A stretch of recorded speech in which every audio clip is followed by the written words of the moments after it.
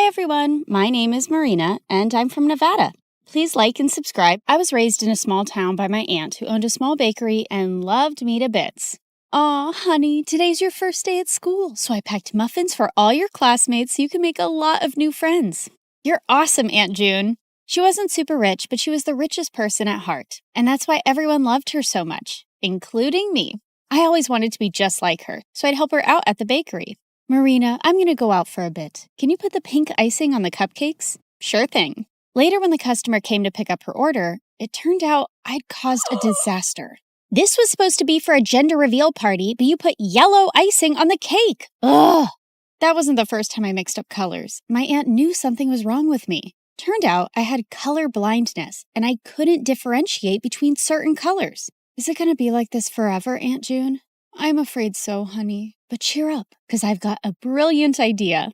The next day, everything in the house and all the ingredients in the bakery were labeled along with their colors. Aunt June made things so easy for me, and our life was just perfect. Until one day, when I was in second grade, an old man walked into our bakery and offered to buy it. This bakery has been passed down from generations in our family, and there's no way I'm going to sell it. But the man's tone just got more rude. You should have signed these papers while I asked you nicely, but now you're just going to pay for your stupidity. If you don't leave now, I'm going to smash your car and then you'll have to pay for your stupidity, sir.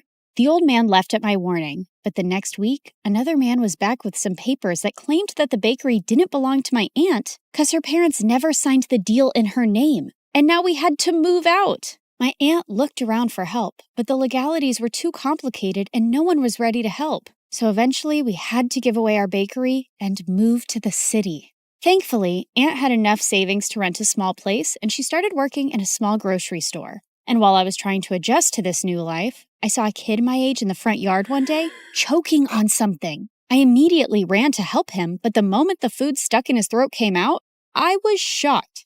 Why were you eating a doll's head? I wasn't. He pushed me back and ran into his house next to ours. Turns out he was the landlady's kid, Timmy, and he was so weird. Whenever I'd try to go close to him, he'd just run away. Even when I joined school, I saw some kids throwing popcorn at him, but he wouldn't budge. Hey, why won't you say anything? Why do you let those kids bully you? But instead of answering me, he just ran out of there, and I decided I wasn't going to bother with this guy anymore. But later that night, I was in my room when I heard someone crying. I looked out of my window and saw it was Timmy crying in his room. So I climbed onto the tree outside my window and jumped into his room. And he freaked out. What are you doing here? Look, I don't know the deal with you, but if there's some issue, you really need to talk about it. At first he hesitated, but then he broke down. I miss my dad. Ever since Mom and he got divorced, I haven't seen him, and the kids at school always make fun of me because of that.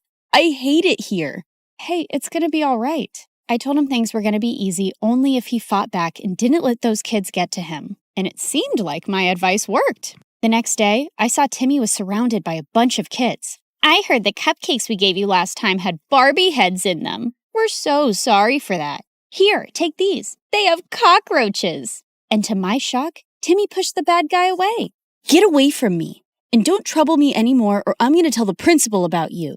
The other kids ran away scared, and Tim turned to me with a bright smile. Did you see that? I wasn't scared, and what you said worked. After that day, we started getting along and became the bestest of friends. And Tim grew up to be really protective of me. He'd keep me away from all the bad guys and trouble in school. Then on my 16th birthday, I told him I was going to start working to support my aunt. But he had a weird reaction. No, you can't do that. Your aunt wants you to study and make a life for yourself. You shouldn't be waiting tables. And if you need money, you can always tell me. Tim was a genuine friend, and I loved how he always cared for me. But now I really wanted to support my aunt, so I took the job without telling anyone. But the very first week of my shift, something weird happened. I ended up making a mistake because of my color blindness, and the customer went bonkers on me. I want to see the manager right now and get you fired. But I told you it was a genuine mistake. But he kept shouting and started pulling my hand when one of his friends got up and stopped him.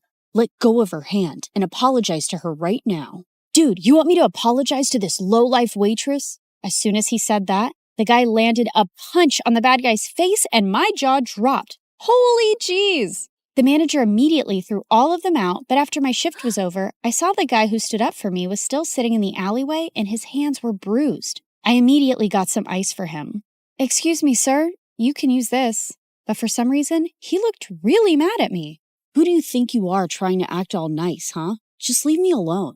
I could see his eyes were red, like he'd been crying, and I thought it was best to leave him alone. But to my complete shock, I saw the same guy in my class the next day. The teacher introduced him as a new student, James. While the girls were drooling over his handsome looks, he kept staring at me the entire time, and the moment class was over, he came up to me. I don't want you spreading any rumors about me from last night. Do you get that? Before I could even reply, he just stormed away, and Timmy came running to me. What happened? Was that guy bothering you? I didn't want Timmy knowing about my job or anything about how I knew James, so I brushed it off and went ahead to prepare for my chemistry practicals. But turns out, James was already there. Minutes into the practical, I realized some of the labels on the chemicals were missing, so I asked James to help me differentiate, but he didn't even look at me. That jerk. I continued guessing and mixing the chemicals, but suddenly they caught fire, and I almost got hurt when James jumped in and pushed me out of the way. I quickly got up and put out the fire. What are you, nuts? Did you want to die? Suddenly, my eyes went to the burn on his hand, and I rushed him to the nurse's room and gave him first aid myself. Seems like you're always helping people who are hurt. Yeah, especially those who get hurt because of me, and with you, it's every single time.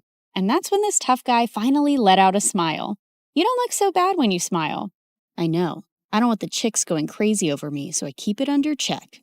This guy had multiple personalities. As time went by, we started spending more time together because we had similar projects, and James turned out to be a really fun person to hang out with. He'd often walk me to my work after school, and we'd enjoy all sorts of treats on our way. And even though he was a little mysterious, he was growing on me by the day. But there was someone who just hated our closeness.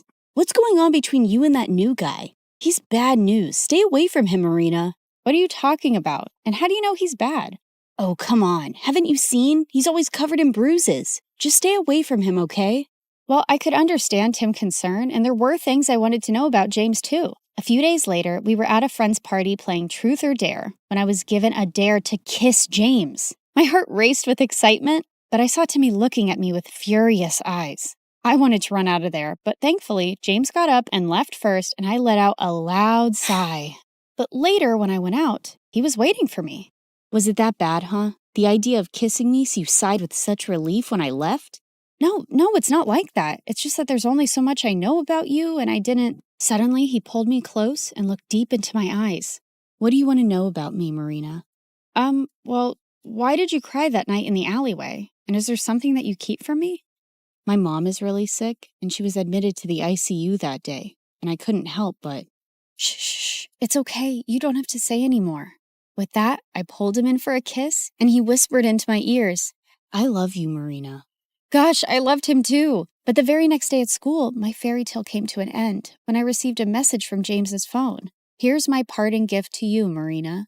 There were several pictures of me kissing him and me working as a waitress with ugly captions, and he shared them with everyone in the school. What in the world? I tried to call James about what was going on, but he wouldn't answer it. And I felt so embarrassed and furious about everything, but then Timmy came to me. Hey, are you all right?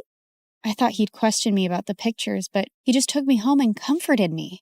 I don't believe what's going on, and I can't even reach James. He left, Marina, and he's never coming back. He then showed me the newspaper articles of how James was the grandson of the same businessman who took away my aunt's bakery. I heard his grandfather sent him here as a punishment because he used to be a jerk at his old school, but looks like he's still going around messing with people's feelings. Gosh, there was no way I was going to forgive a jerk like him, but I wasn't going to cry over him either. I blocked him everywhere and decided to shift to another city for my college, along with my aunt. And after graduation, I joined a top law firm and helped my aunt open a nice bakery in the city itself. For the opening day, we sent out invites to everyone across the city, and it all went so well. After we were done with the day, we were about to close up when Timmy took me to the roof and proposed to me. I love you, Marina. I have always loved you and... Oh, Timmy, please stop. I liked him too, but he was my friend and I could never see him any other way. What is it now? Don't tell me you still love that moron. Timmy, what are you saying? You know I hate him. Then why won't you say yes to me? I tried to explain to him, but he wouldn't listen. And suddenly he pulled me in and tried to kiss me. God, Timmy, just stop. Just then, I saw a man pull him away and punch him hard. James, what in the world are you doing here? How dare you touch her, you filthy. I pulled him away before he could hurt Timmy anymore and slapped him hard in the face. Who do you think you are walking into my life again? Didn't you already mess around enough last time? Marina, what are you saying? I never messed around with you. Oh, really? Then why did you leave? And what about those texts and pictures? What? I have no idea what you're saying. I know it was my fault to leave you like that, but I told Timmy everything. What? What do you mean? That night after you left the party, I received a call that my mom had passed away. My grandfather wanted me to return home. Timmy was right there, and I asked him to inform you. What? I even tried to contact you, but you had me blocked everywhere. And when I called Timmy, he said you hated me and you were with him now. Timmy, what is he saying? Did you hide this from me and lie to him? Yeah, I hid the truth. I didn't want you to be with a jerk like him when I've loved you all my life. So I lied. For you. But those messages from your phone and those posts. I have no idea, Marina. I lost my phone the same night. You didn't lose it, moron. I stole it and sent those messages and those pictures. Timmy, I can't believe you. You son of a witch. No, James, just let him go. He's a jerk and doesn't even deserve that. Oh, Marina, please don't cry. I'm here. I'm here for you now.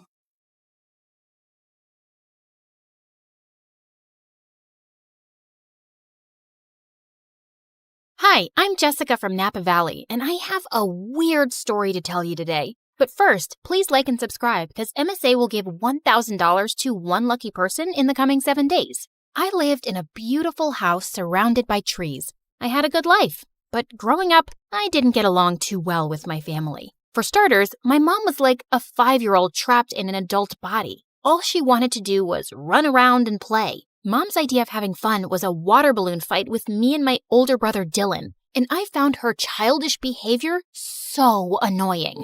I could never study in peace without hearing Mom sing show tunes around the house. Come on, you little bookworm. Let's bake some cupcakes. Don't you know how to have any fun, you nerd? Ugh, see what I mean? But the only person worse than Mom was Dad. He was barely home since he was a fancy businessman who traveled a lot. And when he was home, he treated us like servants. Bring Daddy some juice, will ya? My toes hurt and I can't move.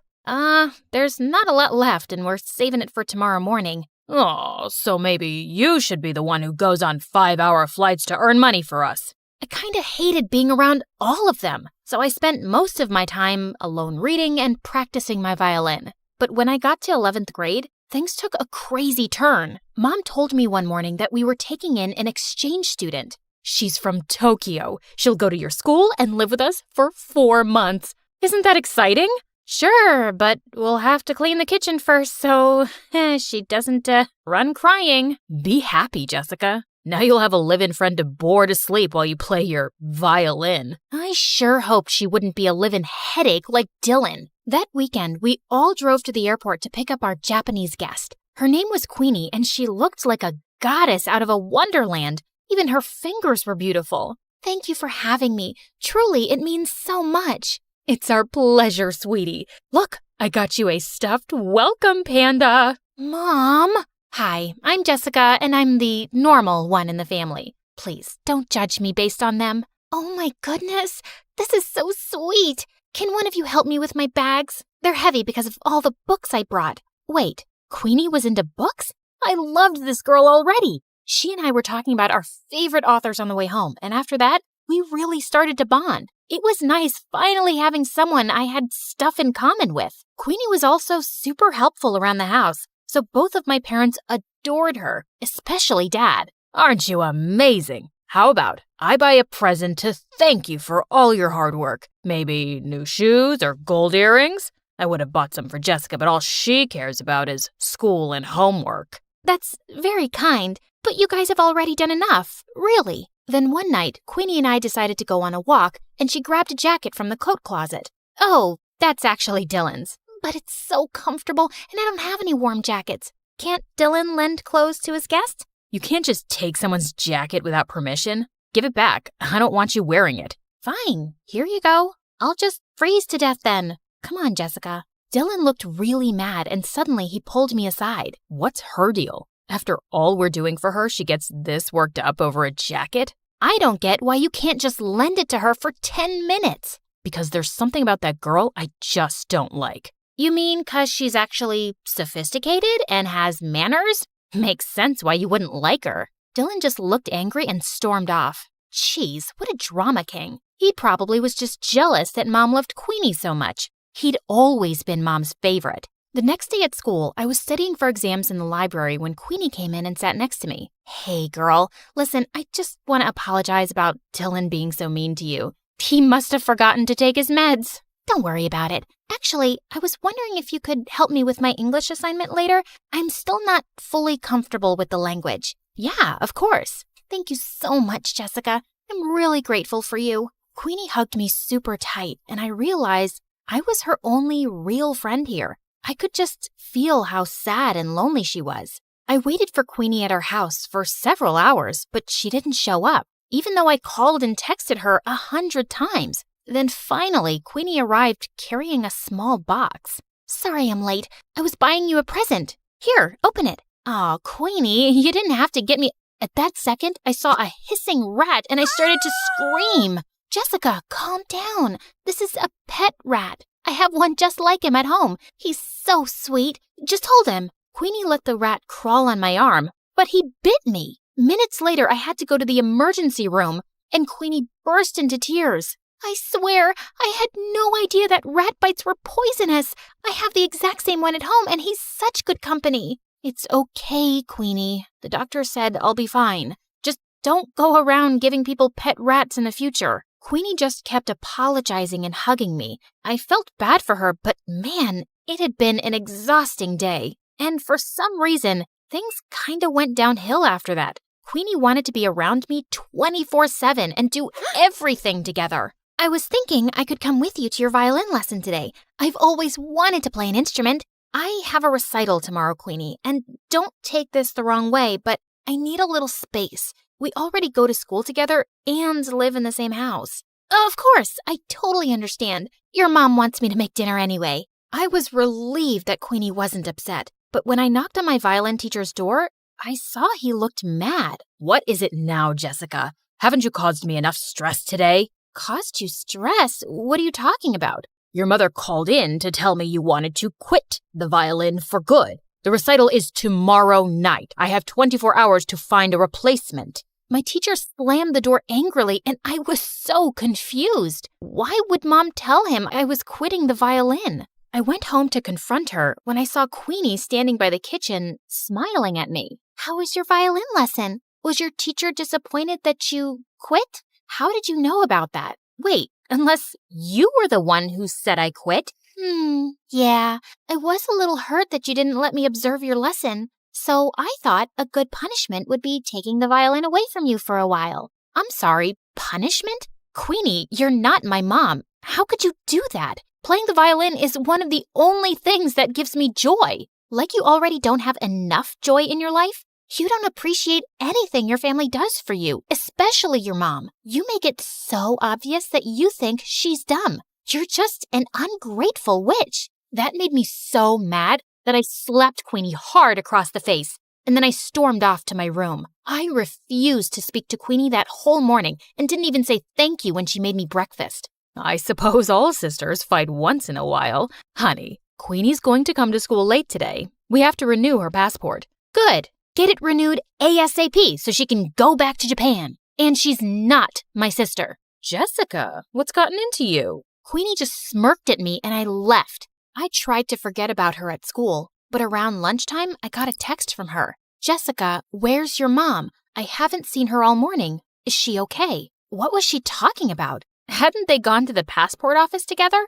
I called and texted Queenie to find out more, but she didn't answer. And when I called Mom, her phone went right to voicemail. I started panicking and went home as fast as I could to see what was going on. And I found Dylan on the porch looking super upset. I just got a text from Queenie asking where Mom is and if she's okay. What is she talking about? Neither her or Mom are answering their phones. Why would Queenie send a text like that? Something's going on. We have to call the police. Okay, but go tell Dad first. I found Dad in his office and told him everything, but he shrugged like it was nothing. What's the big deal? She'll turn up soon enough. So you're not worried at all if Mom's okay? You don't think those texts were weird or… Quit bothering me, Jessica. I could use a break from your mom. Get a little peace from her morning singing. What? What kind of monster was my dad, not caring if Mom was safe? I would have to take matters into my own hands. But just then, I heard yelling coming from Dylan's room,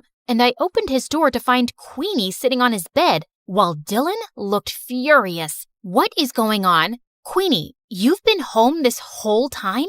Do you know how many times we tried calling you? What is going on with our mom? Sorry, that's not a question I can answer. Jessica, this girl's a creep, and I know she had something to do with Mom being missing. Look, Queenie, I know we had a fight yesterday, but we really need your help. Queenie didn't answer me. She just walked towards the door with her arms crossed. You two won't find your mom anytime soon. I'm making sure of it. You're making sure? Queenie, tell me right now where Mom is, or… Or what? You'll go to the police? You'll accuse a poor, helpless exchange student of making your mom go missing with no proof? I don't see that working out, and I'm not done with you guys yet. In fact, I've just started. With that, Queenie pushed me off of her and walked out of the room. Dylan and I immediately went to the police station and reported everything. They sent out a search team to look for Mom and then did an investigation on Queenie. And to our shock, they discovered Queenie wasn't an exchange student at all. She'd faked her application. She wasn't even from Japan. She lived in LA. So she's just this stranger who came into our lives and made Mom go missing? Who is this girl and what does she want from us? I don't know, but that chick gave me weird vibes from the start. She's obviously out to get us. We stayed at the police station for several hours, waiting for any news. Then finally, the police came back with Mom. Oh my God, what happened to you? It was Queenie. She said she had to show me something important, then drove me into the middle of the woods and threw me out of the car. She just left me there without my phone. I was just lucky some forest rangers found me. But don't worry, I'm all right now. Just then, some policemen walked in with Queenie. Looks like Mommy made her way out of the woods. You're a monster, Queenie. We know everything. How you kidnapped Mom, how you faked your exchange student application. Who are you and why are you trying to ruin our lives? Because you ruined my life first. When I was 10 years old, your dad conned my parents out of all their money and disappeared, and we ended up having to live on the streets. My mom had a mental breakdown. Your dad is a criminal, and I finally tracked him down because I wanted him and his perfect family to suffer the way I did. I was speechless. I knew Dad had been a jerk, but he was a crook too? Queenie was admitted into juvie, but we insisted that the police look into her family's case. And 2 days later, the police came to us with some news. It turned out that Dad was part of a group of con men that had been going around in disguise all over the country for years, scamming people. And as soon as Dad got home, they arrested him. He kicked and screamed and shouted at us to do something, but we didn't. A part of me almost felt relieved to see him go. I am so sorry, you guys. I never knew much about your father because he always told me to mind my business and kept everything a secret from me, and I stopped asking. That's why I was never happy in our marriage. He was the worst. He never cared much about you or us. You did everything for us, Mom, and I really appreciate you. I'm so sorry if I looked down on you for being messy or childish or whatever. Now come on, let's go talk to the police to get Queenie's family help for their situation. Be grateful for the life you were given. Every day is a gift.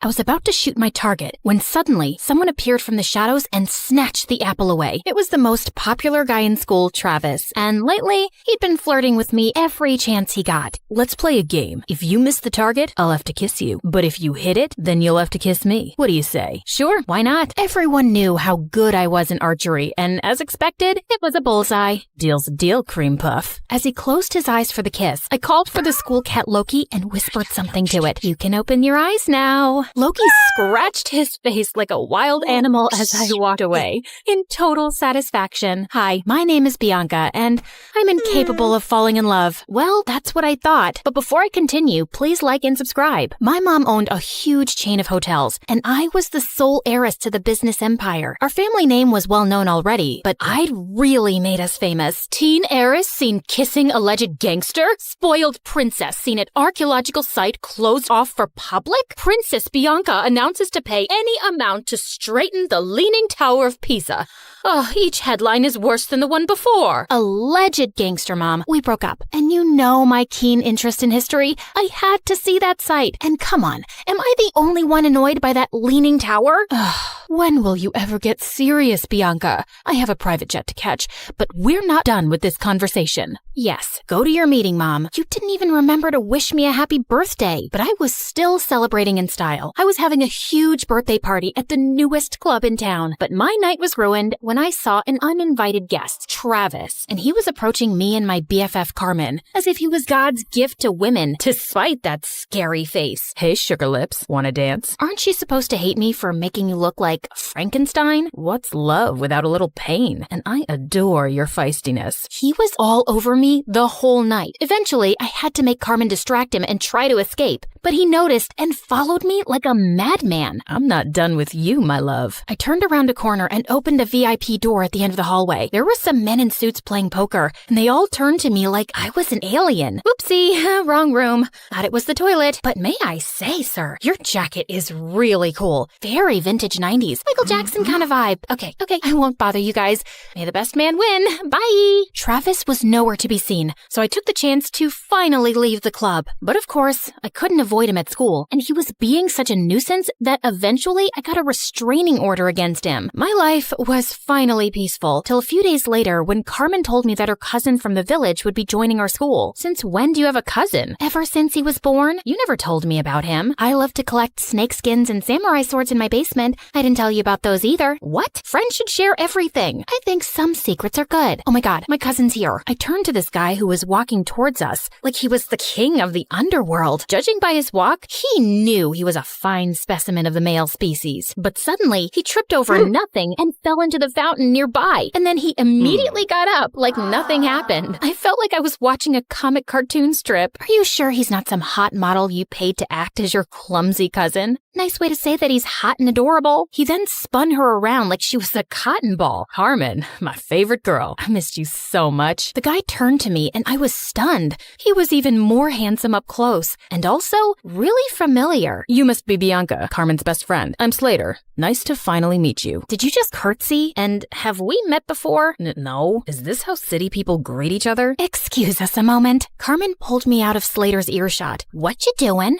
Talking to my best friend's cousin? Why does that require you to bring your face so close to his? I just thought he looked really familiar. What's your problem? I just think you're finding an excuse to flirt with him. Now listen up, Bianca. You're never serious about any boy, and you just play with their feelings and dump them. And you're not allowed to do that to my cousin. He's not even my type. Relax. Just don't get involved with him that way, or it's friendship over. Understood? Loud and clear, ma'am. Since then, the three of us started hanging out together, and I was having a hard time believing someone like Slater existed. Sheer perfection on the outside, but with the poorest balance a human could possibly have. He tripped, slipped, and stumbled everywhere. He even got a black eye while tying his shoelaces. But one night, while I was admiring one of the paintings at home, it hit me like a bolt of lightning. I remembered where I'd seen Slater before. You gotta trust me, Carmen. Your cousin's up to something shady. Mom and I attended this art exhibition downtown last month, and Slater was there. He was one of the artists. We even bought a painting from him. Only his hair and eye color was different, but it was him, and he wasn't clumsy. He must have been a look-alike. Slater has lived in the village his entire life and just got here last week, and he can't even draw a circle, trust me. I even showed Slater's picture to Mom, and she said it's him too. Now she's contacted the artist to buy more of his work, and he's coming soon, and I'll finally know the truth. You just need to give yourself something to be excited about. Do what you want, but you're wrong. A couple of days later, later, the artist called Mom to say that he had to go out of town and he'd come to meet her next month. How convenient. I decided not to say anything to Slater and try to get to the bottom of his secret identity. He was always hovering around me and Carmen like an annoying fly. He was sure to slip up at some point. I'd be watching him. But one day, I was spying on him at the gym, and after seeing him miss the 100th basket, I got really bored. I decided to skip the rest of school that day to get a manicure. As I was walking to my car, a van suddenly stopped next to me. "Good day, child. Would you please buy some apples from me? I run an orphanage, and I'd like to get some toys for the children." "Sure thing. Just give me a basket and I'll give you $100,000. I was about to take the basket from her when Slater suddenly popped out of nowhere and crashed into me. Hey, you, who do you work for? Show me your ID. The poor lady looked terrified and just drove away. What the heck was that? Didn't your parents ever tell you not to take candy from strangers? What if she was trying to poison you? Dude, those are apples, not candy. And who am I? Snow White? And that cute granny is trying to poison me because I'm the fairest girl in all the land. This isn't funny. You don't know how dangerous some situations can be. Oh, please. I swam with sharks last year and jumped off a hot air balloon when it malfunctioned. I laugh in the face of danger. And that lady just wasn't dangerous. I know you're from the village and probably think everyone in the city's evil, but please stop being a weirdo. But Slater just got weirder. Like another time, the three of us were at a restaurant, and as soon as the waiter served our order, he started sniffing mine. If you wanted me to completely lose my appetite, you succeeded. What's wrong with you? He also started sniffing his food and Carmen's. That's how we do it in the village. The first whiff of food tells you everything you need to know. About what exactly? About how organically the food was grown, if the farmer sang to his crops and cows. I ordered a giant brownie sundae with whipped cream and sprinkles. Are you insane? Just give me that. Just then, there was a loud crashing sound next to us, and Slater jumped towards me and brought me down to the floor, covering me like a human shield. He was looking down at me, and I was a little breathless. And then, I saw everyone else staring at us like we were mental. Apparently, a waiter had just dropped a tray full of glasses. Oh, my bad. I thought it was a gunshot and maybe some robbers had come in. I just acted on instinct. Wait, let me get this straight. So you thought it was a dangerous situation and your first instinct was to save Bianca? Hello, what about me? Your own flesh and blood? Slater muttered some apologies while Carmen kept scolding him, even if he was crazy. It was really sweet how he tried to protect me. One weekend, Carmen told me that the cheer captain was throwing a party, just for the cheerleaders and all the boys. I felt curious to see how Slater would act at parties with other girls, so I dashed over to the venue and spied from the bushes. But I couldn't spot him anywhere. I knew how girls looked at him. He was probably surrounded by the cheerleaders. Well, what did I care? I took this opportunity to practice my amazing singing. I can buy myself flowers, write my name in the sand, talk to myself for hours, say things you don't understand. Suddenly, I heard a sound right behind me. Slater, what are you doing here? Same question for you. I came here to sing flowers, 'cause there are flowers here. Duh. What about you? It's too loud inside, and everyone was acting wild. It was scaring me. Just then, a huge bug came flying at our faces, and Slater tried to smack it away, but he ended up slapping me instead. Oh my god, I'm so sorry. My hand is so stupid. Bad hand. Gosh, Slater, why are you so freaking clumsy? I don't know, just born that way, but I get even clumsier around you because attractive girls make me nervous and you're the most beautiful I've ever seen. What do you mean? You know what I mean, Bianca. It suddenly hit me. He was attracted to me, and that could make things complicated. I had to avoid him from now on before Carmen could misinterpret things and unfriend me. But the very next day, I caught him in the janitor's closet with his butt stuck in a mop bucket. Jesus, what have you done this time? Can you just help me, please? I think I got a cramp. As I pulled him up, our lips accidentally touched, and my tummy fluttered. Just then, someone gasped from the door. Carmen! Girl, it's not what you think. I followed her to an empty classroom and tried to explain. I swear, there's nothing romantic going on between us. He's too dumb and clumsy for me, and I'm certain he's a liar. Excuse me? That's my cousin you're insulting. And you say these things, but I feel like you're attracted to him. Just don't get attached to him, okay? He's not right for you. Of course, duh. I already knew that, but I was a bit bothered by what Carmen said. Why did she think he wasn't right for me? A few days later, I was practicing archery alone when suddenly an arrow came flying from somewhere and almost hit me. I turned around and saw someone behind a tree. I dashed over and found Slater. What are you doing here? Trying to kill me now? No, what? What just happened? You happened, Slater. You nearly sent an arrow straight into me. You're a hazard to society. Oh God, I'm so sorry. sorry. I didn't realize my arrow came your way. I mean, I didn't even know anyone was here. I would never hurt you, I swear. But let me make it up to you with an ice cream shake. Come on, let's go. I wasn't finding his act convincing. Why was he always around me? He was beginning to seem as obsessed with me as Travis. And what if he tried to hurt me on purpose with the arrow? By the way, are you free tonight? I want to talk to you about something. Just you and me, alone. Okay, sure. But we're alone right now. You can't tell me over ice cream shakes? What ice cream shakes? Oh, yeah, that. No, tonight's better. I'll send you the pin location. Driver, I'll get off here. Thanks. See you later, Bianca. And then he just jumped out of the car and walked away. This dude was so weird, but I was really curious about what he had to say. Later that night, I was surprised to learn where he was taking me. The rooftop of an old building. There was no elevator, so we had to climb 8 flights of stairs, and he was holding on to my shirt like a kid. Wait, what if he tried to push me down? Can you move away? I need some personal space. But what if I trip and fall down the stairs? You know how clumsy I get. Why would you invite me to a rooftop then, idiot? You'll see. When we finally reached the top, I was surprised to see a candlelit dinner. What's all this? Obviously a date. Were you expecting a crime scene? Didn't your cousin warn you about me? She did, but I just don't see why she's so against the idea of you being my girlfriend. You're beautiful and amazing. She was trying to protect you because I have a history of not being good with relationships. May I know why? And before I knew it, I just found myself opening up. Growing up, I saw how my dad broke my mom's heart and left her for another woman. Since then, mom's not even the same person. She just buries herself in work. And dad kind of broke my heart too. Leaving like that, I'm just afraid to let anyone come close. I know that you don't trust me, but I hope that someday you will, and I'll get to know you better. I feel like you're someone worth knowing. He looked at me earnestly and then started leaning in. I found myself closing my eyes, and when his lips touched mine, I felt something electric. Wait, that was a mistake, Slater. I care a lot about my friendship with Carmen. I can't. Okay, I understand. But later that night, all I could think about was Slater and that kiss. Maybe I could talk to Carmen and she'd come around, but I still couldn't shake off the idea that Slater was lying about himself. As luck would have it, Mom told me the next day that the artist was back in town and he was displaying his work at a gallery that night. Well, Slater wasn't going to be the only one in disguise. I went dressed up as someone completely different, and I was thrilled to see him. He might have a different style, but I was certain it was Slater. And as I was walking past him, I accidentally tripped and fell forward, scraping his arm with my pen. I'm so sorry. I'm not very good with the walking.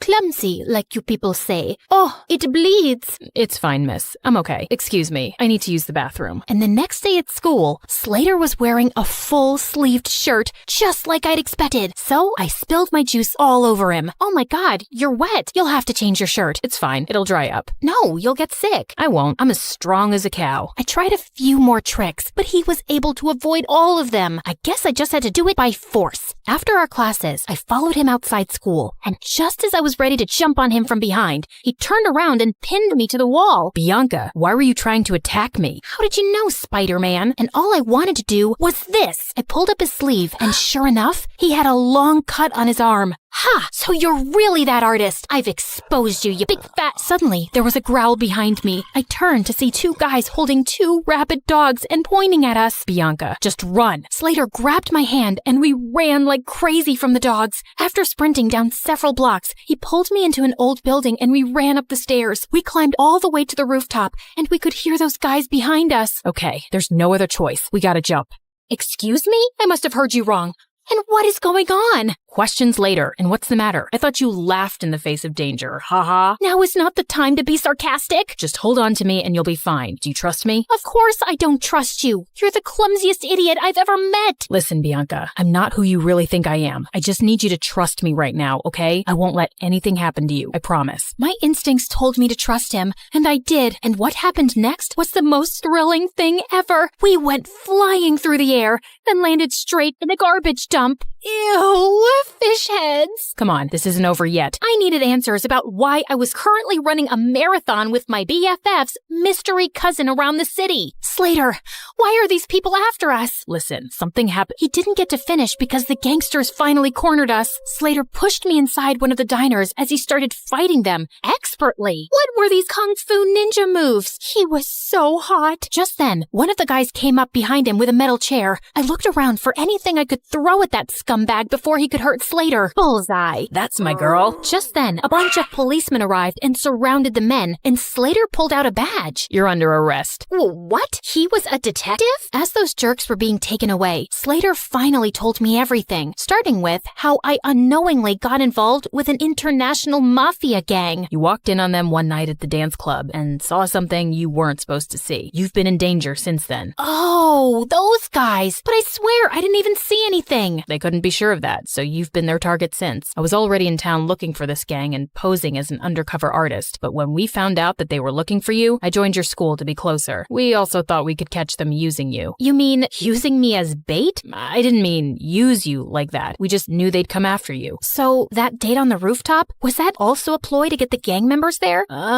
Well, yeah, we had police hidden all over that building, but I think the gang realized it was a trap. Everything made sense now. He was just pretending to be interested all along so he could be around me for my protection and to catch the bad guys. I was just a mission for him. You saved my life. Thank you. I just did my job. I'm glad you're safe now. I gotta report to headquarters soon, so... Yeah, great job. Goodbye then. As I walked away, I suddenly felt sad and empty, and the next day at school, Slater was gone. I demanded more answers from Carmen. Slater really is my cousin. He became a detective at a young age, and he doesn't tell us much about his job. But after that restaurant incident where he was clearly protecting you, I asked him what was going on, and he said it was something related to you, but it was confidential. So that's why you didn't want us to get closer. Yes, because he was just here for his job, and he doesn't form attachments. I didn't want you to get hurt. I'm sorry.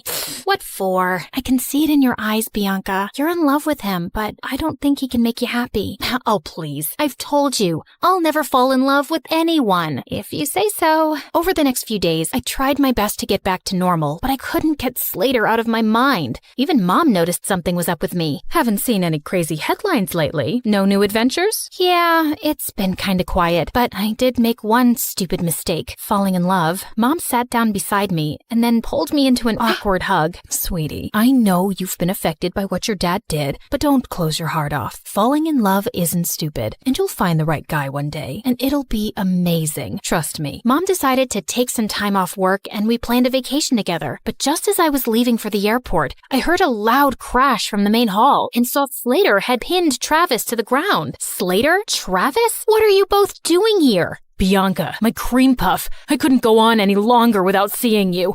I can't live like this. You really need to tighten security around here. Found him crawling through the dog door. As Slater handed over a screaming Travis to the guards, he turned to me. Why are you here, Slater? Same reason as Travis, actually. I really missed you. Wait, where are you going? Sorry, can't disclose the location. It's top secret, so whatever you want, make it fast. I got another mission. Okay, so what is it? I need you to fall in love with me and be my girl. Oh, well, that sounds like it's gonna be a very hard mission. I'm not afraid of challenging assignments. He pulled me in for a kiss and then hit his forehead against mine. So you're naturally clumsy. Only when I'm in love.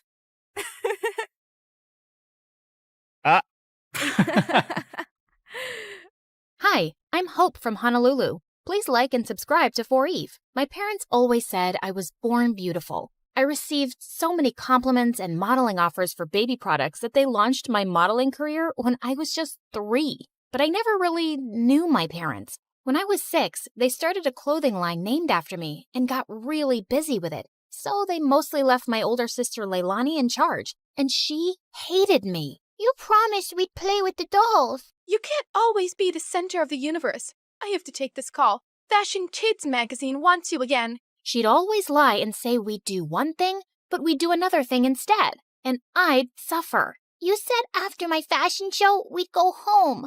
I'm tired. Just sign a few more autographs and don't be so ungrateful. Sometimes I wondered if she was so mean to me because she was jealous of my fame. Once when I was 12, I was at a signing event and I escaped from the crowd. I stumbled into an alley where a girl my age was looking through the trash with her mom. I offered them some snacks from my bag, and their reaction was so wonderful. Just then, Leilani found me and dragged me away. And later, when we were on a video call with our parents, she told them what had happened. Hope, it's not okay to sneak off like that. And that poor family could have robbed you. Or taken a lock of your hair to sell on eBay. No, they were nice, and I liked helping them. Nonsense. You're too busy and famous to be doing anything else. Anyway, we heard your sister booked you on a morning show for the launch of your new toy line. Little Hope dolls. They're gonna sell like hotcakes. Sometimes it felt like my parents just used me for money. In fact, I felt people were friends with me for the same selfish reasons. But I never gave up on the idea of using my wealth for good. When I turned 14, I held my first fundraising event for homeless people, and it was a big success. But my second fundraiser turned into a complete nightmare, because the day after it, my face was all over the news with the words, "Teen Thief." Hope, they're saying you kept all the funds for your business. What? Why would they think I took all that money? The news is saying they got an anonymous tip. This can't be good for your career. It's all over social media. They're calling it the biggest scandal of the year. You need to stop all this charity nonsense. We need to work on saving your reputation so you won't lose out on any modeling contracts. I didn't care if I never modeled again. I didn't understand how anyone could think I'd steal charity money. I was too embarrassed to even leave the mansion. Soon after, I was about to join a new high school, and I went to Leilani with an odd request. Help me make a disguise for high school. You're my makeup artist. If anyone can do it, it's you. Look, it's hard for me to trust people. They'll probably use me for my money and fame or spread more lies. I'd rather just go as a regular kid so I can be active in the school's charity clubs. You don't think you could just go as yourself? Doubtful. I always become the center of attention without meaning to. And because of that scandal, the charity clubs might not trust me. I just want to fade into the background and do the things I care about. Please. To my shock, she agreed to the makeover. He gave me cute short hair as part of my disguise. I decided to keep my disguise a secret from my parents. They were not happy about my short hair, but my agent had advised me to take a break from modeling and stay out of the public eye anyway till the scandal died down. At home, I was Hope, the supermodel on a break. But at school, I was Minnie, the humanitarian. I joined the charity club, and the volunteer work I was doing felt amazing. And I was making friends pretty easily. But one day at school, I was lifting a heavy box of canned food donations when I suddenly threw out my back. Whoa, are you okay? I suddenly noticed there were two really cute guys watching me struggle to stand up straight. Guess I'm an old lady who's not used to heavy lifting. Ouch. Let's take you to the school nurse, Granny. I'm Kai. And I'm Crane. Here, let me take your bag. What was in that box? Canned stuff for a food drive. Crane immediately dropped my bag to the floor. You're part of a food drive? Not gonna help you. What? Come on, Nan. Let's just take her to the nurse. She's hurt. Whatever. Not my problem. And then he just left. What was that about? Are you seriously doing a stupid food drive, Granny? My name is Minnie, and what's wrong with food drives? Minnie? Minnie. Everything about them is wrong, Minnie. If the poor just got off their butts and worked, they wouldn't be poor. Why should we treat them like babies and take money from people who do work? Wow. Sometimes it's hard for people to find work or earn enough, and they need help. Maybe lame losers do. Well, Minnie, here you are. Kai winked at me as he left. What a jerk. But I wasn't going to let his arrogant opinions stop me. I organized a school dance to raise funds for the food drive, and it was a hit. But just as I was dancing with some friends, Kai and Crane busted through the gym doors with crowns on their heads. To the rich, stand with the rich. What are you doing, Kai? We're here to tell everyone the poor are pathetic and charities are scams. Don't be fooled. Just then, Crane started kicking down the display of food donations like a maniac. Luckily, the teachers there kicked both out before they could do more damage. What planet were these jerks from? But I forgot all about them when I got home that afternoon and saw Dad running out to me. Didn't you check your phone, Hope? I think the battery died. What's wrong? Your mom and sister got into a car accident, but the doctor said they'll be okay. They both had some broken bones and will need bed rest. I started to cry, and Dad hugged me. I couldn't remember the last time he'd done that, and I decided I'd stay home for the next few weeks to take care of Mom and Leilani. The next evening, my bodyguard drove me down to the food bank to drop off the school's donations. To my shock, I saw Kai step out of his car in front of us, and he was dropping off bags of donations. What the hot fudge? I snapped a picture of him, and I confronted Kai in the school hallway the next day. Saw you at the shelter last night. What are you talking about? This? How did you... Okay, please, listen. Crane is against charity work, not me. He convinced me to think that way a long time ago, but I don't agree with him anymore. Years ago, Crane's family fell into a big scam by some fake charity, and they lost a huge fortune. Oh no. Yeah, his dad had to work so hard just to get them back on their feet. Now, he talks trash about all charities, and he doesn't trust the poor. He actually enjoys shutting charity work down in public. He bullied me into crashing that dance. And well, I'm sorry I did, really. He looked really sincere. If that's the truth, I understand. But you gotta stand up to Crane sometime. You can't keep pretending to be someone you're not. Kai offered to walk me to class, but I explained I was just there to collect my books as I was homeschooling for a while. He asked for my number, and I kinda left with butterflies in my stomach. Kai and I texted every day for weeks, and he even started coming over. I kept saying it was best to give my mom and sister space to recover, so we'd always hang out in my backyard. Keeping Minnie away from my parents and Hope away from Kai was getting exhausting. I was also developing the biggest crush on the real Kai. He was nothing like the jerk I'd first met. Once I found him waiting for me in my backyard with the most amazing picnic laid out. Hey, what's all this? Just a little surprise for your big day. Happy birthday, Minnie. Kai, my birthday isn't for another 5 months. What? Really? I looked for you over social media, but I couldn't find you because you're apparently the world's most private person. Then I went to go check the school records, and I guess I got the wrong Minnie. I guess so.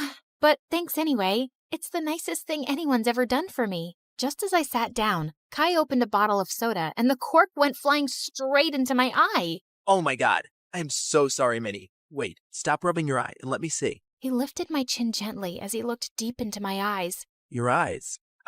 They're Yes? They're what? they're not the same color. What? Suddenly I realized that my contact lens had fallen out. Oh, my lens must have popped out when I rubbed my eye.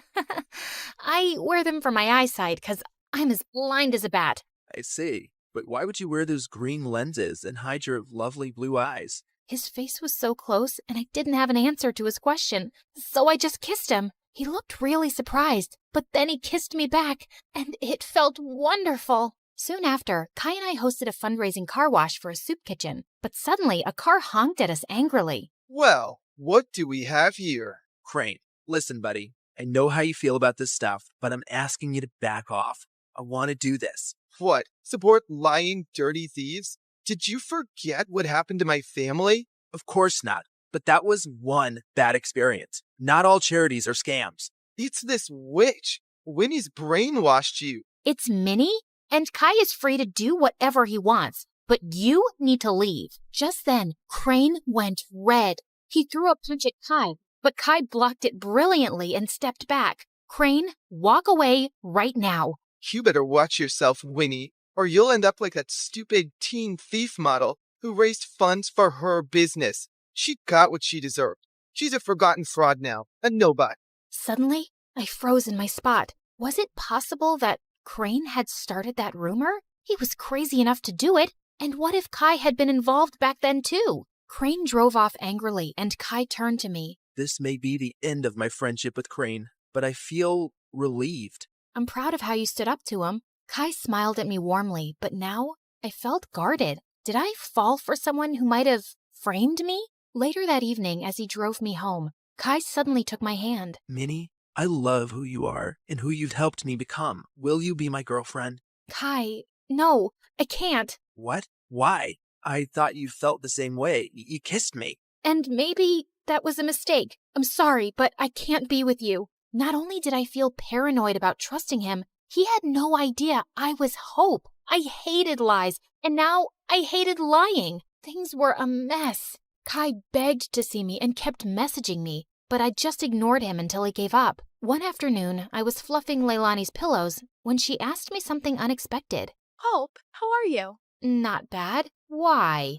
Nothing. I just noticed that you looked a bit sad these days. I kinda lost someone I cared about. Wait, Leilani, why are you crying? Oh, Hope, I just need to tell you something. I can't keep it in any longer, especially after you've taken such good care of me. And to my shock, She confessed how she was the one who had started the rumor that I'd stolen the charity funds. I know it was really wrong, and I'm sorry, but I just got so resentful. I was left in charge of you, and you always came first. And you were always in the limelight, while I never even got thanks for anything I did. I got carried away. Leilani, how could you? I really regret it. That's why I agreed to your makeover request, because I didn't want to stand in your way again. I know how good-hearted you really are. Do you know what you've done? I immediately thought of Kai, this great guy, and how I'd shut him out. I wanted to slap Leilani, but I just stormed off angrily. I told Mom what Leilani had done and said I couldn't stand to be around her right now. To my shock, Mom agreed that I should take a break from her. We arranged for me to stay at my bodyguard's house, and I found out that he lived close to Kai. On my first night there, I walked over to Kai's place. I needed to fix things between us, but his butler informed me that he'd gone to Tokyo for 2 weeks or longer. My heart sank. For 3 days, I texted and called Kai, but he never answered. I knew he was avoiding me, and I deserved it, but I wasn't giving up. I called Mom and explained everything about Kai to her, and she actually listened. Tokyo might be a nicer break for you. OMG, Mom, you'd let me go? Yes, sweetheart. Ever since the accident, your dad and I have been thinking how hard we've pushed you and your sister. We just wanted you girls to know success early on, but we've realized there are more important things than success and money, like happiness and family. You've been amazing during our recovery, honey, and you really deserve to go. Thanks, Mom. I love you. And the next day, I was on a flight to Tokyo with my bodyguard and checked into the same hotel as Kai. Just as I stepped onto the elevator, I was shocked to see Kai inside. He looked awkwardly at me. Hi, can I help you with something? I suddenly realized he couldn't recognize me without my disguise. Kai, you're the reason I'm here. I came to tell you the truth. I'm Minnie. Minnie? Minnie from Honolulu? Yes, except my real name is Hope. What? I told him everything. My trust issues and my disguise and what my sister did, how awful I felt for abandoning him, and how I tried calling him. I'm using a different phone here, and I understand why you wanted to hide yourself, Hope. I've missed you. Do you think we could give us another chance? You flew all the way here to make things right? I'd be a jerk if I say no. But could you do just one thing? Give your sister another chance. Come on, charity starts at home. I will. I promise. Hi, I'm Blair, and I'm about to tell you a crazy story. Before we continue, please like and subscribe to MSA. Growing up, my parents fought constantly over money. Dad was a struggling sculptor, and Mom, who was a waitress, cursed the day she met him because we constantly had money problems. She always said dropping out of school was her biggest mistake, so she made sure I studied hard. That's how I earned a full scholarship to one of the city's top schools. But my true passion was painting. I fell in love with it at 5, taught myself through YouTube, and by 13, I was winning major school competitions. Dad was proud, but Mom didn't like it one bit. Art's a hobby, Blair. You can't make a career out of it. Definitely not a successful one. It was my dream to become a world-famous artist. Well, mine and my best friend Ashley's. She was an artist just like me, and we'd been best friends since middle school. Ashley was rich, so she got to go to amazing art classes and shared everything she'd learned with me. And whenever my parents argued, I'd sneak over to her mansion. Life was just better with Ashley around, except for her annoying twin brother Dexter. He mocked our art, hid our supplies, and chased us with his paintball gun. Whenever we complained to Ashley's parents, Dexter would just put on his innocent face and get away with it. Even at school, everyone adored him for his sense of humor. Ashley absolutely hated him, and I could see why. Like on their 15th birthday, Ashley spent hours getting ready, and she looked beautiful. But the moment Dexter walked in, everyone gathered around him, completely ignoring Ashley. Look at him, smiling like he owns the world. I will never understand what people see in him. Probably his athletic body. I mean, if you look at it from an artistic point of view, Dexter's pretty much perfect for a portrait. What? I mean, so what if he's good looking? You've got a great personality. That's what you tell ugly people, Blair. You're also so much more creative and way smarter. People would notice that someday. Notice what someday? That you're a total jerk. Aw, are you jealous because no one's paying you attention? Go away, Dex. It's her birthday too. Don't make things worse. Fine, I'm sorry. Here, I got you a flower, little sis. Happy birthday. But as soon as Ashley took it, the flower squirted water all over her face, ruining her makeup, and Dexter ran away laughing. As we grew older, Dexter just got more annoying. At 17, he joined the football team, became the most popular guy in school, and a serial heartbreaker. Every day, some girl would be crying over him, and it was nauseating. As for me, my parents were fighting a lot more lately, and one day, Dad just packed his stuff and left. Shortly after, he filed for divorce, and Mom went bonkers. She refused to shower or step out of the house, and a week later, she came home and told me she'd quit her job. Between rent and expenses, we soon ran out of our savings and didn't even have enough money for food. Do you have cash? Sure, let me just grab some from the secret trust fund your dad left me.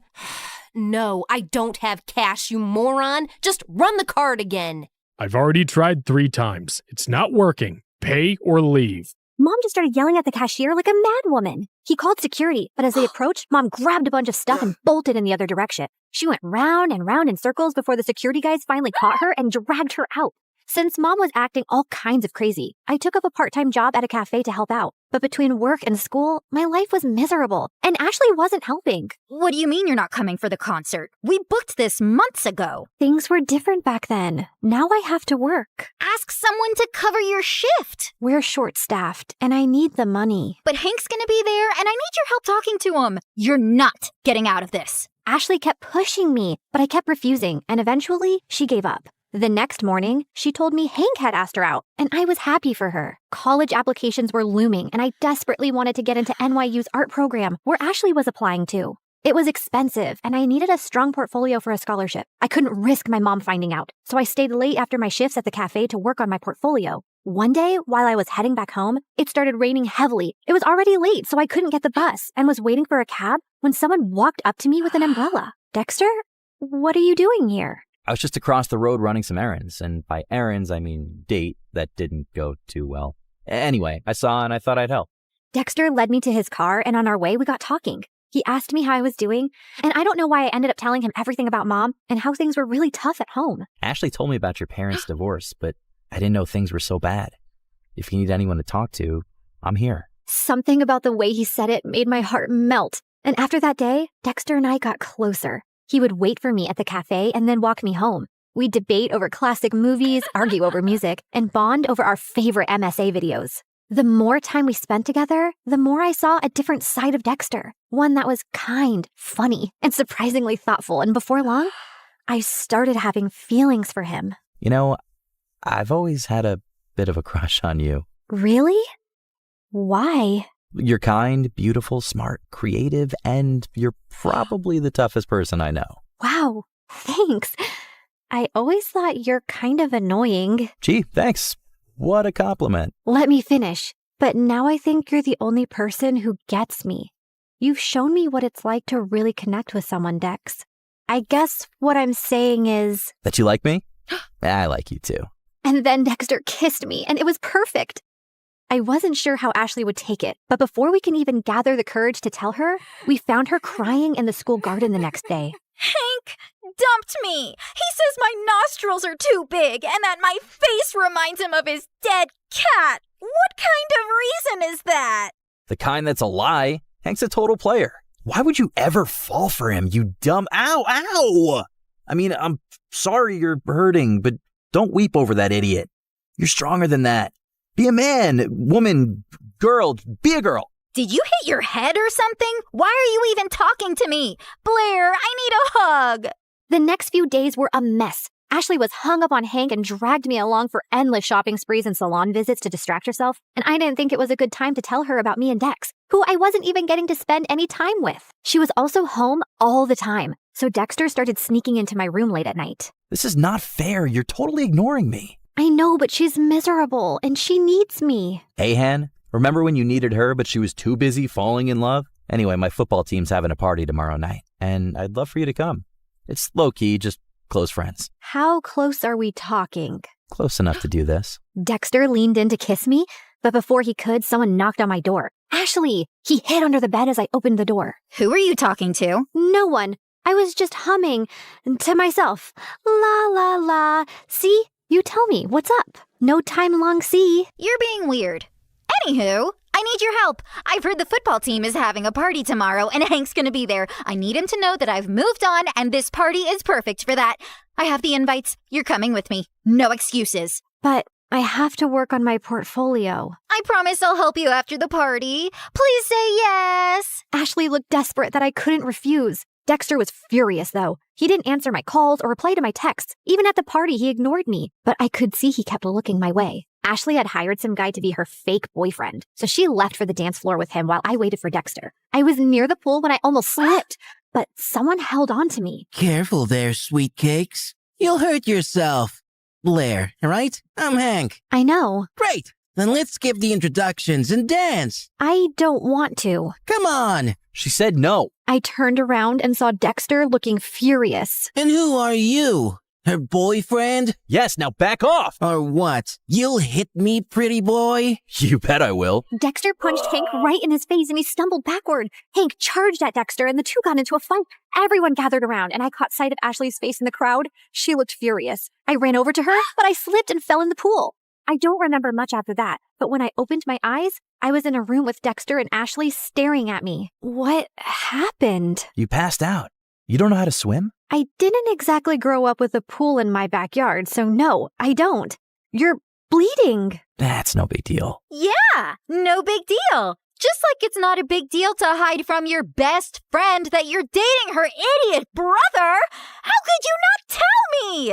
I don't know, okay? I freaked out. You've always hated Dexter, and then you'd just broken up with Hank, so I didn't want to rub my relationship in your face. You don't have to treat me like I'm a child who doesn't have a handle on her emotions. Anyway, you've chosen Dexter. Although I can't understand why him out of all the boys on the planet. But you did, and you're my best friend. So I'll accept it on one condition.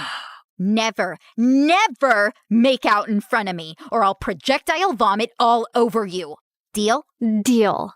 After that, things went smoothly. Dexter and I could now date openly, which made me really popular. One of his friends asked me to create a portrait for her dad. He loved it so much that he gave me a lot of commissioned work. Soon, I was making enough to quit my job at the cafe, and life became a lot easier. I even finished my art portfolio and was working on some last-minute changes one night when Mom barged in. You're applying to an art college? Why didn't you tell me? Who told you? Doesn't matter. Have you forgotten how much we've struggled because of Dad?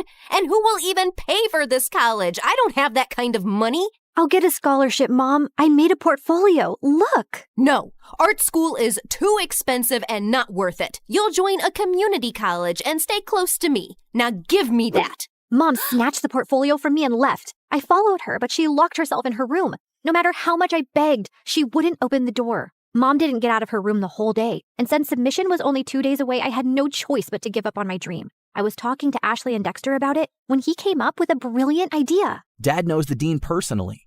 How about I talk to him and get you a personal interview? And we can ask my friend whose dad bought paintings from you to let us borrow those. It could be your portfolio. That'll work. It should. I'm not letting you give up on your dreams, Blair. What about Mom? She just has to make peace with it. I know you love her, but what she's asking of you is not fair. She's acting like the kid in this relationship. The interview was scheduled for 2 days later, and I spent every second preparing. On the big day, I felt really confident. But as I was on my way, I got a call from the admissions office saying that my interview was canceled. Apparently, I had called and canceled my interview, claiming my mom was unwell, even sending medical reports as proof and withdrawing my application because I needed to take care of her. I tried telling them so many times that it wasn't me, but they just cut the call. I had no idea how Mom had found out about my interview, but I was furious that she'd done this. I went back home to confront her, but to my shock, I found her passed out on the floor. I called 911 and immediately rushed her to the hospital. On my way, I messaged Dad, and by the time we reached, he was already there. And what he told me next shocked me. A month ago, your mom fainted at work and was diagnosed with a rare heart disease. She needs a transplant, but since she couldn't afford it, she turned to me for help.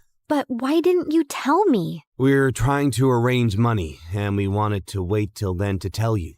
She didn't want to worry you. And here I thought she was lying when she submitted those documents. What documents? I explained about NYU in my interview with the dean. I don't think your mom's behind this.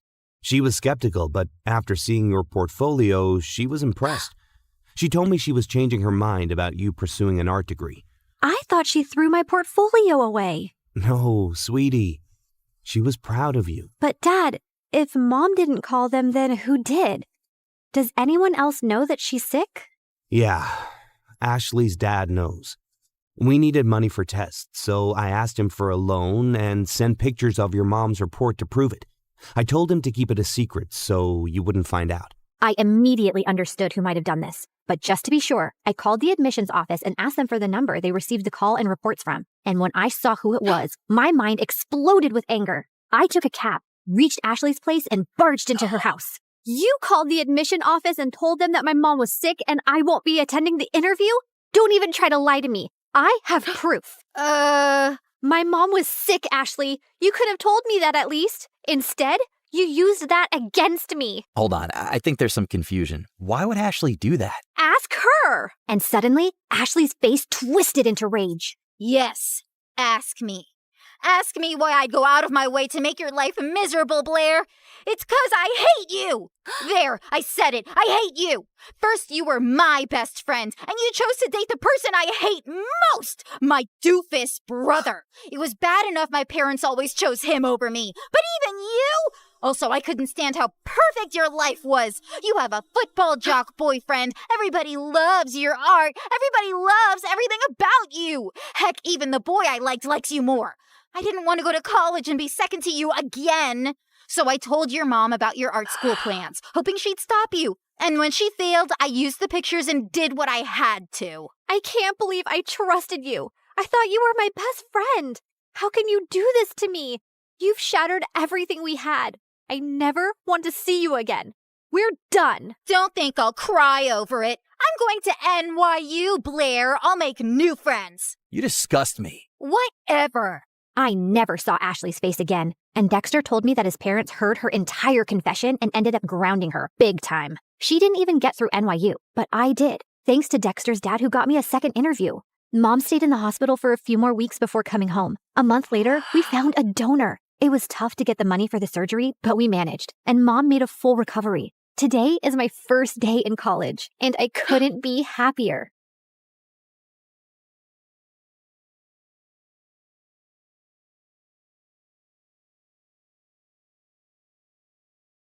Hi, I'm Alicia, and I'm about to tell you how I met the love of my life. But before we get into that, please like and subscribe to MSA. If there's one thing you have to know about me, it's that I wasn't an ordinary little girl. Being raised by a single father who was an ex-army officer does that to you. I had rules, discipline, and responsibility drilled into me since I was very young. And growing up, I found other kids my age really immature. I don't know why he'd break up with me. I wore the clothes he liked, woke up at 5 every morning to do my hair because he liked them curly, and pretended to love watching wrestling.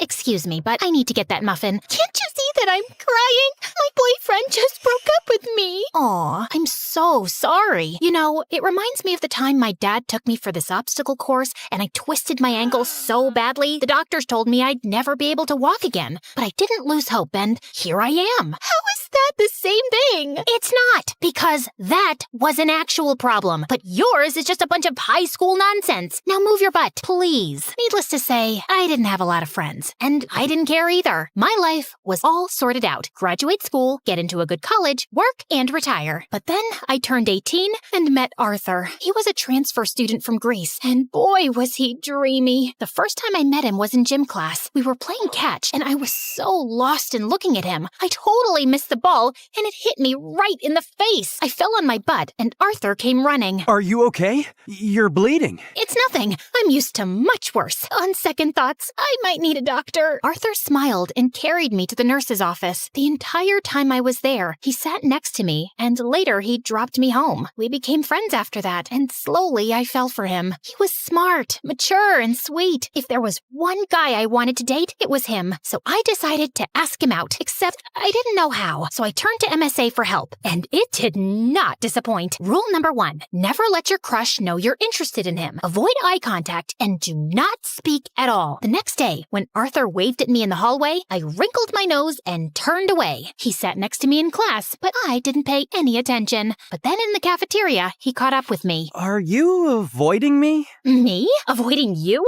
Oh, don't be silly.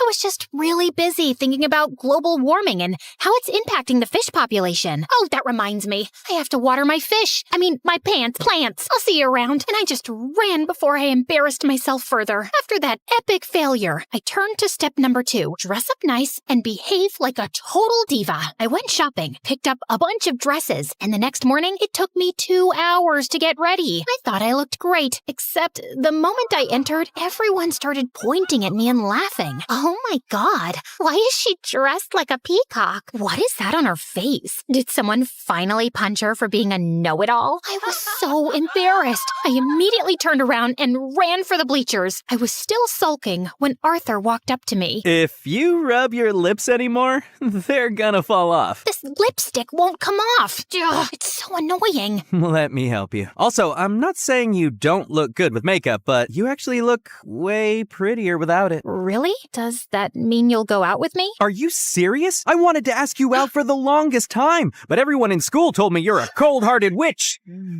cold-hearted girl who hates people. That's not true. I hate dumb people. There's a difference. So, you and I, dinner tomorrow? I'd love to. My first date with Arthur was perfect, and he told me that his parents were divorced like mine, and he lived with his mom and 9-year-old brother Charlie. We started dating soon after, and spent all our time together. People in school were also nicer to me since I was Arthur's girlfriend, and even Dad liked him a lot. Life was just better with him in it, until things started getting weird. Some days he would come to school looking like a half-dead zombie, and other days he would skip school altogether. His grades were slipping, we were barely seeing each other, and I knew something was wrong. So one day when he canceled our date, I went to his place with his favorite ice cream. But when I knocked on the door, some kid opened up. Hi, you must be Charlie. Is your brother around? Is that ice cream? Give me it. Hey, that's not very nice. Say, ma'am, could I please have that tub of ice cream? Repeat after me. Sure. Ma'am, give me the ice cream or I'll kick you. And Charlie kicked me on my shin, snatched the tub, and ran away. As I yelled out in pain, Arthur came running downstairs. Alicia, why didn't you tell me you were coming? When would I tell you? You hardly talk to me these days. I know. I'm sorry. It's just that Mom's getting married again. The guy doesn't want Charlie in his life, and Mom loves her stupid boyfriend so much that she decided to move out, leaving me in charge. Why wouldn't you tell me that before? Because it's embarrassing, and I didn't want to drag you in my mess. I'm already a part of your mess, and we'll get through it together. Okay, I know that was a bit cheesy, but Arthur looked like he was gonna break in a million pieces, and I really wanted to help him. Besides, how bad could a 9-year-old be? Turns out a lot, because Charlie was a total devil. He would cry over the smallest things, throw tantrums if he didn't get his way, and would constantly butt into my dates with Arthur. We hardly spent any time alone. I was pretty sure he just hated me. Like one time, I was waiting for Arthur in his living room, and Charlie kept giving me death stares. Something on my face? I was just trying to figure out how someone can look like a horse and a camel at the same time. That's kind of mean, Charlie. And you're kind of ugly. Anyway, have fun on the date. It won't last long. And 10 minutes into the date, Arthur got a call from the babysitter that Charlie had locked himself in the washroom and we had to run back. Then another time, it was Dad's birthday and I had planned a really cool surprise for him. I'd invited all his old friends from the army. Arthur helped me deck up the place and I was arranging the cake when Charlie walked up to me. Oh, wow. This cake looks yummy. Give me a piece. Only after my dad cuts it. But I'm hungry now. Then eat something else. There's a whole pizza on the counter. Are you stupid? I said I want the cake. Charlie tried to get the cake, but I got in his way. He shoved me away, and I accidentally knocked into the cake, which crashed to the floor. Whoopsie. Guess no one gets to eat it. What happened? I heard some noise. Your brother ruined my surprise. I just asked her to give me some cake. And I asked you to wait. Relax, Alicia. We'll get a new cake. I'm sure your dad won't know. That's not the point, Arthur. Your brother is a spoiled brat. He needs some discipline. You put that kid on a leash, or I swear I will. He's my brother, not some dog I can put a leash on. I know he made a mistake, but he's just a kid. You know what? We'll just leave. We wouldn't want to ruin your evening any more than we have. Perfect. Arthur took Charlie's hand and they left. I wanted to stop them, but I was too mad. Later that night, when I calmed down, I realized I might have been too rude and called Arthur up, but he didn't answer. He didn't even show up to school the next day, and neither did Charlie. So I went to his place to talk to him and saw Charlie crying on the porch. What's wrong? Arthur wasn't here when I woke up this morning, and I don't know where he went. Did you call him? He left his phone behind. Then why didn't you answer when I called? Anyway, don't worry. We'll find him. But till then, you're coming home with me. No, I don't like you. You don't have to like me. But I'm not leaving you alone till Arthur gets back. So annoying. We waited the whole day for Arthur to show up or get in touch, but he didn't. By nightfall, I decided to sleep in the lounge and offered Charlie my room. If you need anything. The next morning, Arthur was still a no-show. I couldn't reach his mom either. And then remembered he'd told me she was out of the country on her honeymoon. Next, I asked his friends and colleagues, but none of them knew where he was. Eventually, I contacted the police. But even a week later, they had no news of him, and I was worried sick. What could have possibly happened to him? Meanwhile, Charlie refused to go to school or shower. He mostly kept himself locked in my room and reacted rudely to any nice gesture I made. I was losing my mind. So I turned to Dad for help, and he promised he'd get a word out to his colleagues in the army to track Arthur down. I still don't know what to do with Charlie. He shuts me down every time I try to talk to him. He's been through a lot, Alicia. What he needs is some distraction to keep his mind off things.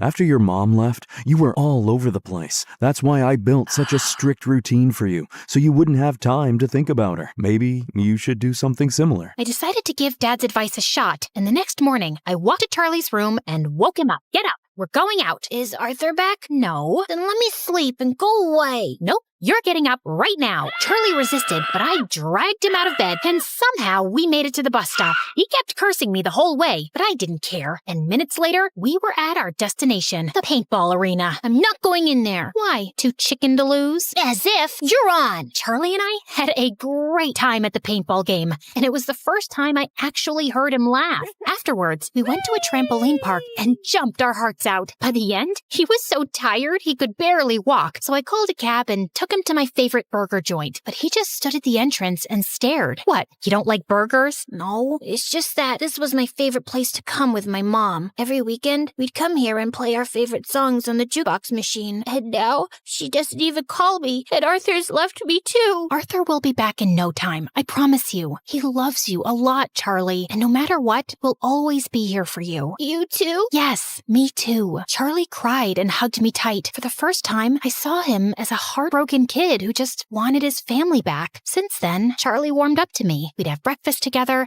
and he would always make my bed when I got home from school. He was a lot calmer and hardly threw a tantrum. I couldn't wait for Arthur to come back and see how much progress Charlie had made, but we still had no leads on him. I wanted to be strong, but with each passing day, my hopes of ever seeing him again were getting dimmer, and it broke my heart. Finally, one night, I broke down in front of Dad. I don't think Arthur's coming back, Dad. It's been weeks, and no one knows where he is. If he was in town, we would have found him by now. And Charlie, he's lost his mom and might lose his brother too. What can I even say to him? What? I turned around and saw Charlie standing at the door. You've been telling me all along the police will find him. You said you were sure. No, I'm sure he's fine, Charlie. I was just... Stop lying! Why do all grown-ups lie so much? I hate you! All of you! And Charlie just ran out of the house. Dad said he'd go after him, and as I was sitting in the kitchen in despair, the phone suddenly rang. It was the police, saying they'd found Arthur in a hospital close to town. I rushed to the location and texted Dad on the way. The doctors at the hospital told me that Arthur was brought in a few days back by the forest rangers. Apparently, he went on a hike and got injured, and since then, he'd been in a coma. I was sitting next to him when Charlie walked in with Dad. How is he? He hit his head, but he's out of danger. Doctors say there's a very good chance he'll be just fine. Charlie, promise me, no matter what happens, you and I will never fight again. I promise. I will never scream again, and I will always be a good brother. He will wake up, right? What do you think?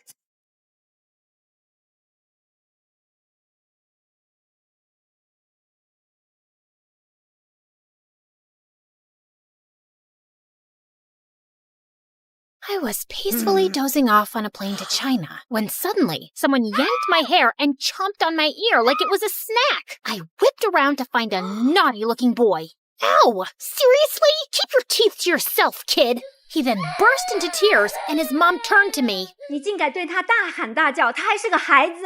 I wish I understood Chinese, but her dramatic glare made it clear I was the villain here. I tried to dive back into dreamland, but the woman next to me had other plans. She woke up and started chewing her gum like a goat who hadn't eaten for 300 years. It was so loud that people from 30,000 feet below could hear it.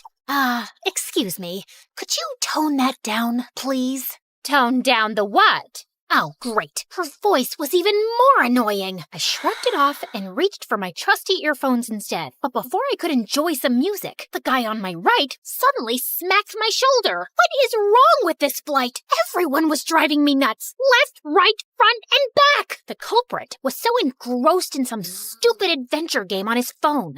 Hey, quick question. Do I look like a punching bag to you? A little bit. You can't play your stupid game without attacking a real person, you know. Chill, girl. It's called reflexes.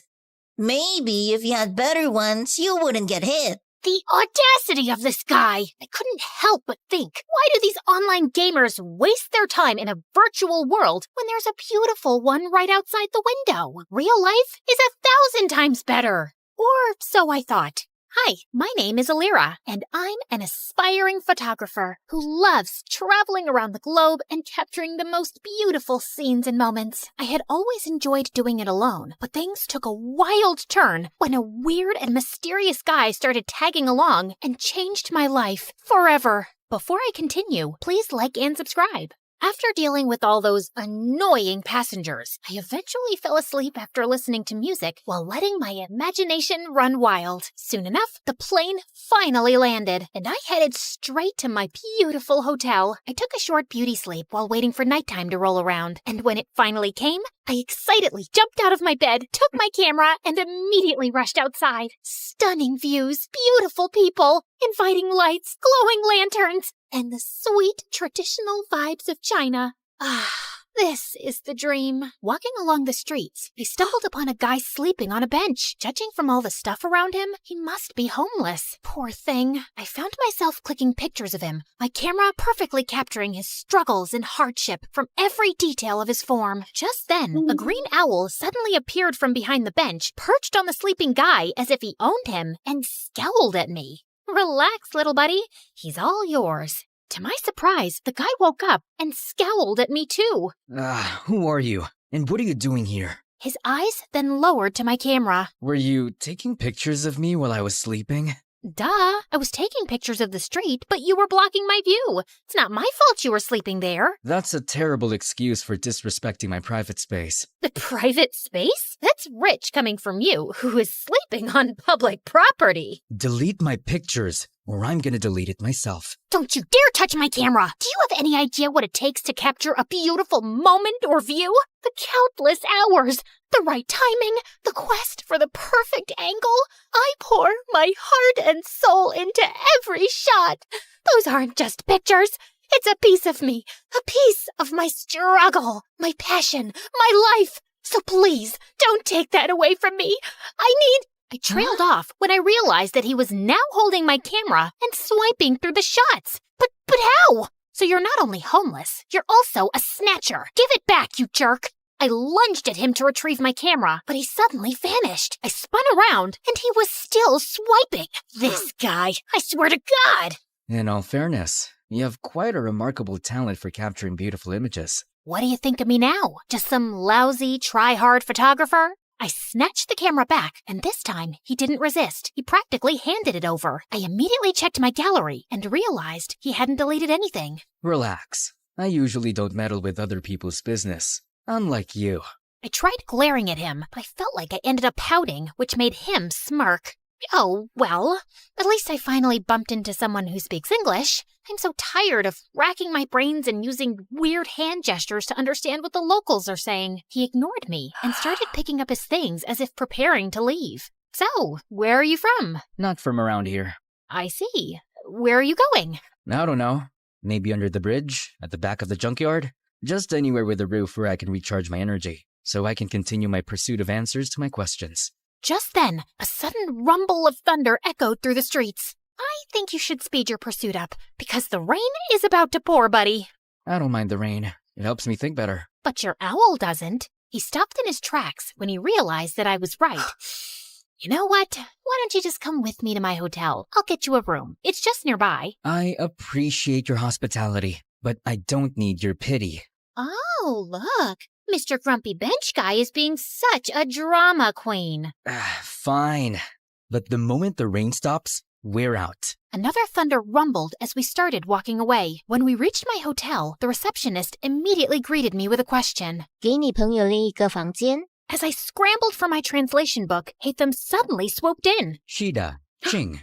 Did you just speak Chinese? I speak multiple languages. I have a constant hunger for endless knowledge. So, you're a polyglot. So cool. That's literally my dream. But learning another language is so difficult for me. What's your secret? Oh, I use this splendid application on my phone, Duolingo. Oh, I have heard about it, but I never tried it. It has a fun and engaging approach to learning a language. It's like casually playing a game, which is a pretty good motivation for the learning process. Okay, that sold me. I immediately downloaded the app and was greeted by a cute green owl named Duo, who looked very familiar. I turned to his pet, who was sitting on his shoulder. Whoa, Duo looks exactly like your owl. They have the same name too. Just a little warning. Duo's nice and helpful, but he can be a little persistent sometimes. But it's also for your own good. Well, he seems to be a cute little guide. I went straight to my first lesson, and I was already liking it. Shui means water. Shui? Gosh, I am so thirsty. I need some shui. Okay, got it. Okay, so this is my room, and yours will be that one. I was talking to him, but he seemed preoccupied with something over my shoulder. I turned around and realized that he was looking at my collection of postcards on the wall. To my surprise, he suddenly barged inside. Where did you get these photographs? Those are the places that I captured with my precious camera. And these right here are my goal destinations. They're beautiful, aren't they? He looked so ecstatic as he gawked at one of the pictures, like it was the most delicious meal he had ever seen. Where is this place? That's my next destination, the Tianzi Mountain. It's one of the reasons why I visited this country. Take me with you. Consider yourself lucky, my friend, because I'm going there tomorrow. I always preferred traveling alone, but maybe it was time for me to try it with a travel buddy this time, at least for a day, and just for fun. The next day, we traveled to the mountains, and when we got there, Hatham's calm demeanor instantly changed to ecstatic. The stone forest. An image of a familiar place seemed to have flashed right before his eyes. The stone, what now? He ignored me and started navigating the place, running around like he owned it. Dude, wait up! We rode a cable car, crossed a river, and jumped from one stone to another, and after an hour, I felt like collapsing. Slow down, Spider-Man. I'm not a marathon runner with endless stamina, you know. Jeez. When I finally caught up, I found him standing in front of a mysterious and ancient-looking monument. He fiddled with a rock against it, but nothing happened, and he looked super frustrated. Hello? I would really appreciate it if you would tell me what's going on. What is that thing? And what are you trying to do with it? This is a totem, and I need an electroelement to activate it. What do you mean, electroelement? Electroelement. Something, anything that produces lightning. Oh, you mean electricity? Huh? Lucky for you, I've got something here. What is that? You don't know what a taser is? It's my go-to for self-defense. Zaps people with electricity or whatever you call it. Interesting. He immediately took it from me and tried it on the totem. After a few sparks, it suddenly got triggered and a glowing symbol appeared on top of it. Holy cheeky bananas! Is that a hologram or something? He found 2 more totems, and after doing the same thing to each of them, a strong streak of light came from above, forming a pillar. What in the world is happening? Is this some kind of secret experiment from the government? And what's your deal with all of this? I've been traveling from place to place looking for these runes. Since I'm not from around here, I don't know where to go. I need to activate these beacons in 6 places scattered around the world. With your knowledge and resources, things are going to get easier for me now. But for what? Why are you doing all of this out-of-this-world stuff? We need to go. Dude, you didn't answer my question. Sometimes, the journey to find answers is more important than the answers themselves. Whatever you say, Plato. After activating the first beacon, we embarked on a thrilling and action-packed adventure of a lifetime. After Tianzi Mountain, we rushed straight to Huanglong River, which Hatham kept calling Luhua Pool Liu. There, we had to light up some fire totems. There were 5 of them, but according to him, only 3 needed to be activated. Of course, those 3 we needed were surrounded by water. Great, right? Hatham was all business, using his fancy tricks to get those waterlogged totems blazing, while I just snapped pictures of these outrageous moments. Our next stop was the breathtaking Matterhorn in Switzerland, aka Dragonspine, according to my travel buddy, where we faced a puzzle with circular platforms and wall signs. The place was so cold that I had to huddle by fire torches just to keep myself from turning into a popsicle. I let Mr. Mysterious Smarty Pants solve the puzzle by himself while I continued my Duolingo sessions. You know I can't miss those streaks. With each beacon we activated, I felt a mixture of excitement and curiosity. What was this leading to? And why did it feel like the world had turned into one big adventurous playground? During our flight to our next destination, I found myself fully immersed in my new favorite app, Xin Chao Ten Toila Elira. You could take a break sometimes, you know? I need to learn the basics, at least for now, and I like how Duo keeps reminding me with his cute little expressions. When we finally reached Vietnam, I decided to try out what I learned by asking the locals about the directions. Xin Loi, Bang Ko Te Chung Toi Duang. The woman stared at me as if she was solving the most difficult math puzzle. Ko Te... Xin lỗi, no ngàn kun dit trụ, chung toing vết dong vết vinh, ha long đục chung. Được chứ, bạn chỉ cần đi thẳng, rồi đi qua cái cây khổng lồ kia, sau đó rẽ phải và đi bộ khoảng 200 mét sẽ thấy một khoảng đất trống. Okay, I guess it was too early for me to attempt a conversation. After learning the direction, Hatham continued walking towards the bay. Ugh, why is this guy so good at everything? You still have a long way to go, Elira. I literally just started. Just wait and see. I'll be leading the leaderboard with an unbeatable streak in no time. I commend your determination. Keep it up. Soon enough, we were greeted by the beautiful emerald waters and towering limestone islands of Halong Bay, or as Hatham called it, the Golden Apple Archipelago. While I was snapping pictures left and right, Hatham got to work immediately. He solved a music rock puzzle thing, and after activating the place, we toured around the city and enjoyed their local food. I even tried conversing with the locals with the help of my brilliant travel buddy. It got me even more determined to learn more. So during our flight to Scotland, I got really busy with leveling up and earning rewards. I never knew that learning could be this fun. Learning could also be done in silence. Sorry.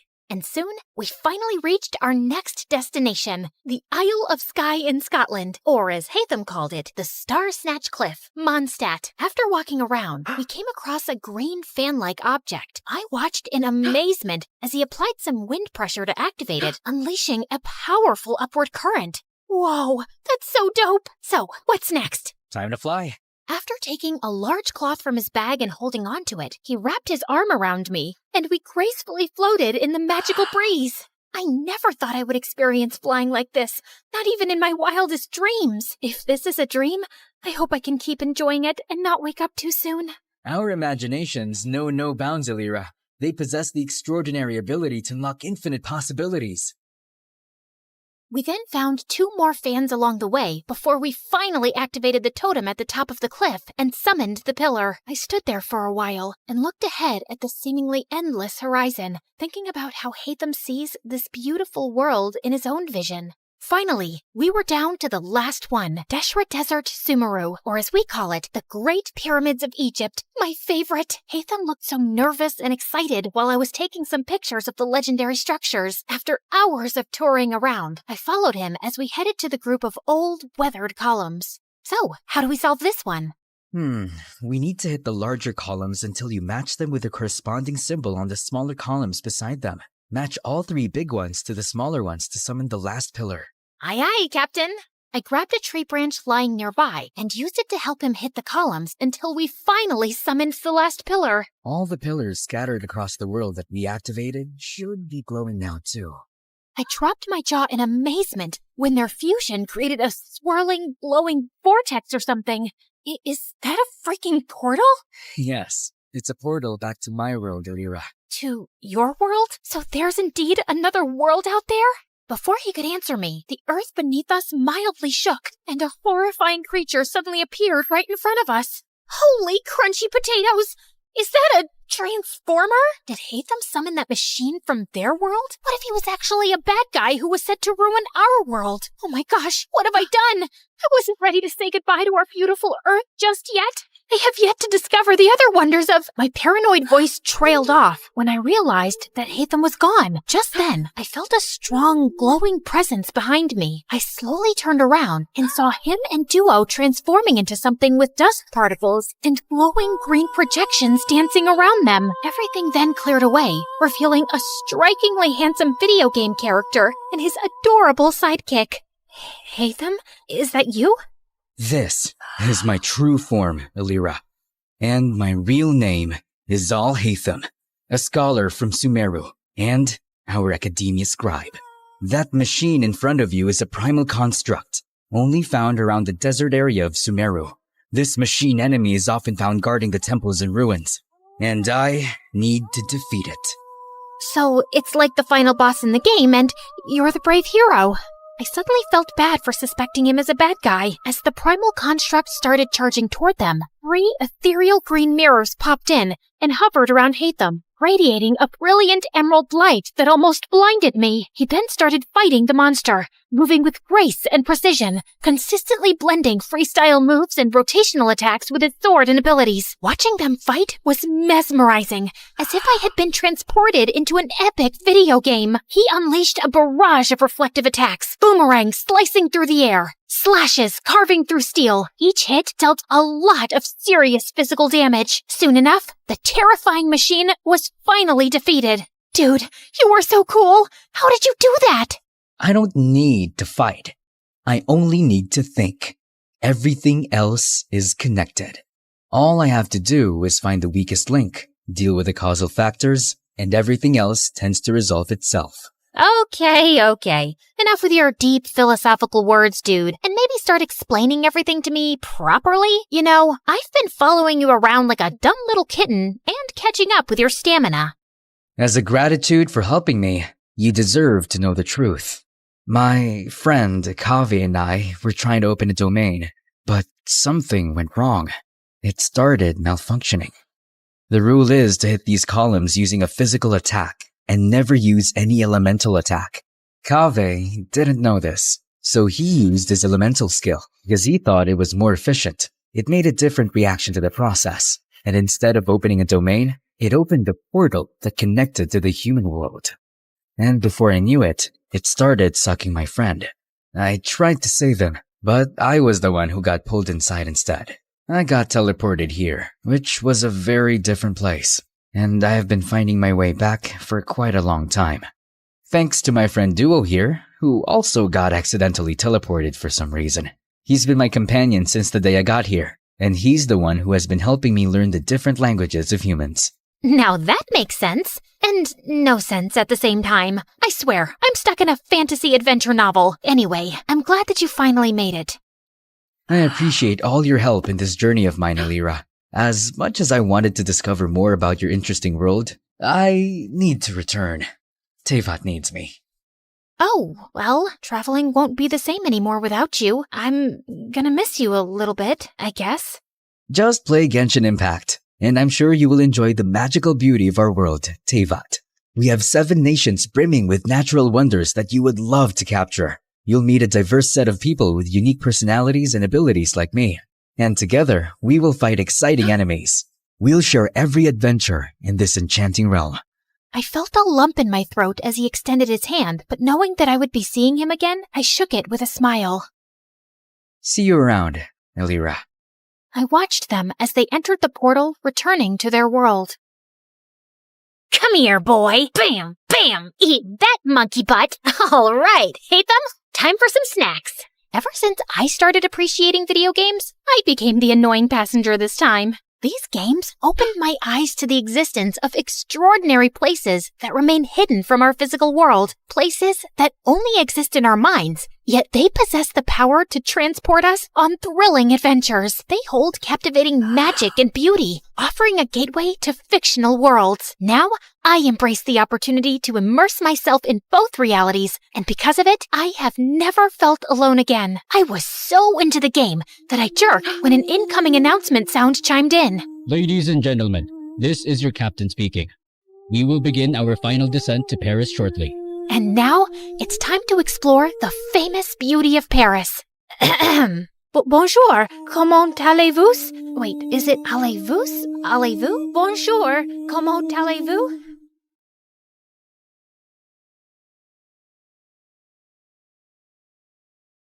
You're never here when my tears dry. You're never around to see me thrive. When it's my birthday or my day off, you got other plans and can't show up. Lots of little kids say they want to be an astronaut when they grow up, but I was one of the only ones who actually did it. Hi everyone, I'm Marisol from Dallas. Please like and subscribe. Okay, so I wasn't technically an astronaut yet, but I was getting close. I've gone to space camp every summer since I was little. While the other kids were doing basic algebra, I was solving complex calculus equations just like the engineers at NASA. My heroes were Valentina Tereshkova and Sally Ride, two of the first women to go to space. I wanted to follow in her footsteps and inspire other girls one day. My parents thought I was strange for only eating freeze-dried space food, but I didn't care. Maybe I wasn't an astronaut yet, but no one could say I wasn't living the lifestyle. I had to hide the food, though, because my little brother was always chasing our cat around the house and squirting her with space ketchup. Rodrigo, that only works when there's no gravity. My dad didn't approve of my dream to go to space. He wanted me to aim for somewhere more practical, like a courthouse or a hospital. But being a lawyer or a doctor just wasn't my dream. One day at school, I saw some students gathering around the bulletin board. I pushed through to see what they were looking at. It was a flyer for Space Cadet Tryouts?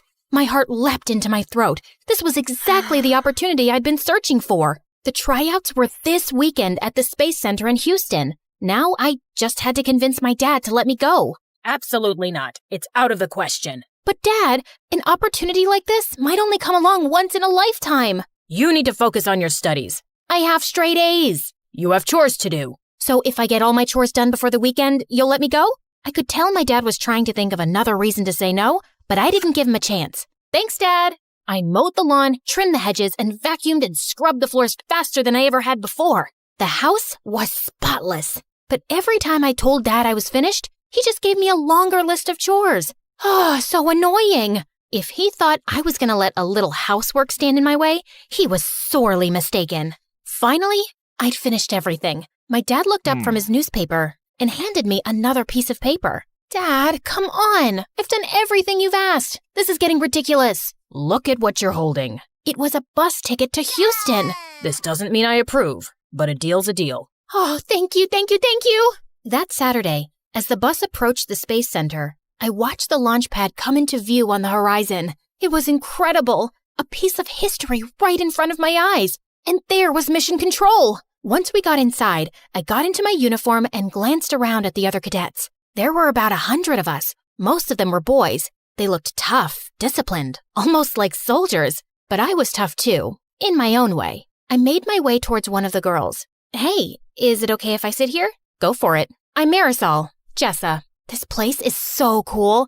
I can't believe I'm really here. No offense, but I'm not here to make friends. Sorry, I won't bug you anymore. Just then, an intimidating-looking officer approached, and a hushed silence fell on the cadets. My name is Commander McLean. I'll be your training officer. Out of everyone in this room, only 10 will make the cut for Phase 2 of training. If you fail, you'll be leaving at noon. That made me a little nervous. It would be so embarrassing if I came all this way just to leave before lunchtime. Of the 10 who make the cut, only 1 will be chosen for the mission. Here at NASA, we only take the best of the best. And before I knew it, we were completing an obstacle course. A lot of the cadets had an advantage over me because they were taller and stronger. But I was smarter. I noticed on the climbing wall that the ropes were frayed. Most of the cadets grabbed the ropes to scale the wall, but I used the handholds instead. While I climbed, I glanced back to see the ropes break, and a bunch of cadets crashed to the mat below. A boy was climbing right beside me, and he winked at me. Who did he think he was? If he thought that was going to distract me, he was wrong. I hit the ground running. The other cadets were coming up fast. Whoa, Jessa was way ahead of the rest of us. I pushed myself as hard as I could, and I finished right behind her. Congratulations. You just made it to Phase 2. I stopped myself from jumping and cheering loudly, but on the inside, I was throwing a party. I glanced around to check out who else made it to Phase 2. Some really tall and athletic cadets were still here, which wasn't surprising, and the boy who had winked at me. I was so excited and really wanted to chat with Jessa, or someone anyway. Here I was, in a room with 9 other people who shared my passion for space exploration. But maybe Jessa was right. They were my competitors, and I needed to be serious if I was going to be the top performer. Forget about everyone else and just focus on training Marisol. After lunch, the same boy winked at me again. I could feel myself blushing, but I was annoyed. I'm not here to make friends. Okay. Our next training exercises made the obstacle course look like a piece of cake. We had to master all kinds of skills, like working the life support systems, orbital mechanics, and space medicine. Thankfully, all my time practicing calculus equations gave me a huge leg up here. The next exercise was the one I'd been most excited to try: zero gravity training. We floated around the chamber like it was a sea without water. It was amazing. Be aware, your bodies are not yet used to the effects of zero-G. Most of you will get space motion sickness. Sure enough, when I looked over at the boy who'd winked at me, his face turned green and he threw up. I didn't mean to, but it made me laugh. I caught the boy's eye and he grinned at me. Jessa was floating around like this was just another walk in the park to her. She was the only one who didn't get sick. During our next break, I decided to explore the Starship Gallery. There were a bunch of spacecraft and even a real moon rock on display.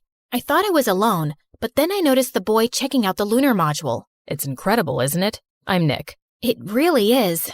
I'm Marisol. It's so wild to actually be here. I've been dreaming of this since I was 2. My bedroom is covered in planets and stars and model rockets.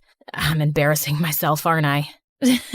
Your room sounds a lot like mine. I've been obsessed with space ever since my dad brought me my first telescope when I was little. I think he regrets it because all he talks about now is me becoming a lawyer or a doctor. He probably worries about you. This is a dangerous job. It's not that. He doesn't believe it's a realistic dream. Not for most people, maybe. But he didn't see how impressive you were in training earlier. It's nice to talk to someone who cares about space like I do. I felt Nick's fingertips touch mine. It gave me butterflies. Surrounded by all the spacecraft, in the dark with the little starlights on the wall, it was almost like we were really in space. Nick leaned in to kiss me, but at the last second I turned my head. I'm sorry. I really do want to, but I can't. This is my dream. I can't afford to get distracted. No, I totally get it. I was glad he took it so well. He really did seem like a great guy. Under different circumstances, I would have kissed him in a heartbeat. But this wasn't the time or place. You know this means I'm going to do my best to beat you, right? I'd expect nothing less. Our break was over. Now it was time for something super cool. The space flight simulator. It was awesome at first. It was so realistic that it was easy to forget we were on the ground. But then an emergency alarm started to beep. Mission Control, we have a problem. There was an explosion in the service module. It ruptured oxygen tank number 2. I redirected power to our primary oxygen tank, but then a second alarm started beeping. Red lights were flashing everywhere. There's a line ruptured in your primary oxygen tank. You're losing oxygen fast. I did my best not to panic. My hands were shaking. Wow, this was intense. All the cadets were scrambling to figure out how to solve the problem. Remember, only one of you will be chosen for the mission, but this is a group exercise. If you can't work together as a team, you won't survive. Jessa and I locked eyes. Marisol, can you calculate how much oxygen we have left? On it. Nick, I need you to shut down all non-critical systems to conserve energy. Copy that. At our current rate, we'll run out of oxygen in 10 hours. That's not enough time to complete our mission. I'm going to try and bring us in for an emergency landing. All of us got to work, nervous and sweating, but we were in sync. It's too rocky. There's no safe place to land. You got this, Jessa. We believe in you. Even though it was just a simulator, I had to admit it was scary. What if this happened on a real mission? That's what you're preparing for, Marisol. So if it does, you'll be ready. Suddenly, the emergency signals were silent. We all looked around at each other, breathless. Congratulations, cadets. You've just successfully executed an emergency landing. All of us cheered. I even gave Nick a hug. We really pulled together and overcame the odds. It made me stop seeing the other cadets as my competition. They were good people who wanted the same thing I did. And when one of us succeeded, we all did. Later, I was hanging out in the observation area overlooking the launch pad. The sun was setting outside, and it cast a beautiful glow on the shuttle. Mind if I join you? Of course not. I'm sorry if I was rude earlier. The truth is, I was afraid if I opened up, it would make me vulnerable. And it's already hard enough, especially for girls. I know what you mean. You really had my back in the simulator. We're a team. When one of us succeeds, we all do. Friends? Friends. You know, I think you have a really good chance of being chosen. Really? But you're like the best pilot here. I can't do math like you can. Let's make a pact. No matter which of us wins, or if neither of us do, we'll still support each other. Deal. The next morning, it was time for the announcement.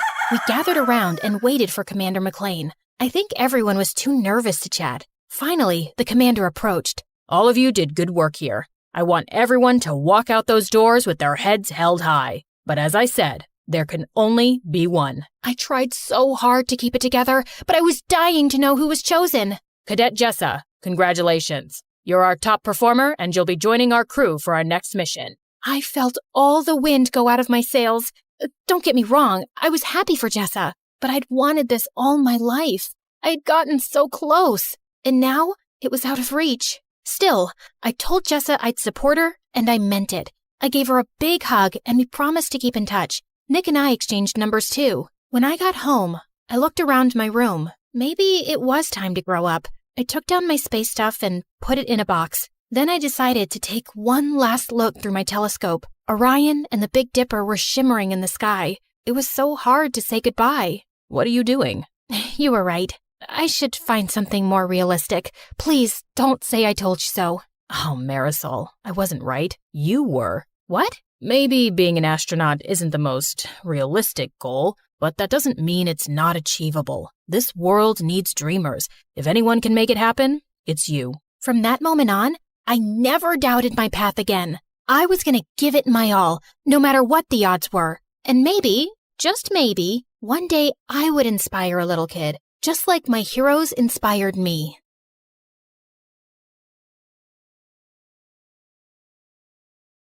Hi, I'm Allison from a small village in France. Please like and subscribe. I lived in a small cottage with my single mother who worked as an artist. Life was tough since we had little money, so when I turned 5, Mom decided to move back to her home city, and it had a freaking palace. Whoa, is that a real palace, Mommy? I want to see what it looks like from the inside.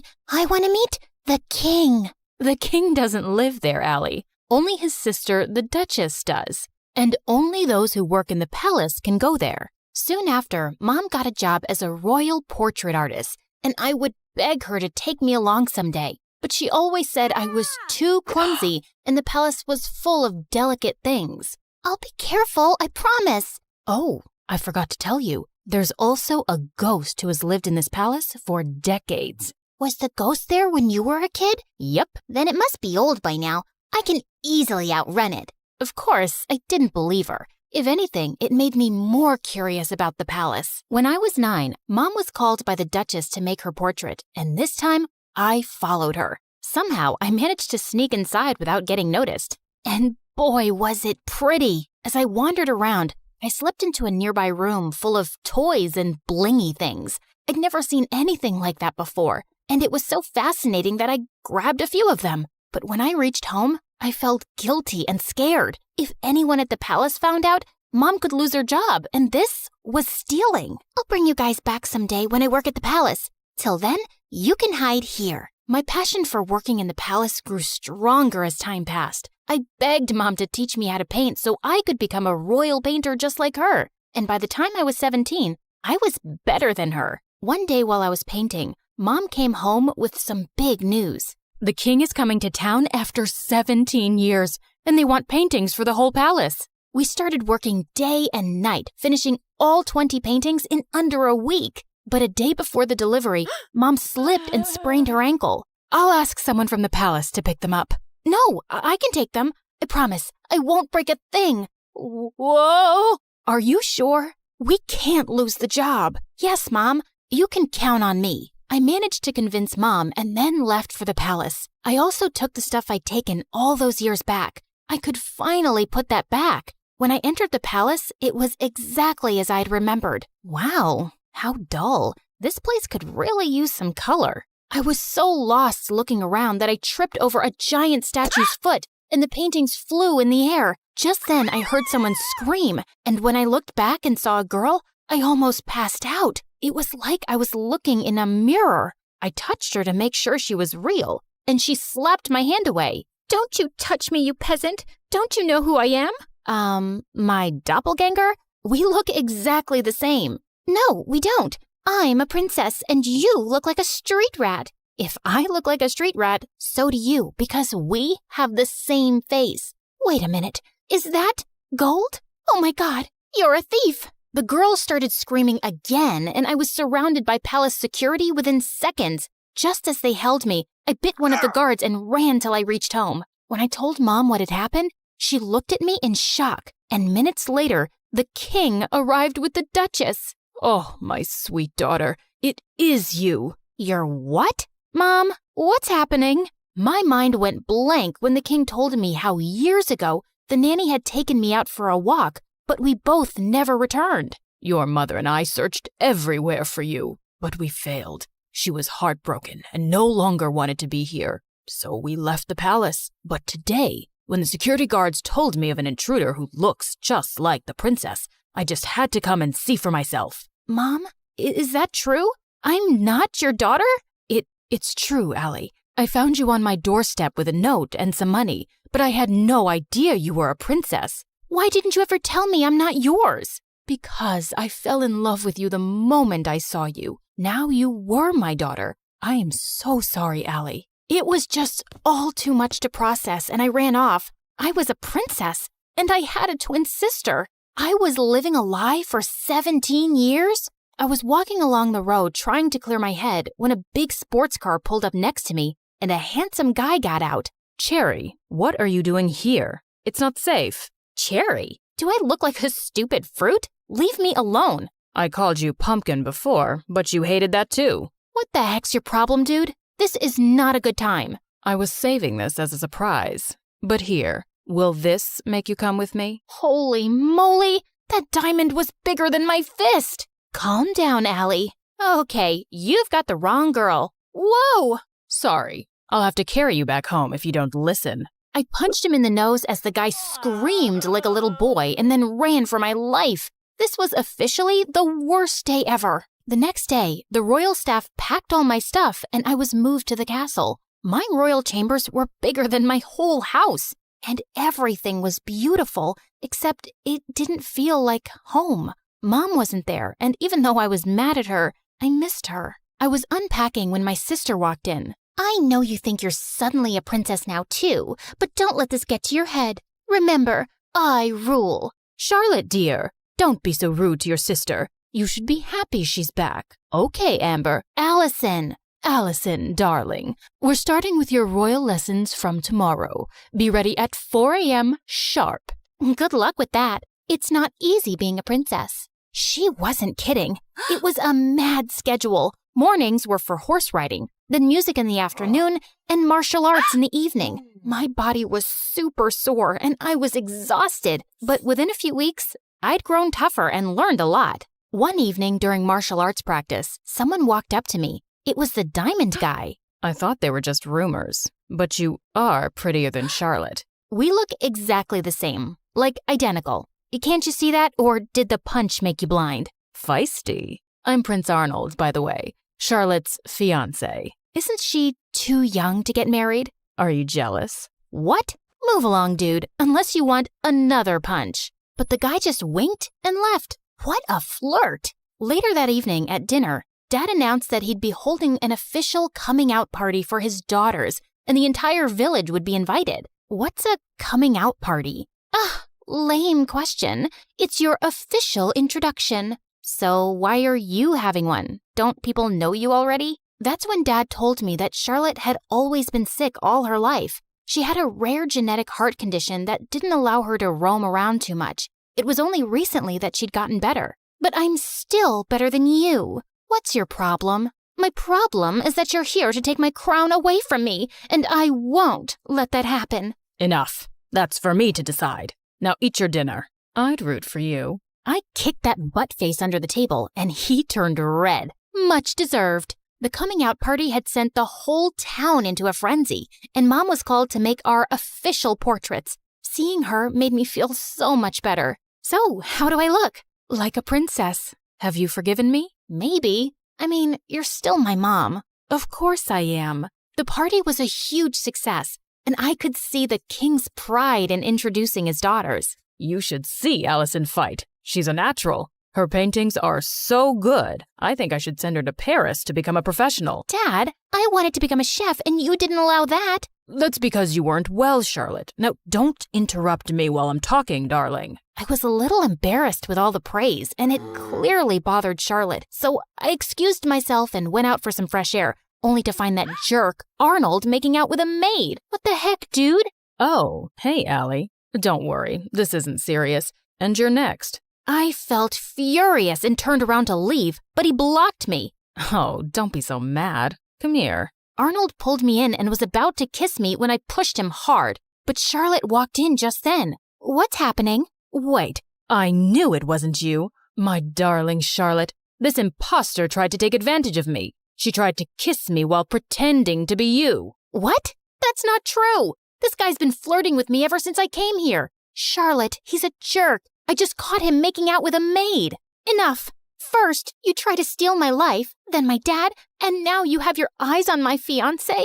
I won't let you get away with it. With that, Charlotte went inside and got on stage as everyone stared at her in confusion. Attention! My twin sister is a manipulative witch. She's a thief and a liar, and so is her mom, that lady. Tell me, Allison, did she teach you how to be a lowlife? Because you surely weren't born one. Say what you want about me, but keep my mom out of it. I feel sorry for you, Charlotte. How could you be so bitter? It's so... Before I could finish, Charlotte jumped on me and we got into a crazy fight.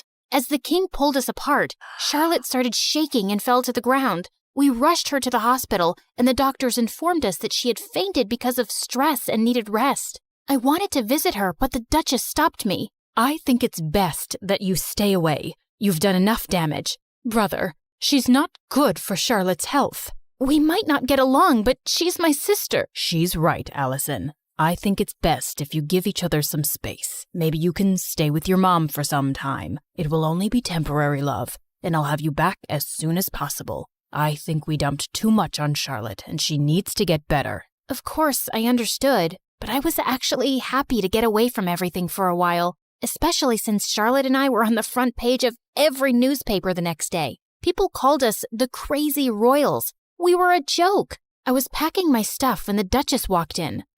You're finally going back to where you belong. I knew you'd never fit in here, and it was a mistake to bring filth into the palace. I know I didn't grow up here, but I'm still a princess by birth. So please, mind your manners and never talk to me this way again. Don't forget your place. That's exactly what I'm doing. I pushed her aside and left for my old home. Mom was ecstatic to see me, and to be honest, I felt happier than I'd been in weeks. A few days later, once Charlotte was better, the king announced her engagement to Arnold to give people something else to talk about. Dad invited me, but I decided not to go to the ceremony. I just wanted to stay away and avoid any more drama. On the engagement day, Mom had gone out for something when Charlotte came over. What are you doing here? Don't you have an engagement to get to?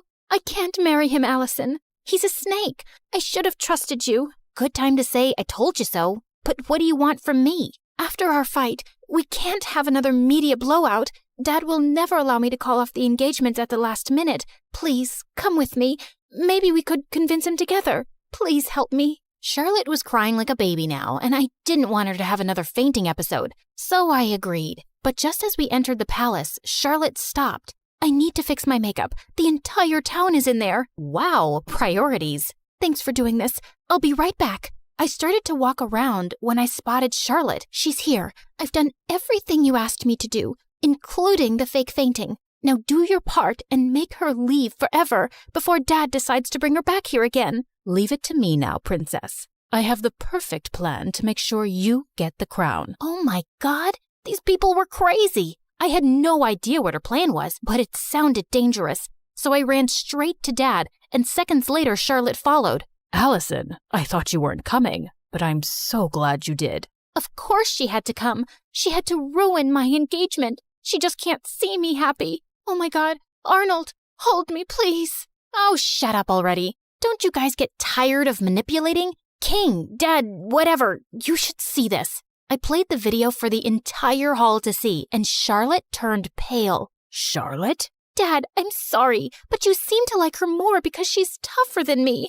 And when Auntie told me that she was after Arnold and my crown, I couldn't take it anymore. But this was all Aunt's idea. Sister, what were you planning to do and why? Suddenly, the Duchess turned into a mad person and started screaming. I'm tired of being your servant. I'm the older sister and the crown was mine, but these girls took that away from me, and I would have gotten away with everything if this one hadn't shown up. What do you mean? You knew she was alive? Whoopsie, you did a boo-boo. The Duchess confessed how she'd paid the nanny to take me away and drop me in the jungle, but the nanny had dropped me at Mom's doorstep instead. Charlotte was so sick as a kid, I didn't think she'd survive for so long. With both of you gone, I'd be a queen, but Karma's a witch. The king gave orders to take the Duchess away to the dungeons for treason, and Charlotte turned to me. I was horrible to you, and I probably don't deserve your forgiveness. But could you try? It might take some time, but I'll get there. What about me? You can chew your shoes and get lost. Yeah, I always knew you were a jerk. I was called back to the palace, and I took Mom along this time. Charlotte and I changed history by taking over the crown together. We were both queens in our own way. And I learned that those who love you will always stick by your side.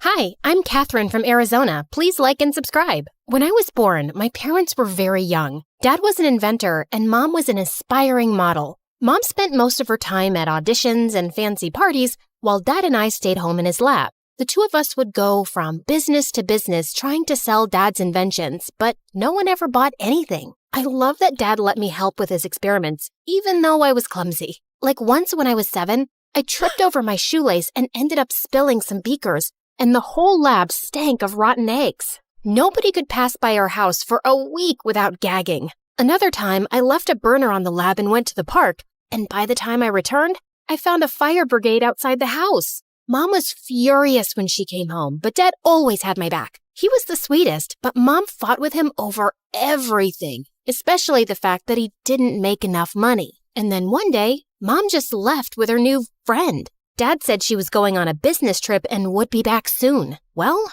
Mom never came back, and Dad did his best to keep me happy. Once when I was 9, we were at the supermarket and Dad picked up the last bag of marshmallows when suddenly a lady started yelling at him. Hey, I was about to take that. Give that to me. Ma'am, I picked them up first. So what? I saw them first. Don't you have any manners? It's ladies first. Dad gave the bag to her, but I was furious. He was just too nice, and I had to protect him. Plus, there were marshmallows on the line. I acted nice and offered the lady some gum. And seconds later, the witch started to scream. It was a spicy gum that made your mouth feel like it's on fire for 10 hours. One of my favorite inventions. Dad and I kept working together, and by the time I was 12, we had developed something spectacular. He sold our invention to a huge corporation, and overnight, we became millionaires. We moved into a huge house, and Dad started his own company. But I couldn't help noticing that sometimes he was really sad. What's wrong, Dad? Nothing, honey. I'm totally fine. Then one day, a magazine named him the city's most eligible bachelor, and suddenly, he was going on dates every weekend. I was jealous. For so long, it had been just the two of us. But Dad seemed happier. Dad had always homeschooled me, but now he was too busy. So I started school for the first time in 9th grade. We had a test in science class soon, and I turned in my exam in 5 minutes and got all the answers right. My teacher, Mr. Johnson, swore I cheated. I didn't cheat. I studied the chapter last night. I stood up and recited everything from the chapter word for word. Mr. Johnson was stunned and immediately apologized. After that, he was much nicer to me and even asked me to assist in class. Soon, I was even tutoring kids after school and people called me a genius. Everyone loved me, except for a kid named Gabe. Gabe and I had competed against each other on the school's debate team. Every time I came in first, and he came in second. Later that year, Gabe and I competed in the science fair. The teachers were really impressed with Gabe's project. That is, until they saw mine. I won first place and Gabe came in second. You think you're so awesome, don't you? Well, you're not. Things are just easy for spoiled brats like you. Excuse me? You heard me. You're a billionaire's daughter. You have everything handed to you. People only love you because of your money. Your dad probably buys you the first prize every time. I didn't want to admit it, but his words did hurt. I knew Dad gave a lot of donations to my school. Did everyone just like me because of my father? A few nights later, Dad brought home a pretty blonde woman. Catherine, this is Layla. She's my new friend. The next thing I knew, Layla had moved into our house. Dad was head over heels for her. He showered her with gifts and followed her around like a lovesick puppy. Ew, can you two get a room? Layla was the worst. First, she threw out all my favorite foods. She painted my room bright pink, and on one occasion, she dragged me out of the lab to take me to her stylist. You're such a pretty girl. Don't hide your face with all that hair and baggy clothes. Wow, honey, you look like a clown. Layla is the worst. Don't be rude. She's just trying to help. She's ruining everything. After a while, I hardly recognized our house anymore, and Dad spent all his free time taking Layla shopping and on romantic getaways. I didn't trust her one bit. She was probably just after his money. But it didn't matter what I thought, because soon, Dad and Layla were married. A few months later, while Dad was away on a business trip, I woke up at night to get water when I found Layla talking outside with a man in a hoodie. The two argued for a while, then she hugged and kissed him. I saw her coming back in and ran upstairs. What? The next morning, Dad was back and I found him with Layla in the kitchen. Good morning. I made your favorite pancakes. What's the matter, honey? Is something wrong? Yes, it is. I saw Layla with a strange man last night. She kissed him. What? Kat, are you sure you're okay? I was out like a light last night. It was probably just a dream, silly. I felt like an idiot. Layla just lied to Dad's face, and he was too love-struck to believe me. A few weeks later, Dad went on another business trip, and at 2 a.m. in the morning, I heard a strange man whispering with Layla in her bedroom. I was pissed. I grabbed my cell phone. This time, I'd get evidence. I crept towards their room. The door was closed, but I could hear the man's voice through the walls. I pressed record and sent the audio to Dad. The next morning when Dad returned, he and Layla confronted me. Are you spying on Layla? Dad, she's cheating on you. I sent you the evidence. I left the television on, Kat. That's what you heard. I love your dad. I'd never cheat on him. That wasn't the television. It was another man. I swear. She's a liar. I am so disappointed in you, Catherine. She's done nothing but be nice to you, and you've treated her horribly. You need to accept that Layla and I are together, and your lies won't change that. Dad grounded me for a week. After that, I didn't say a word about Layla's late-night excursions. If Dad wanted to be with a cheater, so be it. I focused on school and preparing for the next big debate competition, but I noticed that Gabe wasn't there. He wasn't my favorite person, but I started to worry when a few weeks passed and none of the teachers or students knew why he was absent. Then I remembered that Gabe worked at a local deli after school. One afternoon, I decided to stop by the deli. I saw Gabe at the counter looking like he hadn't slept in days. Gabe, are you okay? What are you doing here? I was just worried about you. I brought you the homework you missed from class. Why are you being nice to me? No one's ever nice to me. You might be my nemesis, but I still care. Suddenly, Gabe burst into tears. He told me about how his mom was sick and he was working day and night to pay for a special surgery she needed. I'm scared I won't be able to raise enough money in time. I can give you the money. I don't want your charity. It's not charity. Consider it an investment. Competing with you keeps me on my toes. Gabe accepted the money, and a week later, he ran up to me and gave me the biggest hug. Whoa, I can hardly breathe, buddy.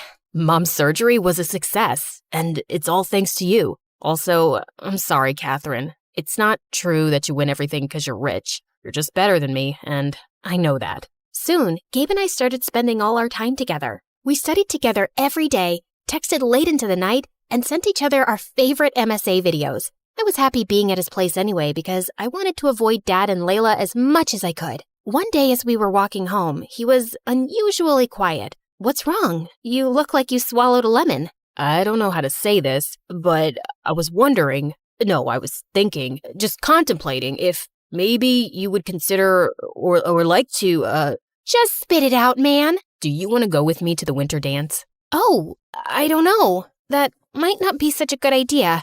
It's okay. I get it. You'd rather go with some rich, cool guy, not a poor nerd like me. No, I don't care how much money you have, and we're both nerds, duh. It's just that I'm a horrible dancer. I'd probably embarrass you. You'd never embarrass me, Catherine. You're perfect. Then Gabe kissed me, and it was so romantic. That weekend, Gabe came to pick me up in his mom's car for the dance. Gabe walked up to Dad to meet him, but Dad ignored him and pulled me to the side. Are you sure you want to go out with this boy? He drives that piece of junk, and it looks like he pulled out his suit from the trash. Dad, what is wrong with you? I like him. He's a sweet guy. And since when do you care about how much money someone has? You were never this way before. Not until you met Layla. Don't drag Layla into this. You're my daughter, and you deserve better than a poor loser. You're being impossible. Let's go, Gabe.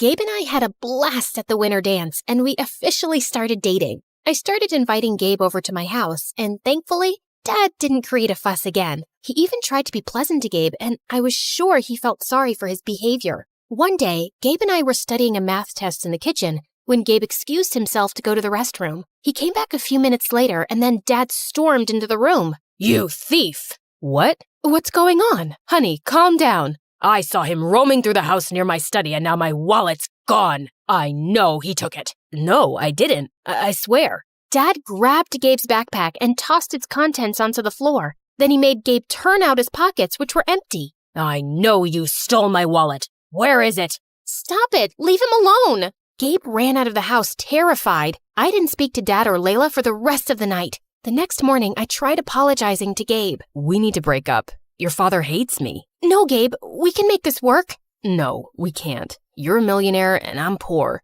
Your dad'll never accept me. I love you, Catherine, but I can't do this. I have my pride too. After that, Gabe didn't speak to me again. He blocked my calls, and when I went to his house, his mom said he didn't want to see me. Days passed and I focused on my studies, but I still missed Gabe and felt so angry. Catherine, your father is upset that you've been ignoring him completely. He didn't mean what he said about Gabe. The things aren't always what they seem. He's been under a lot of pressure at work, and I don't care about your excuses, Layla. All I know is that my dad was amazing and we were happy till you came along, and now he's changed and everything's awful. A few weeks later, Dad and Layla had their anniversary, and Dad made dinner reservations for us at a fancy restaurant. I said I didn't want to go, but Dad looked upset, so I reluctantly agreed. I was getting ready and decided to wear my favorite diamond necklace, which was in Dad's safe.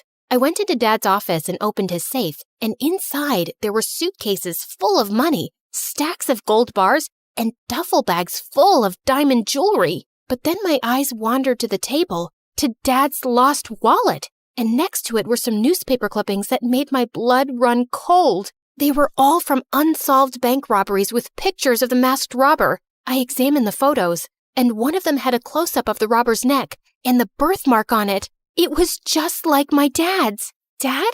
What's wrong, honey? I showed Dad the newspaper clippings. This is you? How could you do this? What? No, I don't understand. This can't be. I didn't. Then Dad fainted and hit his head. Layla called the ambulance and Dad was rushed to the hospital. I sat in the waiting room while Layla spoke to the doctors. Then she asked me to come into Dad's room. Layla and I have been keeping a secret from you. I have dissociative identity disorder, also known as a split personality. I struggled with it when I was younger, and I had it under control for years.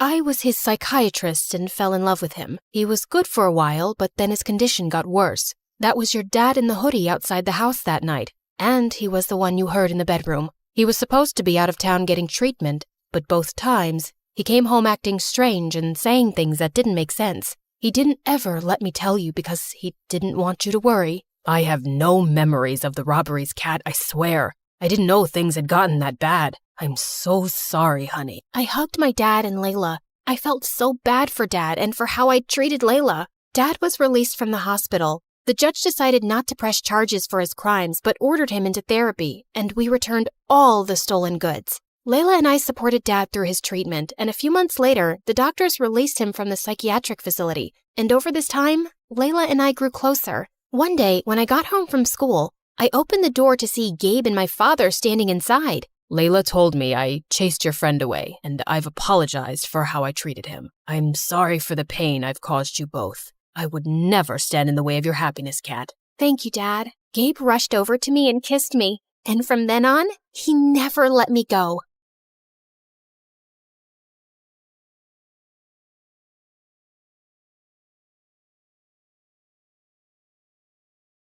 Hi, I'm Carly. This is my crazy story. Before I continue, please like and subscribe. I was born to a single mom who worked very hard to raise me and my twin sister Blake. Blake was born with a rare condition that impacted her kidneys, and she was always sick. Since Mom was busy juggling things at home and work, it was my duty to look after Blake.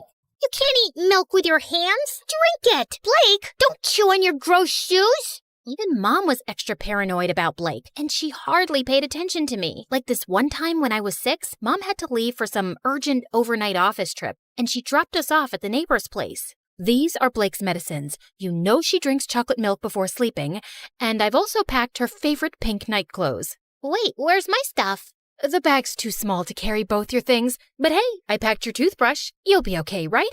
I wanted to say no, but Mom already looked tense, so I nodded and she left. Everything was going great, but right before bedtime, I went to get milk for Blake, and I heard a huge thud. I rushed to see Blake crying on the floor with a bleeding nose. Apparently, Blake was jumping on the bed with the neighbor's son, and he thought it would be fun to push her off of it. Thankfully, the injury wasn't big, but when Mom found out, she went ballistic on me. Carly, I trusted you to look after her. And I did. I was just getting her milk, like you asked me to. And she's okay, Mom. Everyone falls sometimes. Your sister isn't like everyone else. After that day, Mom banned both me and Blake from participating in any extracurriculars at school or playing in the park afterwards like other kids. I was always stuck at home with Blake, so I never really got a chance to make new friends. And those at school joined clubs and got busier. I missed having a normal life, but Blake needed me more. Mom got more paranoid with time and took special care preparing food for Blake. I knew how tired she was, so I'd get by with frozen meals. And over time, I started taking comfort in junk food,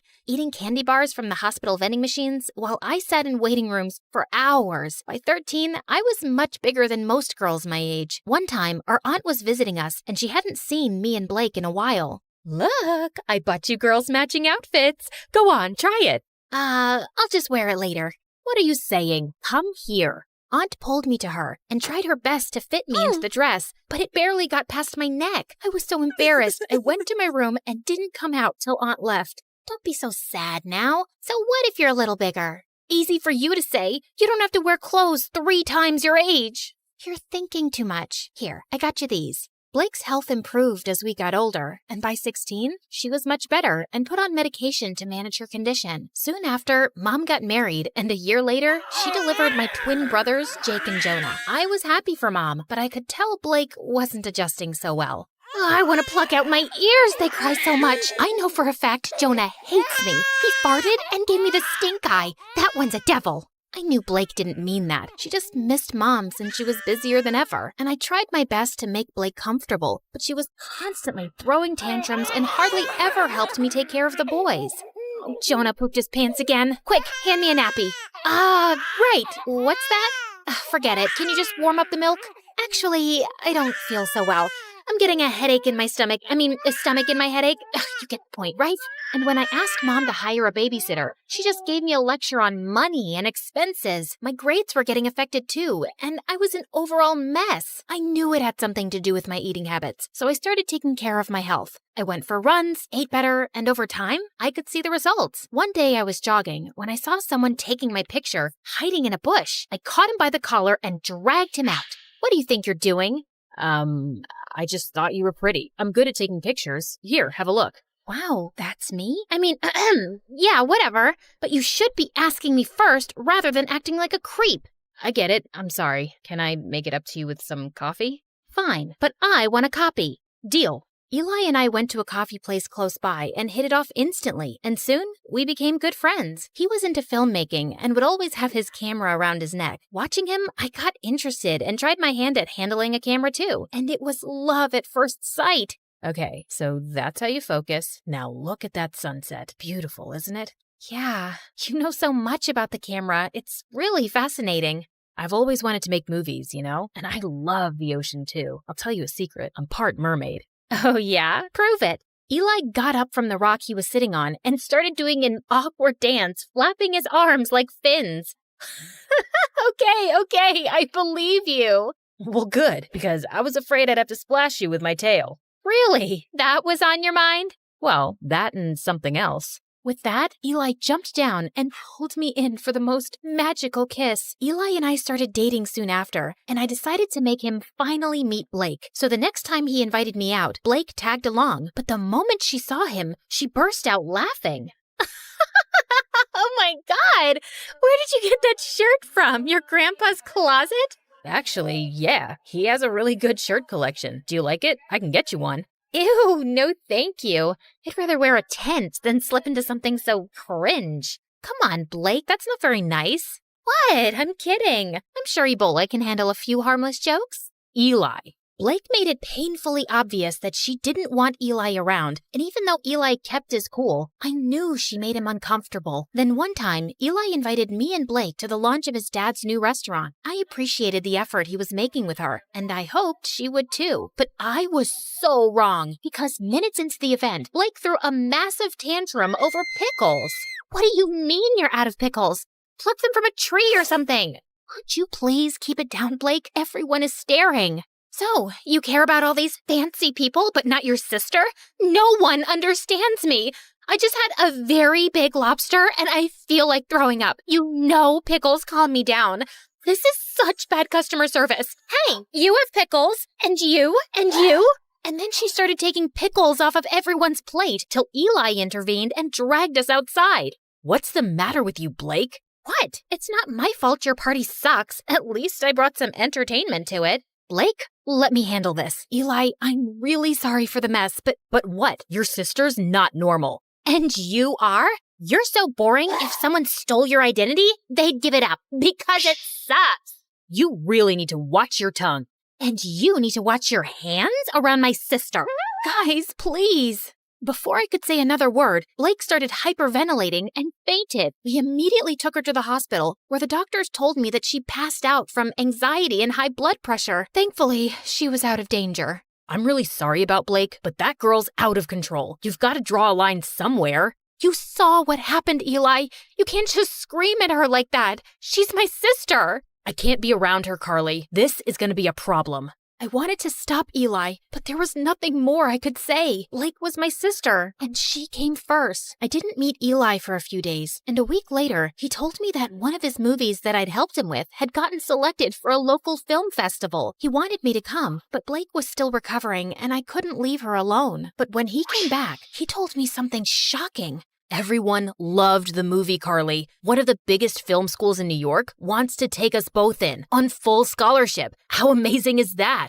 I don't know what to say, but I don't think Mom would let me go to New York, Eli. You're a great filmmaker, Carly, and you should give it a fair shot. And think about it. You could finally live your life on your terms. God knows you need it. I was numb for a second, and then I felt like someone gave me new wings. It did sound like an amazing opportunity. All I had to do was convince Mom, but when I told her, she looked at me like I'd asked her for her kidneys. Have you gone crazy? You can't move to New York. Your life is here with me and Blake. I applied to this marine biology course on behalf of both of you, and you guys got in on scholarship. This was always the plan, and it's the right one. But that's not what I want to do. I want to make movies. I'm really good at this. Everyone says that. Everyone or Eli? Who's Eli? Just this dumb boy she's dating. I'm sure he's the one who's filled your head with this sawdust. How can you even think about leaving me? I just want to do what I want for once. Can't you give me a few years for my own life? Oh, stop being so dramatic. And not another word about this movie business, Carly. You'll stay here with us. Is that clear? Mom left and I turned to Blake angrily. You couldn't take my side for once? What did I do? Oh, you mean telling Mom about Eli? I don't think she even noticed. I left the room angrily and didn't speak to Mom or Blake for the next few days. I thought I could confide in Eli, but suddenly he was acting really cold. Every time I tried to talk to him, he would turn the other way, till one day I finally cornered him after class. Am I imagining things or are you ignoring me? Neither. I'm just busy. So, I told my mom I want to make movies and she went bonkers, but look, Carly, you and your family have issues and I don't want to get in the middle of it. Do whatever they say. But you told me to live my life. You said... Yeah, I did. And now I'm saying I don't care. You'd choose your clown sister over everything. I've seen that. So good luck, but I don't think I can be with you anymore. Eli, wait. Tell your sister she won. I felt frozen in my place as Eli walked away, and a week later, he left for New York. I couldn't believe he'd just dumped me like that. I felt so bummed out that I didn't come out of my room for days, and Blake was the biggest pain in the butt. Come on, we need to go shopping. It's painful to watch you in those pajamas. I'm not in the mood, but I am. Also, we'll have a nice lunch, watch a movie, just like old times. I said I'm not in the mood. Back off. Jeez, why are you so snappy? Because of that stupid boy? He wasn't stupid. I loved him, Blake, and now he's gone. Because I chose you over him, like always, and you don't care about my feelings, like always. Carly, just leave me alone. Blake left with a small face, and I felt kind of bad, but I was too mad to go after her. The next day, I calmed down a bit and was about to call Blake when her phone started buzzing like crazy. I picked it up, and I was shocked to see it was Eli. Before I could answer, the call got disconnected, and a text message appeared. I did what you wanted. Leave me alone. My mind went blank, and I opened the call logs on Blake's phone to see multiple calls to Eli. Suddenly, it all started making sense. Of course Blake must have driven Eli away. No one hated him more than her. What's this? You don't understand. Oh, I understand everything perfectly. You asked Eli to dump me so you and Mom could use me as your servant all my life, right? Before Blake could even say more, I pushed her out and slammed the door in her face. I started packing my bags and stormed downstairs, only to run into Mom. What's wrong? Is Blake okay? Yes, she's fine, but I'm not, and I haven't been fine for a while now. But you don't care, do you? Of course I do, sweetie. Why would you say that? Because you never have. Not since we were kids. Carly, I knew you could take care of yourself, and you were the healthy one, and Blake... No, Mom, I was eating my feelings, and you didn't even see that. I got back to being healthy on my own, and you've stunted both my growth and Blake's. Hers by over-coddling her, and mine by always holding me back to be her guardian. And now I'm done. I will go to New York because I want to get away from you and Blake, and you can't stop me. I left home and booked a flight to New York. On my way, I called Eli and explained everything to him. He told me that he was proud of me for taking a stand for myself and welcomed me with open arms. We moved in together, and I was doing really well in my classes. Mom and Blake tried getting in touch with me multiple times, and even though I missed them, I needed my space. Eventually, they stopped calling. After graduation, Eli proposed to me, and I said yes. Life was going great, till one day I heard a knock on the door and opened it to see Blake and Mom. What are you guys doing here? Eli called us and told us about the engagement. Carly, I have a confession. It was me who convinced Eli to break up with you, not Blake. Wait, what? Eli never told me that it was Mom behind everything. I didn't want to stress you out more. I could see you missed your family, and this would have made you sad. But I saw the call logs and the messages on Blake's phone. I'd actually been calling him to apologize, but I guess he thought both me and Mom wanted him to dump you. And I don't blame him. I was always awful to Eli. I guess I was just terrified of being on my own without you, but I drove you further away. I'm sorry too, my baby. I'd just become used to having you around, always taking care of everything. And the thought of you going away for college crushed me. I was selfish and always burdened you with too much. I hope you can find a way to forgive me. Thank you for finally acknowledging that. It might take me a while to really forgive you, but I'll get there. I won't lie. I have missed you guys. Then let's start with a hug.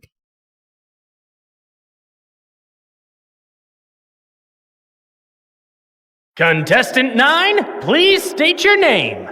Sierra? Looks like a nightmare, right? Hi, I'm Sierra. And ever since I could talk, I've had a stutter.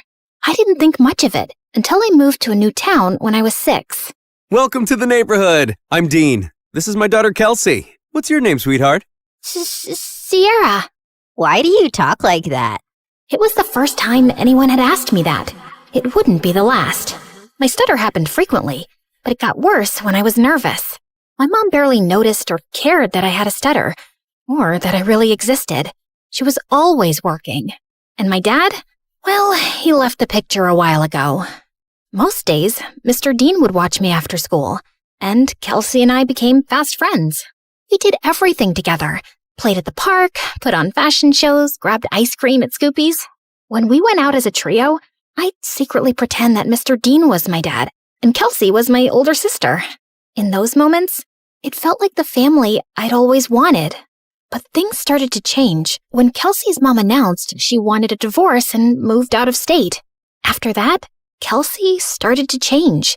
She wasn't just upset. She was furious. She yelled at everyone, and once even smashed the living room furniture in a fit of rage. She lashed out in class and got held back a grade.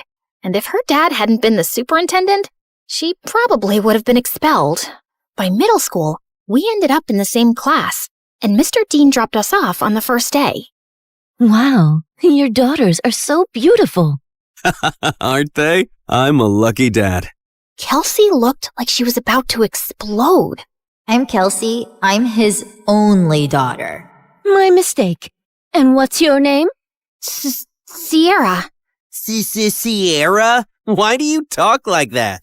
Yeah, can you not speak properly? Or are you stupid? The class erupted into laughter, and I could feel my face burn. Since then, Kelsey wasn't my friend anymore. A real friend wouldn't do that. Through the years, Kelsey's hatred only grew. Anytime I had an accomplishment, she had to ruin it. Opening night of the school play, she stuffed worms in my costume. She threw her birthday party on the same day as mine every year and literally paid people to skip mine. At the science fair, she unplugged my volcano as the judges walked by, so it just looked like a sad pile of paper mache.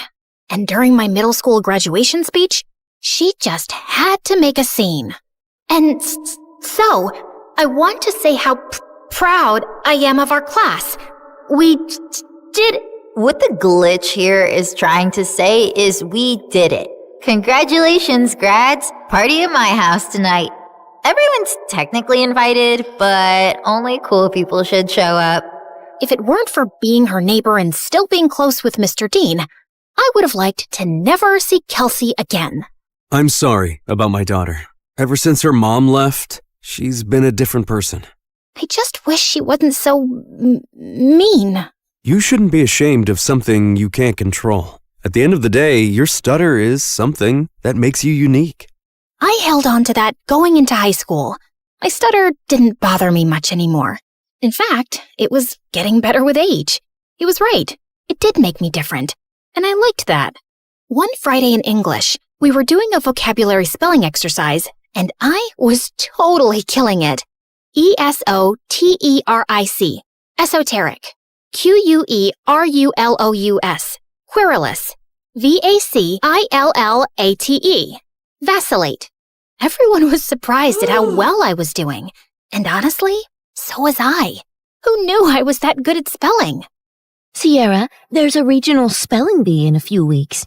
You should join. Who knows, you may make it all the way to nationals. That night, as I sat in my room looking over the spelling bee brochure, loud music suddenly rattled my walls. Kelsey was throwing a party in her backyard. A few classmates waved me over. Fine, just for a little. The party was fun, but I couldn't stop thinking about the spelling bee, and I decided I would sign up. I was about to leave when... What's this? She snatched the brochure out of my hand. A spelling bee? Oh, please. Like you could ever win one of these. In case you didn't know, you trip over your words. Give that back. Not so fast.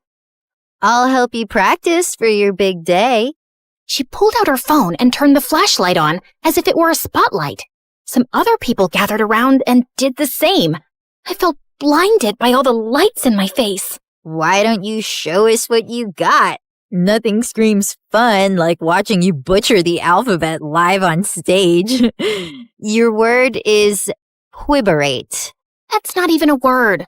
Okay then, your word is pathetic. I'm sure you're quite familiar with that. IRRELEVANT. Irrelevant. I'll use it in a sentence. Kelsey is irrelevant. Now give me back my brochure. But she ripped it into pieces and threw it up like confetti. I took a small step in her direction. Kelsey took a step back and fell into the pool.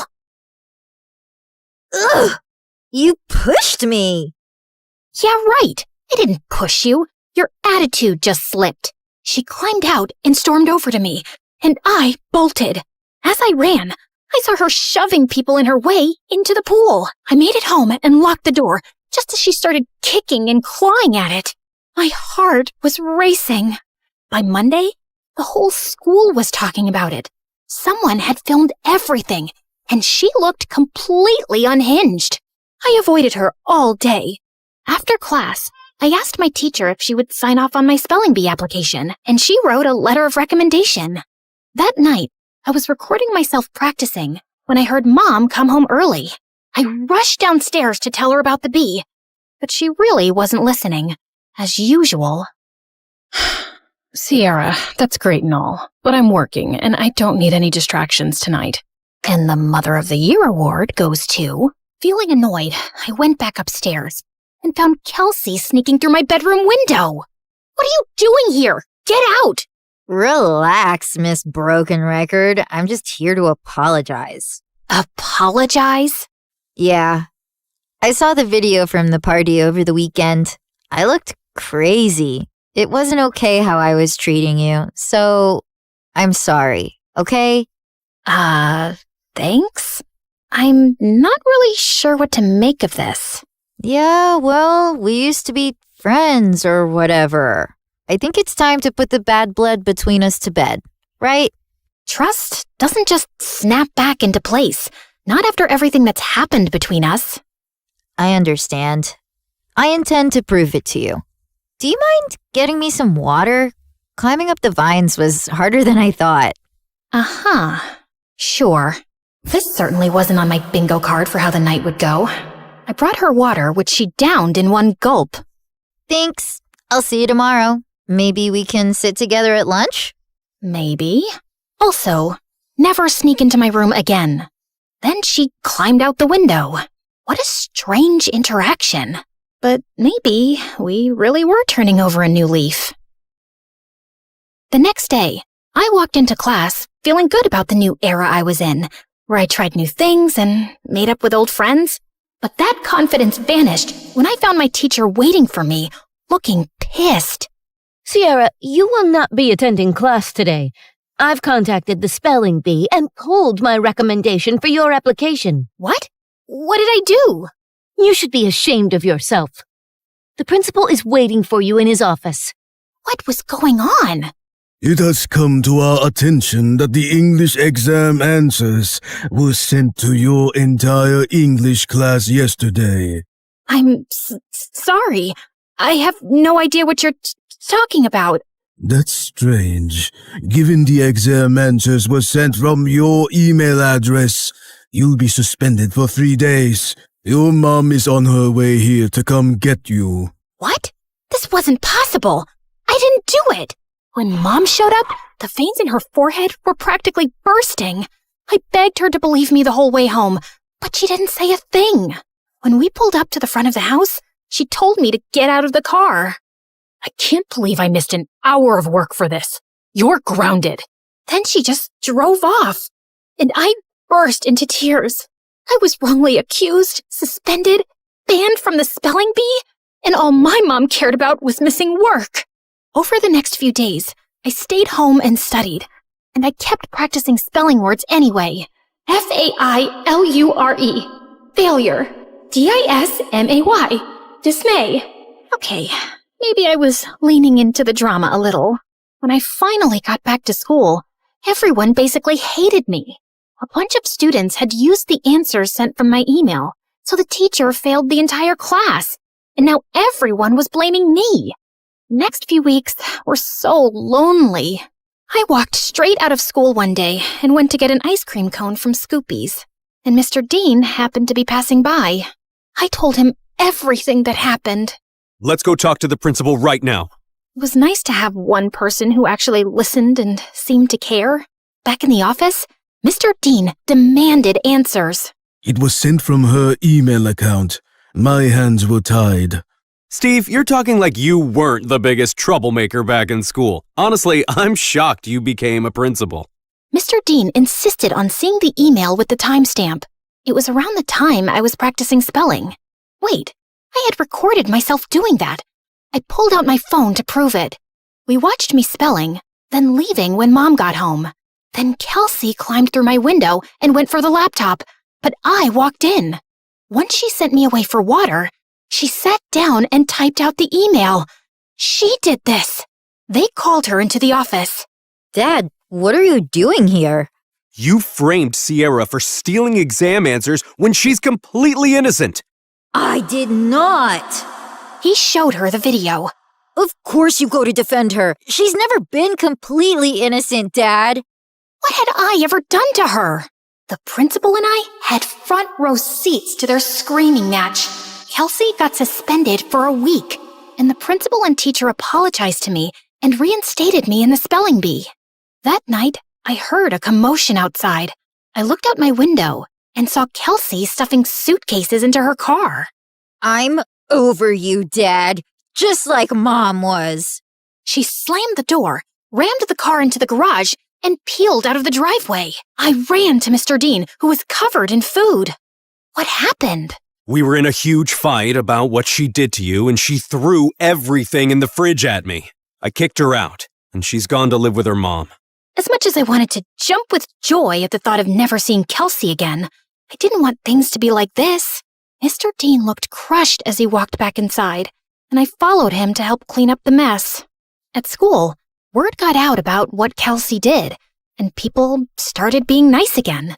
Things weren't just back to normal, they were better. I gave an incredible anti-bullying speech at a school assembly that got a standing ovation. I started a support club where victims of bullying could share their stories. And at every free moment, I was practicing for the spelling bee, often with Mr. Dean's help.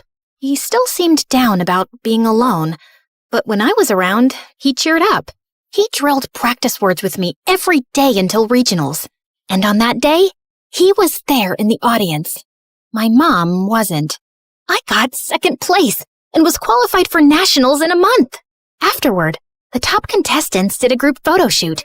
I was smiling for the camera when someone put an arm around my shoulder. I looked up. It was the guy who won first. You were a great competitor out there today. Congratulations. His accent, his eyes. Suddenly, I forgot how to breathe. Thanks. Where do you come from? Where do you come from? Sierra, are you kidding me? Is that how you speak, or did I just fluster you? Oh, no. I just have a stutter. It's adorable. I'm Leon, and I'd love to get your number. We should talk more, since we'll be seeing one another for nationals next month. Yes, please. We exchanged numbers, and I practically floated back to Mr. Dean. It felt like the best day of my life. When we got home, Mom was on the porch, arms crossed. She rolled her eyes when she saw us together. And where have you two been? The spelling bee, Mom. Remember? I won second place. She did amazing. You should have seen her. I'm sure, but I was too busy with the logistics of moving. Moving? Work wants me to relocate to California within the next couple of weeks. Mom, no! I have nationals next month. Well, that's too bad. Work comes first. You know that. Work always comes first for you, Mom. It's never me. Oh, stop being so dramatic. What if she stays with me until the end of the school year? What? I have Kelsey's empty bedroom. She can compete in nationals, finish out the year, and then move out to California. Please, Mom. Fine. Within a week, Mom was gone, and I had moved into Kelsey's old room. Mr. Dean cared in a way my mom never had, and this new life felt good. And to top it off, Leon reached out. He was a foreign exchange student from Spain living in New York, and we hit it off instantly, texting all night, every night. We had so much in common, and he was so easy to talk to. I had a major crush. One night, I even felt bold enough to tell him. I was losing sleep, slipping in school, and didn't care. I had never felt like this about someone in my life. Leon and I even planned our first date the night before nationals. That weekend, I was behind on prep, but I was more excited to see Leon than I was to compete. We planned to meet at a park, and I spent hours getting ready. I waited for him at the park. He was 5 minutes late, then 15, then 30. After 2 hours, unanswered calls, and 20 unread texts, I gave up and walked home. I got in bed and cried. Had something happened? Had I been stood up? I barely slept that night. The next morning, I was exhausted. Mr. Dean and I headed to the B. I checked in and looked for Leon. Nothing. When it was time to go on stage, I scanned the crowd. No Leon. But then backstage, I heard whispered voices. I turned and saw Leon talking to someone behind him. No, I can't keep doing this. Leon, come on. It's not that hard. He pulled away, and I gasped. Their heads snapped towards me. Kelsey laughed, while Leon froze like a deer in headlights. Was this all just a setup to mess with me? Sierra, wait! My ears started ringing, and I don't remember anything else that happened until... Contestant 9? Contestant 9, please step forward! A contestant sitting next to me tapped on my shoulder, and I walked up to the mic, trying to steady myself. Sierra, why do you talk like that? Yeah, can you not speak? Are you stupid? You should be ashamed of yourself. Like you could ever win one of these. In case you didn't know, you trip over your words. Contestant 9, please state your name. Sierra? Your word is vicissitude. Vicissitude. VICISSITUDE. That is correct. And just like that, my first round was over. With every ring of the bell that told me I got the word correct, my confidence rose. I shut Kelsey and Leon out of my mind. Contestants were dropping like flies, but I stayed strong. Until it was just Leon and I. Your word is appoggiatura. Appoggiatura. A-P-P-O-G-I-A-T-U-R-A. Appoggiatura. I'm sorry, that is incorrect. Sierra, if you can correctly spell the word, you will be our national spelling bee champion. Appoggiatura. A-P-P-O-G-G-I-A-T-U-R-A. Appoggiatura. That is correct! I did it! The audience went wild. I got my huge new trophy and went to the lobby to find Mr. Dean. But I heard Leon's voice behind me. Wait, Sierra, please! Leave me alone! Sierra, please, let me explain. It was all Kelsey. She put me up to this. She wanted to get in your head so you'd lose. Wait, don't go to the lobby. I walked through the doors, but Leon lunged at me and pushed me out of the way. The doors had buckets of slime and feathers on them, which all fell on Leon. Why did you push me away? I was trying to save you from this. Listen, Kelsey moved to my school and found out I was going to regionals for the spelling bee. She said she'd pay me to flirt with you and distract you from studying. I'm so sorry. I was just a game to you? I only agreed because I really needed the money for my mom's treatments. That's why I'm even competing in the bee. I didn't expect to end up having real feelings for you. When Kelsey found out, she stole my phone and smashed it. She even threatened to get me kicked out of school. Just then, my mom and Mr. Dean walked up. Mom, what are you doing here? Mr. Dean convinced me to attend, and I had no idea you were so talented at this. We're so proud of you, Sierra. And then Kelsey walked in. Of course my dad is here to support perfect little Sierra. And Leon, I see you've betrayed me too. Guess your mom isn't going to get any better. Why are you so evil? What did I ever do to you, Kelsey? You stole everything from me. Everything! She didn't steal anything from you, Kelsey. Oh, really? Because I remember the night you and Mom screamed at each other when she found out about your little affair, when we both found out Sierra is your daughter. What? Oh, yeah. My neighbor was actually my half-sister, the girl who ruined my family and took my dad away from me. Is this true? Yes, it is. Even though this was the craziest day ever, the news warmed my heart. I'd seen Mr. Dean as my dad since I was a kid. You didn't lose your dad to me, Kelsey. You lost him because of you. You could have told me the truth. You could have been my sister. But you chose to be a liar, a bully, and a sad little lowlife who only feels powerful when someone else is hurting. I may stutter, but I never had to hurt people to be heard. And why didn't you guys tell me sooner? I'm sorry. He didn't know until I told him once we moved in next door. I wanted to tell you right away, but then my wife left me and Kelsey took the news really hard and started lashing out. We thought it would be best for you to not know. For your sake, and Kelsey's. I was planning on telling you. I figured since we live together now, it was the right time. You live together now? She screamed, grabbed my trophy, and hurled it through the convention center's windows. She got arrested for property damage and spent some time in juvie before going to live with her mom. I told my mom I wanted to stay with Mr. Dean for the rest of high school, and thankfully, she allowed it.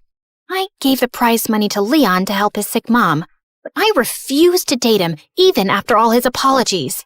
My self-worth wouldn't allow me to be with someone who thought it was okay to play with my feelings for any reason. I'm so proud of you, Sierra. Thanks, Dad.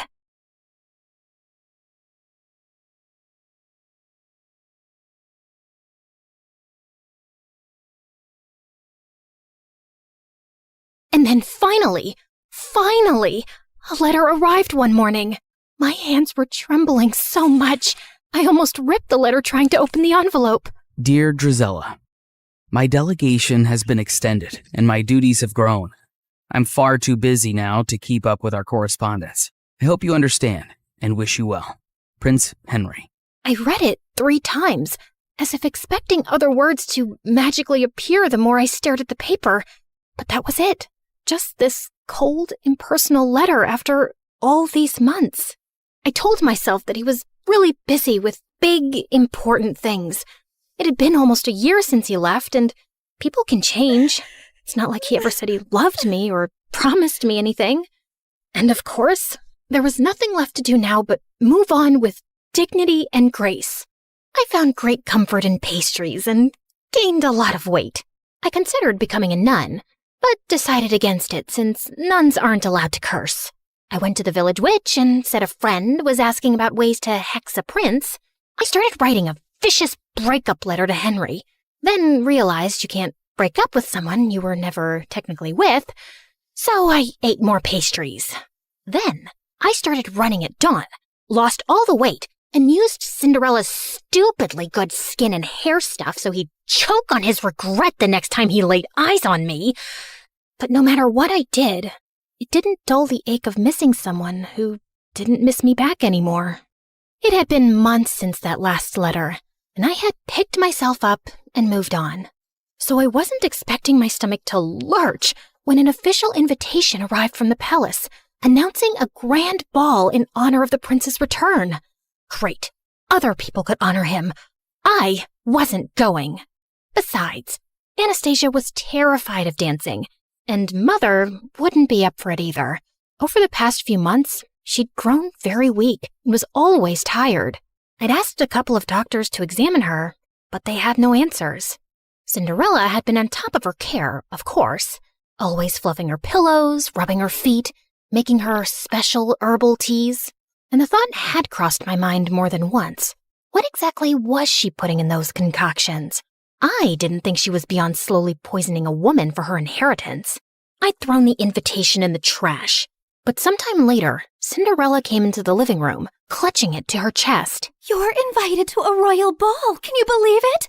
Oh, I've never been to a proper ball or worn a ball gown, and I've never seen the palace. I know I'm not invited, but maybe I could go, if you could take me with you.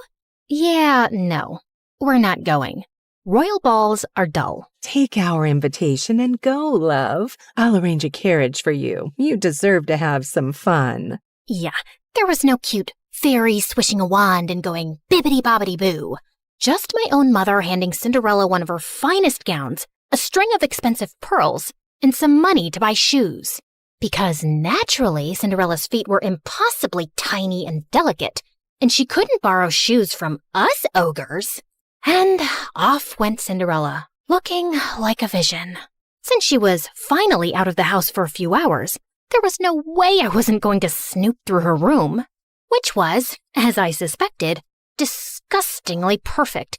Not a speck of dust, and everything was arranged with military precision. Psychopath. I rifled through her drawers, opened her wardrobe, peered under the bed. I didn't find some secret stash of poisons or a diary confessing to slow murder. I wasn't even sure what I was looking for, and I was beginning to feel stupid. I turned to leave when suddenly my elbow bumped into a picture frame on her vanity, knocking it to the floor. I cursed under my breath as I picked it up. Luckily, nothing was broken, and the picture had just come out. As I was placing it back in, something slipped out, a folded piece of paper tucked away carefully. And when I opened it, I recognized the handwriting instantly. I would have known it anywhere. Dearest Drizella, I'm so sorry I haven't written in a while. A sudden, strange illness gripped me and I was too sick to be moved or even lift my head. The royal court kept quiet to avoid panic, and it took me months to recover. Even now, the physicians say the worst is not over. I'm healthy otherwise, but my vision has been compromised permanently. They expect it will continue to worsen until I lose it entirely, perhaps within a few months or a year. Before that happens, before I lose my ability to pen down words myself, I need to tell you that I'm in love with you. I'm not the man you deserve, but if you could ever imagine a future with me, one where I will not have my sight, but you will have all my heart, I would ask you to marry me. Yours always, Just Henry.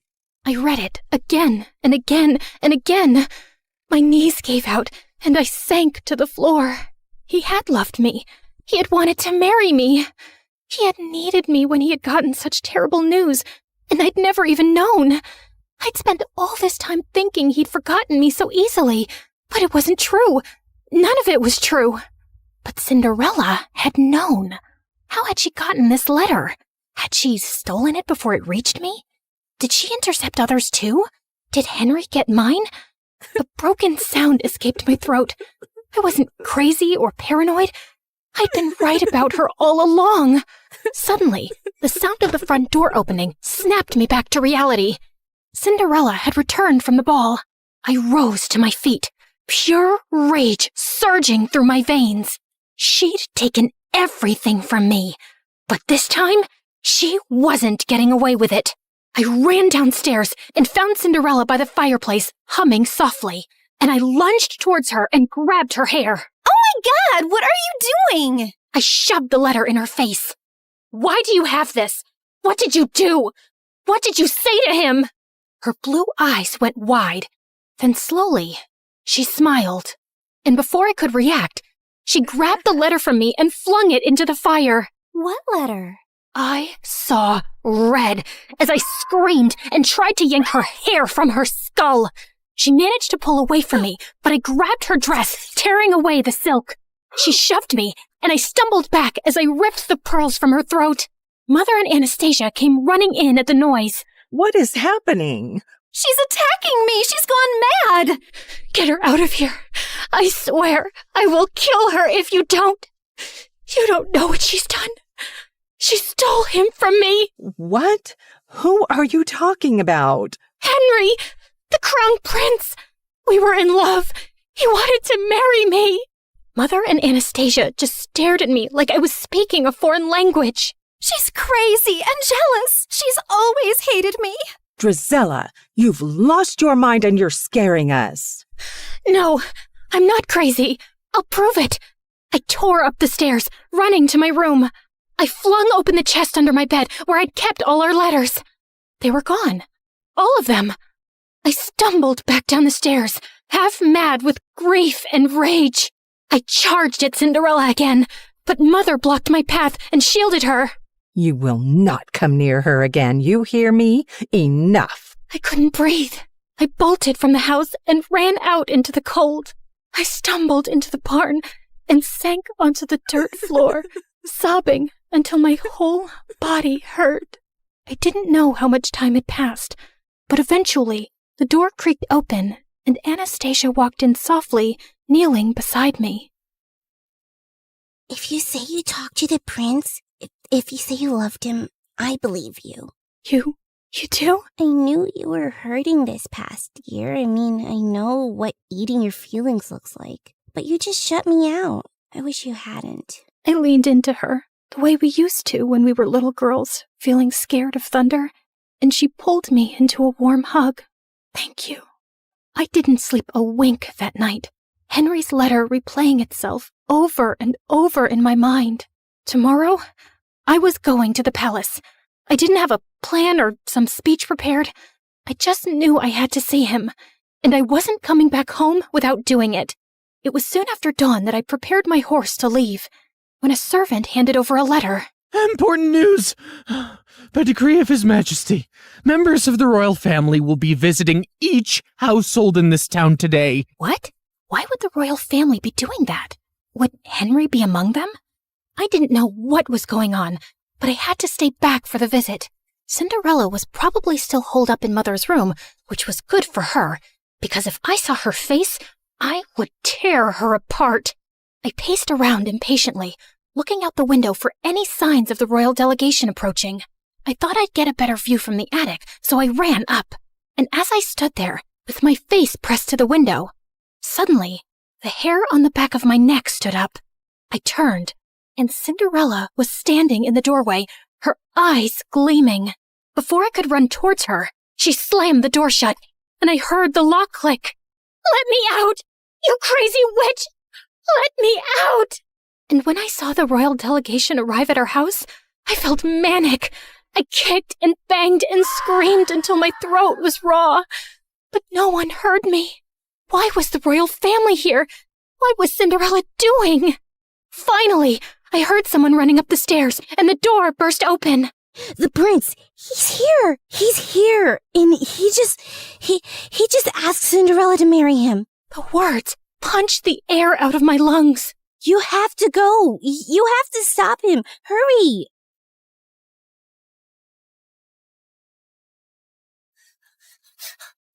Just as the royal delegation was preparing to leave. And there he was. Henry was standing beside Cinderella, his hand cradling hers gently as he bent to kiss her fingers. "Henry, no! You can't marry her! You don't know who she is!" Everyone froze, including him. He slowly turned to me, squinting his eyes hard, and then his face hardened to stone. I told you she would never let me escape. Henry, whatever she's told you, it's all lies. Address me properly, miss. It's Crown Prince Henry. Okay, Crown Prince Henry. You cannot marry that two-faced witch. A ripple of murmurs went through the small crowd gathering around us. I need a moment alone with her. He led me forcefully into the stables away from everyone and slammed the door behind us. You are the biggest liar I've ever met.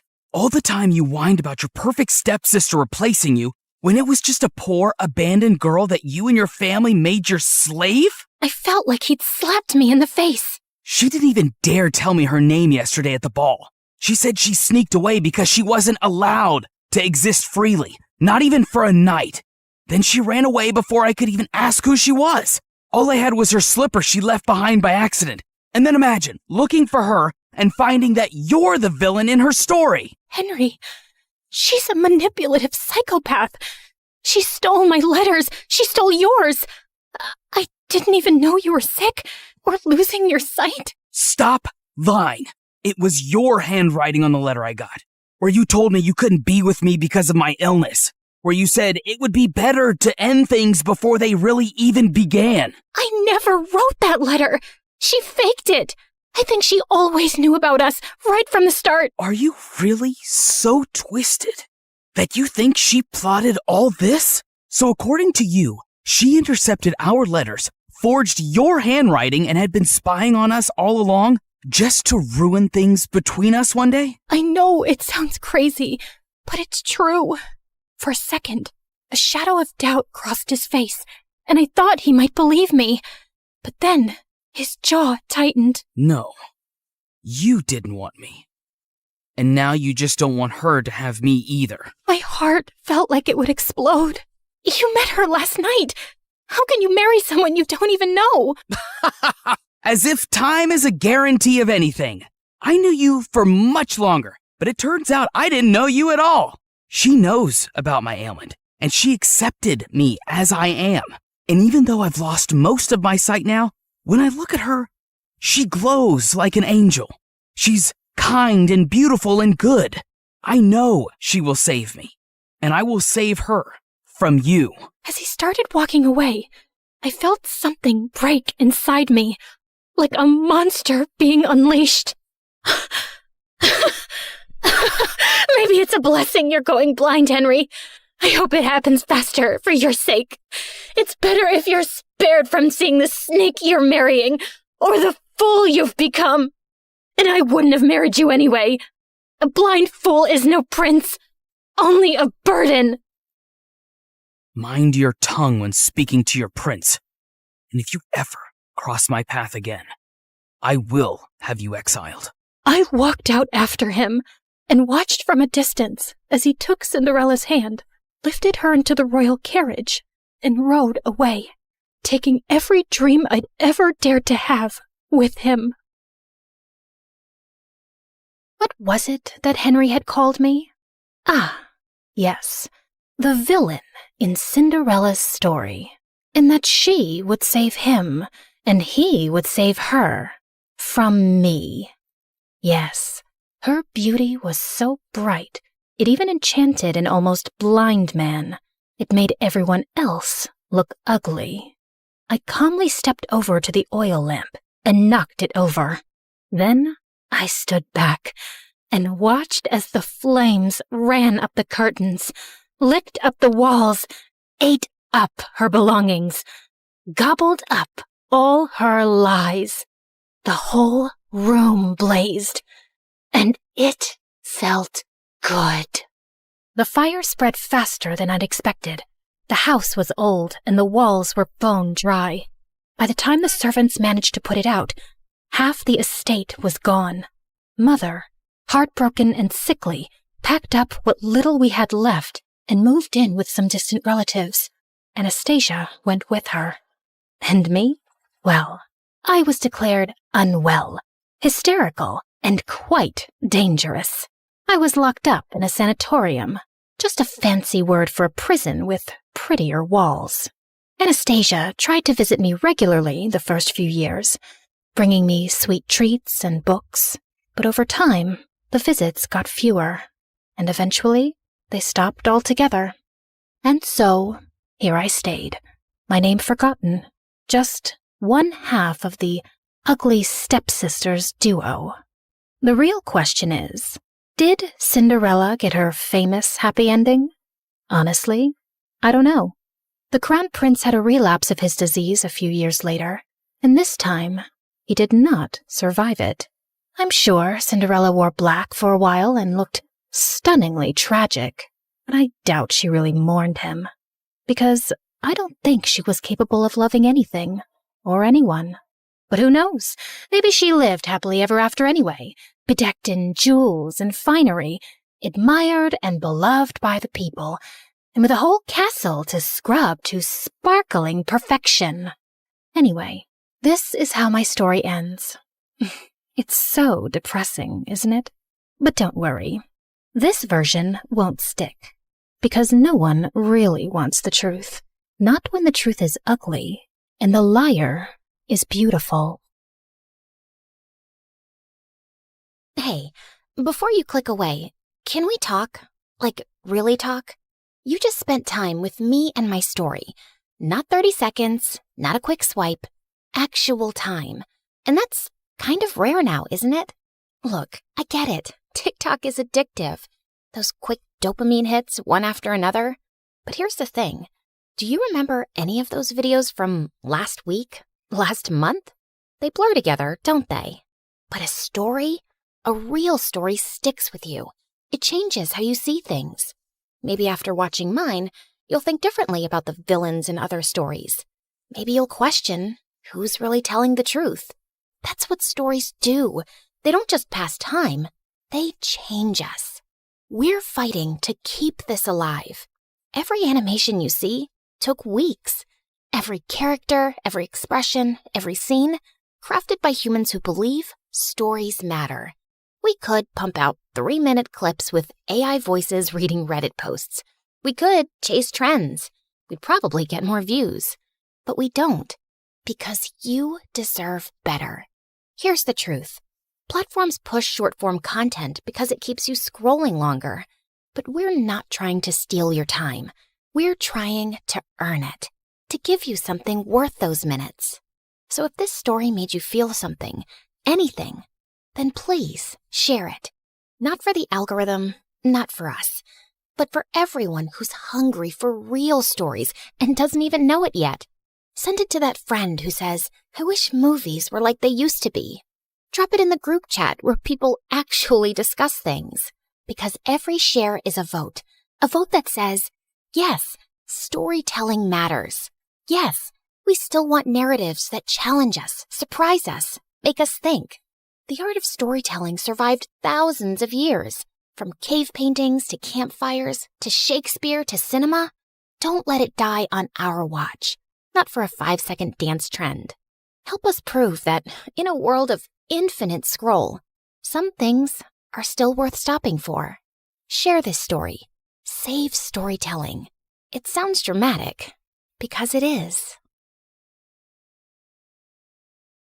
A large chair swiveled around to reveal a tiny, skinny guy. What? You think all mafia bosses are tall, fat, bald, and wear gold rings? Sorry to disappoint you with my looks, but trust me, I am every bit as ruthless. Something about his steely gray eyes sent a shiver down my spine. I believed him. His name was Pierre Soufflé, which was obviously a lie, and the job he had for us was to steal a priceless painting from a museum and replace it with a fake. That's the painting? It's, tiny. What's your problem with tiny things and people? It's also kinda stupid. What is that? A raccoon eating a cheeseburger? It's worth $10 million, so the joke's on you, dummy. Now, the owner of the painting has allowed the museum to borrow it for only 3 days, so we don't have a lot of time. Wouldn't it be easier to steal it from the owner's house? Everyone, look at Lady Einstein coming up with brilliant ideas. Why didn't we think of that ourselves? Happy to help. Of course we thought of that ourselves. Trust me, the museum is easier. Why choose us? It's a very stupid security measure, but the museum's floors are activated by pressure sensors at night. Anything above 55 kilograms and they go off. I haven't been able to find a boy who weighs less than that.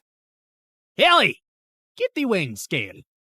Meredith weighed 52 kgs, while I weighed 55.1. How is this possible? You eat so much more than I do.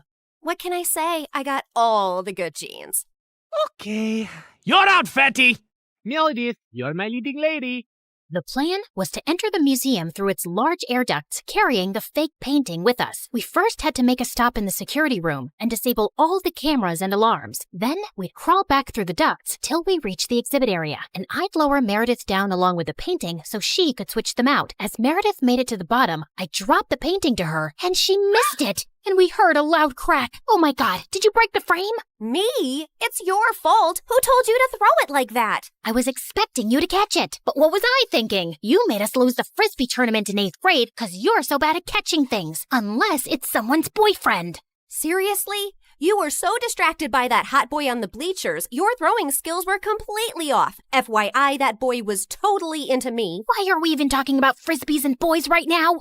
You started it. No, I didn't. Okay, shut up. Let me think how to fix this. Are you trying to glue it together with your saliva? You got a better idea? Any idea would be a better idea than that. Look, it's a museum. They must fix broken, ancient things here all the time, right? I'm looking at the floor map, and there are some offices in the left wing.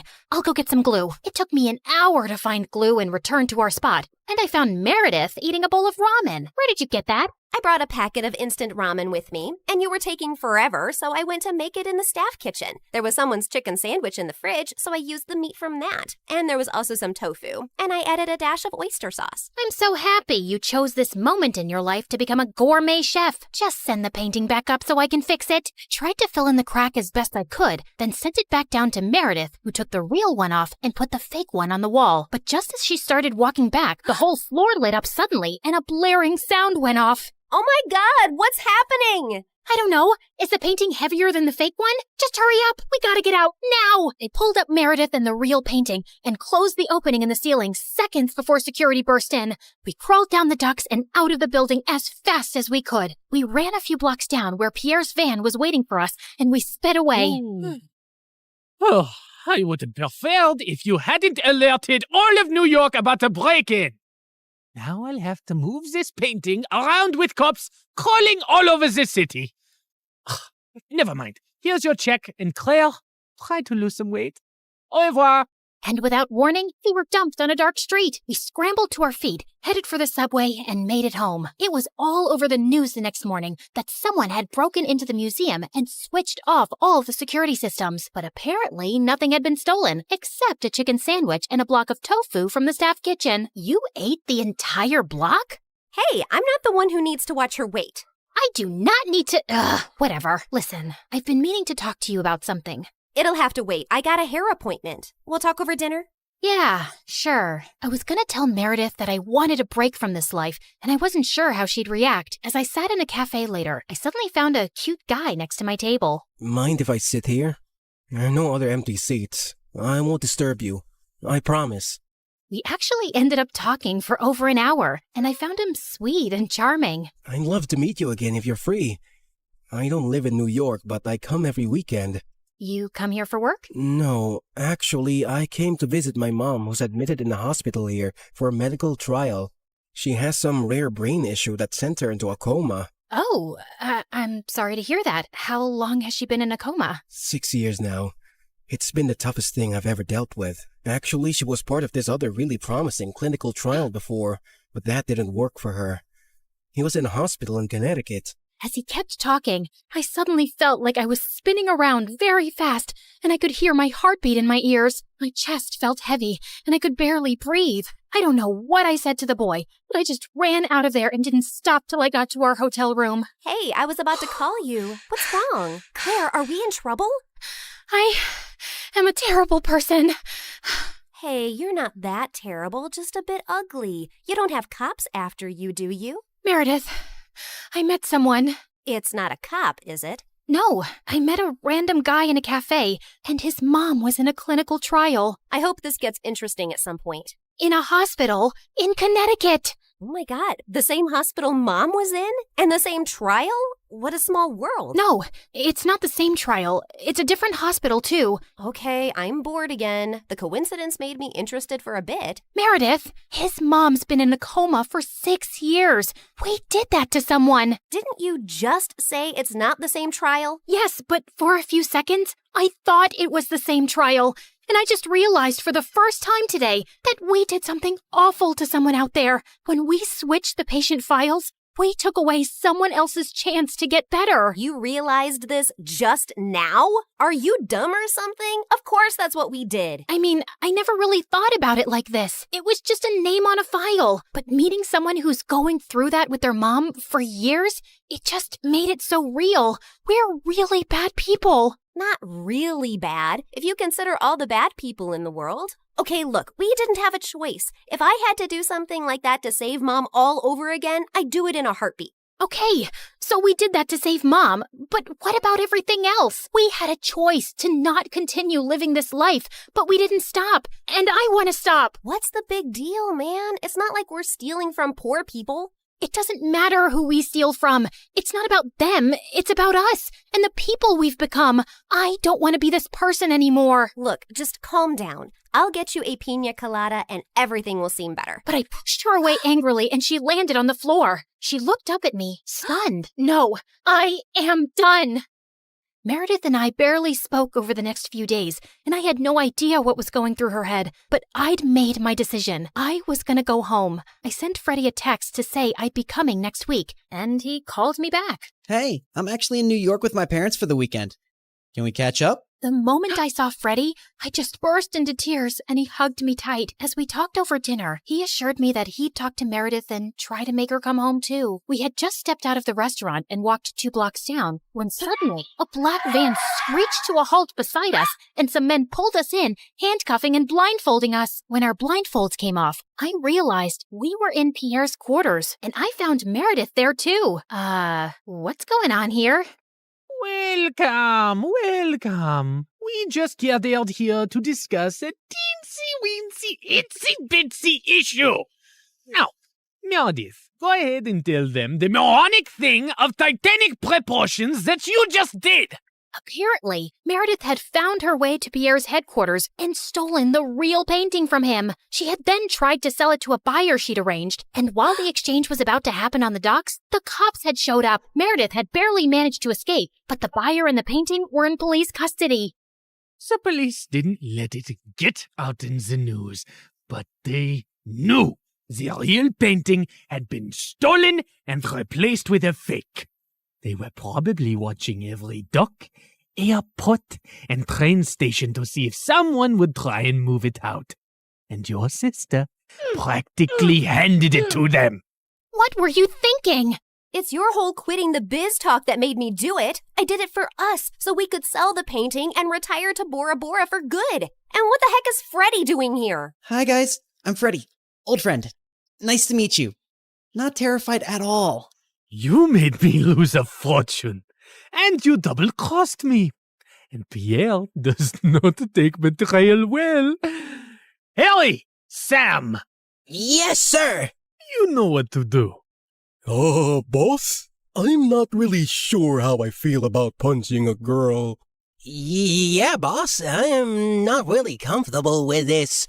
Maybe we can just punch the boy. I'm not really a boy. I used to be a girl. Ask Claire and Meredith, we practically grew up like sisters. Please don't hurt him. He has nothing to do with this. Silence! You buffoons! I didn't say hurt anyone yet. I just wanted you to threaten them. But of course, you're useless. I'll do myself. Torture Harry and Sam after this meeting. Now, get lost. Then Pierre shifted his cold gaze to me. That painting is everything to me, and I want it back. And now the only way we can get it is from the owner himself. You, Claire, will be executing this mission. The heir of that painting is a young, charming millionaire. And you will get to know him, become his girlfriend, kiss, cuddle, yada yada. You need to earn his trust completely, so he lets you into his life and his home. Then, when the time is right, you'll steal the painting from a high-security vault inside his house and bring it back to me.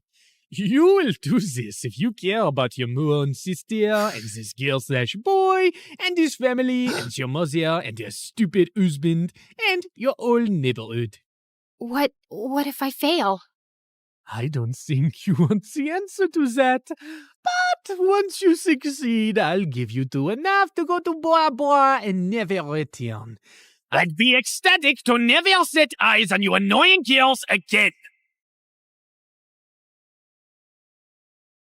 I had my eyes on the target from across the street. As soon as I saw him walk towards the cafe, I headed for the entrance. Just as he opened the door, I bumped straight into him, spilling coffee all over his shirt. Oh, God, I'm so sorry.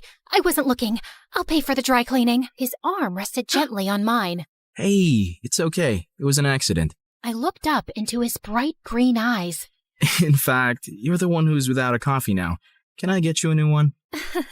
Sure, I'd like that. Can we also start over? Hi, I'm Christina. Hello, I'm Eric.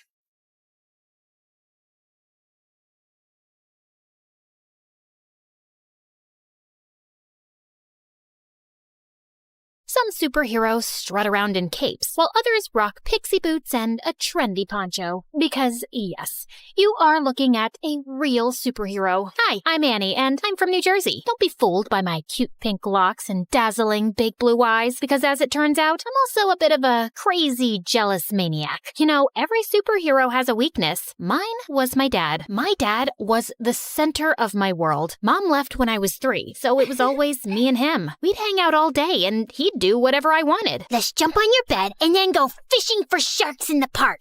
I've just made the bed and it's raining outside, but whatever makes you happy, my angel. My dad was the best. He was my superhero. We did everything together and made a big effort to share each other's interests. For example, he learned the names of all the dogs from Paw Patrol. You're such a sky. In return, I learned to play chess, which was Dad's favorite game. Kapow! That's a check and a mate. One time, when I had a high fever, I asked him not to leave my side for 1 minute. I promise, Annie, I never will. And I totally believed him. He even made a pulley system to get the Uber food delivery to my bedroom window without leaving my room. But then, the worst thing happened. A couple of days later, instead of making me breakfast, he grabbed his car keys and let a babysitter in. I must go to work today, Angel Annie. Teresa will look after you. No, Daddy, I'll go with you. I'm sorry, sweetie. I have to go alone. It's for the best. Why? Because we need the money to live. Fine. If you want to leave, you'll have to step over me, and everyone knows that's bad luck. And to my surprise, he actually stepped over me to leave. I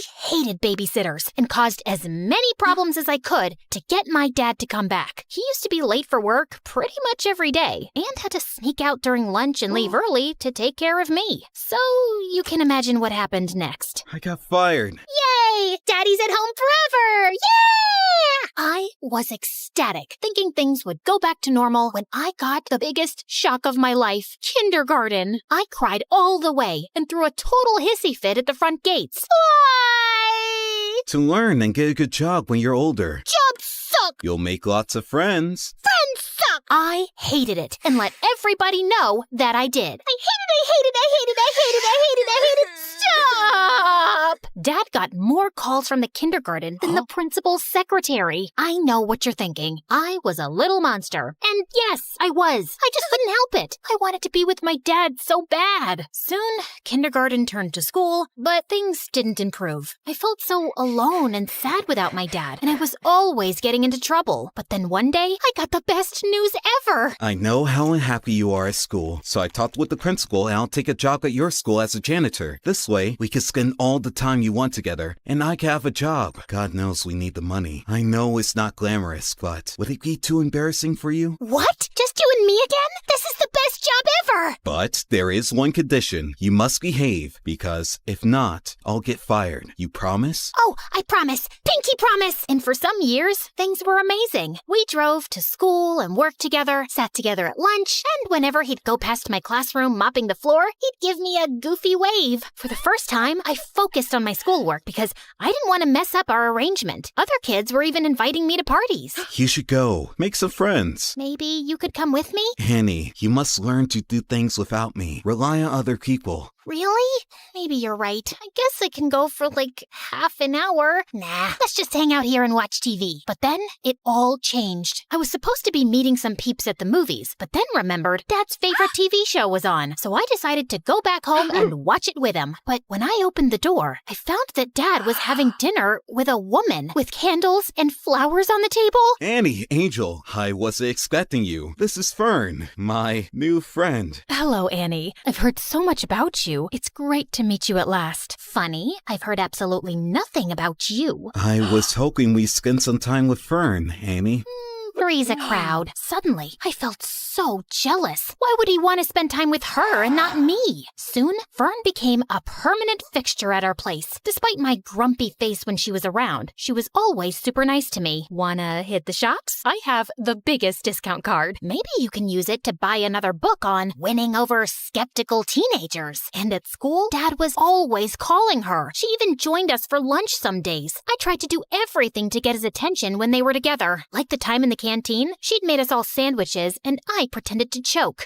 Poison! But they were too busy staring into each other's eyes to notice. Soon, Fern moved into the house. And even though I kept moving her things around, she was always calm and supportive. You can always talk to me about anything, you know. I'm fine. You and your dad have such a special relationship. I wouldn't want to come between you two. Well, cheers for that. You can rely on me too. I'll always have your best interests at heart. Yikes, is that the time? Gotta run. It felt like Dad was slipping away from me. But at the same time, I was also starting to become independent. During that time, I joined the chess club and quickly showed talent. No doubt thanks to all those games with my dad. I even won the school tournament and got invited to represent the school in an international tournament in Belgium. I knew it was a life-changing trip, but I also knew that my dad's job as a janitor didn't pay much. He would not be able to afford the expenses of such a trip, so I had to decline the offer. I was pretty sad about it, and soon things got even worse. That same afternoon, I got to class, and one of the more popular girls was sitting in my seat, slurping on a milkshake and making fun of me. Look at me. I'm Annie, and I'm so lame because my dad's my BFF. Great, that's really mature. Now move your butt from my seat. Oh, no. You better call your personal janitor to clean up this mess. What mess? I shouldn't have asked, as she threw her milkshake on the floor on purpose. This mess. What are you waiting for? You better call Daddy. I jumped on her and tipped the rest of the milkshake over her, and that's when the teacher intervened. I got after-school detention. I was really scared that Dad would find out, but thankfully, he went home after finishing his shift. I was super relieved. But then, on my way out from detention, I heard a weird rustling noise from one of the classrooms. That's odd. Everybody went home already. I thought it was best to get out of there, but suddenly, a man in a ski mask rushed out of a classroom, holding a bag full of the school laptops. Oh no, a thief! I froze in my spot as he spotted me and stopped for a few seconds, then started running down the hallway. As he ran past me, he accidentally hit me with the bag of laptops, and I yelled in pain as I stumbled to the floor. Oh my god, are you okay? I looked up in shock as I recognized that voice. Dad?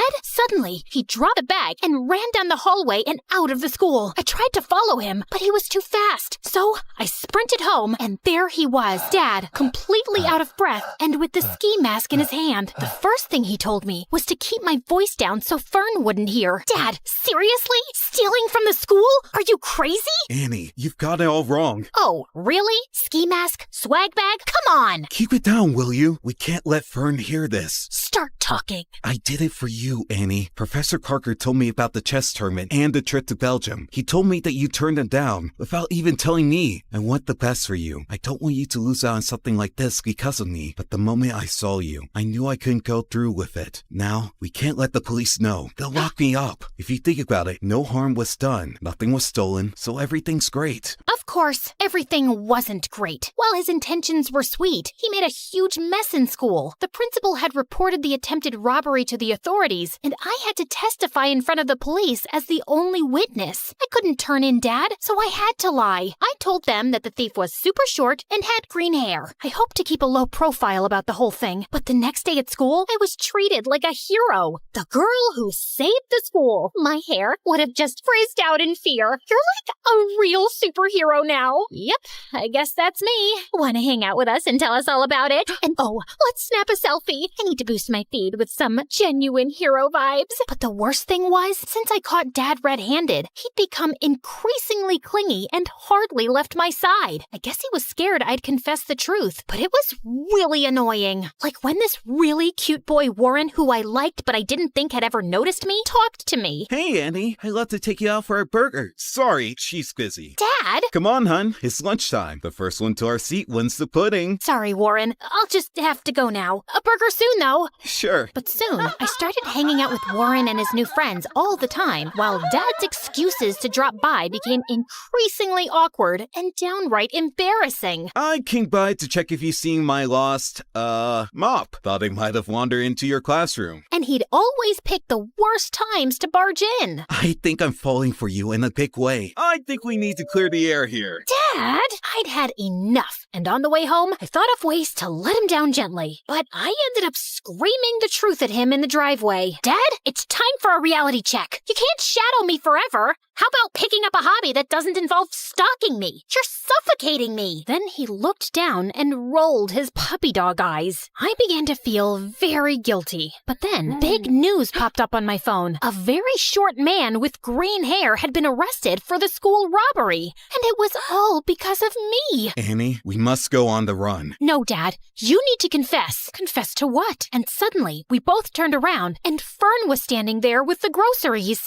To not cleaning the bathroom properly. You have never cleaned it properly, Annie. Oh, I think my sock drawer needs some reorganizing. Annie, you can tell me anything. I'll always take your side. You can trust me. I didn't tell Fern. I thought she wouldn't understand. I tried to forget the whole thing, but I felt so guilty. That innocent guy was in jail because of me and my dad, and we needed to set the record straight. But I just couldn't turn my father over to the police. That night, I didn't sleep at all. I was so angry at my dad that the next morning, I skipped breakfast and took the bus to school. But when I got there, I saw him getting into a cop car. Dad! Loads of people were standing around, watching and filming, and I was mortified. I tried to make my way through, but when I reached the police car, it drove away from the school. Then the principal came over and pointed at me. Warren and my friends were shocked. It seems Annie isn't a superhero after all. She was an accomplice to her dad. I've never felt such deep shame. If I had superpowers, I'd have vanished right there or zapped myself to the North Pole. I covered my face, crying, and was ready to run away from there, but a cop caught my arm. Time to face the music and confess. But when I finally told the truth, I felt like a weight had been lifted from my shoulders. They let me off with just a warning since I was a minor, and my dad took full responsibility. Fern came to pick me up, and I was enraged with her. I knew she couldn't be trusted. How could you betray us like that? I must confess that I heard you guys whispering around. I quickly understood what was happening, and I knew I had to step in. You didn't deserve to live with that huge secret and with the guilt. I knew it was the right thing to call the police, and I was about to do it, but then I just couldn't. Not to save your dad, but because I know how close you guys are and how devastating it would be for you. I just didn't want to hurt you. I started crying. Thank you, Fern, for everything, and I'm sorry for being a brat with you. Fern hugged me firmly, and I hugged her back. During those hard times, we became really close. She took me home and stood firmly by my side through it all. But if you didn't turn him in, then who did? Some weeks later, they allowed me to visit Dad. I confess everything myself. It was unfair that someone else was arrested, and it felt even worse that you lied for me. I was afraid you'd start hating me for dragging you into my mess, so I gave myself up. I'm so sorry for being such a terrible dad. Dad started crying, and I soon joined in. No, Dad, you've been the best. I'm sorry I've been so difficult, and you don't need to feel like I'm missing out on anything. Promise, you won't ever do anything like this again. Pinky promise. And now, a few months later, Dad has been released, and we're moving with Fern to a new city for a fresh start, and I'm looking forward to making new friends.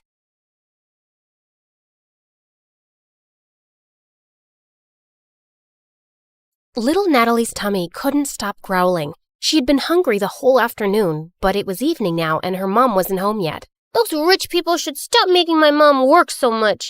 I wish we'd never moved from France. Mom didn't have to work so hard there like she does here. As she walked outside, she heard loud music coming from the biggest mansion in the whole countryside from afar. Her tummy told her to go there, and she found out there was a large party happening in the garden. Natalie started drooling when she saw the huge feast. She tried to sneak in, but a group of women blocked her. Where do you think you're going, little girl? I'm hungry. Can I have some meat, please? And a glass of juice, too? Just look at her dirty clothes and hands. Disgusting. You're not welcome here, child. Be off with you. Natalie was so mad at their meanness. Just as she turned to leave, she noticed a young boy around her age hiding in the bushes, and he looked furious. He was staring at a maid who was being scolded by the lady of the mansion, Mrs. Harrison. How can you serve these fruits in a stupid basket? We have an expensive tray for this. Another mistake, and you're fired. Mr. Harrison was trying to calm his wife down when their daughter Harper, who was the same age as Natalie, was making things worse. I don't have the mood to eat those fruits anymore, Mom.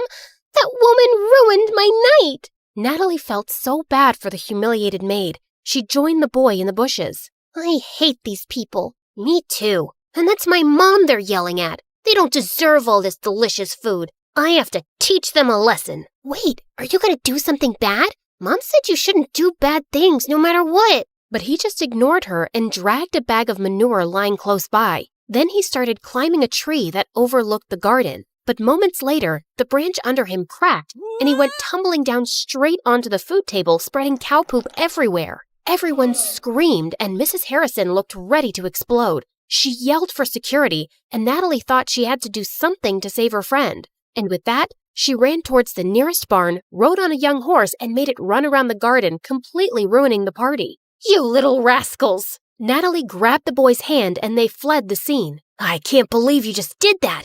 You're so cool!" Natalie's tummy suddenly let out another growl. He chuckled and took out an apple from his pocket. "For you! Make it 2, 'cause I saved your butt. I'll get you another one soon, promise. What's your name?" "Natalie. And you?" "Caleb. Nice to meet you, Natalie. Can we be friends?" Okay."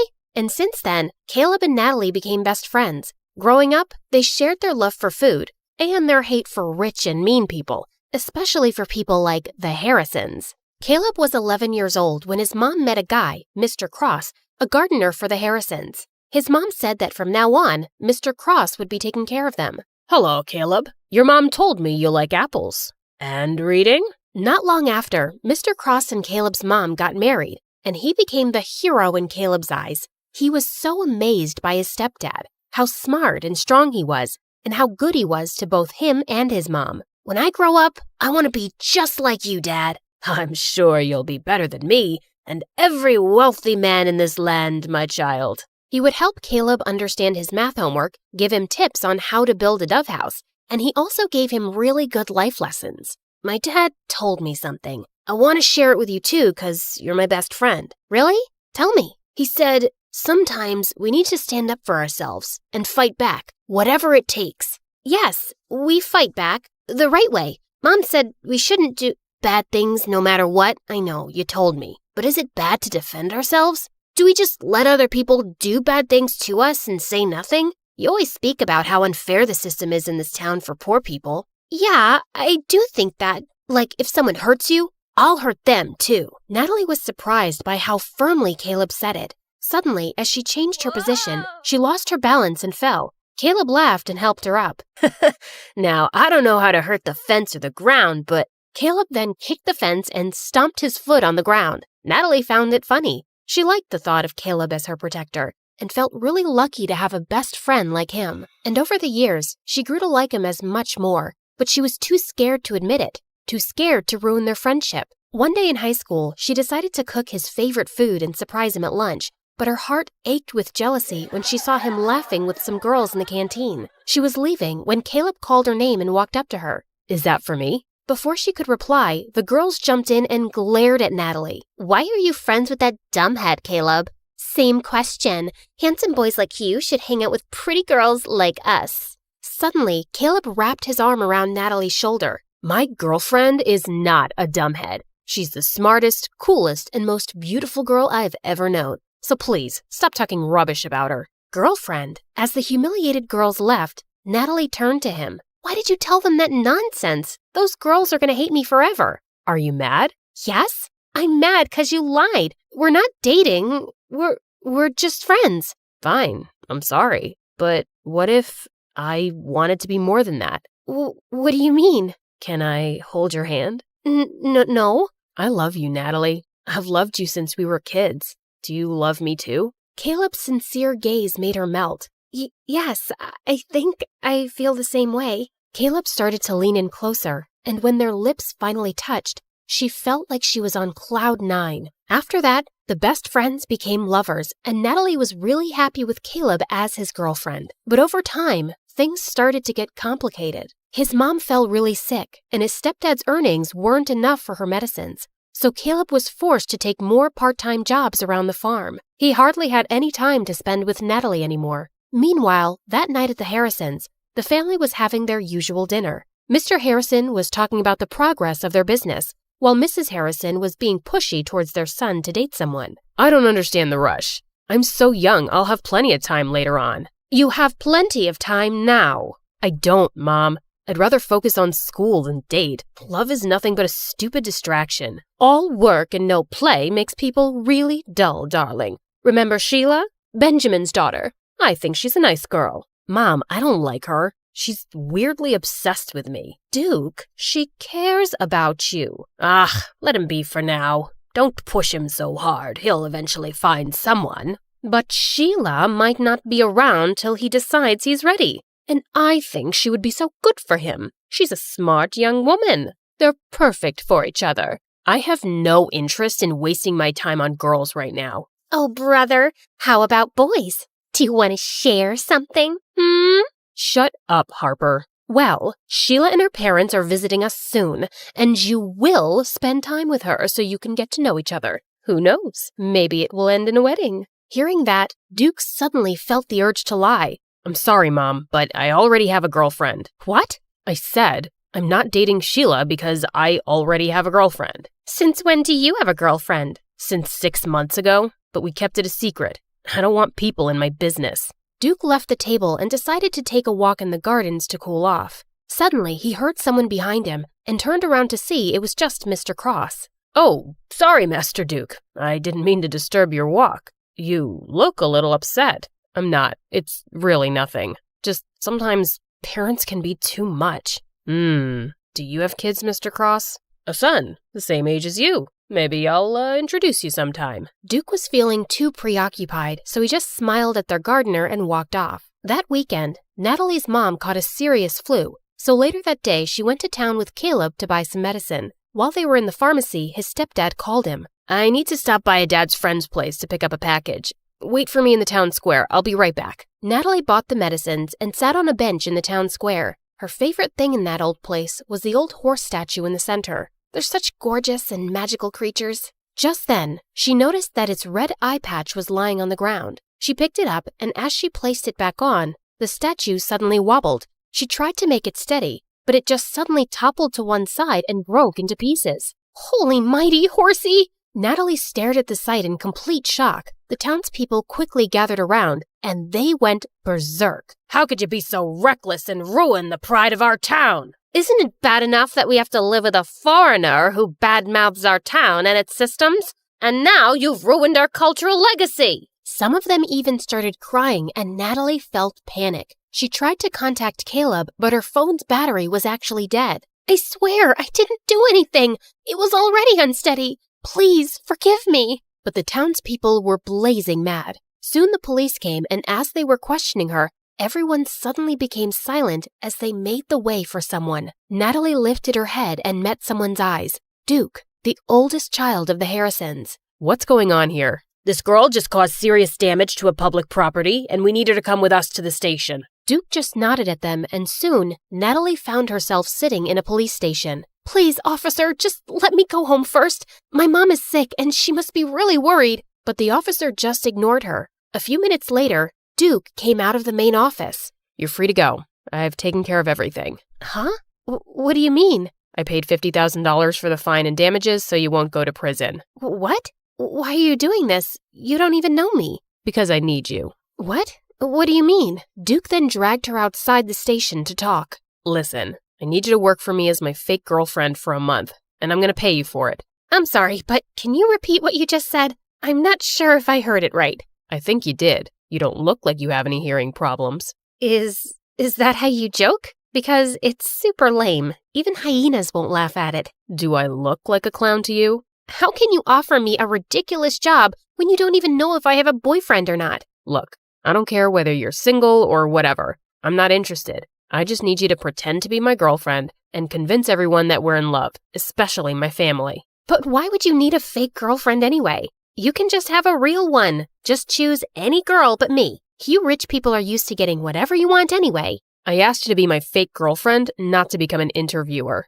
In private, we'll be practically strangers minding each other's business. I can prepare a contract tomorrow. What makes you think I'll accept your offer? I don't want this weird job. Don't worry, I'll think about another way of repaying you. There is no other way. Accept my job, or return my money immediately. It should be the exact amount that I spent to save your sorry little butt. Natalie wanted to yell at him for blackmailing her, but she knew she couldn't pay him back.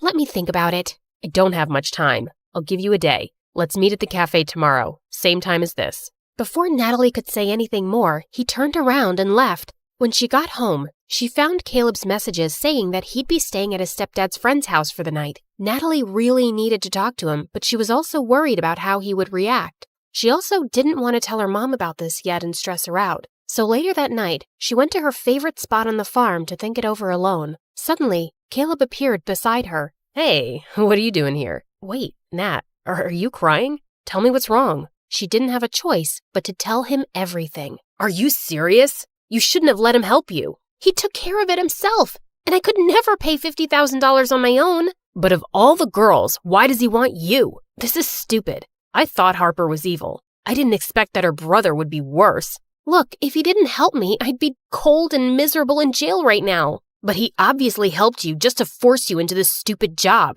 What am I gonna do? He left me with no choice. Seeing my girlfriend dating another guy is torture, Nat. It doesn't matter if it's fake or not. Caleb got up and furiously kicked some rocks. Okay, fine. I won't do it. I'll have to think of another solution then. As Natalie's tears poured, Caleb sighed and sat down. Okay, I'm sorry. Don't cry, please. Let's talk this over. You'll just be acting, and it's only for a month, right? And are you sure he's paying you a huge amount for it? Yes, I'll just be a fake girlfriend. I'll never fall in love with that jerk, ever. Okay, I'll agree to it, but on one condition. What is it?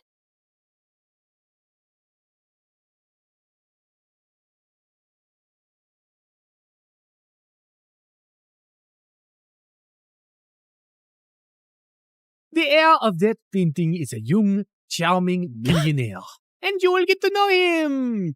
You need to earn his trust completely, so he lets you into his life and his home. Then, when the time is right, you'll steal the painting from a high-security vault inside his house and bring it back to me.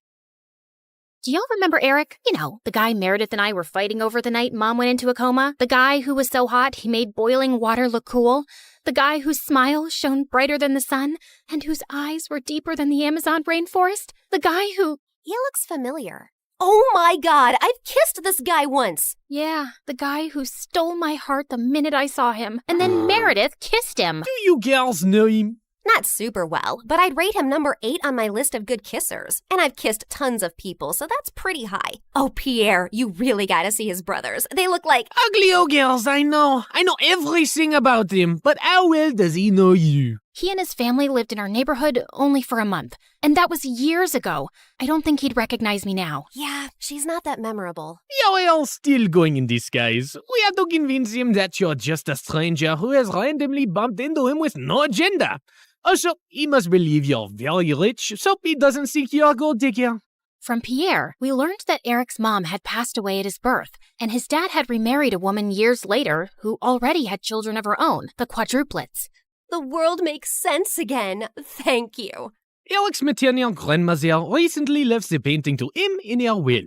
His father is a big business tycoon, so they always have security at the mansion.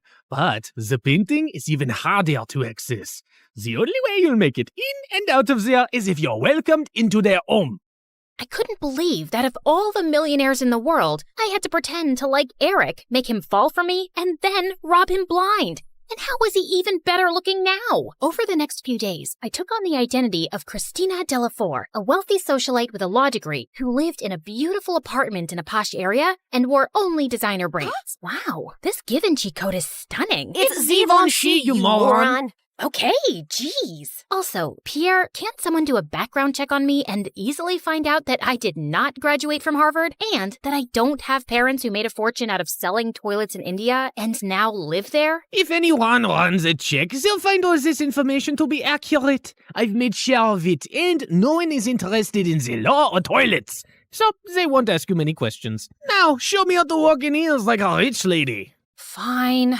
Meredith, pass me the Jackie Chim Chews. Oh my God, they'll know you're fake in a second. I was joking. Relax. I've hung out with enough rich people to pick up a few things. I got this. And then, a week later, I was inserted into Eric's life. We talked over coffee for an hour, and I thought it was going really well. But when it was time to part ways, he didn't ask for my number and just left. Ugh, I'd failed to capture his interest. I'd have to plan another encounter without seeming suspicious. As I was walking away distracted, I ran straight into a garbage can and stuffed my toe hard. Son of a biscuit! Holy mother of fudge! I was still hopping around when I crashed into a woman pushing a stroller, and a doll went flying out of her hand onto the road. Just then, a car ran over the doll and turned it into a pancake. You destroyed my child's precious doll! I'm so sorry. It was an accident. I'll get your little girl a... Wait, your child is a cat? Yes. And that was my childhood doll, which I passed on to my baby. Look, here's some money. Get your baby another doll. She loves that one, and they don't make those anymore. Your baby is a cat. She doesn't love that particular doll. She probably doesn't even love you. She'd eat your face in your sleep if you weren't the one to feed her. Now, please. Just then, someone tugged hard at my purse, and I saw a thief running away with it. You've got to be kidding me! I took my heels off and sprinted after the thief. He jumped over a fence into a park, and I followed. I was gaining on him and sent a flying heel at his head. Just then, someone ran past me, pounced at the thief, and pinned him to the ground. Gotcha! Eric, the park security immediately arrived on the spot and took the thief away. Aren't you glad I followed you and came to your rescue? My rescue? I hit him with my shoe to slow him down and was about to catch him, but then you swooped in at the last minute, and now you want credit? Whoa, easy. I was just flirting with you. Oh, sorry. Wait, you said you followed me? Yeah, I felt stupid that I left without asking for your number. I definitely want it now. You became even more interesting when you stubbed your toe, murdered a doll, yelled at the cat lady, and chased a robber.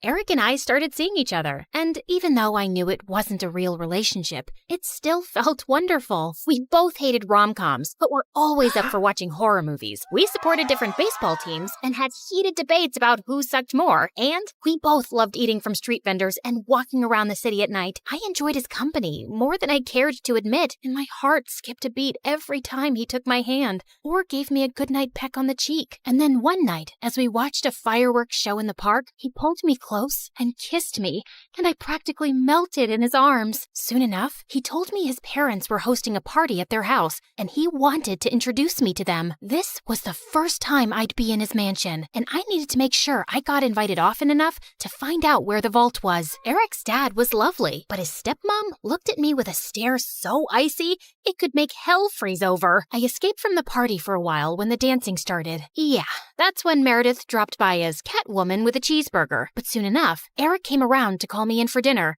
where the quadruplets also joined us. So, Eric told us your parents sell toilets in India. Yeah. It's a great business because everyone needs a toilet, right? And you know the population of India. Multiply that with toilets and you have a fortune. What is the population of India? Well, I don't have an exact figure. It's just a lot of people. Suddenly, I had a queasy feeling in my stomach. Didn't you get made fun of as a kid? If you were in my school, you'd be called the Toilet Princess. Rubber Queen. Duchess of Poop. Guys, cut it out. You're not in high school anymore. Wait a second. Have we ever met before? What? No, I really don't think so. Oh God, why was my stomach churning? You know I'm really good with faces, and you remind me a lot of this girl we met in a neighborhood in Connecticut years ago. Guys, remember? She had a twin sister. Oh yeah, I remember those twins vaguely. The blonde one was prettier, right? Dang it! Has to be someone else. I'm an only child, and I've always lived in Boston until I moved here. Yeah, Eric told us you're a lawyer from Harvard. So who's the baddest person you put behind bars? Not that kind of lawyer. I'm actually an environmental lawyer. I was really feeling sick now. Maybe it was that burger I ate? Like you have trees as clients? What do they pay you with? Leaves? Hey, why are you turning green? You love trees so much that you're becoming one? You guys stop. You're not even that funny. No, look at her. She's green. I think I'm gonna hurl. Eric called the doctor immediately, who said I had food poisoning. He gave me some medicines, and Eric insisted I stay over for the night in one of their guest rooms. I fell asleep immediately and woke up a few hours later feeling thirsty. As I made my way down to the kitchen, I realized I had the perfect opportunity to try finding the vault. Just then, I heard some low voices from some room, and I slowly crept up to find Eric's stepmom talking to one of the bodyguards in the library. Were you able to figure out how to unlock the vault? There's no way. I've tried everything for weeks. I'll have to use a tiny explosive device to destroy the lock. The vault is all the way up in the attic. No one will hear a thing. But we have to steal a painting the day after tomorrow while your husband and Eric are away on business. Are you ready for this? And then he pulled Eric's stepmom into his arms. I can't wait to run away with you, James. I'm so tired of seeing you secretly, and I am completely ready. As the two locked lips, I turned around and tiptoed away as fast as I could. Okay, so the vault was in the attic, the lock could only be destroyed with an explosive device, and I couldn't let Eric's cheating stepmom and traitorous bodyguard run away with it. The next morning, when Eric came to check on me, I decided to tell him the truth for once. Eric, I have something really difficult to tell you. I got up last night to get some water, and I heard your stepmom and this bodyguard James talking. They were talking late at night? Yeah. Do you have some vault in this house with some painting inside? How do you know that? That's what they were talking about, breaking in and stealing the painting. They're planning to do it the day after tomorrow, and your stepmom said something about running away with James. I saw them kiss. I'm so sorry. I wish I hadn't. No, I'm glad you did. This is gonna be a huge blow for Dad. But it would have been much worse if we'd found out everything afterwards. Thank you for telling me. And please, keep all this to yourself. I know I can trust you. Eric kissed me gently before walking away, and 2 days later, when the bodyguard and Eric's stepmom were about to escape with the painting, police officers immediately arrested them. This is fantastic. They might link the museum robbery to the bodyguard and stepmom too, and assume the painting is now safe. So it'll be easier for you to steal. Good job, mon chéri. I knew you was a smart twin. After Pierre left, I sank into my armchair, but then I noticed Meredith staring at me. What? You should be happy, but you don't look happy. What's up? Nothing. I just can't wait for this job to be over. You can steal the painting soon, right? You know exactly what to do, and Eric trusts you. By the way, have you two kissed? I've been dating him for 2 months. Of course we've kissed. We text every day and you never mentioned it. I didn't know I had to. So, how is it? It's fine. It's whatever. It's like kissing anyone. My memory's a bit fuzzy, but you know I've kissed him. You never let me forget. And I definitely wouldn't call it a whatever kind of kiss. Yeah, okay. It's nice. It's good. Nice? Good? Oh, wow. Don't make me jealous with all the passion. Okay, you want to know what kissing Eric is like? It's like flying through space, like a meteor that explodes into 1,000 stars, and then jumping into really cold water that makes you feel alive all over, and then feeling warm and tingly down to your toes, like having hot chocolate next to a fireplace on a snowy winter night. So, I'm guessing it's better than kissing the pillow you used to practice on? I did not. Shut up! You're in love with him, aren't you? I was about to snap at her again, but then I just sighed. Yes, I am. The night of the heist arrived, and I felt sick to my stomach, but I just wanted to get it over with. Eric's dad was away, and Eric was holding an important shareholders' dinner, with which most of the household staff was busy. I'd volunteered to host the dinner with them, and got ready to leave before their meeting started. Thanks for your help tonight. You're the best. Oh, it was nothing. Don't thank me. So, I'll see you tomorrow at our coffee shop? It's a date. As Eric walked away, my heart felt like it was breaking into a million pieces. This was the last time I'd ever see him again. I gulped down my tears, and instead of leaving, I sneaked up unnoticed to the attic. Inside, I found a heavy metal door to a vault. I took out the tiny explosive device Pierre had given me, placed it on the lock, and activated it. In a few seconds, there was a tiny pop and a sizzling sound. Then, I heard the lock click open. I walked into a tiny, dark vault and found the painting under a glass case. Praying to every god that no alarms would go off, I lifted the case carefully, put the painting in my bag, and started sprinting down the stairs. But just as I'd reached the second floor landing, one of the Ninja Turtles blocked my way. What are you doing? Hey, bro! You know when I stayed over a few weeks ago? I dropped a necklace, and I was looking for that guest room, and I got lost. But it's fine. I'll just get new earrings. See you later. He suddenly grabbed my bag and pulled out the painting. Do you think I'm a moron? A moron? You? No way! Sorry, which one are you? Michelangelo. Okay, no one has time for that. Now listen, Mike, you're definitely the smartest of your brothers, and just a tiny bit better looking than all of them too. We're identical. That's what they want you to believe, but I know you're better. I think you and I can strike a deal, okay? I'll sell this painting, and you and I can go halvesies on it. Just give me an account number and I'll wire the money to you. No, you're not leaving with it. Okay, look, dude, I'm doing this for your mom. I have to sell this painting so I can pay for her bail and get her a really good lawyer. Don't you want that? No, my mom's in jail because she did something wrong, and she abandoned us all. She shouldn't have stolen Eric's painting. What do you care about Eric? Don't you hate Eric? He's so good looking and smart and perfect and gets all the ladies. It makes you guys look even worse than you really are. You should want to hurt him. So let me take the painting. That'll really hurt him. Eric's the best brother in the world, and I love him.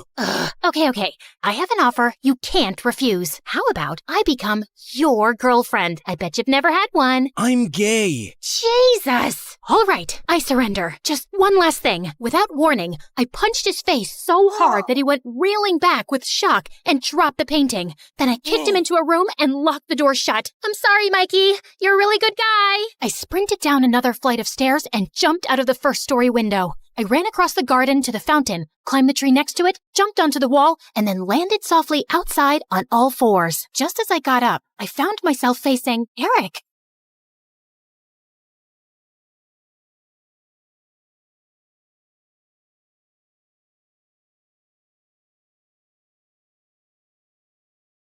You've heard of a rags to riches story, but how about a riches to rags one? Like and subscribe to hear my reverse Cinderella story. Hi, MSA Nation. My name is Patricia, but since we're friends, you can call me Trisha, but not Patty. I hate Patty. Growing up, I was extremely rich, like next level rich, like Oprah meets Rihanna meets King Charles rich. It was all thanks to my mom, who the world knew as Cheryl. She was the most impressive person I knew. She and her best friend, whose name I won't mention for reasons that will soon become clear, were business tycoons who got a ton of investors and created a huge mega corporation right out of college. Ever heard of Amazon? Their business was kind of like that. Let's call it BFF Enterprises. It employed thousands of people all across the country, and Mom and her friend reaped the rewards of their extraordinary efforts. I aspired to have a BFF like Mom's. As a VIP daughter of a VIP, I was enrolled in etiquette classes immediately. By the time I was 5, I was practically Julie Andrews. You know, the queen from the Princess Diaries, only smaller. I was treated like a princess, with people attending my every need. When I showed an interest in art, I was gifted all of the finest art supplies and was even able to practice by creating portraits of some of the coolest celebrities. I can neither confirm nor deny that those were the celebrities who I painted. Yeah, my life was pretty much perfect until someone ruined everything. One day, there was a huge commotion next door at Mom's best friend's house. All of a sudden, the door swung open and I was shocked to see Mom's bestie in handcuffs. It turned out she who must not be named, that's what I called her, had been stealing a ton of money from their company. Because of that, their business went under and thousands of people lost their jobs. To make matters worse, an angry former employee was convinced that Mom must be to blame too. He put together a whole manifesto and brought Mom to court. Fortunately, Mom was declared innocent. I knew she always would be, of course. She who must not be named was proven guilty and sent to jail. The employee who had lodged a case against Mom ended up behind bars for defamation too. Mom's name was cleared and she and I lived happily ever after. That's the end of my story. Thanks for tuning in. Just kidding. It got a whole lot worse from there. Even though she was innocent, the public knew Mom as the face of the company, and they were mad. Mom and I weren't exactly well-equipped to fight off an angry mob, so the government intervened for our safety, and we were forced to join the Witness Protection Program and completely change our identities. We were given cover stories and everything. So, remember before when I said my name was Patricia? Well, that was sort of the half-truth. I had a different name before all of this mess. A gorgeous name. But that and everything else were taken from me when she who must not be named ruined my life. I was pulled from my life of glamour and ease and relocated to here. Yeah, the house was a serious downgrade from what I was used to. See what I mean about an opposite Cinderella story? I know this is different from what we're used to. At least we still have each other. One day, we'll live in a big mansion again. I hoped she was right. In the meantime, Mom set up security cameras everywhere. She was afraid someone would somehow find out who we were and try to break in and steal whatever valuables we had left. That fall, I started up at my new school. I thought it would be a breeze. I'd never had any problems making friends before in my fancy school, back when I had money. But here, everyone was staring at me as I walked in. I felt like a total fish out of water. What, are you like from Gossip Girl or something? It got worse in the classroom. May I use the washroom? Mayhaps the princess would like a peasant to escort her. And even worse than that in the cafeteria. Look, Gossip Girl thinks she's at a royal banquet. Here, have some slop like the rest of us, princess. I was about ready to blow my cover and demand Mom let us move back to our old life when... Hey, leave her alone. Your mama sure would be mad if I told her that this is how you minded your manners. Wow, thank you for that. Don't mention it. Someone has to show you some proper small-town hospitality. I'm Sally. Patricia. Where are you from, Patricia? I grew up in the big city with a ton of money. My paternal grandparents invented trail mix, but my dad walked out on me and my mom and took all of our riches with him. Oh my goodness. I'm so sorry to hear that. We used to have more money too, but, well, it's complicated. It's hard, what with being one of 6 kids. Hey, if you'll let me, I would love to help you learn the ropes of a small-town life on a budget. Under Sally's wing, I started to really get the hang of my new life. She taught me all the tips and tricks to finding the best deals while thrift shopping. $5, final offer. The art of sandwich making. The more cold cuts, the better. Even how to use a lawnmower. She was a hoot. While all the other neighborhood kids were riding bikes, Sally would show up places driving her dad's lawnmower. And you don't need a license for this? Nope. Weirdly, though, I never actually saw Sally's dad, but more on that later. Sally encouraged my painting, even if it meant using unconventional canvases. She was the most thoughtful friend I ever had. In turn, I taught Sally all about how to host a proper high tea and even how to ballroom dance. Sally was a total girly girl at heart, and I could tell she appreciated feeling like a princess for once. Over time, Sally and I became inseparable, and we especially loved taking her lawnmower out for joyrides. Hey, instead of zooming around town, why don't you put that machine to good use and mow my lawn? I'll throw you $20. $30, final offer. The haggling skills Sally taught me were really coming in handy. And that's how Sally and I started earning some extra cash. In the beginning, we had a handful of customers, mostly our friends' parents, who paid us to mow their lawns and rake their leaves. But then, Sally had a fabulous idea. Trisha, you're such an excellent artist. We should offer painting services too. You can even do customized designs. Oh my gosh, Sally, you're a genius. We showed up to the hardware store, excited to get all the materials we'd need to expand our business, but were shocked when we saw the prices. We were in over our heads. I went home, defeated. But then, I thought of someone who just might have some good advice. Janessa, the apple certainly doesn't fall far from the tree. I'd be happy to jumpstart this business for you too. We'll finally have a new way to make money. But first, I want to see your business plan. With Mom's guidance and funding, S&T's Landscaping was born, and with her savvy advertising, our client base expanded quickly. Plus, I was having a blast customizing people's houses with my art. With Sally by my side, I was starting to finally feel at home in this small town. There was just one weird thing. Sally never invited me to her house. She always made excuses why we should meet at my place instead. Oh shoot, I totally forgot. My crazy Uncle Louie's at my house this week. He always brings all 17 of his pet chickens. We should probably just hang out at your house. I fell for it when she told me about Aunt Linda and her 6 boa constrictors, but 17 pet chickens? Yeah, right. One day, curiosity got the better of me. When Sally told me she was heading home after school, I pretended I was going to my place, but I followed her instead. What could she possibly be hiding? I followed Sally to the outskirts of town, the bad neighborhood. Whoa, Sally lives here? The trailer barely looked big enough to hold a twin bed. How could Sally and her 5 siblings and her parents even fit in there? Just then, I lost my balance and fell to the ground with a huge thud. Trisha? Sally, I can explain. I thought Sally was going to start screaming at me, but instead, she started crying. I'm sorry I never showed you my home. It's just, well, I was embarrassed of this ugly trailer. My dad used to have an excellent job, and we had a big house and a big yard, but Dad lost his job a few years ago and ended up in jail. Ugh! If it wasn't for BFF Enterprises, we would never be in this mess. He was just trying to stand up to their evil owners, and instead Cheryl hired her cronies to make it look like Dad was lying and put him away. It felt like my stomach had dropped out of my butt. Sally's dad was the angry former employee who'd made a case against Mom. Thank goodness Sally had no idea who Mom and I actually were, thanks to our aliases and dye jobs. But why was she blaming Mom when it was really her dad who put us in this mess? I knew I shouldn't say anything or risk Sally getting suspicious, so I ran home before I put my foot in my mouth. Trisha, wait! Was it something I said? I avoided Sally the rest of the week, which wasn't easy. I felt so conflicted. Sally was my best friend, but she hated my mom and blamed her for her dad being in jail. So, I decided to get Mom's advice. I need to talk to you. Sally's dad is your angry former employee who ended up in jail. Oh, come on now, Trisha. What a strange joke. Why was Mom calling me Trisha? At home, she always called me by my real name. Mom, this is serious. Sally has no idea who I really am, or that you're actually the co-founder of BFF Enterprises. Just then, Sally popped up from behind the couch, and suddenly, Mom's behavior made sense. Sally, it's not... I can't believe this. I thought we were best friends, and all along, your family is why my family is suffering?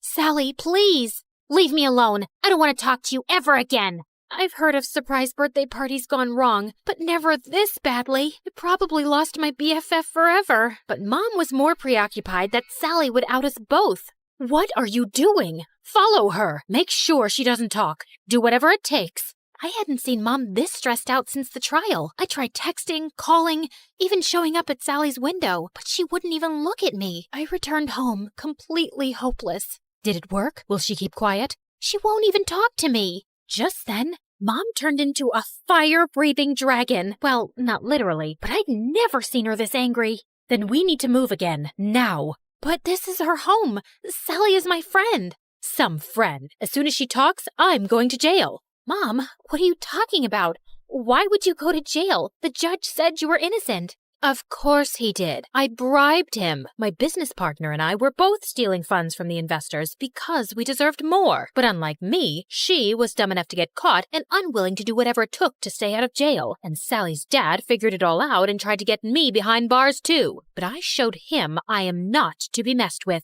I couldn't believe it. I was so blinded by all of her generosity over the years. I'd never even once suspected that she could have done anything criminal. And I felt so awful for Sally and her family. They didn't deserve this. But then again, how could I choose between my mom and my best friend? What Mom said next, though, made everything totally clear.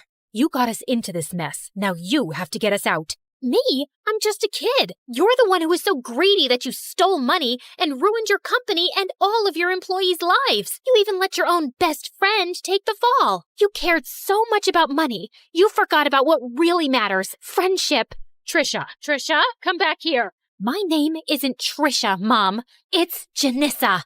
So, let me reintroduce myself. Hi, MSA Nation. My name is actually Janissa. Pretty, right? Okay, back to the action. I grabbed the security cameras on my way out and headed straight to the police station. It had our conversation and Mom's confession recorded. The police took my mom away, and because I had just turned 18 recently, they let me take care of myself. And that night, the story was all over the news. I knew I'd done the right thing, but I'd never felt lonelier. The next morning, I woke up to a knock at the door.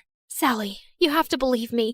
I didn't know about my mom. She told me everything for the first time yesterday. I can't believe you did that for me, Patricia. Well, I had to. It was the right thing. I mean, sure, I probably could have bounced from town to town with Mom for years, pretending to be someone I'm not, but I don't want to be like Mom, throwing my friends under the bus and not caring about hurting other people. I would choose friendship over luxury 1,000,000 times. And by the way, my real name is Janissa. It took months, but after campaigning tirelessly, we finally got Sally's dad out of jail and back home where he belonged. With Mom behind bars, I was finally free to come out of hiding. Even though I was totally free to move back to the city, I decided to stay put in this small town. After all, this had become my home. I even asked Sally's family to move in with me. Plus, Sally's dad was able to take over the landscaping business. With him in charge, business is booming. Everyone is just so thrilled that he's back home where he belongs. We did have a company name change, though. I'm just so happy to have my best friend by my side.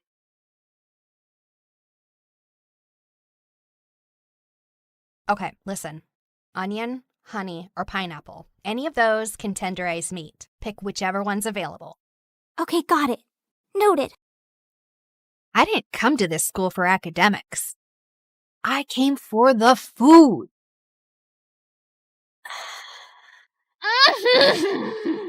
The texture. Oh, the crunch.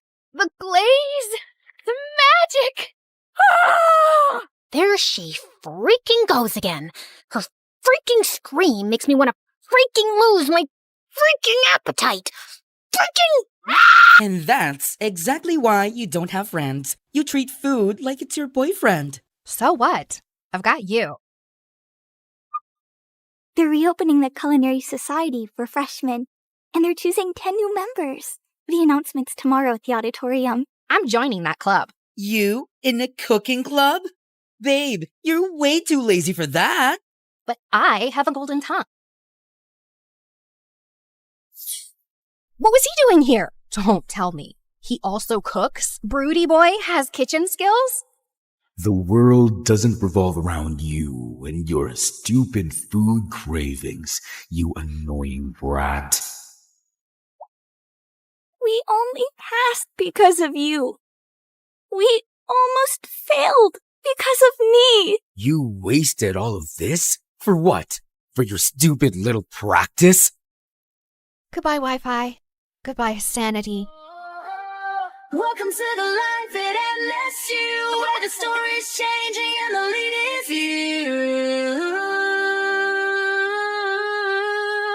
So carve your name in the wind, let the legacy breathe. There's a world in the pages that we're starting to weave, not just a school, but the soul of the story, turning our scars into stars and our grit into glow. Salty. Sweet. Cheesy. Ooh, spicy. You're clearly riding a flavor high. Did you fall in love?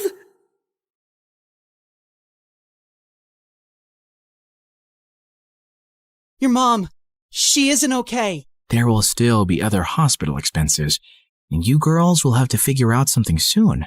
Do you have any relatives? Of course. I'd do anything for you, Claire. Can you tell me where the trial patient files are? When we visited Mom next at the hospital, I was able to slip away and retrieve Mom's file and another patient's who was receiving the drug. That night, Meredith and I used every Photoshop skill we had to make duplicate copies, complete with the hospital's seal and everyone's signatures to ensure that Mom was the patient chosen for the treatment. And the next day, I slipped the files back in. I knew what I'd done was wrong, and I'd broken at least 5 different laws. But as I walked away, I didn't feel like a criminal at all.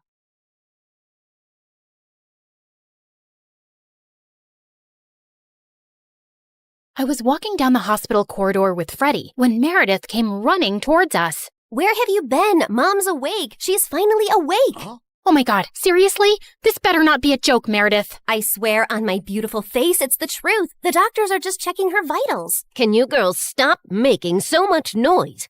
It's a hospital. Oh, shut it, nurse. We're in the coma ward. Who are we disturbing here? Don't you want these people to wake up? How dare you talk to me like that? This is preposterous. That's not even a real word. Remind me to buy you a dictionary. How did you become a nurse? Jeez. We ran down to Mom's room to find her fighting off the doctors. She jumped onto her bed like an animal and started screaming at them. Where am I? Are you doing a science experiment on me? You will not touch the daughter of Vladimir. I learned how to catch fish with my bare hands when I was 3 and tackled a bear when I was 5.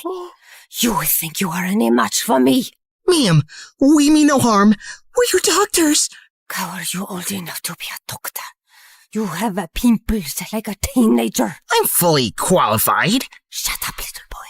Tell me where I am before I take your eyeballs out and play bubbles with them. Mom? Mom turned and stared at me with wild eyes. Let's get out of here before she attacks us.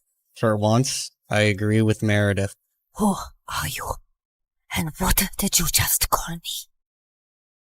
Hey guys, the last time you saw me, I was walking down a hospital corridor after switching the clinical trial files. That was 2 years ago, so let me get you up to speed on everything that's happened since then. Mom entered the clinical trial, and her tests started showing signs of progress, but she didn't come out of her coma anytime soon. Freddie tried to help us, but Meredith and I had to learn to manage on our own. And it turns out, there's a lot you can steal from a hospital. We never had to buy toilet paper or cleaning supplies again. And we always had endless cups of pudding and Jell-O. Meredith, is that diaper cream you're putting on your face? A girl's gotta moisturize. It's very hydrating. My face is as soft as a baby's butt. What did you score today? More useful things like new bed sheets, pads, towels, and batteries for our TV remote. Time for our show. And more Jell-O. Woohoo! But we still needed money, and after high school, we went back to our conning ways. I always pushed away the guilt and justified it to myself with things like, we needed the money, we had no other choice. But I have to admit, I also felt a thrill every time we outwitted someone and got away with it. It started out small, like hitting venues of concerts and games in different cities and selling fake tickets to desperate fans, hoping to get in at the last minute for twice the regular price. By the time they figured the tickets were bogus, we were gone. Or going to the American Idol audition venues and convincing hopeful contestants that we were part of the TV show crew, and we'd get them through to the next round if they paid us a little money. Then, we set up an Instagram matchmaking business account with tons of fake success stories. We were getting booked for our services by loads of women. We'd always meet at the client's house in disguise. What is this exquisite dessert? It's like a cloud melting in my mouth. It's a Japanese cheesecake, delivered fresh every day from Japan. You are just the kind of people I like. Ow! Let's get down to business, shall we? Wow, I mean, this cake. Yes, business. This is your daughter? Oof. We know she's a bit plain. And she's 6 feet tall? With that face? Is her case hopeless? Oh no, we've dealt with a lot of uggos before. Believe me. Ow! What my partner means is there's someone for everyone out there, and we're experts at making those two people meet. We'll need a small advance, and we'll bring you a portfolio of suitable bachelors in a week. You'll be the mother of the bride soon, watching your little giraffe walk down the aisle. Sounds good, right? Make that check to cash, please. Can you also pack the rest of this cake? We'd take the advance, keep in touch for a few weeks saying we were gathering options, and then disappear. Of course, people soon started commenting on our page, calling us frauds and reporting our account, but we made a good amount while it lasted. We tried out a wedding planner service next. That's a gorgeous cake, but it's so expensive. But it goes so perfectly with your pink and white theme. Also, we're planning to order 2,000 pink and white roses. And an ice sculpture for the reception area. How much will all this cost? You can't put a price tag on happiness. Daddy will have a heart attack. He's gonna have one anyway. I just saw him eating a block of cheese. Why should that stop you from having the wedding of your dreams? Really, you deserve the best on your big day. Okay, I'm sold. Let me write you a check. When that went bust, we became travel bloggers and influencers. With our huge number of fake followers, we managed to get into the best hotels for free as long as we wrote a review. When I'm rich, I will buy a hotel and live there. They have the best beds. Room service? Yes, we'll have 2 lobsters, 4 sushi platters, 2 beef burgers with fries, the prawn tempura, the fish tempura. Okay, anything with the word tempura. And why don't you bring up the entire dessert menu? Thanks. Of course, none of these businesses lasted too long, and we were always on our toes, traveling from place to place, changing disguises, trying not to get caught. The only person who had any idea of our activities was Freddie. But whenever we went back home, he was always happy to see us and never asked questions. 2 years had gone by like this, and Mom was finally awake, except she didn't remember being our mom. Now, we had no chance to ask her about the fake IDs and laptop we'd found, because all she seemed to remember was her childhood in frickin' Russia. We showed her pictures of us together, and the doctors explained that she'd lost most of her memory, and they were unsure if she'd regain it. Oh, my girls, I am so sorry I don't remember anything about you, but I feel a connection to you, as strong as the frost on my toes, walking barefoot in snow, and as sweet as the smell of my grandmother's honey cakes, and as deep as the violet skies of Siberia, and— Yeah, we get it, Mom. We love you too. As the 3 of us sat in a cafe later, I was still trying to process everything when I saw Meredith had a faraway look on her face. I know that face, Em. What are you planning? Oh, nothing. Just thinking how excited Arthur will be when he finds out Mom is awake. You're talking about our neighbor, Arthur? Yeah, he's been visiting Mom every week for 2 years. He's always been in love with her. He'll be happy, but she won't even remember him. That actually works in his favor. Mom always found him irritating. What are you saying exactly? What if we convinced Mom that she was deeply in love with Arthur before she went into a coma? I'm sure he won't have any problem playing along. Maybe we even say that they were engaged before she got sick. If we set them up, Mom will be taken care of for life. Arthur is rich with a capital $sign. Wow, Meredith, you're a frickin' genius. Jeez, why are you girls always scheming? Because our parents are not neurosurgeons. You can't use that excuse forever. Watch me. Like we expected, Arthur immediately agreed, and we got to work. We photoshopped tons of pictures of Mom and him, and soon he even turned up with a giant emerald ring. You chose this Russian emerald ring from an antique shop where I proposed to you. Oh, it is so beautiful. I wish I remembered all of these moments. But I do feel a connection to you, as strong as the smell of lavender on a Russian summer breeze, and as warm as Papa's fur coat, and as comforting as a bowl of kidney pickle soup, and— Kiss her, now! As Arthur and Mom kissed, Meredith and I walked out of the room and burst out laughing. We laughed till we almost peed our pants.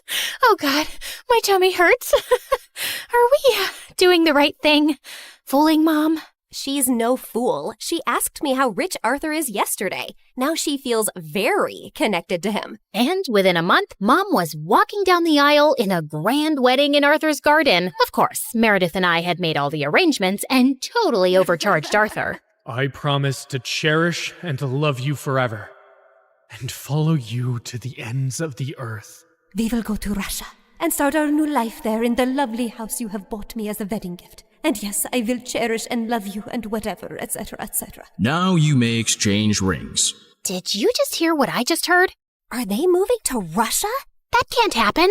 Is it too late to object to this wedding? Shh! You guys are ruining the ceremony. What's wrong with you? Are you a moron? You know she can't go to Russia? Why not? She's Russian. Isn't she?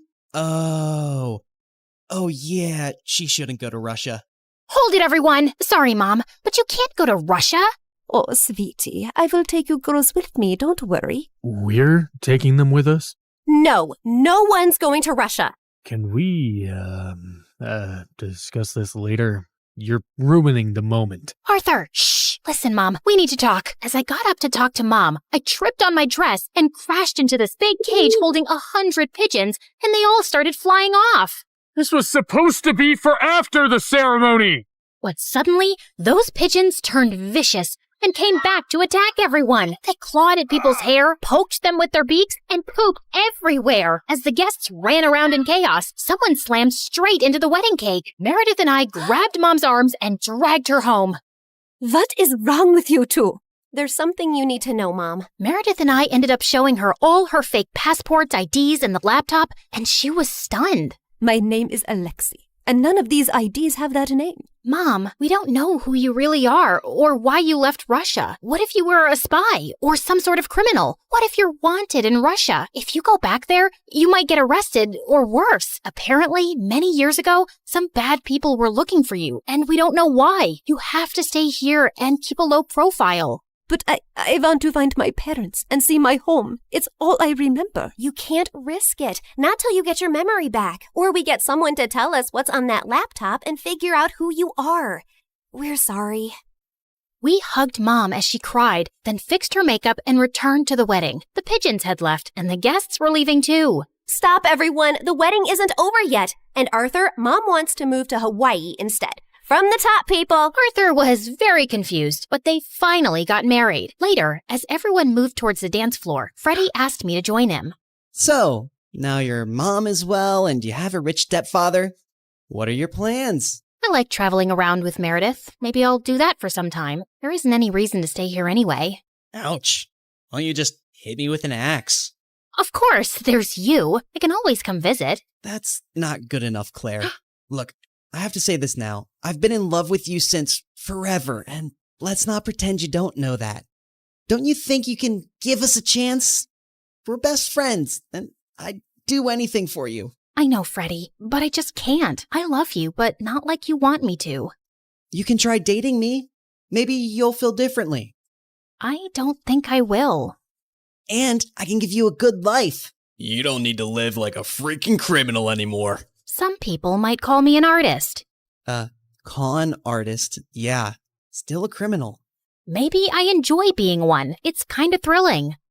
I don't really believe that. You don't want to believe that. We're too different, Freddie. You're going to be a neurosurgeon like your parents, and you'll find a nice girlfriend and then marry her and live in a nice neighborhood, and you'll be content. I'm not sure that's the life I want. It sounds boring. I wish I'd said something else when I saw Freddie's hurt face, but there was no easy way to let him down. He kissed me gently on the cheek and walked away. and I felt a lump in my throat. Mom moved to Hawaii with Arthur, and Meredith and I went down a crazy path over the next few years. There wasn't a scam, fraud, or con we didn't attempt. We never stuck to the same thing for too long, in case the police picked up a pattern, but word got around in underground circles about 2 female con artists, and we actually started getting hired for our services. People were always less likely to suspect 2 pretty innocent-looking girls than someone who looks like a thug. And working with these thugs, we learned how to forge signatures, create counterfeit money, make fake checks, and steal credit card information. I'd always been bad with computers, but Meredith even showed a great knack for hacking. We made good money, partied with rich people, traveled first class, and stayed in amazing hotels. But for me, the glitz and glamour gradually started to fade. I was getting tired living out of suitcases, always wearing disguises and looking over my shoulder. I had no real friends, and even if I met someone I thought I could like, I knew I couldn't be in a real relationship. I was almost thinking of talking to Meredith about quitting the con artist life when one day she burst into our New York hotel room looking beyond excited. You won't believe the job we just got. It's gonna pay us $250,000.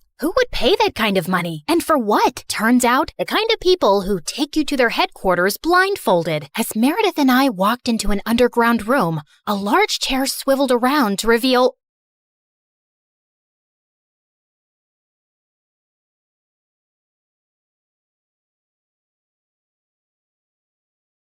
Hi, I'm Emma from Chile. Please like and subscribe to MSA. Show your love for MSA with their awesome bottles and notebooks. Peek at the collection in the description and pick your favorites. My childhood was tough. My parents were always fighting. But when I grew up, I met Clara, and my life started to become better. We met on the first day of high school, and I remember it like it was yesterday. Hi, is this seat taken? No? Great. I saw you sitting alone and thought you needed some company. Is that a choco chip muffin? I love them. You get the best muffins at this coffee house nearby, but if you eat too many, you might get gas or a sugar rush. Sorry, I'm blabbering a lot, right? Kind of. You'll get used to it. I'm Emma, by the way. Do you want to be my friend? Trust me, we both need friends if we want to survive high school. Oh, okay. I'd like that. I'm Clara. Since that day, we were like gum. Clara was a pretty and shy girl, and me, well, I was the weird girl with a tiny obsession for Sherlock Holmes. You better not be asking who Sherlock Holmes is. Wow, that's an interesting outfit. It's my Sherlock Holmes uniform, Clara. I already told you like 1 trillion times. Yes, of course. How can I forget? The world's greatest detective, right? The best, the biggest, the most... Wait, are you teasing me? Wow, you figured it out. Guess you are good at detecting things. It's elementary, dear Watson. What? Oh, never mind. But despite my weirdy personality, Clara always stuck by my side until one day, everything started to break. I was coming back from school and saw Mom going crazy in rage. She was screaming at Dad, throwing his stuff outside, while Dad just looked like a deer in the headlights trying to stop her. Let go of my hand. That's it. I can't live with someone who scams others. We're done. Get out of my house. Please, not in front of Emma. Why? She should know what kind of father she has. Tell her how you scammed people into investing money in your little Ponzi schemes. Tell her that you're a liar and a crook. Go on. A mouse got your tongue? Mom kept screaming at Dad, and I just couldn't take it. So I ran away to my room and locked my door. Mom followed me and was still screaming, but I just lay on my bed, trying not to cry. And later that night, she came into my room. I know you feel horrible, darling, but it's for the best. Your father was a good guy, but now he prefers money over his own family. But what happened? I don't know, dear, but I do know that you and I are going to be just fine. We're a team. Remember that, okay? The next day, I went to school feeling worse than ever, but I saw Clara and I got a little happy. Hey, I had the most awful day yesterday. Can we skip classes and talk? I really need to vent. And why do you think I have the time to listen to you whine? Excuse me? Clara started to walk away from me, but I stopped her. No, wait, I don't understand. Did I do anything wrong? We can talk about it. Oh, God, if I have to listen to you talk one more time, I will kill myself. I don't even know how your parents tolerate you. You're so childish and annoying. I can't be around you anymore. But we're best friends. And now we're not. So please don't talk to me again. Clara left, and I felt completely broken. Did she always think of me like that? I tried to talk to Clara between breaks, but she ignored me, and she did so for the rest of the week. I had no other other friends, so I just spent my time in the school library reading some Sherlock Holmes. At least the books were loyal. But one day, I was walking to my next class and saw a notebook by the lockers. I opened it out of curiosity, and what I saw blew my mind. The notebook was full of pictures of Clara. Clara going to class, Clara in the gym, Clara walking to her house. What kind of creep would do something like this? I was flipping through the pages when I noticed someone familiar in one of the photographs. It was this guy from our class, Gerardo, and he was holding a camera in a mirror reflection in the photograph. I'd seen Gerardo following Clara around in school, and I always felt that there was something off about him, but Clara would never let me chase him away. And now he was taking her pictures? This guy was a freak, and I had to do something before Clara was in some serious trouble. So I went to the principal and explained everything to her. I can't accuse any student without real proof, Emma. I mean, Gerardo is the official photographer for our yearbook. He could be taking pictures of anything else. But if you feel so strongly about this, I'll tell the teachers to be on the alert, okay? But nothing ever happened. Since telling the principal blew up in my face, I fell back on the one thing that I knew would work, my awesome detective skills. I spent the entire night stalking Gerardo on social media, but it was a dead end. The only possible solution was to confront him. But the next morning when I entered school, I saw Clara walk in with Gerardo looking completely different. Her face was painted with makeup, and her hair was all red. Oh my God, Clara, what happened? Did a radioactive spider bite you or something? What happened to your hair? And what's with the makeup? Can you stop touching her, you freak, and get out of the way? I wasn't talking to you, creepy stalker. Clara, what are you doing with him? Did he torture you? Do you need my help? She doesn't need anything from you, so get lost if you have nothing to say. Clara didn't look at me, so I walked closer to her, ignoring Gerardo's protests, and pulled out the notebook. Clara, this guy is a stalker. He's been taking your pictures since God knows when. Look, he's even in one of these pictures. Can you see that tiny little reflection in the background? Clara ripped the notebook out of my hands and finally looked at me, angry. What part of I don't want to be your friend didn't you understand? I don't care about your little detective games, okay? It's not a game. This guy is creepy and weird, and my boyfriend? He's my boyfriend, okay? Now stop insulting him with your dumb games and get out of my face. Clara stormed off before I could ask any questions, but Gerardo stayed, smiling at me. Thank you for finding my notebook. I was worried about losing my favorite photos of my girlfriend. Listen, I don't know how you brainwashed her, but she's not like that. I didn't do anything to her. I just offered her a quick way to earn money. What did you make her do? Why don't you ask her? He left with a victorious grin on his face. I started to feel really worried about Clara. The next day, after the end of the school day, I was determined to save Clara any way I could. So I decided to follow Gerardo like a shadow. After a while, I saw him slipping through the school back gate and entering a scary dark alley. I hid behind a pillar and saw him wait there. And moments later, a bunch of guys came in on their motorcycles, each scarier than the next. How you feeling about tomorrow, boss? Pretty good. You have the motorcycle I asked for? Yeah, it's in Clara's house. Perfect. I taught Clara everything she needs to know about riding motorcycles, and I've told her to meet us right here tomorrow. I'm telling you, Clara's so ready for this race. She's gonna nail it. And what if she doesn't? Then we train her more till she can. But don't worry, I can feel that money is ours already. Everyone started cheering in celebration, so I got out of there before they saw me. I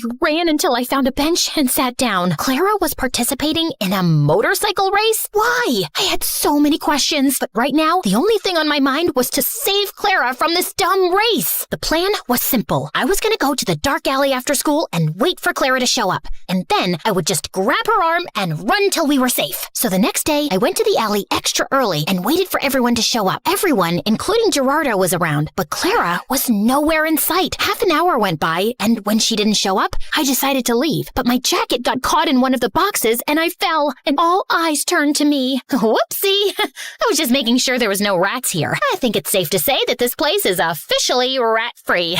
Okay, bye! I turned around to run for my life when suddenly Clara popped in front of me, looking like a raging bull. I thought I asked you to stay away. I just want to help you, Clara. This is too much. I don't know what's happening with you, but I can help. How? You didn't even know your father's a scamster till your mom told you. I know you think you're some great detective and you can help everyone, but no, Emma, you can't. You have to stay away from this. Get that in your thick skull and leave me alone. I know you're saying this to hurt me, and I am hurt, I won't lie. But Clara, this is too dangerous and— Okay, enough. My head's hurting listening to your annoying voice. Lock her up. Wait! Clara tried to protest, but someone dragged me into a room nearby, took off my backpack, threw me in, and shut the door. I could hear Clara almost crying, so I pressed my ear to the door, trying to hear outside. I know she's in trouble, but you can't leave her here. You need to focus right now. We'll come back for her later, I promise. Now get on the motorcycle. You've got a race to win. I tried to scream for help, but I gave up after a while and just sat down on the floor. Ugh, how did I let this happen? I spent hours walking in circles and knocking on the door, but then I suddenly came up with an idea. I'd read in the Sherlock Holmes books how to pick locks with a hairpin, so I took the one I had in my hair and started to try it. Something clicked, and all of a sudden, the door opened. Bullseye! I knew I had it in me. Okay,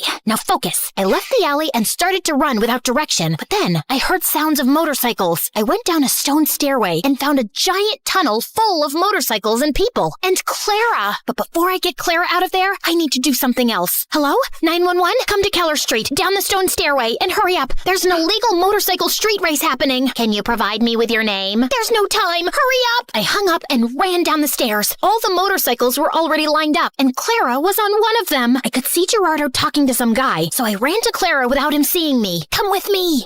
It's impossible to escape from you, right? You can roll your eyes later. Just get off this thing and come. Emma, you don't understand. I found out a week ago that my parents declared bankruptcy, and we might have to move to a homeless shelter. He's a liar. Look at that nose on his face. It's so plastic and fake. You can't trust him. His nose was really crooked. You should have seen. Wow, great story. Let's save it for another time. Now come. Just as Clara stepped down from the motorcycle, we heard police sirens outside. I pulled Clara away before Gerardo or anyone else could frame her. How? Shh, you're a suspect. If anyone asks why you're hiding behind this bush, pretend that you're from a really exotic island, you know? Maybe you're collecting a... Emma, I'm such an idiot. I've ruined everything. My grades, my life, my future, our relationship. Gerardo told me not to talk to you anymore because he wanted me all to himself. Emma, I am so sorry about everything. I just really need my friend right now. Hey, don't worry. I'm not going anywhere. You and your family can stay with us until you guys get back on your feet. Let's just go home and get you cleaned up. I missed you. I missed you too, Emma. Thank you.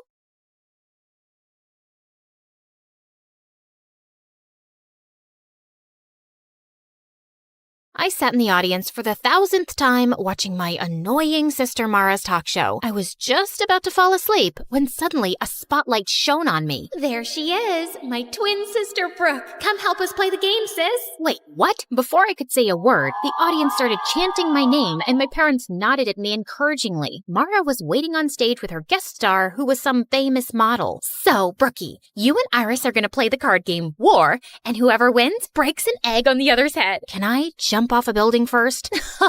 Always such a little party pooper. I played the dumb card game until I won, so I cracked an egg on Iris's head before turning to go off stage. Ow! You just hit me in the head with an egg. That was the goal of the game, genius. Well, you did it way too hard. Ow! The next day, my accidental egg assault was all over YouTube and social media. Sister of talk show host Mara gets violent with popular model Iris.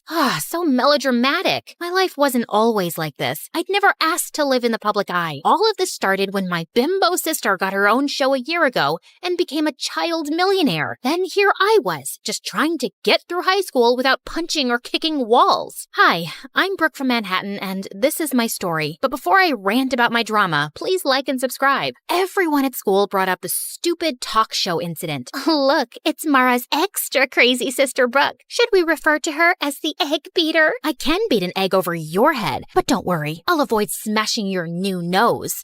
You're always such a witch. This is why nobody at school likes you. She was so cute for thinking that I cared. Anyway, around lunchtime, I headed to the bathroom when suddenly I jumped. One of the most popular guys in school, Lance, was right behind me, smirking. He was a part of a clique of 4 other heartthrobs who all looked like Wattpad princes. You are looking lovely today, princess. You just followed me into the girls' bathroom. I wanted to ask you out on a date. You've never even made eye contact with me before. I used to think you were just Mara's mean loser sister, but when I saw what you did on TV, I practically fell in love with you, babe. I've always wanted a girl with that kind of fire. So I'll pick you up tonight at 8. I didn't answer. I just pushed Lance away from my face and towards the toilet bowl. He landed head first, and I couldn't help laughing. Except later that day, I noticed the rest of Lance's dreamy friends kept staring at me with that same smirk on their faces. In fact, all 5 of them slipped envelopes into my locker asking me on a date. This had to be some kind of joke. I decided to ask Mara about it, since she was the school queen bee and full of gossip. But surprisingly, Mara didn't know anything. Then later that night, she gave me some crazy news. She'd invited all 5 of those guys to come onto her talk show, where she'd set up a competition over who could win a date with me, without even asking me. So what if they're just hitting on you for a joke or a bet? It'll be so much fun. You've never been on any kind of date, and you're in the 12th grade. Please. I finally gave in, but I knew those boys were up to something, and if they were gonna mess with me, I was gonna mess with them too. On the night of the show, I sat center stage behind a table while the 5 idiot heartthrobs lined up behind a rope. Each of them had 30 seconds to impress me. After you pushed me into the toilet, I went and bought you flowers. I also have chapstick to put on before kissing you for our date. Too bad your breath smells like a sewage drain. Next. If you were my girlfriend, I'd take you to a restaurant right on the ocean and buy a giant ice cream sundae with ice cream makes me puke. So I used to be an underwear model, but then I'm embarrassed for you. I had this flown over from Japan. No! By the time the 5th guy, Zeke, came over, I was already exhausted. Then I noticed he was holding a guitar. Oh my God. Brookie, oh Brookie, honey, my heart is yours. Yeah, Brookie, oh Brookie, Brookie, my sassy princess I adore. The audience went wild, and I wanted to cringe. But for some reason, I found myself smiling. So when it was time to choose the guy I'd go on a date with, I chose Guitar Boy Zeke. I just had to remember that he probably didn't really like me, and if he was planning on humiliating me, I had to beat him at his own game. So when I met Zeke for our picnic date, I came wearing my mom's wedding dress. What's that you're wearing? A wedding dress. That way, we can imagine what it'll be like when we get married one day. Ever since the talk show, I've fallen head over heels for you, and after that song you sang for me, I know now that you feel the same way. I'd hoped the guy would run scared and crying, but instead, he laughed.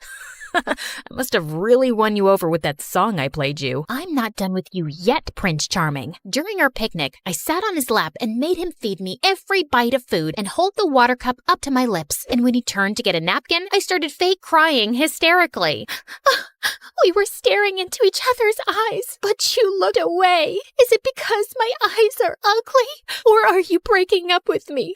I have nothing else to live for now. You are so extra. I know what'll cheer you up. Let's have a romantic dance. Wait, what? Before I could say a word, Zeke turned on classical music and pulled me up to dance. He started spinning and twirling me around and even threw me in the air. God, he was crazy. Later on, Zeke drove me home, but he said he needed to stop at his house first for something. I decided then I'd confront him. Look, I know you're either dating me because you bet your friends money or you guys want to humiliate me as a joke. Either way, I'm just telling you, I didn't fall for it. I told those guys you'd be too smart to trick. It was Lance's idea to bet money on which one of us can win you over. I never wanted to do it, but I couldn't tell Lance that because whatever Lance wants, Lance gets. Zeke then told me his dad and Lance's dad were friends, and because Lance's family was rich, his dad was going to pay for a music college Zeke got into. Therefore, he could never afford to ever piss off Lance. And don't tell Lance I said any of this. Please, just let me tell him you fell for me and you asked me to be your boyfriend. I really want to go to music school. Come on, you don't care what anyone thinks, and you're already unpopular and barely have any friends, and no offense. How little self-respect did this guy think I had? I wanted to give him a good slap in the face, but just then, Zeke stopped by this really run-down trailer next to a pile of garbage. Okay, we're here. My dad's sick, so I have to check on him every few hours.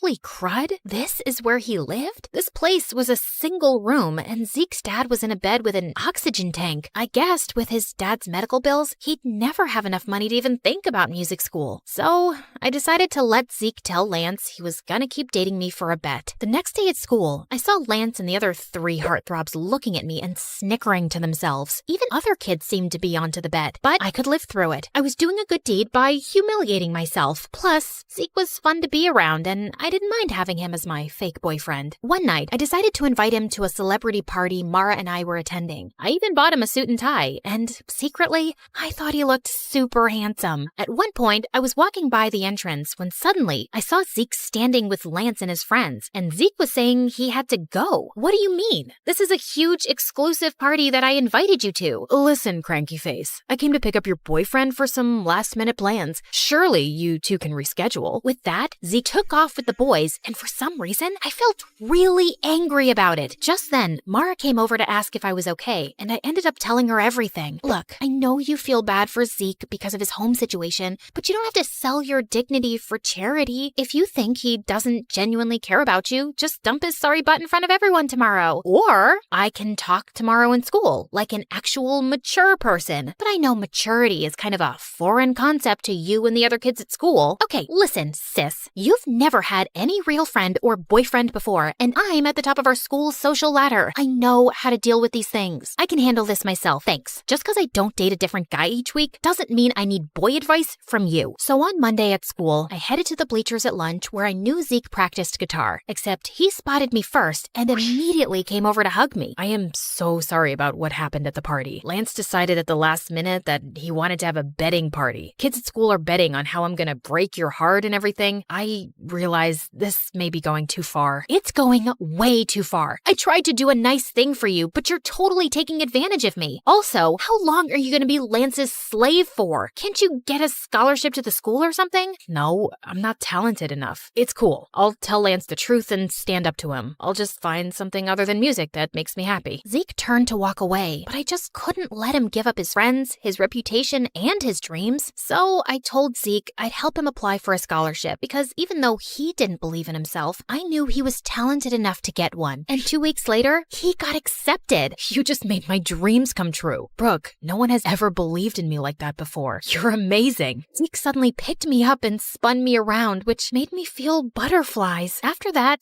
Zeke and I became really close and started hanging out all the time. I helped him take care of his dad, and he helped me make some friends at school. Except there were a couple of issues. One, I started to develop real romantic feelings for Zeke. And two, was Zeke still hadn't told Lance the truth, even though it was part of our agreement. So finally, Zeke decided to confront Lance one day after school as I hid behind a tree to listen in. Look, man, I told Brooke about the bet. It's not right the way we're manipulating her. Plus, I've been hanging out with her, and I think I want to date her for real. You know, she helped me get a scholarship to the music school you were going to pay for. Now, you don't have to. Are you kidding me? What am I going to tell all the kids who've been giving us money, betting the different ways you can dump her? You're one of us, Zeke, and she's an unpopular loser. It'll make the whole squad look bad. If you date her, then you're dead to us. Well, fine then. You guys are jerks anyway. I'm going to get myself an awesome girlfriend. I held my breath as I watched Zeke ditch his friends for me. And just like that, Zeke and I became an item. He held my hand, kissed me in public at school, and didn't even seem to care that he'd lost all his friends and popularity. Everything seemed to be going well, at least for a couple of weeks. Then one weekend, I went away with my family for a camping trip with no Wi-Fi or cell reception. But when I arrived back at school on Monday, something horrible happened. I was sitting in the cafeteria when suddenly Zeke stood up on one of the tables with a microphone and speakers. Can I have everyone's attention? I have something to say to my girlfriend, Brooke. I'm sorry, babe, but I just can't date you anymore. I've realized that I don't want to be with a stuck-up sourpuss who's way below my league. It's also really lame that you've never dated anyone before. So for all of you out there who bet money how I dump Brooke, the ones who selected public humiliation win. I stood with shock as I watched a bunch of kids run over to Zeke, Lance, and the other guys with cash. None of this made any sense. Had it just all been a setup? I ran out of the room and into the hallway to collect myself when I saw Zeke behind me. Brooke, I am so sorry I had to do that, but I had a good reason. What good reason could you possibly have for humiliating me like that? Please, just listen to me. My dad had to have an emergency medical procedure over the weekend that I couldn't pay for, and since there was no way to reach you, I had to ask Lance for help. He said he'd only pay for it on the condition that I publicly dump you. I'm so sorry. I still want to be with you, though. It just might have to be in secret. You know what? No, I don't care what your reasons are. I am so freaking sick of all of your excuses to manipulate and humiliate me. We're done, Zeke. That night, I refused to let myself cry. Zeke didn't deserve my tears. I didn't need any cowardly idiots in my life anyway. The next afternoon, I was studying in the library when I decided to take a break for some coffee and MSA videos. But while I was relaxing, Lance suddenly sat down next to me.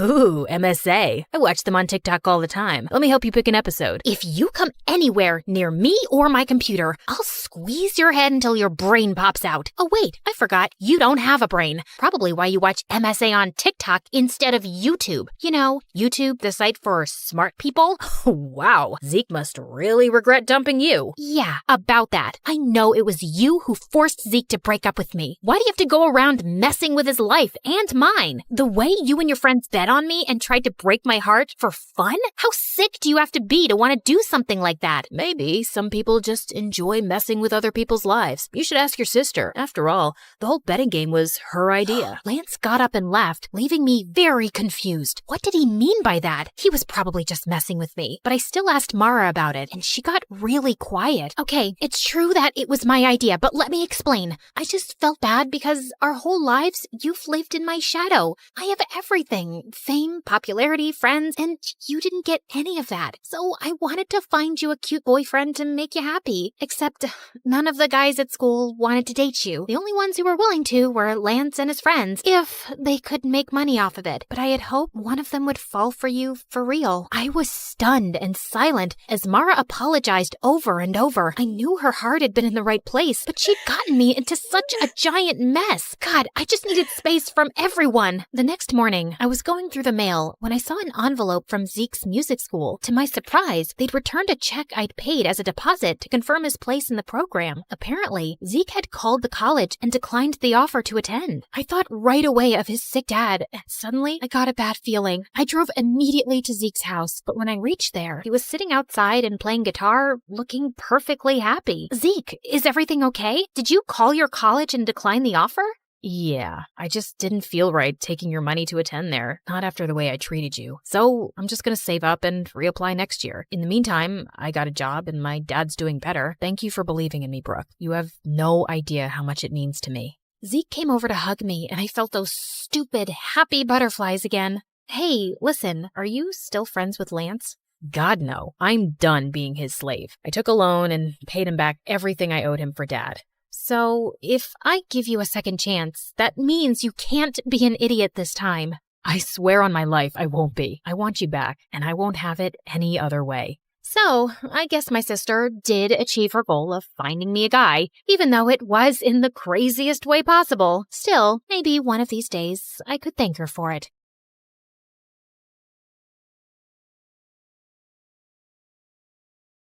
Hi, my name is Ashley, and I live next to the worst family on earth.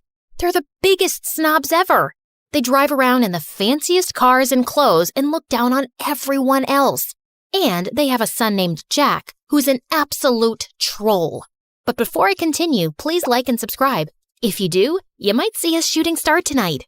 When I was 6, I was playing with my favorite doll, and Jack ran up to me, snatched it out of my hands, and threw it into the street. A car ran over it and smashed it into pieces. Another day at school, Jack stole a bunch of cookies out of the cookie jar and blamed it on me. Ashley took the cookies. No, I didn't. She hid them in her desk. The teacher opened my desk and found a cookie inside. I got in huge trouble, and after school, I saw Jack on the playground stuffing his face with the stolen cookies. When Jack wasn't terrorizing me, his parents were trying to get my family kicked out of the neighborhood. Our house was the smallest on the block, and even I had to admit, it was a really ugly green. And my parents were a little weird sometimes. My dad loved to sunbathe on the front lawn, and every morning, my mom made this strange sound to call all the stray cats in the neighborhood to feed them. She'd also sing to the birds and make birdhouses all day. Our house looked like a zoo, and the neighbors hated it. Their yard is unacceptable. It looks like an overgrown swamp. Their house gives me a migraine every time I look at it. Mommy, my eyes hurt. You have to do something, officer. And can someone please tell that man to put a shirt on? Jack's parents threw fancy parties every week, but me and my family were never invited. We only lived in the neighborhood because we inherited the house from my grandfather, who used to be a famous investigative reporter. I wanted to grow up and be just like my grandfather. When I was 12, I joined the school newspaper, and when my teacher's cat, Mr. Whiskers, went missing, it took me less than 2 days to find him on the roof of the school auditorium. Though I suspected Jack had something to do with it. In high school, Jack was the richest and most popular kid. I, on the other hand, only had one friend, my cousin Bethany. Bethany moved into town a week before we started 10th grade. But Bethany was obsessed with being popular and would do anything to get Jack and his rich friends to like her. Jack's friend Sadie was the ringleader of the rich kids, and she made Jack look like a saint. Bethany adored Sadie. She'd carry Sadie and her minions' books, do their homework, and follow them around. She'd even let them copy her answers during tests. They'd smile in Bethany's face and laugh at her behind her back. Why do you let them treat you like that? They're just joking around. Those girls aren't your friends, Bethany. They're jerks. Bethany never listened. She wanted to be popular so bad she couldn't see the truth. One day, my mother dragged me out of bed at 5 a.m. on a Saturday morning to volunteer at a soup kitchen. It's important to give back to those less fortunate. But do we have to do it so early? As I was serving food, I looked up to see a familiar face. Jack? Ashley? What are you doing here? Jack's face turned white, and he just ran out of the soup kitchen. The next day, I saw Jack at school in science class. The teacher partnered us up for a big project, and we met in the library after school. Why were you getting soup at the soup kitchen? Did you fall on your head or something? Why would I ever go to a place like that? You don't have to lie to me. I'm not lying. I'm just trying to help. No one asked you for help. The next day, Bethany and I were walking to class, and we ran into Jack in the hallway, and Jack gave me the meanest, coldest stare ever. What's up with you and Jack? I saw you two whispering in the library. Are you guys dating? Is it a secret romance? Oh, Jack's so cute and so rich. I'm so mad you didn't tell me. Jack and I aren't dating. Then what's going on? Can you keep a secret? Of course. I told Bethany about how I saw Jack at the soup kitchen and his weird behavior afterwards. But all Bethany cared about was that I had the attention of such a rich, popular boy. But I had an itch to investigate. So later that afternoon, I stopped by Jack's house to check things out. But I heard Jack's parents yelling inside. I heard someone coming, so I hid in the bushes. Then the door swung open and Jack rushed out. He darted down the street before I could say a word. Jack missed our study session the next day. Then he started missing all his classes. I started to worry, so I called and texted him, but he didn't answer. A few weeks later, I went by his house again, but when I knocked on the door, a strange woman answered. There was another family living in Jack's house. The wheels in my head started spinning. I started asking around to see if anyone knew what happened to Jack. Sadie said Jack and his family were vacationing in the south of France? Or was it the Hamptons or Tahiti? It was probably all three. Jack is so lucky. I wish I was rich. There was even talk about why he'd moved. Jack's dad bought a new mansion that's twice the size of the old one. Twice the size? He's richer than I thought. The explanation seemed reasonable, so I let it go. During summer break, I was heading home one day after running some errands when I saw a boy in an oversized hoodie playing guitar on the sidewalk. He played a sad song that was so beautiful, it made my heart sink. When the song ended, some people dropped money in the can beside him. I walked over to put in some money too, when a suspicious-looking guy crept up and snatched the boy's can. Then the thief ran toward me. Without thinking, I stuck my foot out and tripped him. Give that back, or I'll turn your face into scrambled eggs. I took a martial arts stance that I saw in a movie once. It worked, because the thief dropped the money and ran. I picked it up and turned to the boy whose hood had come off. It was Jack. Jack? Are you okay? Jack shook his head and broke down into tears. He told me that his parents broke up, then his dad sold their house, stole his mom's money, and fled the country. Now Jack and his mom were broke and living in a shelter. I felt so bad for Jack. No one deserved that, not even a rich jerk like him. So I invited Jack and his mother to my parents' house. Ashley, why is this woman in our house? They're in trouble, Mom. They need our help. Jack's mom apologized for the way she treated my parents. My parents forgave her and invited them to stay in our guest room for as long as they needed. Luckily, Bethany was away all summer with her family, so I could keep the secret. Jack and his mom were so grateful that they helped out as much as they could around the house. Jack even tried to help my dad fix a leaky faucet. That didn't turn out well, but the gesture was sweet. I tutored Jack to help him catch up on the work he'd missed at school. It was odd having Jack in my house at first, especially when I saw him walk out of the shower with a towel around his waist. A few weeks later, Jack's mom got a job, and they moved out. I hated to admit it, but I missed having him around. On the last day of summer, Jack sent me a text asking me to meet him. What's all this? I wanted to thank you. It's not much, but it's the best I could do. Jack opened the basket and pulled out my favorite foods. chili dogs, and Brussels sprouts. You and your family are the strangest people I've ever met. What's that supposed to mean? It's a good thing. No one's ever been so kind to me, and I love how you and your parents live your lives without caring what others think. It's inspiring. How do you do it? I don't know. It's just how I was raised. I wish I was as strong as you. I looked at the biceps bulging out of his shirt. I think you might have me beat. School's gonna be so tough. I'm supposed to be the rich kid with the fancy car and the millionaire parents, and you're not that guy anymore. And to be honest, you were a real jerk before. I like the new you way better. Since we're being honest, I have to admit something. What? I think I have a crush on you. Really? And I'm pretty sure you have a crush on me too. Then Jack pulled me close and kissed me. We talked for hours that night, and he even played me some songs. I saw Bethany at school the next morning after summer break. Jack passed us in the hall and he winked at me, and I couldn't stop smiling. What was that? I don't know. Jack's always been weird. Then why are you blushing? I didn't tell Bethany about me and Jack. We were taking things slow. One day, Jack and I were walking home from school when Sadie and her rich friends pulled up in a fancy car. Hey, Jack, where's your ride? You're trading it in for a new one, huh? Always trying to one-up me, Jack. We all get it. You're the richest, but I'm a close second. Yeah, my new car is going to be great. It's twice as expensive as the last one. Jack, what are you doing? Ditch that loser and hang out with us. Plus, we have to decide what color we're going to wear to the winter dance. I'm not going to the winter dance with you. Then who are you going with? Tell me you're not going to take that freak instead of me. If you're referring to this amazing girl standing beside me, then yeah, I am.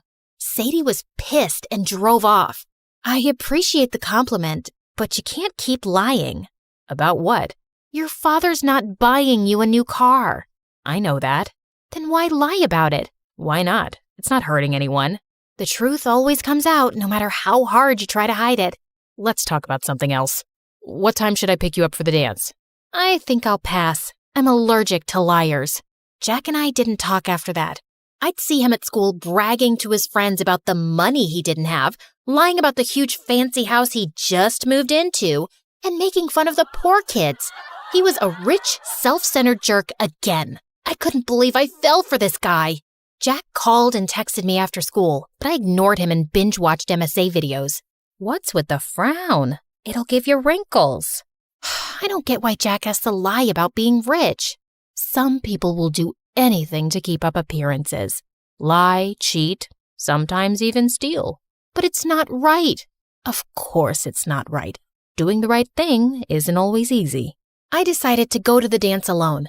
Bethany and I were supposed to go together, but she wasn't returning my calls. When I arrived at the dance, I saw Bethany hanging out with Sadie and her crew, following them around, holding their drinks. Hey, Bethany, I've been trying to reach you. Sorry, I gotta go. Bethany was acting strange. She could barely look me in the eye. Then Jack walked up to me, and before he could say a word, everyone's cell phone started going off. I looked at my phone and saw a video of Jack's mom working as a maid. You're not rich, Jack. You're a poor loser. Then all of Jack's rich friends laughed at him. And don't try to deny it. Bethany told us everything. She even made this video. It's true. Ashley told me that she saw Jack begging for food at the soup kitchen. Shut up, Bethany. No one asked you to speak. Be a good little puppy and stand over there. I felt furious at Bethany. I'm so sorry, Jack. I never meant... It's okay. It's not your fault. I should have stopped pretending a long time ago. Sadie, you're right. I'm poor, but I don't care what you or anyone else thinks of me. You've never been my real friends anyway. All you've ever cared about is my money. Well, now it's gone and it sucks. But I found something way more valuable. Then Jack took my hand. Oh, geez. If you say you've fallen in love with that freak, I'm gonna throw up. I'd had enough. I walked over to her and accidentally spilled my drink all over her dress. Oh, sorry about that. But you know, the punch does bring out your eyes. You want to get out of here? Yes, please. As Jack and I walked out the door, Bethany ran up to us. Ashley, it wasn't personal. We're still friends, right? maybe I can fix things with you and Sadie. If you did her homework for a week, then you're pathetic, Bethany. And you deserve someone like Sadie. Jack and I left the party and went to the beach. We ate chili dogs and Brussels sprouts and danced the night away. This is nice. You know what the best part is? What? It doesn't cost a thing. Then Jack gave me the most romantic kiss ever.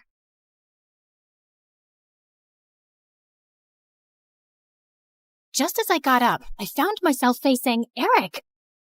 What are you doing here? Isn't the meeting going on? Nope, that's just what I told you.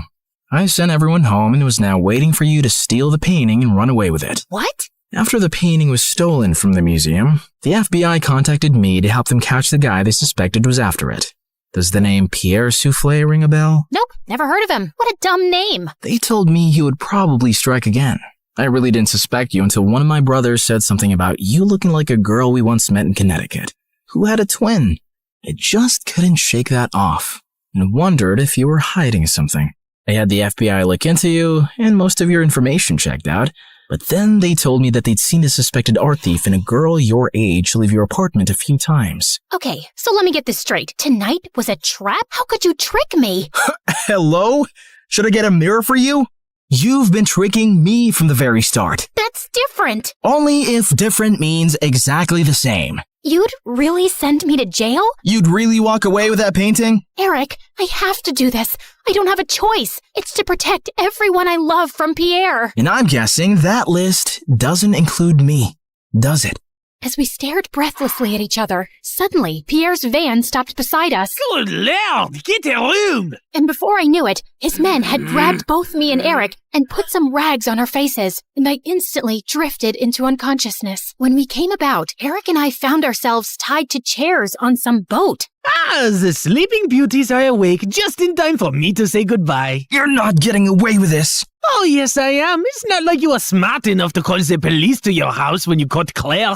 Yeah, that's her real name. You didn't call the police? What was your plan then? My guess is he was just going to take the painting from you and give you a chance to run away. I think he even gave his own security men the night off. Why would you do that, Eric? Because he wasn't going to send the girly labs to prison. Duh. Eric sat there poker-faced as I glanced at him. Pierre, you got what you wanted. Now keep your end of the deal. Pay up and let us go. Your sister double-crossed me first, which landed you in this mess, remember? I think I'll do the same. Why is there water coming in the boat? Oh, that's because it's got oils everywhere. It's going to sink soon. You two should make up and forgive each other because life's too short to be angry. I mean, literally, your life is really short. I'd say about another 30 minutes. Adieu. So long. Farewell. And with that, Pierre and his goons left. There has to be some way out. Don't you know how to get out of such situations after all your years as a criminal? I'm a con woman. I don't know how to trick my way out of these ropes. Great. Then I'll just die here with you of all people. Who would you rather die with? Maybe that really pretty, extra smiley waitress at the restaurant you love so much? You know what? Let's just not talk. Fine by me. We sat silently for a few minutes as the water kept seeping in.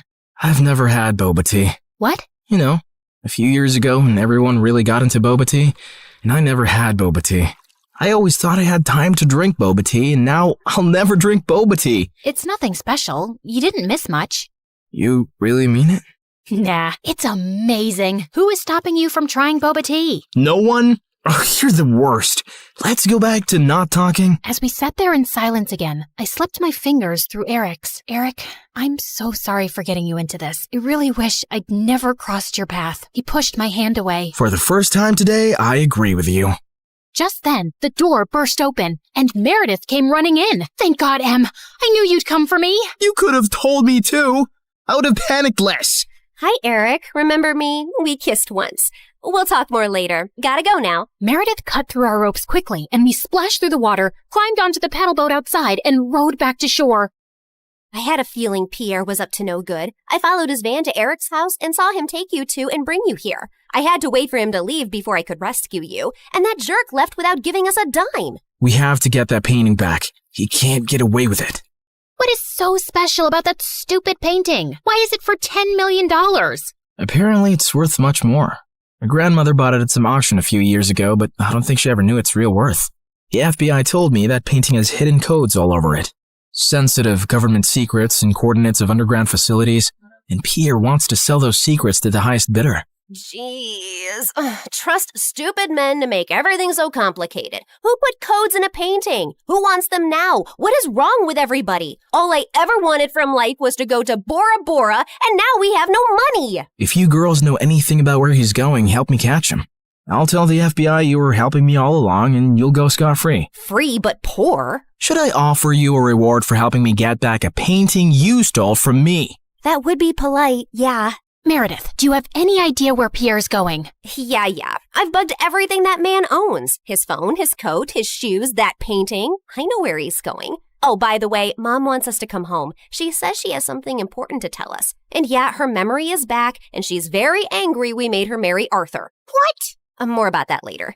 Eric immediately got in touch with his FBI contacts, who picked us up from our spot and followed Meredith's trackers on Pierre. He was headed for a train at the Grand Central Station, and seconds before he was about to get onto his ride, he was surrounded by officers. Don't manhandle me, you orangutans! My outfit costs more than your yearly salary! I lose the day I ever laid eyes on you two! I'll make sure I take you down with me! I'm taking all your coats, Pierre. They fit me perfectly, you tiny mafia boss. Get used to an orange jumpsuit, because you'll be wearing that for a long time. As the FBI officers took him away, I turned to Eric with a worried face. He'll give them information against us. You've helped recover a really important painting and capture a criminal the FBI has been trying to nail for ages. I promise, I won't let you get into any trouble. Thank you. We stood there in awkward silence. Okay, this is super uncomfortable. Do you guys need privacy to talk or something? I'll grab us some hot dogs. Do you want relish or mustard or... No, actually, I think we're done here. I have to go. Good luck and goodbye, Claire. Goodbye, Eric. Meredith and I took the next flight to Connecticut to see Mom back at her old house, and I was really happy to see her with her memory back. And then, Mom shocked us with her whole story. Many years ago, I was a government scientist in Russia, working on top secret technology. And our team later wanted to sell it to an enemy country. I refused to do that and destroyed the technology. And after that, I had to go on the run because I knew those traitors would come after me. I had a boyfriend, and he recently found out I was pregnant. So I never told him about you girls and just escaped. I settled in America and took on the identity of a helpless mom living in the suburbs. Before I left Russia, I set up this laptop as a way to communicate with my father, who sent me a little money every few months to get by. I was even afraid of working in any place for too long, as being part of any system by which I could be tracked down. Whoa! Mom, that's insane and so cool! I'm sorry we never had much, but I was glad you grew up independent and resourceful. When I finally recovered my memory a week ago, I was able to access the laptop and get in touch with my father. He hadn't heard from me in so long, he thought I wasn't even alive anymore. He told me that the traitors working on the project are all behind bars now. It's safe for me to go home. So we're going to Russia? Man, it's so cold there. I always wanted to go to... Bora Bora, I know. That's all you said growing up. We'll visit Russia to see my family, and then we'll go anywhere you girls want. Mom, we're kinda poor, especially since you've left Arthur too. Oh, but my family isn't poor at all. I come from old money. We've been rich forever. There is a God out there. Thank you. Claire, we're finally going to Bora Bora. Yeah, it's everything we ever wanted. I tried to be as excited about the trip as Mom and Meredith, but my heart felt heavy. I wish things had ended with Eric on a better note. On the bright side, I got to meet Freddie, and I was so pleased when he introduced me to his lovely girlfriend. I'm so happy for you, Freddie, and I don't know if I can ever thank you for everything. You're amazing. I know. Just don't forget about me and come to visit, okay? On the day of our flight to Russia, we just reached the airport when Mom and Meredith turned to me with strange smiles on their faces. What's going on? Here's your ticket. That's a ticket for New York. Why, are we going there? No, Mom and I are going to Russia, then Bora Bora. You're going to New York. What? Why would I do that? Come on, Claire. You've been so mopey lately. I can't stand your face anymore. Just go talk to Eric, okay? You're in love with him. And even though he's way out of your league, he loves you too. And that's something you shouldn't give up on so easily. pretty sure he hates me now. Claire, go meet him once. You'll regret not trying. And in case it doesn't work out, you know where to find us, love. Go get him, loser. Mom and Meredith hugged me, and I felt tears flowing down my face fast as I turned away. Suddenly, I got the wind knocked out of me as Meredith gave me a bear hug. I can't say this with you looking at me directly, so don't turn around, okay? I love you more than anyone in the world, sis. You're my BFF and my soulmate and my better half, so you better not stay away too long because of some stupid boy. No one's ever coming between us, Em. I love you too, and I'll see you soon. As I walked out onto the New York airport, I was feeling so nervous about visiting Eric that I accidentally bumped into a man's luggage cart and went down with the suitcases. Are you blind? You blind idiot? It was an accident, sir. You don't have to be so rude. You don't have to be so blind, you blind idiot. You're so obnoxious. I grabbed the bagel the man was holding, threw it on the floor, and started jumping on it. As I continued jumping and he kept yelling, I suddenly found Eric by my side. I'm sorry, sir. She hasn't taken her meds today. So sorry. Jeez, what's with your temper? He started it, and what are you doing here? You texted me that you were coming and wanted me to pick you up. You said it was an emergency? Oh, I'm guessing that was Meredith. Yep, but I did come to New York just to see you, Eric. So I might as well say my piece now, which I've been rehearsing on the plane, and I've forgotten every single word. Dang it. Okay, I'll just spit it out. Look, I'm really sorry about the tricking and the lying and stealing and hitting your brother and endangering your life. The one thing that wasn't part of this assignment was falling for you, but I just couldn't help it right from the start. In fact, you made me fall for you years ago, and I often wondered what had happened to you. I really wish we'd met again under different circumstances, and I know I don't deserve another chance, but here I am, asking for one anyway. Well, they say third time's the charm. They do say that, whoever they are. Just as Eric pulled me closer, we suddenly found ourselves surrounded by federal agents. Did you set me up? I swear I didn't. Ma'am, there's no need to panic. We got notified about your arrival in New York when you checked in for your flight. We've also apprehended your sister before she could leave for Russia. We've been looking for you girls for a long time, actually, but you always managed to get away. Now we have a deal for you. Come work for us and help us nail some con artists, and you'll have a clean slate. Are you offering me a job? Yes, and a really well-paying one. The only catch is that you two will have to serve 6 months jail time first. We have to do that as a formality. No, officer, there has to be another way. Eric, wait, it's okay. I think I need to do this actually. Maybe we got away for too long without any consequences. If this gives me a chance to start over fresh, I'm willing to do it. What about Meredith? Oh, she's gonna be pissed, but she'll do it for me. So, will you come see me in prison? It's a date. How many weeks has it been here already? It's just been 2 days. Oh, God. I was so close to Bora Bora. And you're so ugly and orange. How am I supposed to look at you for 6 months? I think you're actually happy we're getting to spend more time together. You know, since I'm your BFF and soulmate and better half. That was so cheesy. Ow!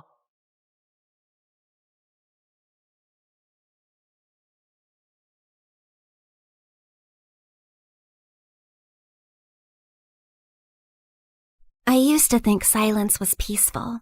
Then my mom fell into a coma, and silence became the loudest sound in the world. Everything just kept piling up.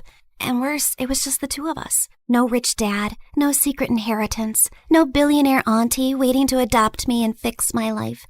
I tried to stay strong, but when the nurse gently reminded me again that we still had unpaid bills, something inside me finally cracked. I just nodded, locked myself inside the restroom, and finally broke down.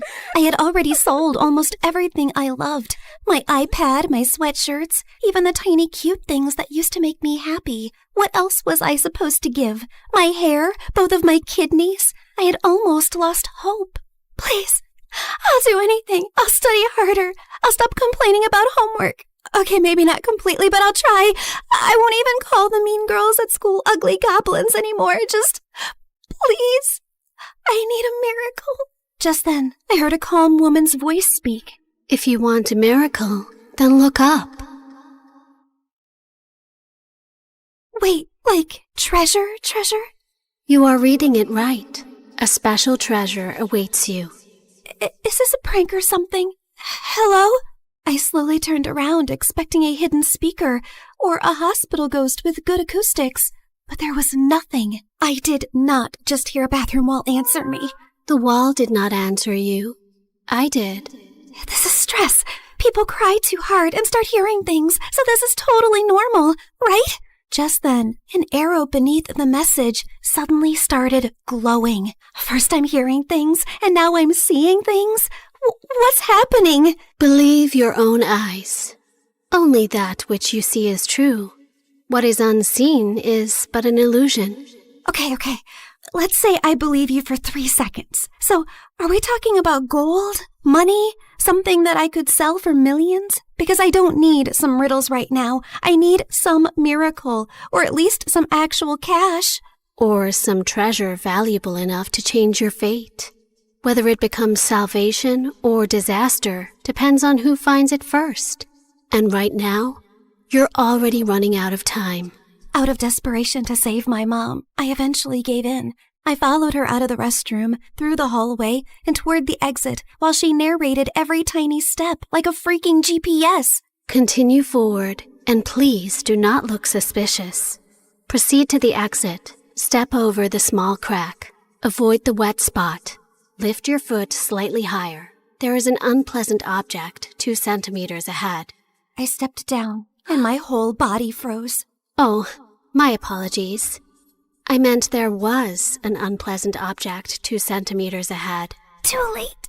Soon, we reached a narrow alley between 2 old buildings. Miss, are you sure this is the right way? The path continues forward. Though I understand your hesitation, narrow passages often awaken the mind's instinct for danger. However, if treasure were always placed in bright, comfortable places, far few people would learn anything from searching for it. So, that's a yes? Oh, that pretty summarizes what I've said. So, yes. I finally stepped into the alley, and thankfully it was only normal scary and not dangerous and life-threatening scary. Just then, everything went silent all at once. Even the dramatic pigeon on the street shut up. Miss Lady Voice? Hello? Are you still here with me? Don't worry. I'm here. Just keep walking. Do not turn back yet. Step back and just breathe slowly. I only asked if you were there. And I answered with additional guidance. The alley stretched longer than it should have. Soon warm wind rushed past me, and when I looked back, the alley was gone, and I was now standing in an open field under a bright blue sky. Holy yummy cheese balls! Did I just teleport to another place? I also noticed a small glowing orb floating in front of me, shining softly like a tiny star. Yes, you have arrived in Mondstadt, the city of freedom, a land of wind, songs, nights, and many stories carried through time. I realized that the glowing orb pulsed when the voice lady continued yapping. So that meant her voice now had some sort of a body? So you mean I'm not somewhere in Europe and not dreaming? Yes. This is not Europe, nor is it a dream. A world with its own laws, gods, stories, wounds, and miracles. Why am I exactly in this unfamiliar land? I just want my mom to wake up. Then keep walking, Sabrina. The treasure hunt begins here. Fine. If this treasure can really give me a miracle, then lead the way. Watch out! Explosive encounter highly likely nearby. Explosive what? Just then, a loud boom suddenly echoed from somewhere near the trees, and a tiny red figure then burst out from behind a bush. Ta-da! Clee is here! Spark Knight of the Knights of Favonius. She is known throughout for her enthusiasm, remarkable explosive talent, and a long history of incidents that are best described as energetic. Sorry about that. Clee was only doing a little fish blasting. Well, maybe not a little, but the fish tastes so good, so Clee thinks being grounded for a day is worth it. Anyway, are you here for the treasure hunt? You know about that? Uh-huh. Miss Nicole told Clee. She said a dear traveler named Sabrina would arrive. Wait, you can hear her too? And she actually has a name? Of course. Miss Nicole is the best. And she talks inside heads because she can't talk with her mouth. Mom says she's very smart and very nice, but also talks a lot. Alice said that? Yep. I see. Clee skipped closer and grabbed my hand like we'd been friends for 10 years. Can Clee come play with her today, Miss Nicole? Please? Yes, you are allowed. As far as Alice is concerned, nothing is more important than a request from her beloved daughter. Yay! But why does Sabrina look so sad? Did someone make you cry? Was it a bad guy? Clee can blow them up! Only a little. Well, maybe not a little, but Clee will try. I'm not sad. You are. I know crying faces. Jean makes that face when Clee accidentally causes big disasters. My mom is really sick. She's in a coma right now. That's why I need to find the treasure so I can buy her medicines and pay the bills. Clee gave me a soft smile and squeezed my hand. Mom always says love can travel very far, even farther than my best bombs. So your mom's love must still be with you too, even if she's sleeping. Thanks, Clee. You're welcome. And don't worry, we're going to find that treasure, help your mom, and only blow up the bad guys. Maybe we can do the first two without the third one? Clee will try very hard. Just then, Nicole's panicked voice suddenly filled my head. Watch out! Hilly Charles incoming! Hilly what? Literally 6 seconds later, masked monsters burst out of the bushes, and Clee pulled out her bombs like this was a normal Tuesday. Jumpy, jumpy, go! Boing, boing, boom! Yeah! Oh my god, am I gonna die? Stay calm. Step back. Duck! Now! Before I could fully lose it, golden light bloomed beneath us. Moment of birth. A glowing flower platform rose from the ground, blocking the monsters just in time. Then a calm boy appeared above us and landed lightly. Mr. Albedo, you came! Clee knew you would. I heard explosions nearby and thought it would be wise to investigate. Finding Clee here confirms my hypothesis. Sabrina, this is Mr. Albedo. He's like my big brother, and he's super smart. Nicole quickly explained that Albedo was the chief alchemist of the Knights of Favonius, and that his knowledge of ancient mechanisms would be very useful for our treasure hunt. Clee is my little spark knight. I need to keep her safe and sound. Besides, investigating the unknown is certainly my thing, so count me in. Well, I guess the more the merrier. After that, Nicole led us to Thousand Winds Temple, an ancient ruin full of broken pillars, weird symbols, traps, slimes, and things that clearly wanted me flattened. But somehow, because of Nicole's directions, Albedo's magic, and Clee's little bombs, we made it through. I thought you were just going to lead me to the treasure. You did not warn me about all this. Seriously, did I get transported into a video game world or what? A world is only called a game by those watching safely from the outside. To those inside it, every path, every danger, every choice is real. Wow, that was beautiful, but also very unhelpful. Then allow me to be more direct. Keep moving. Something larger is approaching. Larger? Just then the ground shook. From the dark corners of the ruin, 2 giant metal monsters slowly woke up. Please tell me those are statues. Please. Unfortunately, no. Those are ruin guards. Ancient machines built for battle. And judging by the glow in their eyes, they have already identified us as a threat. Before I could pee my pants, someone crashed down from a broken wall and stood between us and the machines like a walking shield. One swing sent a ruin guard flying back like a stupid little tin can. Whoa, this guy looked like he could punch a mountain and the mountain would apologize. Uncle Varka, you came! Clee knew you would. Now the big metal meanies are in trouble. Ah, the almighty Knight of Favonius to the rescue. How timely. Ha! Miss Nicole! Didn't expect to find you leading children into ancient ruins. And I didn't expect you to enter by jumping from a wall. Yet, here you are. Fair enough. When the coast was finally clear, Albedo calmly stepped toward the broken machines and found a small glowing fragment inside them. The moment he lifted it, the air around us shimmered. The first clue has awakened. First clue? Nicole's glowing orb rose into the air, stretched like a flower opening, and became a beautiful woman. Well, there you are. I was wondering how long you planned to stay as a floating light. Wait, you're Miss Voice Lady? You actually had a physical form this whole time? Nicole looked at me, and even though her lips did not move, her voice gently entered my head again. My apologies. Until the first clue awakened, I could only guide you through a small projection of my presence. Now that the path has opened, I can take this form before you. However, for certain reasons, I am unable to speak. This is the only way I can communicate with you. Now then. She continued yapping for 8 more minutes straight, and from what I understood, she was an angel called N from the Hexen Circle, a circle of powerful witches. She then explained that the glowing fragment was a piece of the treasure's scattered light and could lead us to the traces left across Tevat. The treasure you seek was broken long ago. Its light scattered across Tevat, leaving traces behind.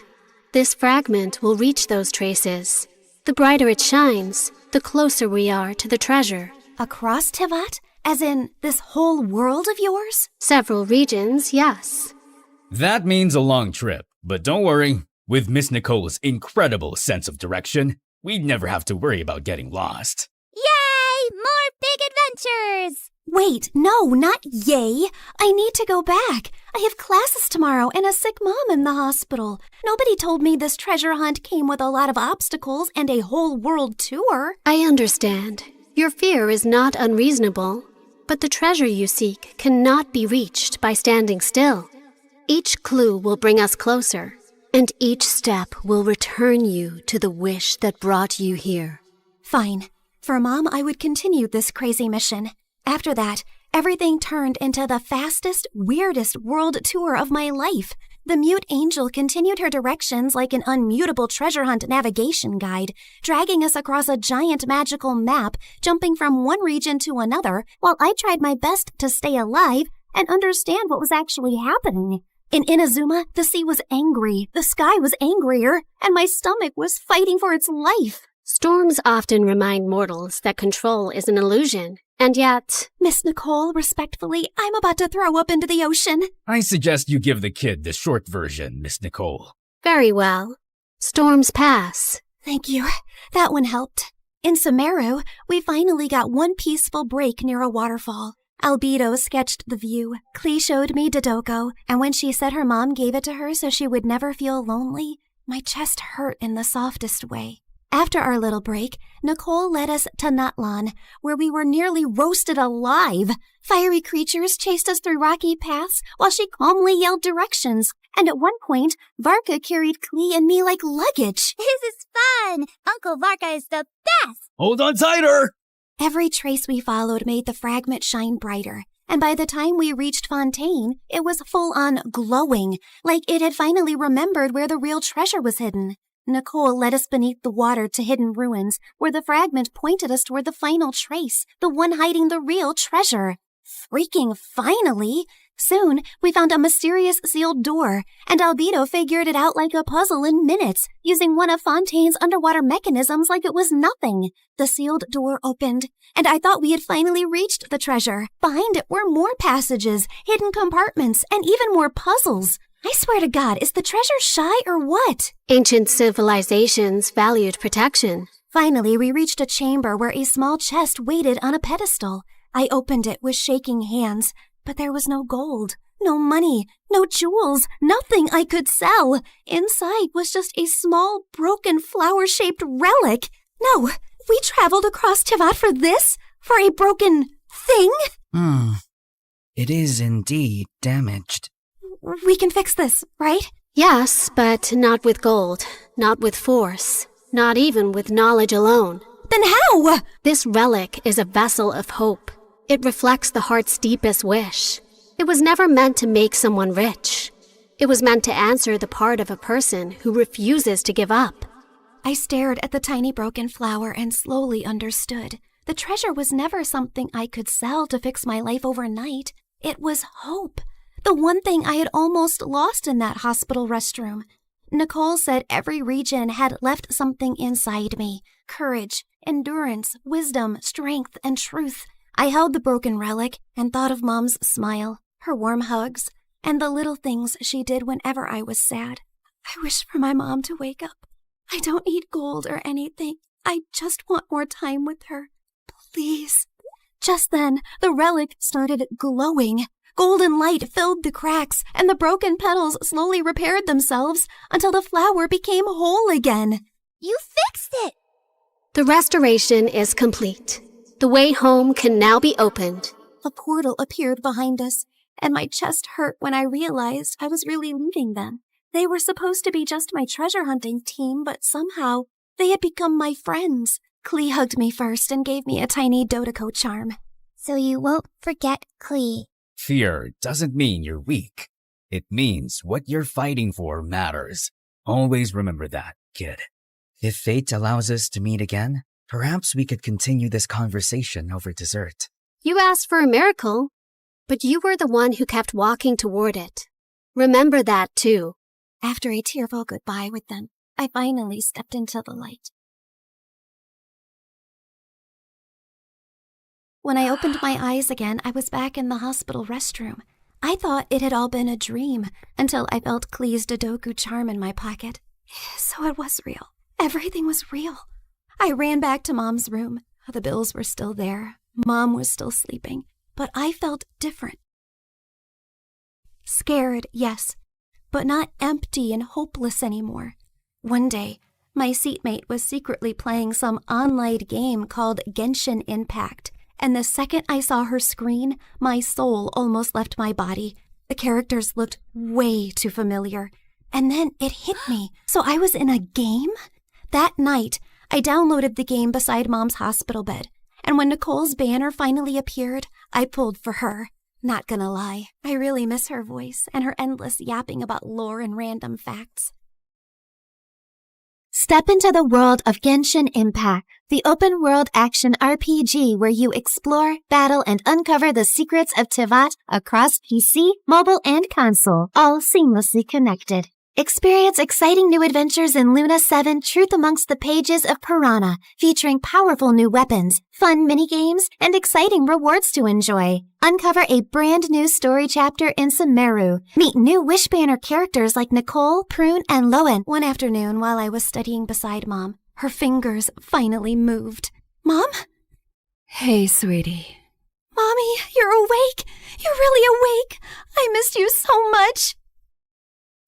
And for the first time in a long time, the silence in the room did not feel scary. It felt peaceful at last.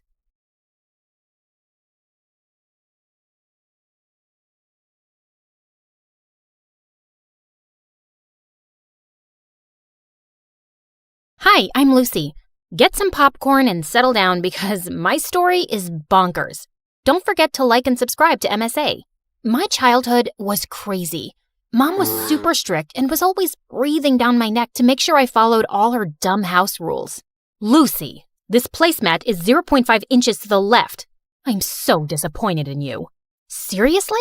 I got no dessert because of freaking placemats. And Dad was a complete weirdo. He stayed in his study all day long and only left at night with a suspicious-looking briefcase. But whenever I asked him what was in it, he would always tell me to mind my own business. So rude. One day, I was playing football by myself in the park when two mean-looking men grabbed my ball and squished all the air out of it. Hey, are you stupid? You're supposed to kick the ball, not squish it. She's a little firecracker. Where's your dad, little girl? He owes us an apology. Why? Who are you? And what did my dad do to you?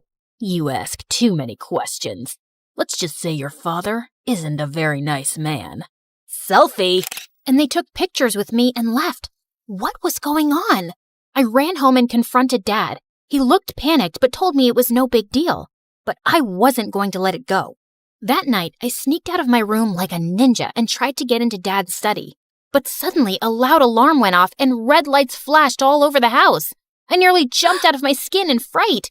Dad was so furious, he made me write 200 times, "I will mind my own business."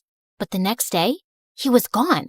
I looked for him everywhere and called him, but his phone was off. And I felt guilty.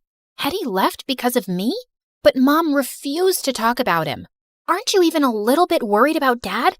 He's missing. He's a grown man. I'm sure he can take care of himself. People said he's a bad man. What did he do? What have I told you about listening to idle gossip? And straighten your back. Ugh, she was the worst. Rather than go to the police and file a report, she moved us to a new city. I was so mad at her that I stopped showering for a week. Then I accidentally smelled my own armpits and nearly fainted, so I finally took a bath. But I stopped doing chores according to her ridiculous rules. Lucy, I told you to dry the laundry, not dye it. Oops. But I was only getting started. I always put the forks and knives in different drawers around the house after washing them and screwed up the TV remote so it wouldn't work properly. I dyed my hair orange and got fake piercings and tattoos, but told her they were real. She was so upset, she got me enrolled in an insanely strict school. They have uniforms and rules. I'm sure they'll knock some sense into you. Not if I knock them over first. St. Mary's was a mansion with super rich kids. The lawns were perfectly kept, and the halls were so clean they shone like diamonds. But I got in trouble on the very first day. I was putting my books in my locker when suddenly someone threw a hoodie in my face. Wear this. Your ugly face is gonna make me vomit. Then look somewhere else, creep. This is a respectable school. We don't want people like you, so you better clean up. She knocked the milkshake out of my hand and pushed me down in the mess. I saw red. I was about to get up and slap this crazy witch when suddenly a boy came running down the hall and stood between us. Picking on the new kid on the first day? You're really desperate for attention, aren't you, Crystal? Mind your own business, Anthony. This is my school, not your dad's office. What I say goes. Maybe I should give him a call and we'll see who really runs this school. Crystal looked furious. She flipped her hair and left with her minions, and Anthony helped me up. Hey, I'm sorry about Crystal. Just because she's the principal's daughter, she thinks she can boss everyone around. Thanks for coming in like a knight in shining armor. I always wanted to save a damsel in distress. Oh, you didn't save me. You saved her from me. But the teachers at the school were like Mom Pro Max. They gave detention for everything. Need to sharpen your pencil twice a day? Detention. Spend more than 5 minutes in the bathroom? Detention. The last straw for me was when one of the teachers took away my bag of candies and threw them in the trash. Just keep your candy at home. Mom is a bigger candy police than the teachers. One time I had more than one M&M and she took me to the dentist for a cleaning. That's intense. Come over to my place and we can play video games and eat all the candy you want. Anthony's house was bigger than the White House. There were guards all over the place and a whole room dedicated to gaming consoles, snacks, and a freaking cotton candy machine. Fart in my face to wake me up because I must be dreaming. You are so weird. We played till our eyes hurt, and it was the best time I'd ever had in my life. Over a dinner of greasy burgers, I told him all about my parents, how we'd moved so suddenly, and how I'd never had a normal childhood, and how Dad left. I think Dad was a criminal or something. That's the only logical explanation. Is that why he disappeared? Maybe. This is the best burger I've ever had. Mom would freak out if she saw me eating this. That just shows your mom really cares about you. My dad builds bridges and has a whole list of rules that he needs to follow strictly or people's lives could be in danger. Your mom is just trying to build a strong bridge. I'd never really thought about it like that. Maybe Mom wasn't so bad. But Anthony was so wrong, because when I got home, Mom was waiting for me in the living room, boiling with anger. How dare you go to a friend's house without permission? Do I even know these people? You'd know about my friends if you cared about anything other than your stupid rules.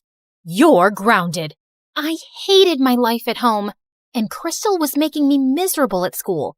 She was the student body president and was always after me for breaking some rule, which she made up herself. Ugh. I know you can't fix your ugly face, but at least have the decency not to smile. Your crooked teeth really make everyone cringe. Detention. For smiling? That isn't against the rules. No, but it should be for you. Well, if I'm gonna do the time, I might as well do the crime. I was getting detention so often that kids in school had started calling it getting a Lucy. It was ridiculous. So I decided to get even in the most Lucy way possible. I came in super early one day, did a little dance for the security camera, and drew poop emojis all over Crystal's locker. But why stop there? The whole school was a blank canvas. So I drew the little brown swirls on every whiteboard and bathroom stall. The school went nuts. One of the teachers fainted. The principal called me into her office, and soon after, Mom showed up with Dad's briefcase. She told me angrily to go outside for a few minutes. You're definitely going to get expelled, Lucy. That's what happens when you don't follow the rules. But just then, the principal came out looking pale and sweaty. Well, Lucy, I've decided not to expel you. I can see you don't do well with rules, so maybe we can relax a few and make learning easy for you. What? I was shocked, but Crystal had a full-blown meltdown. This loser drew poop all over my locker. She can't get away with this. I want her out, Mommy. Kick her out. The principal had to drag Crystal into her office because she was kicking and screaming like a 5-year-old. And Mom grabbed my hand and took me home for the day. What just happened? What did you say to the principal? Did you threaten her? What's in that briefcase? That's none of your business. Just keep your head down at school. I saved your butt this time, but it won't always work. No, maybe you're a criminal just like Dad. I don't trust you at all. I won't do anything you ask until I know the truth. I ran out the door and went to stay with Anthony. It was the only place I felt safe. Mom kept calling, but I ignored her calls. The next day, people in school were looking at me like I was some kind of hero. One of Crystal's minions actually dusted my locker and opened it for me, while another girl brought me coffee and offered to carry my books. What's going on here? Why are you guys doing this? Because someone finally put Crystal in her place. She's no longer the student body president thanks to you. We were all so tired of her being mean to us. Aw, shucks. But I didn't really do anything. Thanks for the coffee, but you don't have to do this anymore, okay? Life was pretty sweet after that.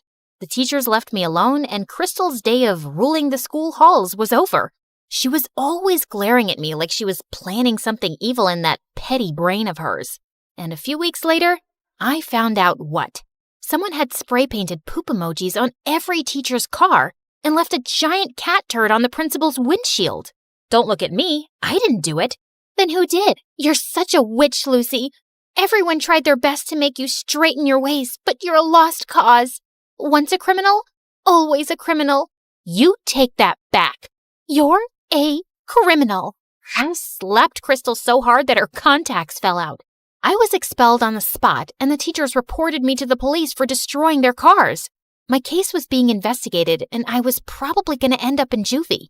But I wasn't a criminal like Dad, and I had to prove my innocence. So that night, I sneaked into the school's security room and got all the camera footage on a USB, and then ran to Anthony's place. Lucy, what happened? Why did you do that to all the teachers' cars? I didn't. Someone's framing me, and I'm going to find out who. We used his laptop to look through the videos, but there were hours and hours of it, and I was getting sleepy. I went to the bathroom to change into my pajamas when I saw something that made the hair on the back of my head stand up. Hey, Lucy, I think I found the footage, but it's no good.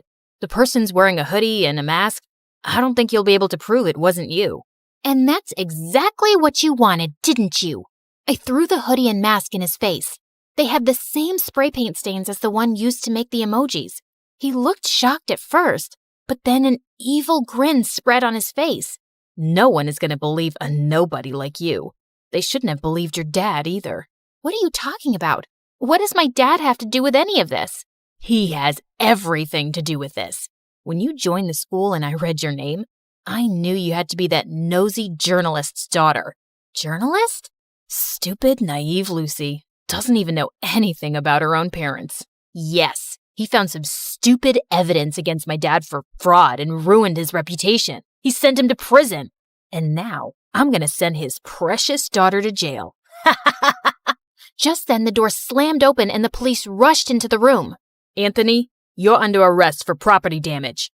What? It was her. You have no proof it was me. Actually, you slipped up.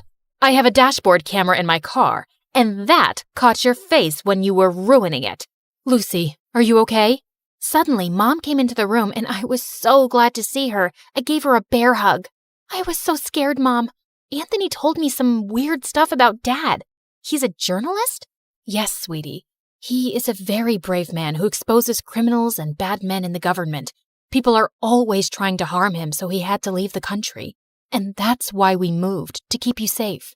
But how did you know I was here?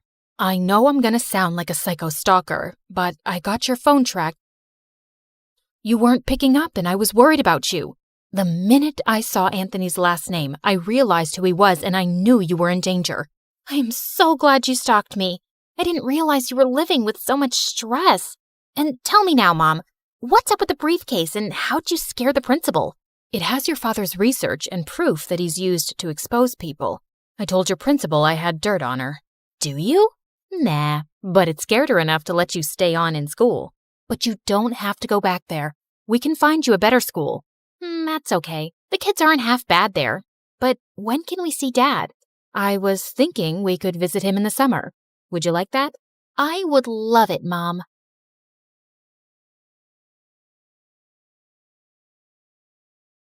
I was just a month into my freshman year at college, and I never in a million years would have guessed that the night I was pinned against the bleachers of the school football field by bullies was the night that would change my life forever.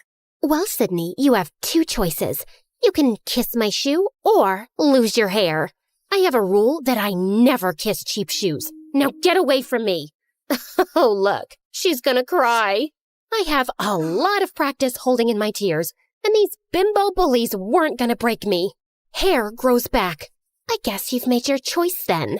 After they threw me to the ground, I prepared myself for what was coming, but a voice boomed from behind them. What the hell do you think you're doing? Leave her alone. The girls turned around and sprinted away. The person walking toward me was silhouetted by the field's lights, so I couldn't see him. When he got close and helped me up, I saw who it was, and my jaw nearly fell off my face. Are you okay? Did they hurt you? It was Ian Gallagher, the son of the president. He also just started at my school and was the image of perfection. Flowing blonde hair, a chiseled jaw, and deep green eyes. Other than my pride? No, but there wasn't much of that to begin with, so I'm good. Thank you. Maybe you and Sydney should go get some food, Ian. Who was this guy, and how did he know my name? Yes, absolutely. Are you hungry? Joe Jr.'s diner is just up the street. I'm Todd, Ian's assistant. Our driver will be happy to take you and then bring you back to your dorm room afterward. Right, Ian? Yeah, absolutely. Please stop saying absolutely. Absolutely. I mean, right. I wasn't sure what was happening here, but whatever it was really frickin' weird. Okay then, shall we go so you two can eat and get acquainted? Can you two hold on for just a minute? I need to pause this here. As you already guessed, my name is Sydney, and it would be awesome if you clicked like and subscribe. And while you do that, I'm going to fill you in on some quick backstory. I grew up in a huge house with everything a girl could want. Giant stuffed animals, so much chocolate that Willy Wonka would be envious, and an arcade packed with every video game that ever existed. There was only one thing missing. My parents. Sure, I had an amazing nanny who hated children and would lock me in my room when she wanted to be left alone. But all I wanted was to spend time with my mom and dad. They ran an international hotel business and traveled the world visiting their properties.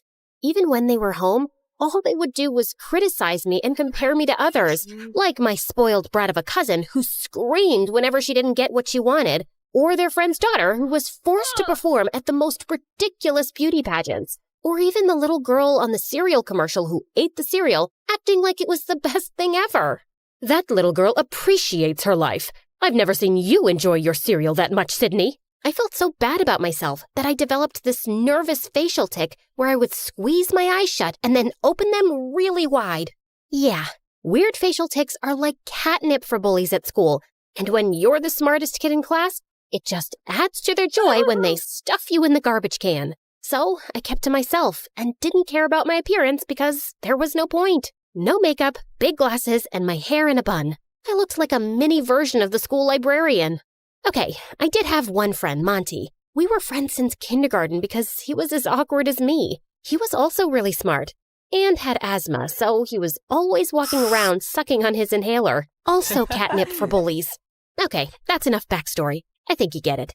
I thought college would be better, but clearly I was mistaken. Once an outcast, always an outcast, it seems. Now, back to the night I met Ian, because it just gets weirder from here. He took me to the diner, but our table was guarded by his two big, serious-looking Secret Service agents. His tiny assistant, Todd, sat in the booth across from us, just staring. Sorry about all this. It must be really weird for you, Sydney. This? Weird? Nah, I'm used to it. Happens every time I meet a president's son. He laughed. Someone actually thought I was funny besides me. And then he leaned in. Just imagine that your whole life is like this. It was manageable when I was a minor because the media left me alone. But now that I'm 18 and my father is running for re-election, it's like every move I make is under a microscope. Sometimes I just want to disappear. In a weird way, I completely understood. I felt the same way, except I always wanted to disappear. Just then, reporters swarmed into the diner and started taking photos of us. Todd signaled for us to smile, so I did, but I had absolutely no idea what was happening. Okay, that's enough. Everybody out. Why do they want pictures of me with the president's son? My own parents didn't want pictures of me. I think it's time you head back to your apartment, Ian. If it's okay with Sydney, I'd like to stay and chat some more. Considering all the insanity of the last couple of hours, the one thing that didn't feel completely nuts was the connection I had with Ian. It's like we instantly got along. I'd like that. Yeah, no. Sorry, we're leaving. Car's waiting outside to take Sydney home, so it's time to say goodnight. I couldn't believe how Ian's assistant was treating him like a child. And then I felt something touch my hand underneath the table. Ian slipped me a piece of paper with his cell number. But then Tiny Todd stuck his face in mine. Listen to me carefully, Sydney. Under no circumstances are you to try and make any contact with Ian unless you check with me first. Is that clear? Sure. Good girl. And if he or the press tries to talk to you, you call me. Wow, this little man just good-girled me. Yeah, no. Maybe I won't feel like it. Well then, I'll make a single phone call and have you expelled, which I will also do if Ian learns about this conversation. So we're going to keep this between you and me, right? I was frozen. If I got expelled, my parents would disown me. All I wanted to do at that moment was to wrap my fingers around Todd's throat and choke him. But instead, I just nodded. When I got back to my dorm room, the first thing I did was call Monty. Yeah, we both applied to and got into the exact same colleges. And then, like the weirdos that we are, we chose to go together. That's crazy. So you hit it off with Ian Gallagher, like for real? I wouldn't say we hit it off, but I feel like we kind of get each other. You mean like you and me? Yeah, but the difference is, he's the president's son. But why me? Because you're amazing, Sydney. You're like the smartest person I know. You're funny, you're not deserving of Ian's attention, that's for sure. That's not true. You're deserving of anyone's attention. You're just saying that because you're my best friend. I want to call him, but I'm scared his tiny jerk assistant will find out and get me expelled. So don't let him find out. I stared at the number on the piece of paper for like an hour before I got the courage to call Ian. And then, late that night, he snuck out of his apartment and picked me up. I'm so glad you called. Now hold on to me. They let you have a motorcycle? Nope. They have no idea. And then we sped down the road, and it was thrilling. I actually had to pinch myself to believe that I wasn't dreaming. We raced up to a narrow, twisting road to a spot that looked out over the city below. Wow, this view! I found this spot when I first got to school. I needed a secret place to get away from everything. My dad, his re-election campaign, Todd. He was so sincere. When he looked into my eyes, I thought I would melt into a big puddle. He's such a jerk. He really is. Why do you let him treat you like that? Why don't you just fire him? I wish I could. My dad hired him to manage me, and now you're in it too. I'm so sorry. What do you mean I'm in it too? He then handed me a copy of the morning newspaper. On the front page was a photo of Ian and me at the diner with the headline, Ian Gallagher's new college girlfriend? I couldn't believe what I was seeing. If you never want to see me again, I totally understand. This is my life, but it doesn't have to be yours. I had spent my whole life avoiding attention, and here I was, about to be on the front page. My instinct was to run away as fast as I could, but Ian needed someone, and for some reason, that someone was me. We just sat on a rock and talked and laughed for hours, but as the sun came up, Ian looked at his watch and panicked. Oh no, they're going to be looking for me. We have to go, now. We sped down the road, but suddenly there were flashing lights behind us. It was the police. At that moment, I knew I was going to get expelled. My life was officially over. But instead of being pulled over, Ian floored it. We raced down the road away from the police car. Forget about being expelled. I was going to jail. Ian pulled behind a tree and shut off the motorcycle lights. We watched as the police car sped by. My heart was racing, but Ian looked at me, and we both just burst out laughing. The next day, when the papers came out, I walked through campus, and everyone at school was just staring, including the 3 bullies. All I could do was smile. For the first time ever, I cared about how I looked. Monty went with me to get a prescription for contact lenses, then to the salon to get my hair done, and finally to Sephora to get a makeover. Listen, Sid, something feels off about this whole thing with Ian. Wow, is somebody getting jealous because someone else is taking up my attention for once? No, that's not it at all. You said it yourself. Why did Todd know your name? But I wasn't listening. All I could think about was seeing Ian again, and then the cosmetologist turned my chair around. So, how do I look? That bad, huh? You're beautiful. I hugged him as hard as I could. I don't know what I would have done without him all these years. For the next few months, Ian and I snuck out nearly every night and went on crazy adventures. We went to a closed amusement park and turned on one of the rides, did a Ouija board in an abandoned house, and went for a midnight swim in the park fountain. During the day, I struggled to stay awake in class, and my grades went down, but I didn't care. I was falling in love. I was so caught up in Ian that I barely ever saw Monty anymore. I didn't even care that Todd kept posing us for the press. Until one day, when things took a dark turn, Todd had Ian and I meet. Well, look at you 2 lovebirds. It just warms my heart. I didn't know you had one of those, Todd. Every day there's a new surprise. Ian tried to contain his laughter, but Todd was not amused. When the press gets here, Ian, I want you to kiss Sydney. Ian and I hadn't kissed yet, which I thought was strange, but I felt like he was just taking it slow. Then, out of the corner of my eye, I saw Monty sitting alone on a bench eating his lunch. Is that necessary, Todd? Of course it's necessary, Ian. And I want you to kiss her like you mean it. Understand? What the heck was that supposed to mean? Why wouldn't he mean it? And like clockwork, Ian's bodyguards ushered a dozen reporters over to us. But Ian looked so uncomfortable. He gave me the most awkward, quick kiss. Now, I'm no kissing expert, but I would have to say it was pretty terrible. I looked over and Monty was gone. Ian and I got to the back seat of his limo. Todd got into the front and just exploded. What the hell was that? I'm sorry, Todd. I'll do better. For your father's sake, you better. For your father's sake? What does that mean, Ian? What does it matter to you, Sydney? You're not bullied anymore. People admire you, which I'm guessing is a first. So be a good girl and keep your mouth shut. Hey, don't talk to her like that. Or what, Ian? You gonna fire me? I was waiting for Ian to defend me, but he just went quiet. When I opened the door to my dorm room, Monty was waiting. I had given him his own key at the start of the year. I was so happy to see him. Monty! But that happiness didn't last long. You're being played, Sid. Played? Oh, stop it, Monty.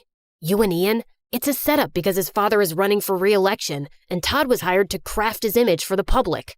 You're just jealous because I fell in love and I'm spending my time with someone else. And then Monty held up a printed photo of Ian embracing another boy. I did some digging, and this was Ian's high school boyfriend. Boyfriend? You're saying that Ian is... Yes, I'm so sorry, Sid. And they're using you to give off the image that he's straight, so it doesn't affect his father's re-election campaign. Wow, Monty. You are pathetic. I was a loser until I met Ian, and you're just upset that you're still one. I can't believe I was ever friends with you. Now get out. Monty looked like I just slapped him as I slammed the door in his face. That night, when Ian picked me up, I told him I wanted to go to our spot on the cliff overlooking the city. I'm so sorry about today, Sydney. The pressure to perform in front of the camera just... Before he could finish, I held up the photo. Have you been lying to me, Ian? Where did you get that? Who cares where I got it? This is the reason why you've never kissed me, isn't it? Todd says if the world finds out about this, my father will lose.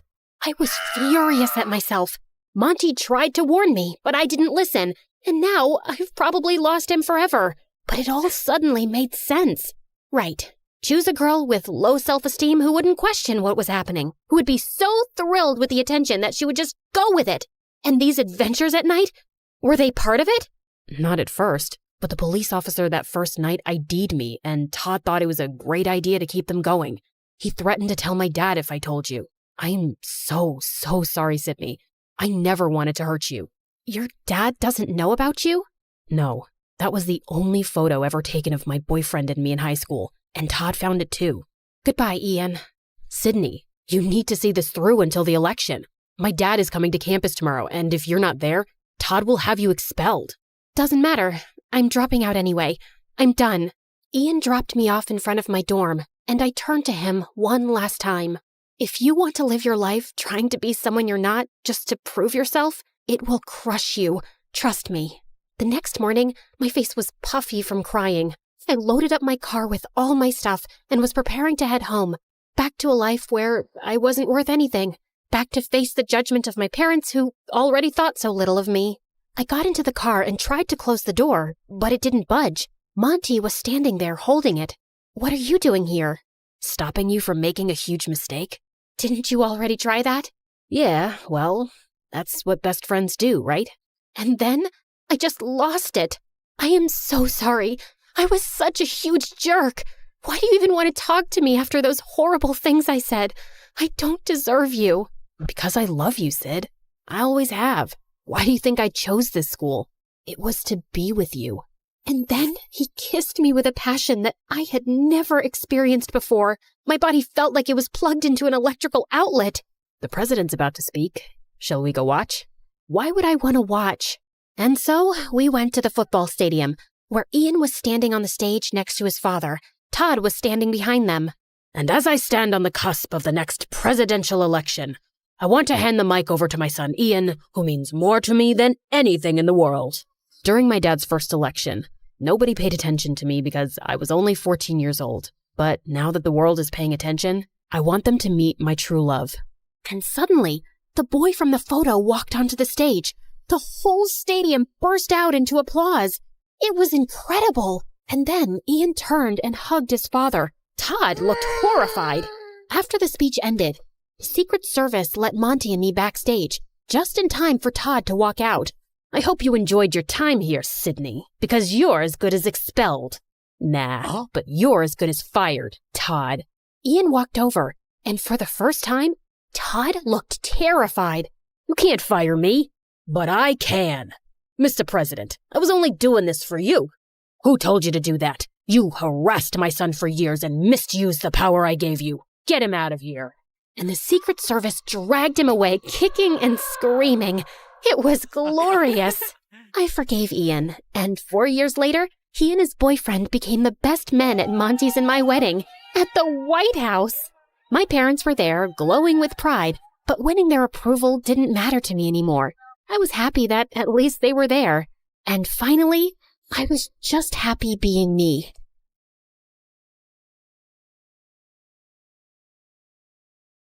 Hi, I'm Clara, and I'm a story hunter. I see a story in everything, and I won't stop until I find it. But before we get into it, please like and subscribe to MSA. My parents thought they'd never have kids, but 10 years after their marriage, they had me. While Mom was over the moon, Dad always seemed annoyed when I tried getting his attention. Daddy, look! I found a ladybug in the park. Isn't she cute?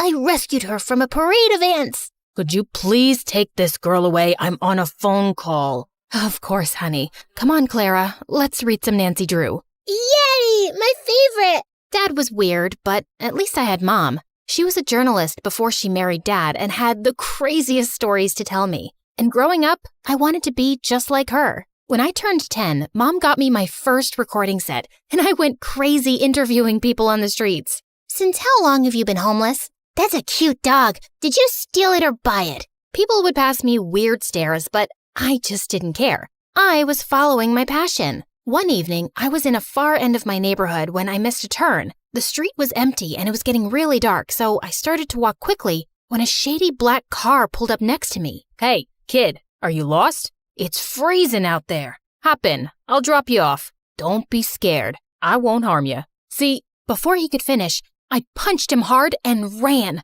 I thought I was successful, but seconds later the car stopped again and the guy got out, and I was shocked to see he was the frickin' mayor. He wasn't hurt, but this was so embarrassing. I apologized and he dropped me back home, but someone on the street had made a video of me punching the mayor and it went viral. I was the joke of the town, and Dad was furious. You've crossed all limits. You hit the mayor. It was a reflex, Dad.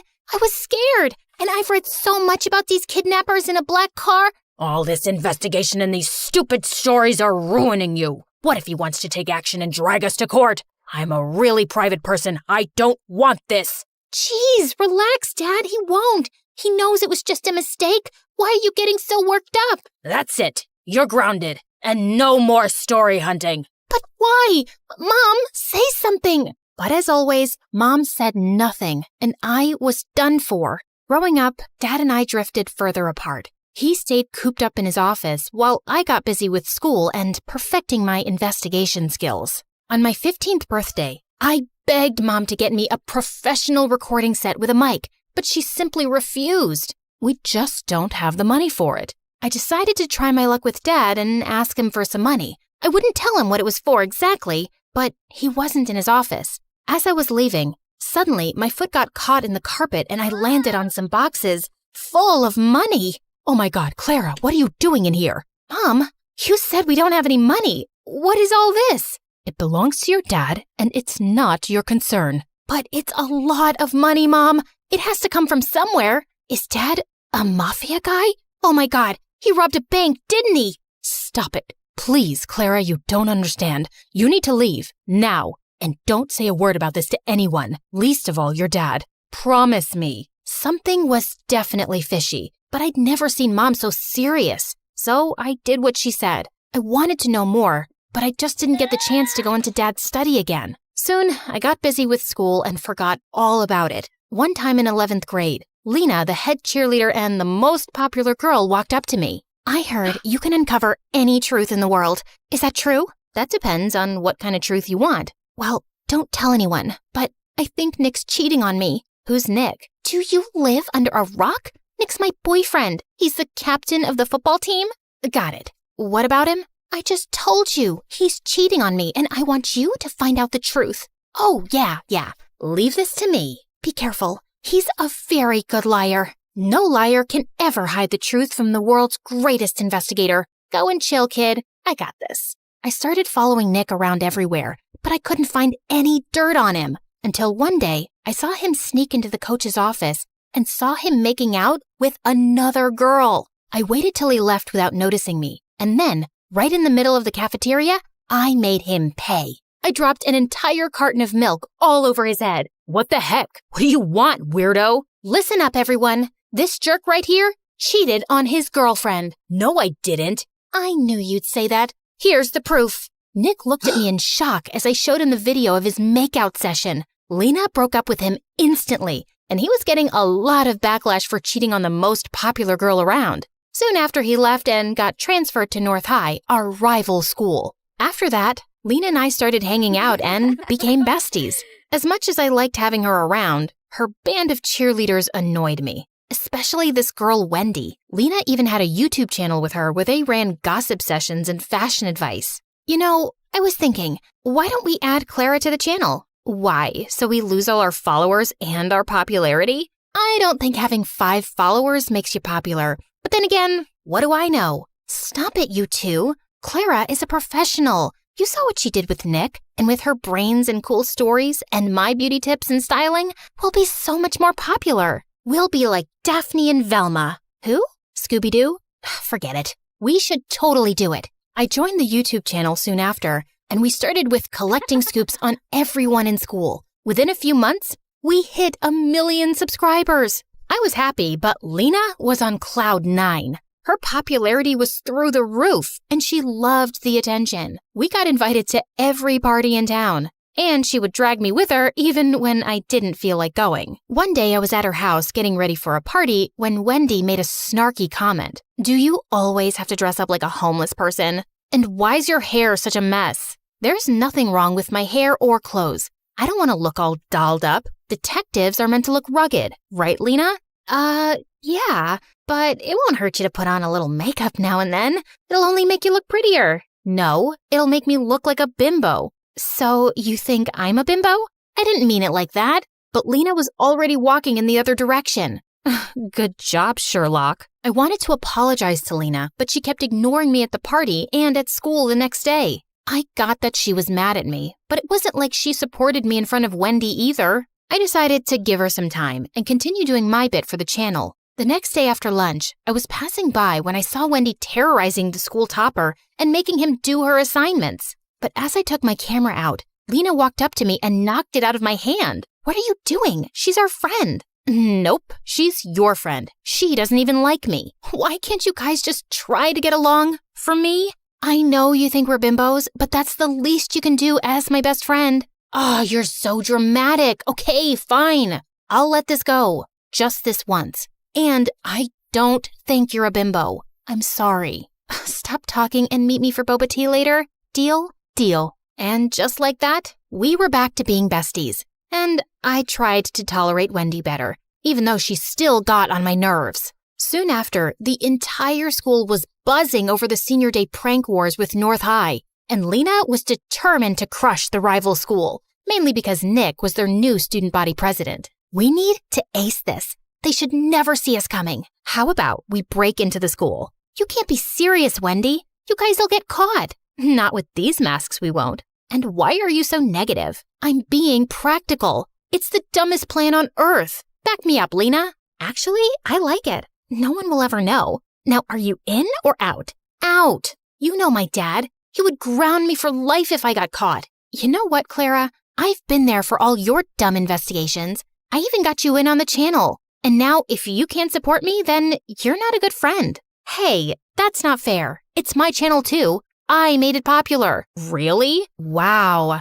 Tell me why she's here again. Oh my God, I can't deal with you guys right now. I'm going. Lena turned to leave. I didn't want her to be mad again, so I reluctantly tagged along. But just as we reached there, all the cheerleaders took out spray cans and started trashing lockers and vandalizing the walls. I tried to stop them when Lena banged into me and I went flying into a statue, crashing it to pieces. Those statues are like thousands of dollars. I told you this was a dumb idea. Oh my God, what are we supposed to do? We don't have time. Run!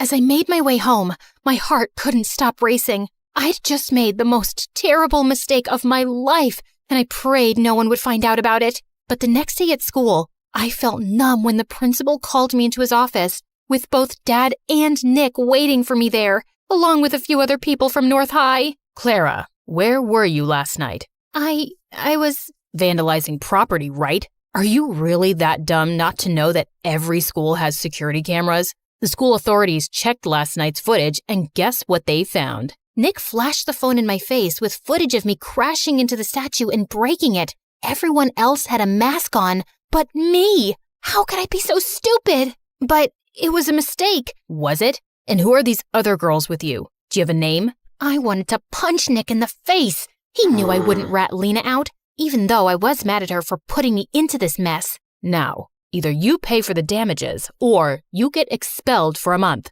or you give me the names of all the other girls involved, and I'll think about reducing your punishment. I can't. I'm sorry, Dad. Expel her. There's no way I'm paying that money. With that, Dad simply got up and left, leaving me in tears. How could he do this to me?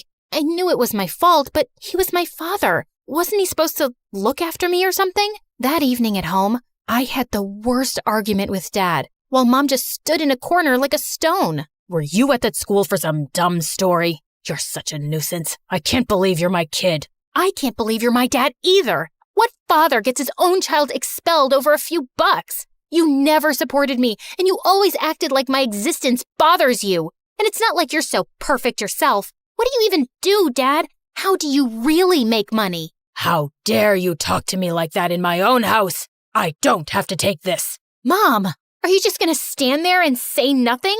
This suspension will go down on my record. How can you be such a coward? What is she gonna say? Listen to me, kid. You better stop throwing tantrums and do as I say, or you'll be out of here. I wanted to scream in Dad's face, and I felt angrier at Mom for being quiet. That night, I felt the most alone I'd ever been. The worst part about this was I couldn't talk to Lena either, even though she'd tried calling me 1,000 times. That night, I slept with the worst headache of my life. And the next morning, I woke up to loud noises and Lena shaking me like a mad person. Wake up, dummy. Wake up. Fine, I'm up. What is that noise? Get dressed and come out. Your mom needs you. It's your dad. He's been arrested. Arrested? For what? Just come down. I rushed downstairs, and I was shocked to see our entire yard was surrounded by police cars and reporters shoving cameras in my face, asking a million questions all at once. How does it feel to be the daughter of a lying thief? Did you know about your father's crimes this entire time? Oh my God, what was happening? Just then, I spotted Mom talking to one of the reporters. Mom, what's happening? And why is Lena saying that Dad's been arrested? What Mom told me next shook my entire world. Your father is a criminal, Clara. He was laundering money from his company to fake accounts abroad. I just knew it. That's what all the money was for, right? Yes. I didn't say anything because I wanted to protect your dad. But what's the point of saving his sorry butt when he couldn't even stand up and protect his daughter? So I told the police everything. I even gave them evidence. I don't want to live like a coward. Mom, I'm so proud of you. And I'm sorry for calling you that. It's okay. I know it was a lot for you. Now, let's start afresh. Talking about a fresh start, can we be friends again? I miss you, and I'm sorry for dragging you into this mess. Looks like you did me a favor there. If not for you, I wouldn't have been expelled, and Mom would have never taken the step forward. So, thank you. So that means we're cool? Well, will you treat me to boba tea later? And keep that Wendy away from me? You got it.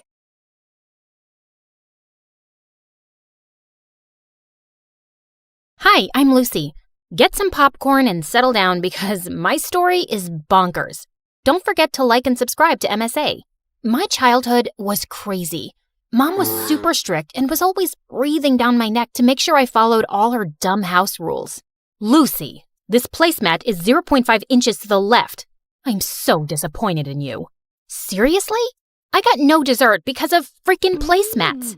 And Dad was a complete weirdo. He stayed in his study all day long and only left at night with a suspicious-looking briefcase.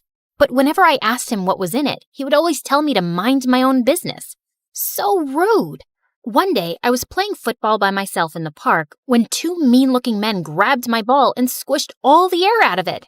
Hey, are you stupid? You're supposed to kick the ball, not squish it. She's a little firecracker. Where's your dad, little girl? He owes us an apology. Why? Who are you? And what did my dad do to you? You ask too many questions. Let's just say your father isn't a very nice man. Selfie! And they took pictures with me and left. What was going on? I ran home and confronted Dad. He looked panicked but told me it was no big deal. But I wasn't going to let it go. That night, I sneaked out of my room like a ninja and tried to get into Dad's study. But suddenly, a loud alarm went off and red lights flashed all over the house. I nearly jumped out of my skin in fright. Dad was so furious, he made me write 200 times, "I will mind my own business." But the next day, he was gone. I looked for him everywhere and called him, but his phone was off. And I felt guilty. Had he left because of me? But Mom refused to talk about him. Aren't you even a little bit worried about Dad? He's missing. He's a grown man. I'm sure he can take care of himself. People said he's a bad man. What did he do?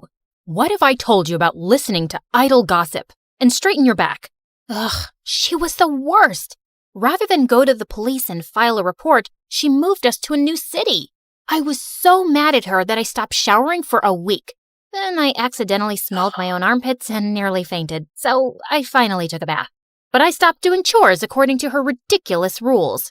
Lucy, I told you to dry the laundry, not dye it. Oops. But I was only getting started. I always put the forks and knives in different drawers around the house after washing them and screwed up the TV remote so it wouldn't work properly. I dyed my hair orange and got fake piercings and tattoos, but told her they were real. She was so upset, she got me enrolled in an insanely strict school. They have uniforms and rules. I'm sure they'll knock some sense into you. Not if I knock them over first. St. Mary's was a mansion with super rich kids. The lawns were perfectly kept, and the halls were so clean they shone like diamonds. But I got in trouble on the very first day. I was putting my books in my locker when suddenly someone threw a hoodie in my face. Wear this. Your ugly face is gonna make me vomit. Then look somewhere else, creep. This is a respectable school. We don't want people like you, so you better clean up. She knocked the milkshake out of my hand and pushed me down in the mess. I saw red. I was about to get up and slap this crazy witch when suddenly a boy came running down the hall and stood between us. Picking on the new kid on the first day? You're really desperate for attention, aren't you, Crystal? Mind your own business, Anthony. This is my school, not your dad's office. What I say goes. Maybe I should give him a call and we'll see who really runs this school. Crystal looked furious. She flipped her hair and left with her minions, and Anthony helped me up. Hey, I'm sorry about Crystal. Just because she's the principal's daughter, she thinks she can boss everyone around. Thanks for coming in like a knight in shining armor. I always wanted to save a damsel in distress. Oh, you didn't save me. You saved her from me. But the teachers at the school were like Mom Pro Max. They gave detention for everything. Need to sharpen your pencil twice a day? Detention. Spend more than 5 minutes in the bathroom? Detention. The last straw for me was when one of the teachers took away my bag of candies and threw them in the trash. Just keep your candy at home. Mom is a bigger candy police than the teachers. One time I had more than one M&M and she took me to the dentist for a cleaning. That's intense. Come over to my place and we can play video games and eat all the candy you want. Anthony's house was bigger than the White House. There were guards all over the place and a whole room dedicated to gaming consoles, snacks, and a freaking cotton candy machine. Fart in my face to wake me up because I must be dreaming. You are so weird. We played till our eyes hurt, and it was the best time I'd ever had in my life. Over a dinner of greasy burgers, I told him all about my parents, how we'd moved so suddenly, and how I'd never had a normal childhood, and how Dad left. I think Dad was a criminal or something. That's the only logical explanation. Is that why he disappeared? Maybe. This is the best burger I've ever had. Mom would freak out if she saw me eating this. That just shows your mom really cares about you. My dad builds bridges and has a whole list of rules that he needs to follow strictly, or people's lives could be in danger. Your mom is just trying to build a strong bridge. I'd never really thought about it like that. Maybe Mom wasn't so bad. But Anthony was so wrong, because when I got home, Mom was waiting for me in the living room, boiling with anger. How dare you go to a friend's house without permission? Do I even know these people? You'd know about my friends if you cared about anything other than your stupid rules. You're grounded. I hated my life at home, and Crystal was making me miserable at school. She was the student body president and was always after me for breaking some rule, which she made up herself. Ugh, I know you can't fix your ugly face, but at least have the decency not to smile. Your crooked teeth really make everyone cringe. Detention. For smiling? That isn't against the rules. No, but it should be for you. Well, if I'm gonna do the time, I might as well do the crime. I was getting detention so often that kids in school had started calling it getting a Lucy. It was ridiculous. So I decided to get even in the most Lucy way possible. I came in super early one day, did a little dance for the security camera, and drew poop emojis all over Crystal's locker. But why stop there? The whole school was a blank canvas. So I drew the little brown swirls on every whiteboard and bathroom stall. The school went nuts. One of the teachers fainted. The principal called me into her office, and soon after, Mom showed up with Dad's briefcase. She told me angrily to go outside for a few minutes. You're definitely going to get expelled, Lucy. That's what happens when you don't follow the rules. But just then, the principal came out looking pale and sweaty. Well, Lucy, I've decided not to expel you. I can see you don't do well with rules, so maybe we can relax a few and make learning easy for you. What? I was shocked, but Crystal had a full-blown meltdown. This loser drew poop all over my locker.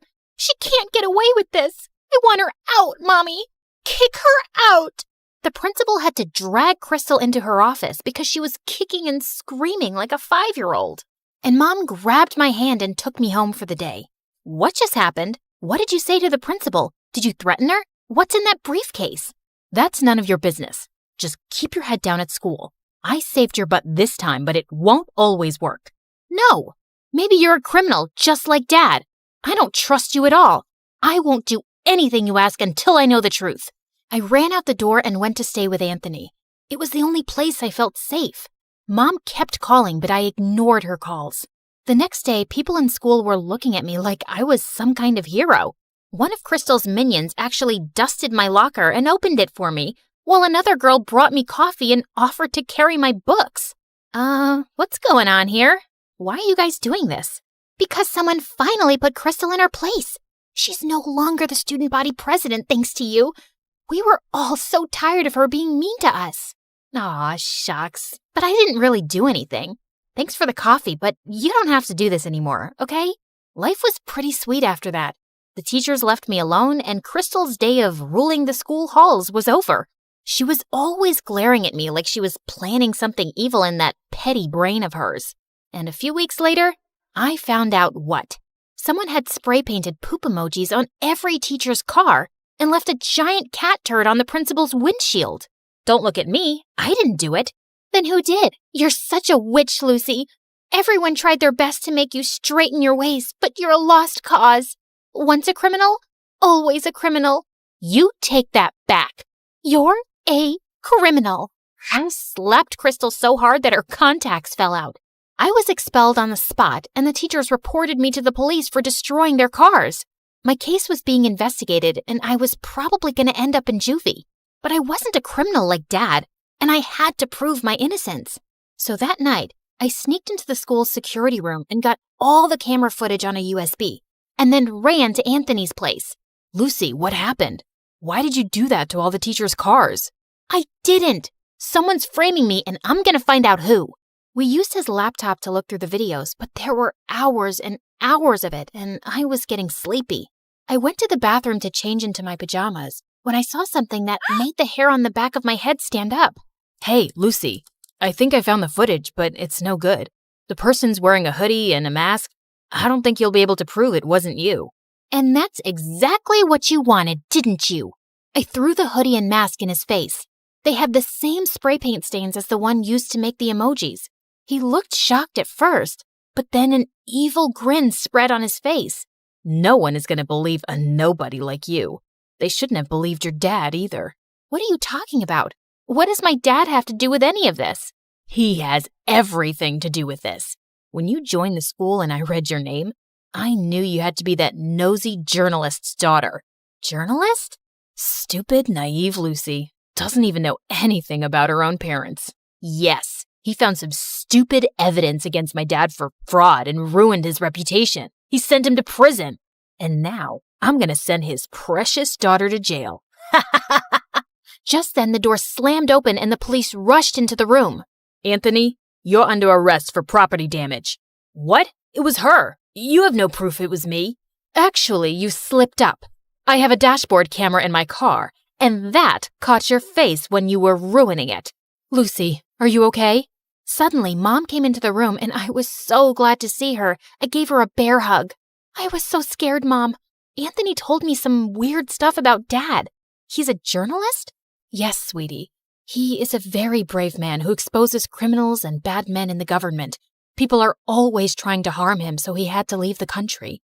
And that's why we moved, to keep you safe. But how did you know I was here? I know I'm going to sound like a psycho stalker, but I got your phone tracked. You weren't picking up, and I was worried about you. The minute I saw Anthony's last name, I realized who he was, and I knew you were in danger. I am so glad you stalked me. I didn't realize you were living with so much stress. And tell me now, Mom, what's up with the briefcase, and how'd you scare the principal? It has your father's research and proof that he's used to expose people. I told your principal I had dirt on her. Do you? Nah, but it scared her enough to let you stay on in school. But you don't have to go back there. We can find you a better school. That's okay. The kids aren't half bad there. But when can we see Dad? I was thinking we could visit him in the summer. Would you like that? I would love it, Mom.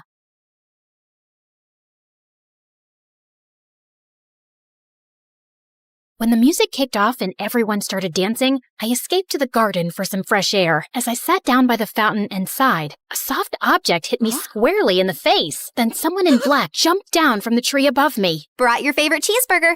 Meredith, what are you doing here? And why would you hit me with a burger? Wait, are you dressed up like Catwoman? Yeah, it's been my look for weeks now. 1, it shows off my fantastic figure, which is a service to humanity. 2, every vigilante hero needs a costume, and I've always found Catwoman classy. 3, Vigilante hero? You basically rob people.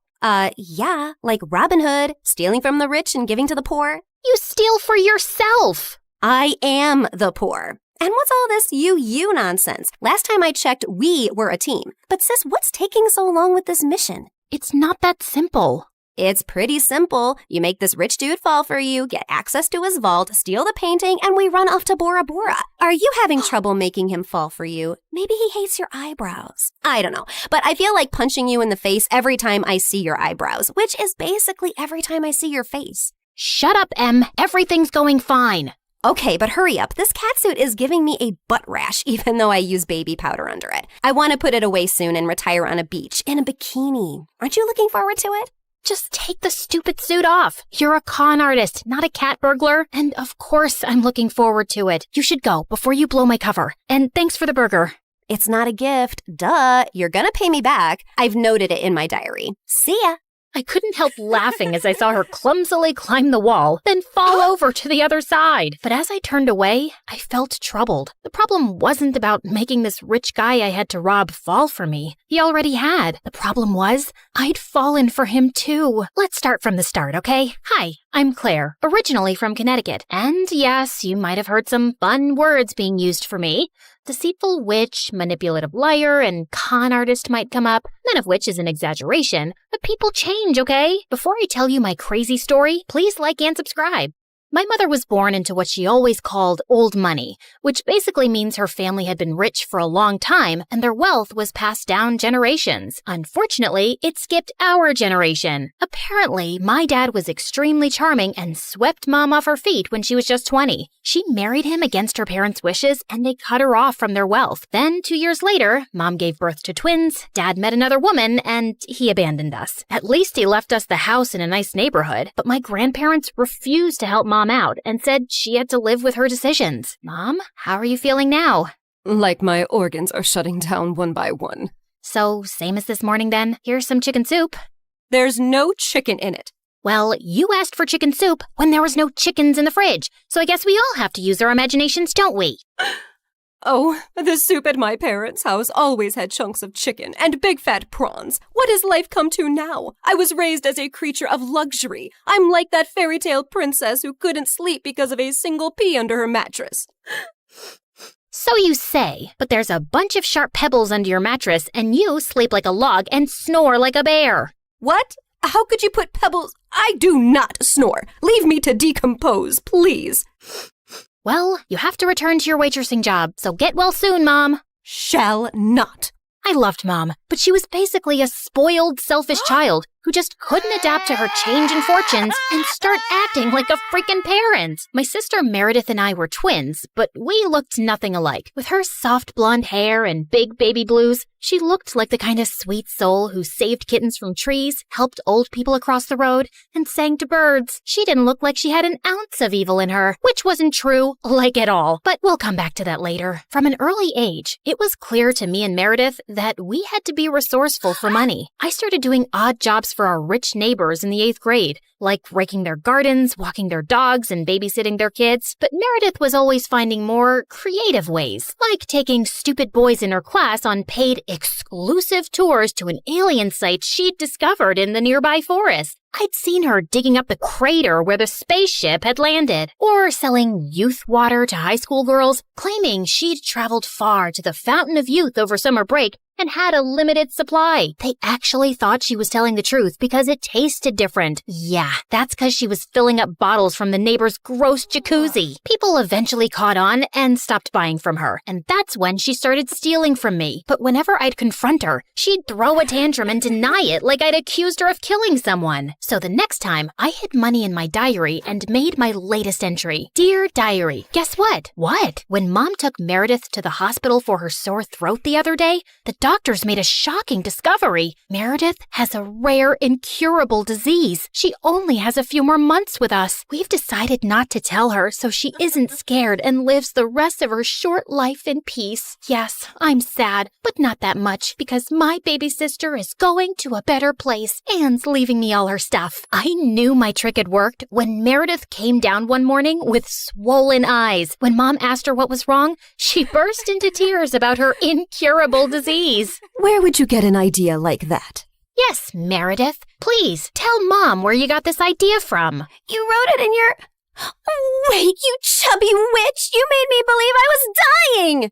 Meredith lunged at me and we went rolling all over the kitchen floor. But she ended up getting grounded for a month for stealing and invading my privacy. I soon started missing her at dinner time though. So late one night, I snuck into her room with ice cream to find her playing darts with my face as the target. I'm sorry you're stuck here, but you did steal from me. I know we don't have a lot right now, but we'll work hard and make money in the future.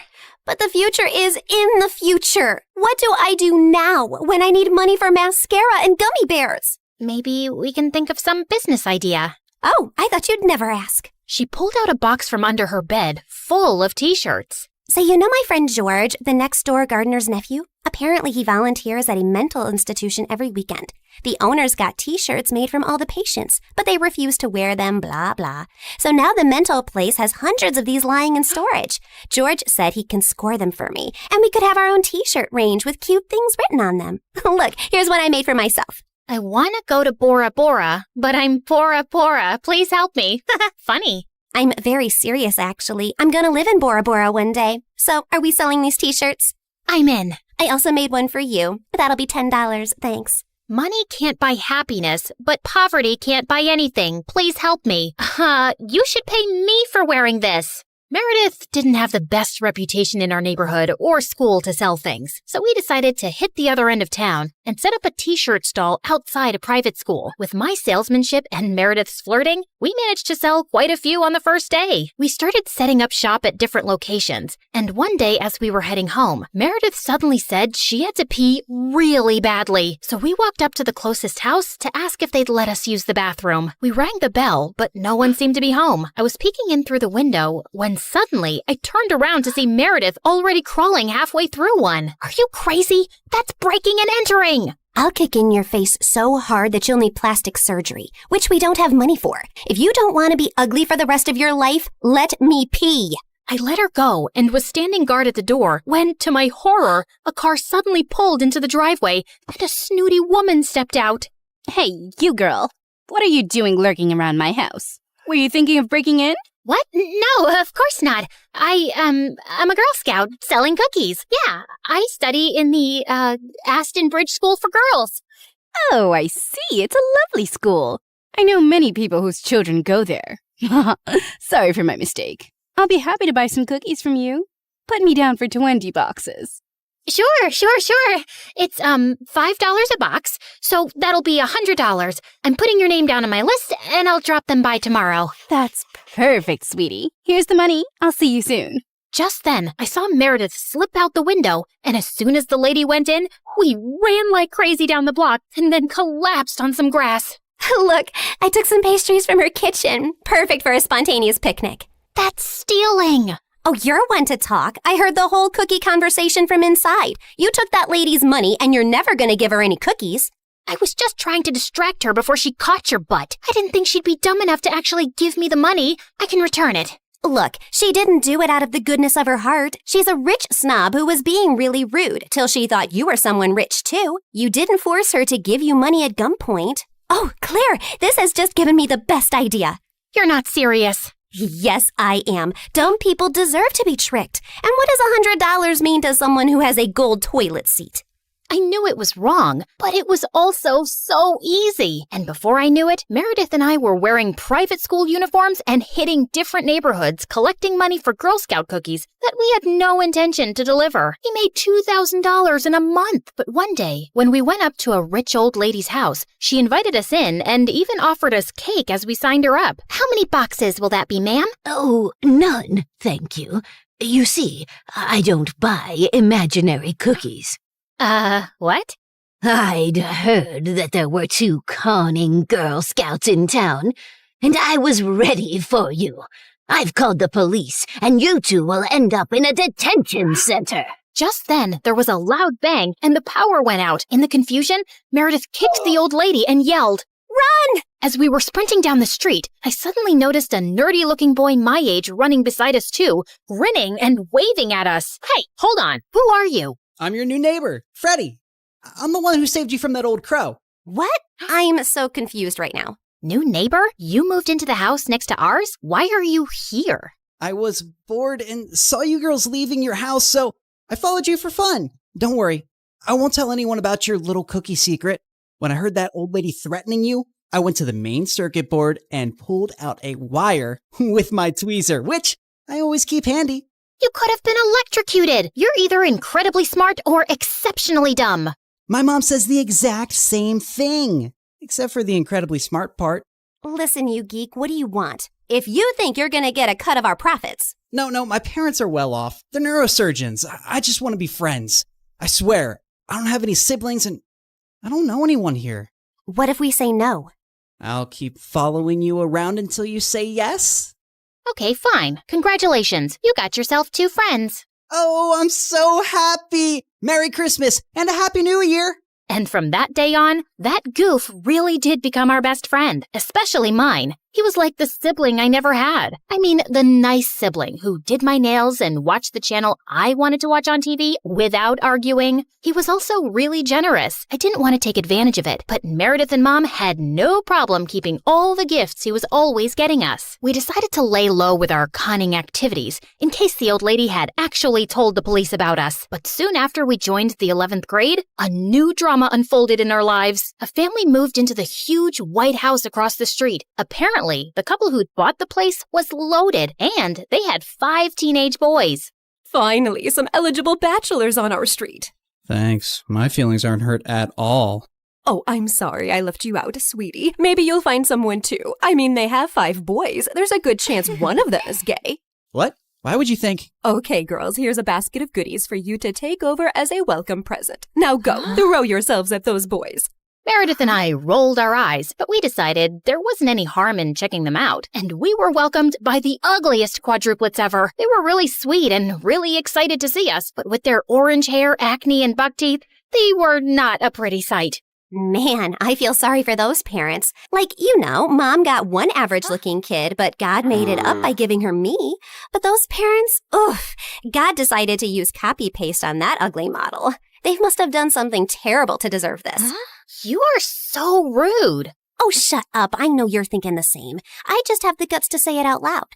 But then a day later, I'd just woken up when the bell rang, and I opened the door to find the most gorgeous boy ever standing outside.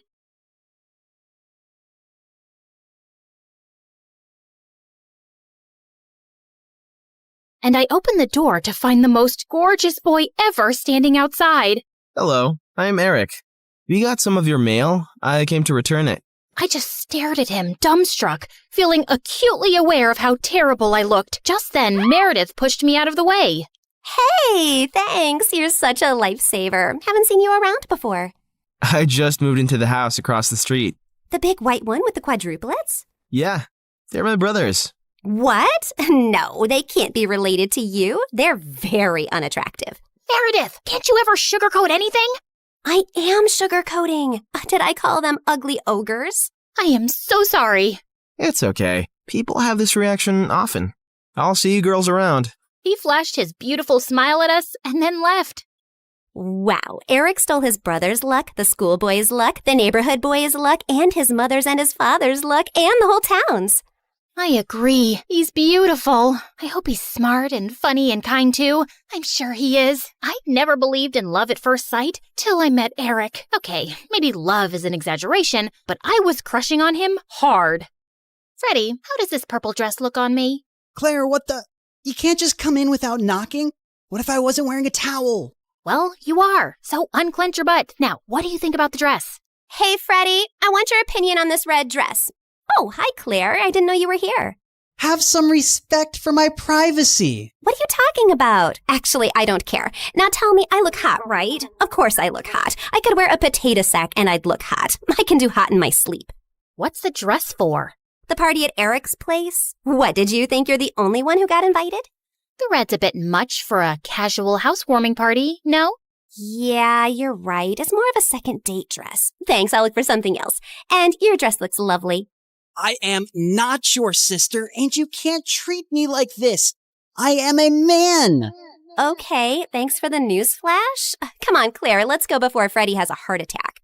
The party was coming up soon, but I knew there would be many guests, and I wouldn't really get a chance to talk to Eric then. So I decided to drop by to borrow some sugar one evening. But my heart sank when I spotted Meredith and Eric in the kitchen, and they were kissing. I couldn't believe that witch. It was so obvious I was crushing on Eric, wasn't it?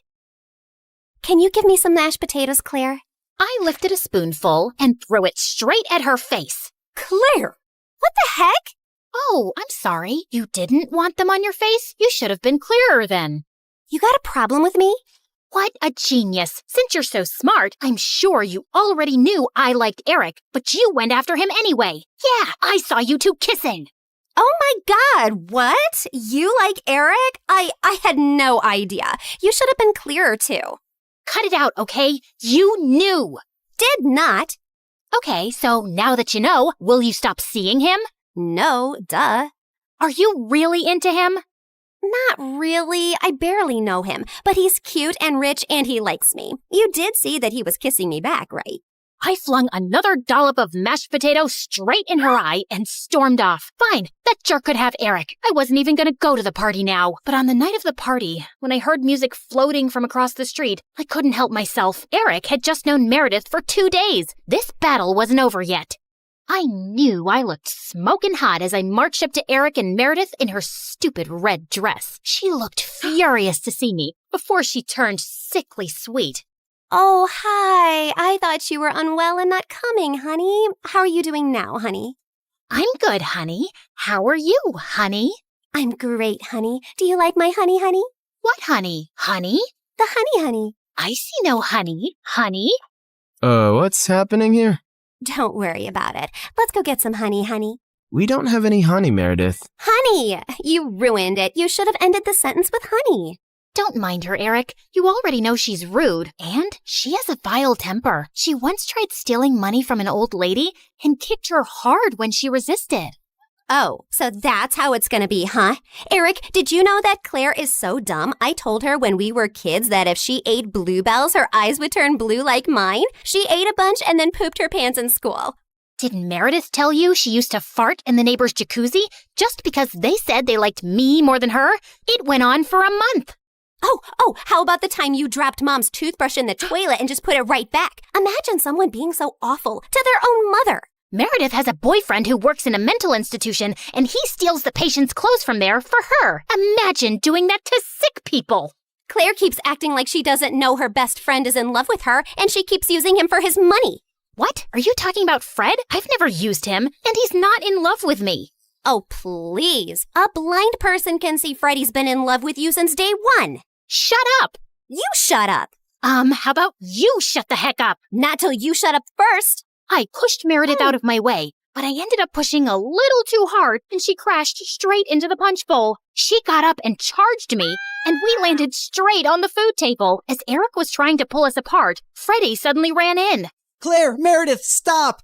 Your mom, she isn't okay. You gotta come now.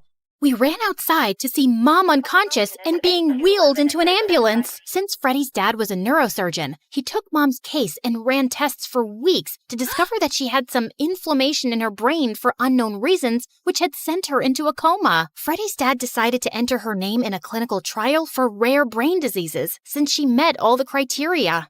But what's it going to cost us? We take one pro bono case for the trial, but there will still be other hospital expenses. And you girls will have to figure out something soon. Do you have any relatives? We had to contact our grandparents, but to our surprise, Mom didn't even have their numbers saved in her phone. All we had was a framed picture with their names signed at the back. Freddie offered to hire a private investigator, and within a week, he said they'd been found and were flying over to see us. But I couldn't help noticing as they got out of the cab that they didn't look rich at all. Those paupers are our grandparents? They're definitely the people from the picture. Why do Grandma's shoes look like something out of a museum? And Grandpa's coat is missing 3 buttons. The old lady hobbled towards us and hugged us tight. Oh, girls, it's so good to see you. We had no idea we had granddaughters till yesterday. You look nothing like our son, though. Your son? No, we're your daughter's kids. Oh, honey, we don't have a daughter. The private investigator who tracked us down did say our daughter was looking for us, but we just assumed that was our son who ran away from home 18 years ago. He was always saying he'd change into a woman one day. What? Our mom used to be a man? No, this is crazy. Look at this picture. Does this woman look anything like your son? Our son is ugly, and I remember this woman. Alfred, you remember this beautiful lady came to stay at our motel many years ago? She disappeared suddenly one night, and the next day some mafia men turned up looking for her. Ah, yes. Those men kept turning up for weeks. They seemed like bad news. I'm happy to hear the lady is okay. So, you're not her parents? Then why does she have this picture of you guys? She took it from the motel. I don't know why. I'm so tired, dear. Can I rest for a little while? No, if you're not our rich grandparents, you gotta go. Taxi! Meredith sent them packing immediately, and we just stood staring at each other. When was Mom in a motel? And why were there bad men after her? She told us all our lives these random people are our grandparents. What else has she been lying about? Apparently, a lot of things. When we checked out if she had any health insurance, she couldn't be found in the system. I went to the diner where she'd been working for years to see if the manager could help, only to find out that no one there had ever seen her. We had no clue where she'd been going all this time while she was pretending to work, or where she got her salary from. Meredith and I tore up Mom's room looking for more clues. We didn't find anything in the closets or under the bed, but I pulled the rug away and came across a loose floorboard. We pried it open to find a laptop and so many fake IDs and passports, all belonging to Mom. Oh my God. Mom? As a French redhead? Her hair is black here, and she's Swedish. We opened the laptop, but we couldn't get past the security code. We asked Freddie to come over and told him everything. And when he went over the laptop, he let out a low whistle. Whoa, this is heavy encryption and insane firewalls. Is your mom from the CIA or something? Have you ever seen her using this laptop? Yeah, I have once, but she told me she borrowed it from a friend to watch Keeping Up with the Kardashians. Who is this woman? We really had no idea, except that her hair dye started fading soon, and we discovered she was a natural blonde. We still desperately needed the money and contemplated selling the house, but we couldn't even find any documents for it. For the first time in my life, I felt overwhelmed and completely out of ideas. Then one night, as Meredith and I were sitting on the porch, Freddie joined us, looking grim. I need to tell you guys something about the clinical trial. There's only a 50% chance that your mom will get the drug that could make her well. What do you mean? Doesn't everyone get the drug? No, half the patients get a placebo drug. Oh God, I did something really wrong. I checked the files of everyone on the clinical trial, and your mom has been assigned the placebo drug. She's not going to get the treatment. So that's it? We're just gonna sit back and watch, knowing there's no chance of her getting better? Make your dad give her the drug! I can't. Dad would lose his medical license if anyone thought he interfered with the trial. Then why did you even tell us, Freddie? Freddie looked at me silently. He told us because he and his dad can't do anything, but we can. Whatever you plan, I can't be part of it, but you have to do it soon. The trial starts next week. Thank you, Freddie. You don't know what this means to us. Of course. I'd do anything for you, Claire. For the first time, I saw what had maybe been so obvious all along. Freddie was in love with me, and I was about to use it to my advantage.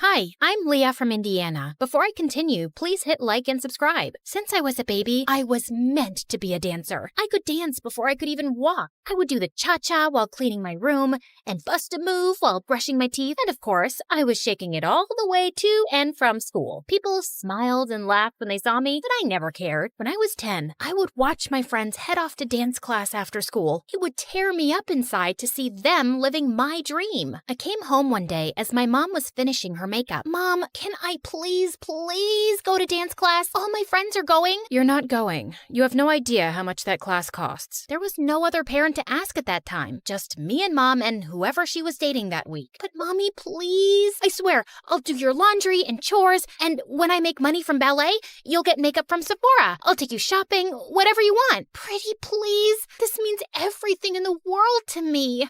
We'll see if that ever happens. Right now, I don't have time for this. I'm going to be late. The answer is no, and that's final. She left me alone in the cold house while she sped off in Ted or Fred's Ferrari to some fancy dinner. For me, another night of instant noodles. I felt devastated with how my life was going, just dreaming about my dream of dancing. But then I turned 12. I was alone, like always, and before I could blow out my candle on my plain cupcake, it flickered out. Oh no, there's still so much to wish for. I was about to leave for school when Mom barged in. Hold on, Leah. You have mail. My mom handed me a card with my name and address on it. Who's it from, Mommy? To Leah from Aunt Lucy. Who's Aunt Lucy? I haven't spoken to her in years. I don't talk to that side of the family. She gave me a ticket. Mom snatched it immediately from my hand. That's not a ticket. It's a check for $10 million. My mom went crazy. It was like she stepped into a Louis Vuitton fever dream. I didn't even know she was that loaded. I could do so much with this. I could buy a Gucci dress, an MK bag, and a diamond set. And I can't wait to see the look on Mary's face. She'll be fuming. And oh, that Tony who dumped me, he'll come crawling back like a puppy, begging me to take him back. I didn't remember the last time my mom looked so happy. She showered me with hugs and kisses, even making me twirl around like a ballerina. I had so much to ask Aunt Lucy, but Mom said she didn't have her number or anything. And when I turned 14, Mom decided to move. So we packed up everything and headed to New York City. That's right, the Big Apple, the city that never sleeps. We were ready to start a new life. I finally signed up for dance lessons at an art school. Me, the girl who used to have holes in her shoes, had ballet slippers. I practiced every day until my legs cramped, but I was ecstatic. My mom also had new friends, like Tiffany, Chanel, and Fendi. I had always wanted to be close to Mom, so I joined her shopping sprees, and it worked out great. I guess that's what I was always missing. We would spend our time stalking the malls for the best clothes,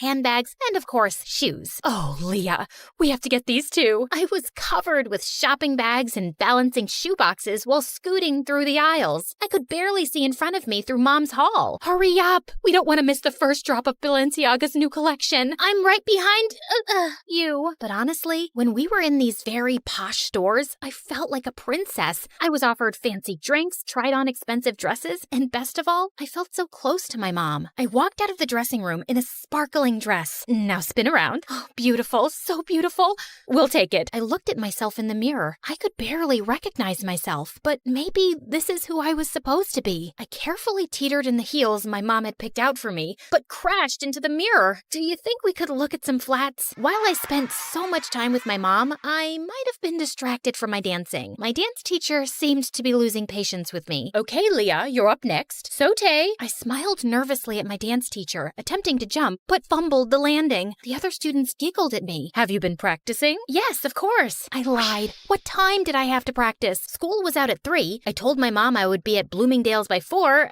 I mean, it was so unreasonable. Besides, I never looked more like a ballerina. The clothes, the hair, the shoes, the makeup. I was the definition of what a ballerina looked like. It wasn't my problem if my teachers couldn't see it. By the time I was 16, me and my mom had our routine down. Shopping, dining, and dining. Mom had friends she'd visit while I was in school, and we'd chat about them over dinner. And you wouldn't believe her hair. It's turned this terrible orange color. And her roots? Oh, her roots could be seen from outer space. Honestly, Leah, I'm beginning to think you're my only real friend. She loved me. My mom loved me. Just then, two men walked into the restaurant and surrounded us with serious faces. Jeannie Roberts?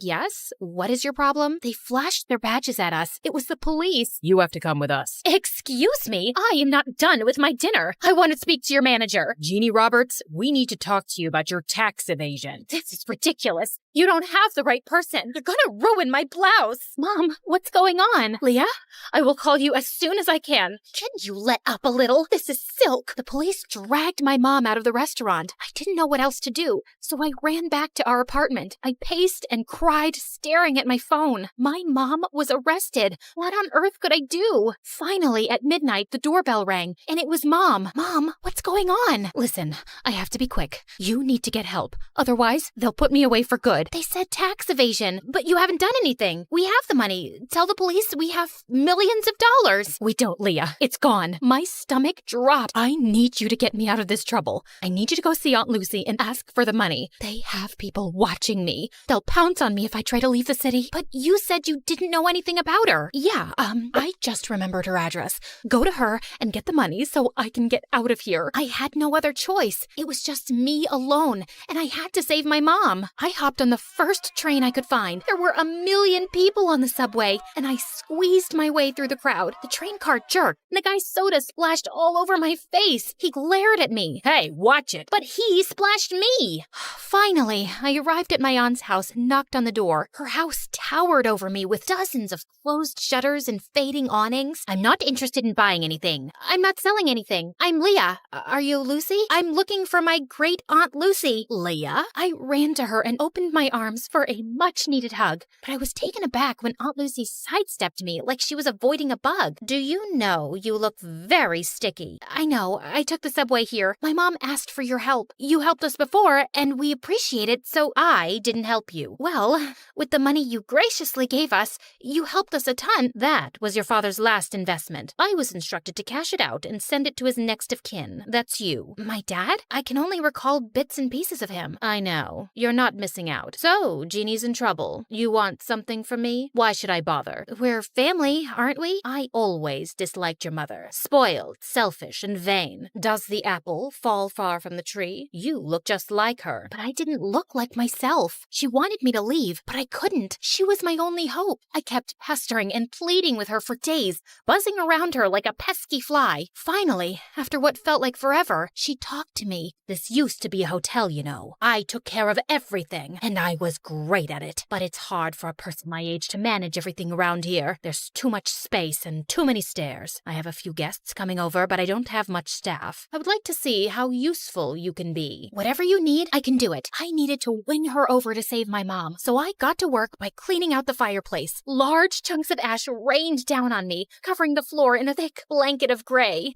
Oh my God, what a mess. Leave this and go wash your face. And when I scrubbed the windows, one of the panes cracked and a large piece of glass fell. I caught the glass right before it hit the floor. Oh no. I heard some guests coming, so I quickly shoved the glass under the bedspread. A large older man entered the room and plopped down on the bed. The glass made a large crunching noise and the man screamed. New sheets. You must need new bed sheets. I scampered out of the room and caught Aunt Lucy giving me the death stare. On the way to get new bed sheets, I bumped into a flower vase and knocked water everywhere. I sprinted off into the hall and grabbed the mop to clean, and then thud, the rest of the guests slipped and fell. Oops, I think I forgot the wet floor sign. Ugh, it's gonna be one of those days. I totally screwed up, and I knew there was no way she'd forgive me. So I hid from her, and when she finally found me, I started bawling like a baby.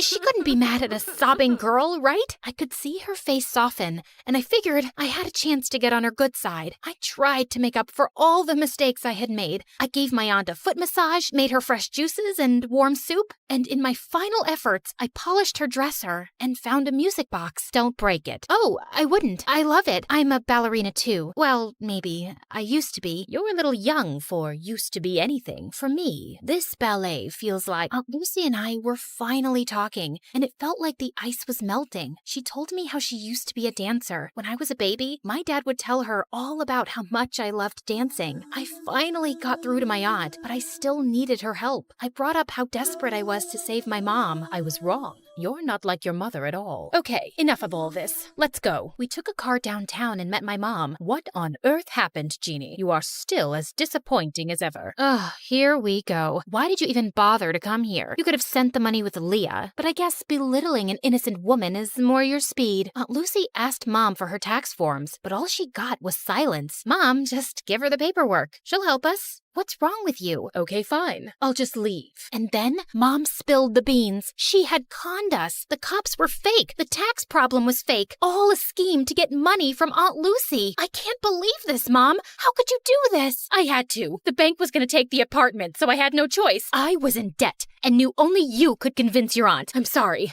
I know I spent a little, but I spent on you too, and it was for us, right, Leah? It made you happy, right? You were happy, and that's what made me happy. But I'm behind on all of my classes. We're out of money, and we don't even have the apartment. And now you're definitely not happy anymore, so I'm not happy. And I don't see how I could ever become a dancer. Enough. Leah, you need to go to school and work on your studies. You want to be a ballerina? Yes, of course. Then you are coming with me. And Jeannie, you need to pay all of this off. You'll need a source of income to dig your way out of this. This is an impossible situation. I know I made a mistake, but I want to change. And I can't live without you, Leah. I had doubts, and I was furious too. I even stepped outside with my aunt to leave. But then I realized I couldn't abandon my mom, not even after all the things she did. Okay, Mom, I think we should try to be a family, all of us together. I believed that this time it was going to work out. The three of us went back to the hotel and were ready to start our new lives together. But the next morning, Mom, I ran around the hotel but couldn't find my mom. Her clothes and purse were gone. I searched up and down until I got to the front desk. The cashier's box was completely empty. She left and took my Aunt Lucy's money.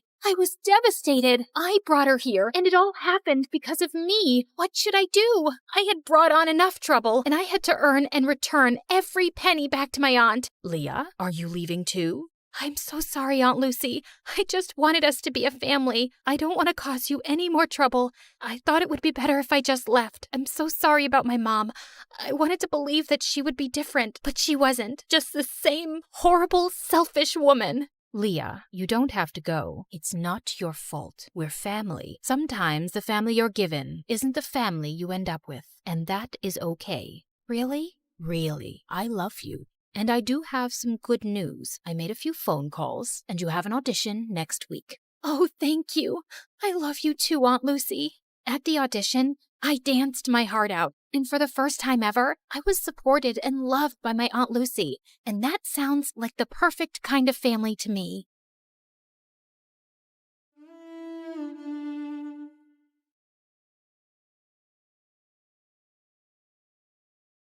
As Hermes, messenger of the gods, I've borne witness to countless tales spun across the tapestry of Olympus. With my winged sandals, I have traveled across the realms of the universe, carrying tidings that have altered fates. Among these tales, one that stands out in my mind is the story of Persephone and how a twist in her fate affects every mortal until eternity. You see, Demeter is the goddess of harvest, and she could turn the earth green with her touch. She made countless flowers bloom and coaxed bountiful crops from the soil. With her presiding over the planet, no living creature ever went hungry. She took great joy in her role, but her heart belonged entirely to her daughter Persephone, the Maiden of Spring.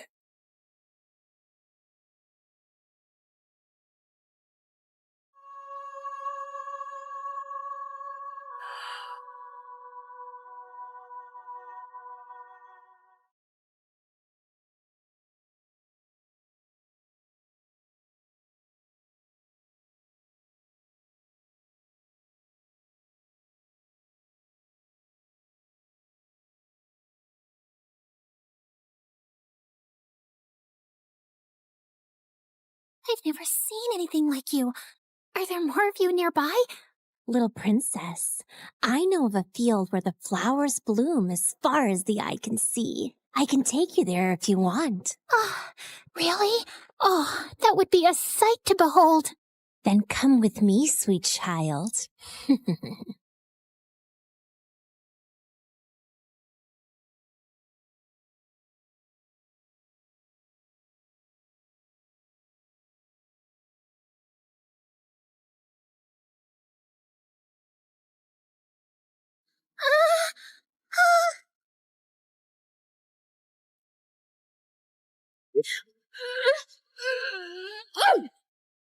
Enough, spirit of mischief! I have given you plenty of chances to change, but it seems all you want to be is a troublemaker. Did you think you could lure my daughter away and I would be unaware? Curse you, Demeter! Why should you and your child receive all praise and adoration when we, the spirits of nature, fade into the background? A heart that is as poisoned with envy as yours cannot be cured. You are banished forevermore from these woods.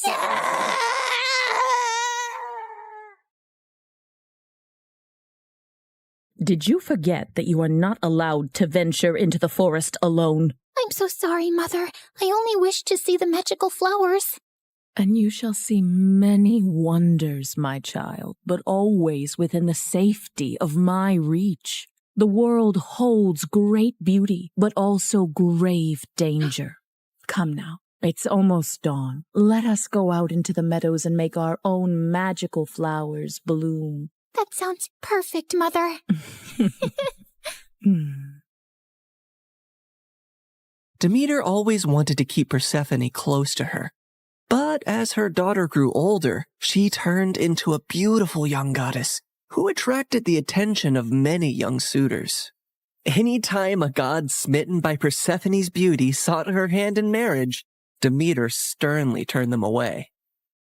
I cannot marry her off, Hecate. She is too delicate for the harsh world outside. Huh? These gods who come after her, they only see her beauty, not her gentle soul. They cannot care for her as I do. Demeter, you must be mindful of what Persephone wants too, or she might grow to resent her cage. A cage? Is that what you would call it? She has everything here that she could possibly desire. She's a powerful goddess, and under my guidance she can wield life from barren soil. Any god she marries will only dim her light. No, she will be here with me forever. Innocent and loved. I do not desire to leave your side, Mother. I will stay here, forever. But fate had different plans for Persephone. On a rare trip to Earth's surface, the Lord of the Underworld, Hades, was wandering through a grove of trees when his gaze fell upon a scene that held him transfixed.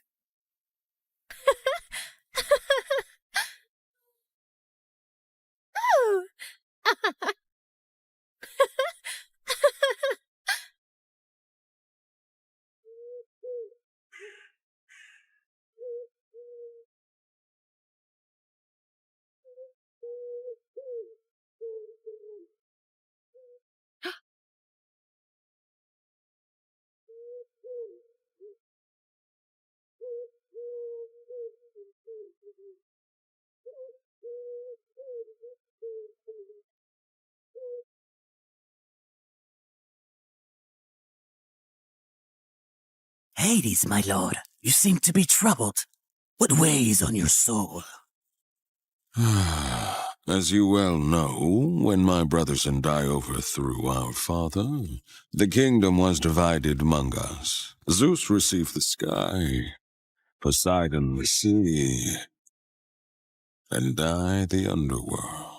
I've never complained about my lonely lot, and do my duties justice. I don't frolic or play like the other gods, and work hard in my solitude.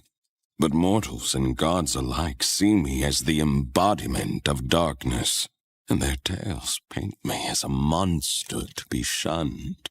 My realm is necessary, but it is hated by all, as am I.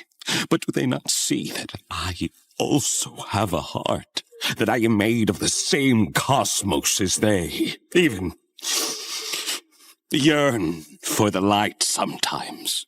What has brought this on, my lord? Persephone, she is the light where there is none. She is life where all is death. Ever since I laid eyes on her, I can think of nothing else. But would she ever see past the darkness that cloaks me?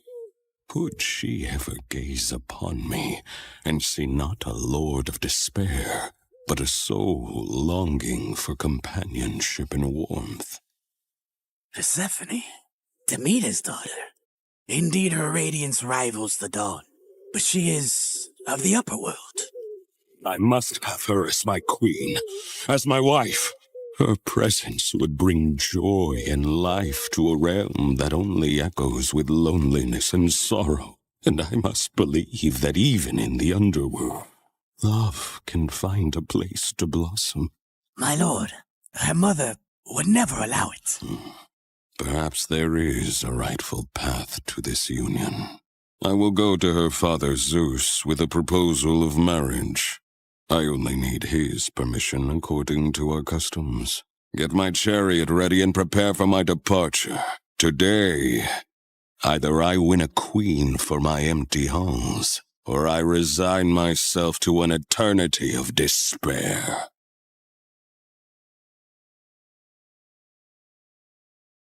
The next day, when Persephone had wandered far from her companions in a field and was kneeling down to admire Narcissus, suddenly the earth beneath her shook.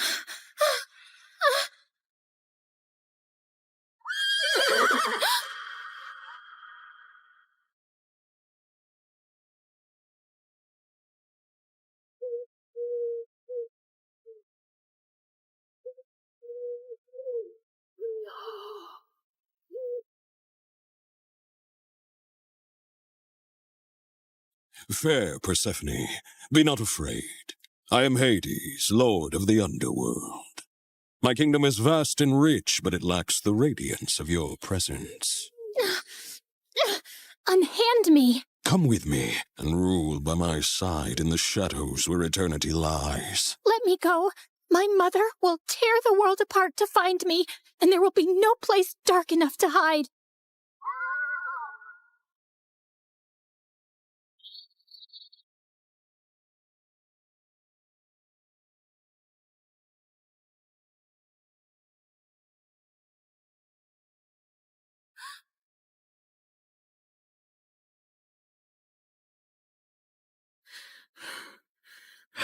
Where is Persephone? Something has happened to her. I can feel it. Leave everything and search for her now.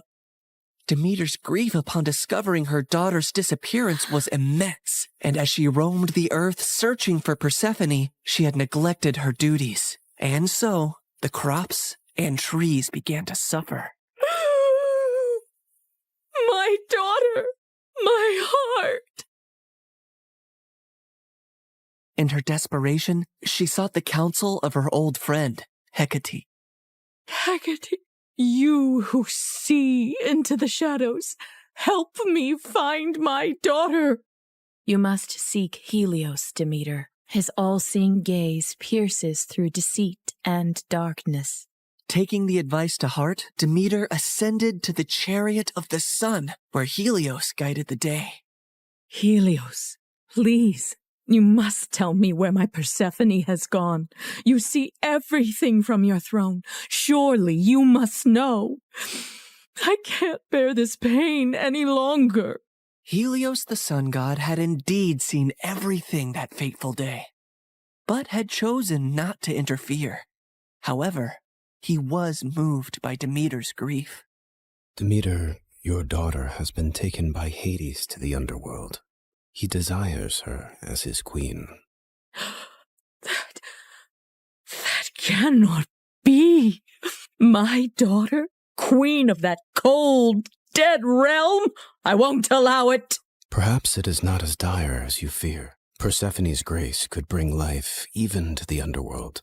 Also, he is one of the most powerful, wealthiest gods in the universe, and she would rule by his side. Is that so terrible? This is an outrage! How dare he take my daughter? Did Zeus know about this too? Zeus allowed it. In her fury, Demeter descended back to earth. Return my daughter to me, or I will let the earth perish in my sorrow. I will let this world turn into ice and ash. I will plunge it into eternal winter. Meanwhile, in the underworld, Persephone wept in despair and lashed out at Hades any time he tried to speak to her. To rule the underworld by your side? I want nothing to do with you. You've stolen me away from the sun, from my mother. I understand your anger, Persephone. I only hope, with time, you will see me and my world differently. Until then, I will respect your wishes. As enraged and heartbroken as Persephone was, she eventually got tired of her despair and ventured out of her chambers to observe Hades and her new home.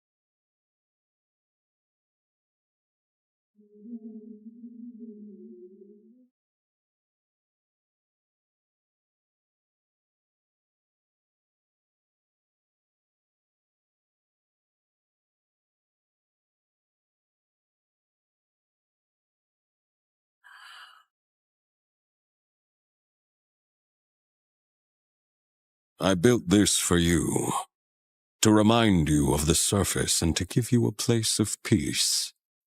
I've never seen something like this. It's so beautiful. As are you, my queen.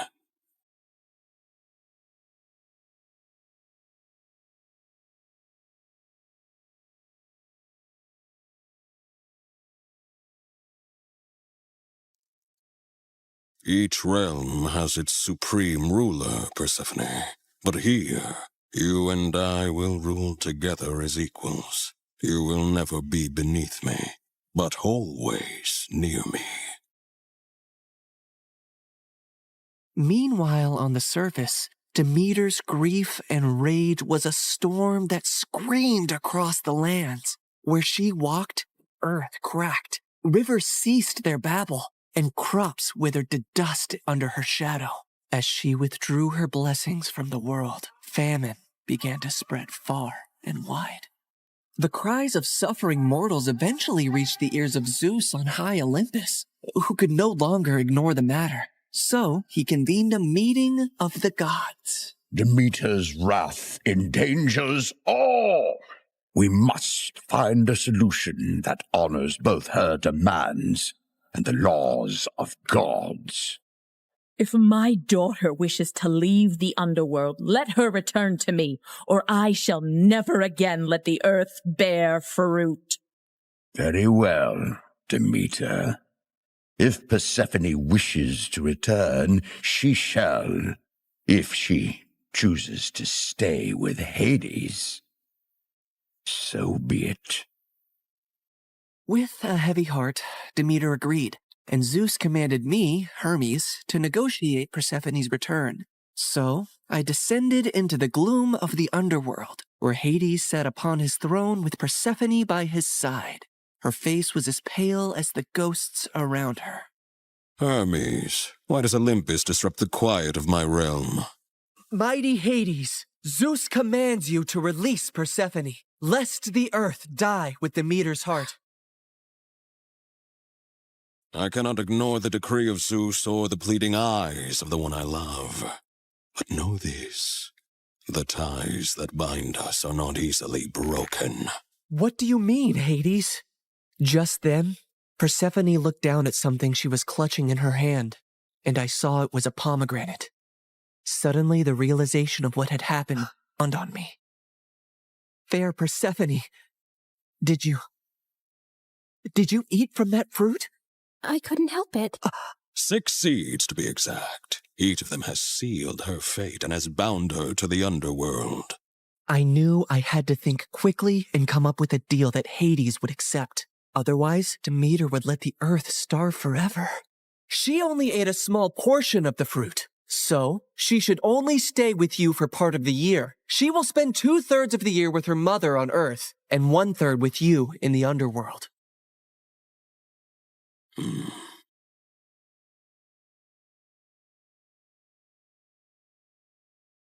Go now to your mother, but feel compassion kindly in your heart towards me, and do not feel sorrow upon your return.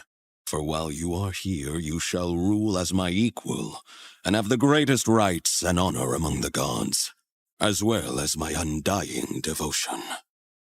Persephone assured him she would return on the agreed time, and he arranged his chariot for her to depart.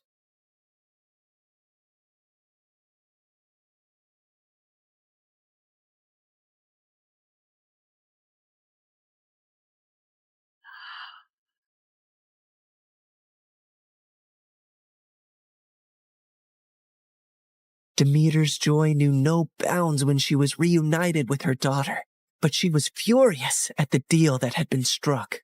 How could you possibly eat the fruit of the dead? It is common knowledge that eating anything in the underworld binds one to that realm. Why would you do that, Persephone?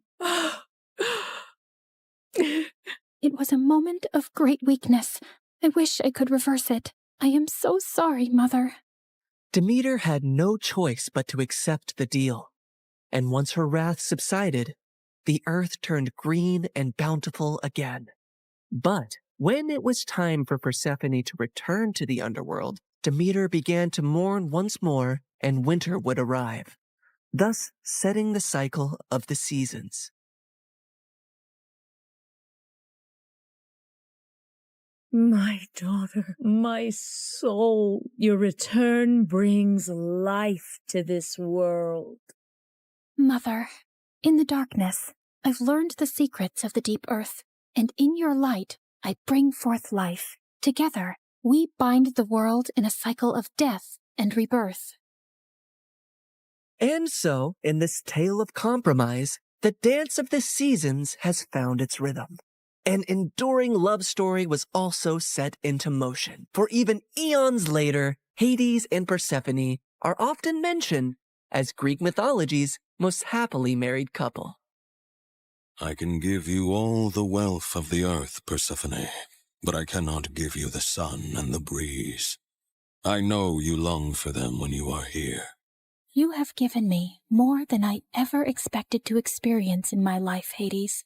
You have given me respect, power, and a love that is genuine and rare. With you, I feel the most like myself. With you, I feel free. So you do not regret your decision to eat the pomegranate seeds?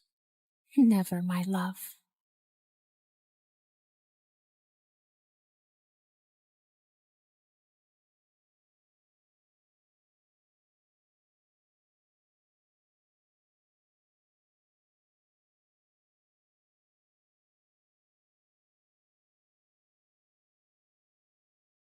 Hi there, I'm Ellie, and I've got a story that'll make you laugh, cry, maybe even question your own sanity. But hey, don't we all need that from time to time? So like and subscribe and strap in. because this roller coaster is about to take off. You see, I was born with a slight anger problem, the kind that made me want to karate chop a stuffed animal when I was just 5. Yep, I had anger issues. On a sunny day at the park, 5-year-old me just wanted to have fun on the swings and slides, but things took a different turn. I'm gonna slide like a penguin. Move it. I'm going first. Hey, no cutting. That's not nice. Do I look like I care? The bully pushed past me, smirking. Feeling furious, I climbed the ladder fast with my juice box in hand. You'll be sorry, mister. I squeezed the box hard, squirting juice straight into the bully's eyes. Then I slapped him and pushed him down the slide, and his nose started bleeding. He started crying like a baby, and his dad came running over. What is wrong with you? Behaving like a monster? You should be ashamed of yourself. I picked up a pebble and threw it at him, but it missed him by an inch.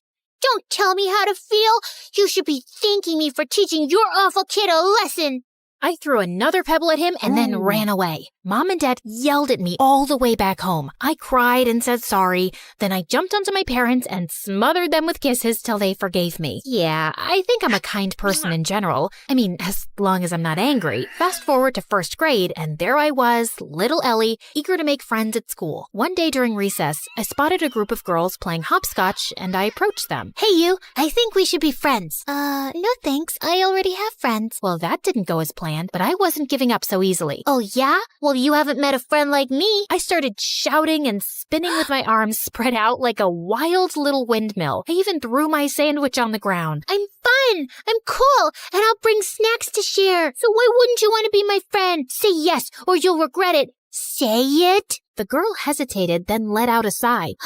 Okay, fine. I'll be your friend. Please, just stop yelling at me. And just like that, I made a new friend. Her name was Lucy, and she was the best. 2 years later in 3rd grade, my family told me one day that we had to move for Dad's job. Scared of losing Lucy, I got really angry. I won't leave Lucy. She's my best friend, and I'm not going anywhere. I protested by staying in our backyard treehouse, and I refused to come down till my parents changed their mind. We know you're upset, but we have to think about what's good for the family. But when I didn't budge, my parents caved after a few days. I was so happy, I finally climbed down from the treehouse. And I learned that standing up for what matters can make a difference. And that my anger was the best thing I had. It gave me whatever I wanted. What I didn't realize back then, though, was that Lucy eventually figured she could take advantage of my anger issues to get her way, too. If she wanted something from someone, she'd come up with a sneaky plan to get me all riled up against that person. Yeah, it always made me the bad guy fighting and bullying people, while Lucy looked like she was the nice, calm friend of a monster. But no one got seriously harmed. As we entered middle school, though, Lucy started doing it more frequently and for bigger things, and I began getting into serious trouble. Like one day, Lucy came to me saying that Mrs. Thompson had called her into her office and said she was giving her a C- on her project. You know what else she said? She told me that I should get myself a better friend because you're distracting me with all your fights and affecting my grades while you get good grades yourself. She even said that you hang out with me just so you can feel better than me. Can you imagine? What? That's not true. Of course I know that. Listen, in today's lesson, I'm gonna confront her about this psychological manipulation. And if she sneezes a lot, it means she's nervous that I've told you everything she said. You know all the teachers fear you, but Mrs. Thompson is always sneezing because of her allergies. Yes, but sneezing a lot means she's nervous and she's hiding something. She told us that once, but I guess you forgot. Lucky you have me to remind you. When it was Mrs. Thompson's class, Lucy gifted her a red nose, and seconds later, when she confronted her about the manipulation, Mrs. Thompson started sneezing like crazy, and I felt furious. How could you? I thought you were a nice teacher, but you're just like the rest. And with that, I pushed her hard. She fell down and screamed in pain. While everyone's attention was focused on me, Lucy sneaked into Mrs. Thompson's laptop and changed her own grade on the project. Mrs. Thompson broke her arm, and I got suspended for 3 weeks. My parents were furious with me and insisted that I tell them exactly what happened. When I did, Mom said that Lucy was the manipulative witch here. I yelled at her and didn't talk to her for days. How could she say that about my BFF? Days later, I visited Lucy, and her mom opened the the door and looked at me like I was some cockroach. Ugh, you again. What do you want? I heard what happened with Mrs. Thompson. Why can't you be a normal human being? Poor Lucy, she almost failed her project because of you. What? Yeah, you're crazy and you're affecting my child. She'll end up failing all her classes because of you. Why does everyone keep saying that? Because it's true. Hey, listen, you silly woman. I was about to scream at her when Lucy showed up and pulled me inside her bedroom. Please, Ellie, you can't talk to Mom like that no matter what she says. But I'm a good friend and I forgive you. Now calm down, girl, and take the Snickers bar. I know it's your favorite candy. Lucy had clearly been spreading lies about me, but I was too blind to see it back then. And when I returned to school, things were a bit different. A new girl, Isabella, had joined our class. She was rich, pretty, and quickly became popular. Lucy seemed annoyed by her existence, but she seems like a cool girl to me. Till one day, Lucy and I saw Isabella walking out of the bathroom, and I noticed a marker in her hand. Lucy went in to use the bathroom as I waited in the hallway, but moments later, she came out, dragging me back into the bathroom with her. OMG, you gotta see this. You won't believe what Isabella wrote about you on the door. It's totally her handwriting. I'm so done with this annoying psycho Ellie. She's always bullying everyone. I want a peaceful, calm school that I can brag about to my rich friends. I offer $1,000 to anyone who can get rid of her. DM me on this Instagram account if you're interested. What a stupid, ugly witch. Furious, I stormed over to Isabella. How dare you write that about me on the bathroom door? I saw you with that marker, so don't you dare lie to me. Ellie, seriously? I had a marker, but I was working on an art project. I didn't write anything about you. Oh, yeah? Well, Lucy seems to think it's in your handwriting, and Lucy said that? Okay, you should stop listening to that friend of yours. She's just using you like a puppet. Can't you see it? For some reason, Isabella's words struck a chord with me, like she just said something out loud that I kinda already knew. But I quickly brushed my thoughts away. You don't know anything. Just leave me alone. But Isabella didn't leave me alone. She'd always make an effort to talk to me and waved at me with a smile. I started warming up to her, and we got closer. But that drove Lucy crazy. One day during lunch, I was sitting with Isabella, laughing and chatting, when Lucy stomped over angrily. Ellie, how could you ditch me for Isabella? After all we've been through together?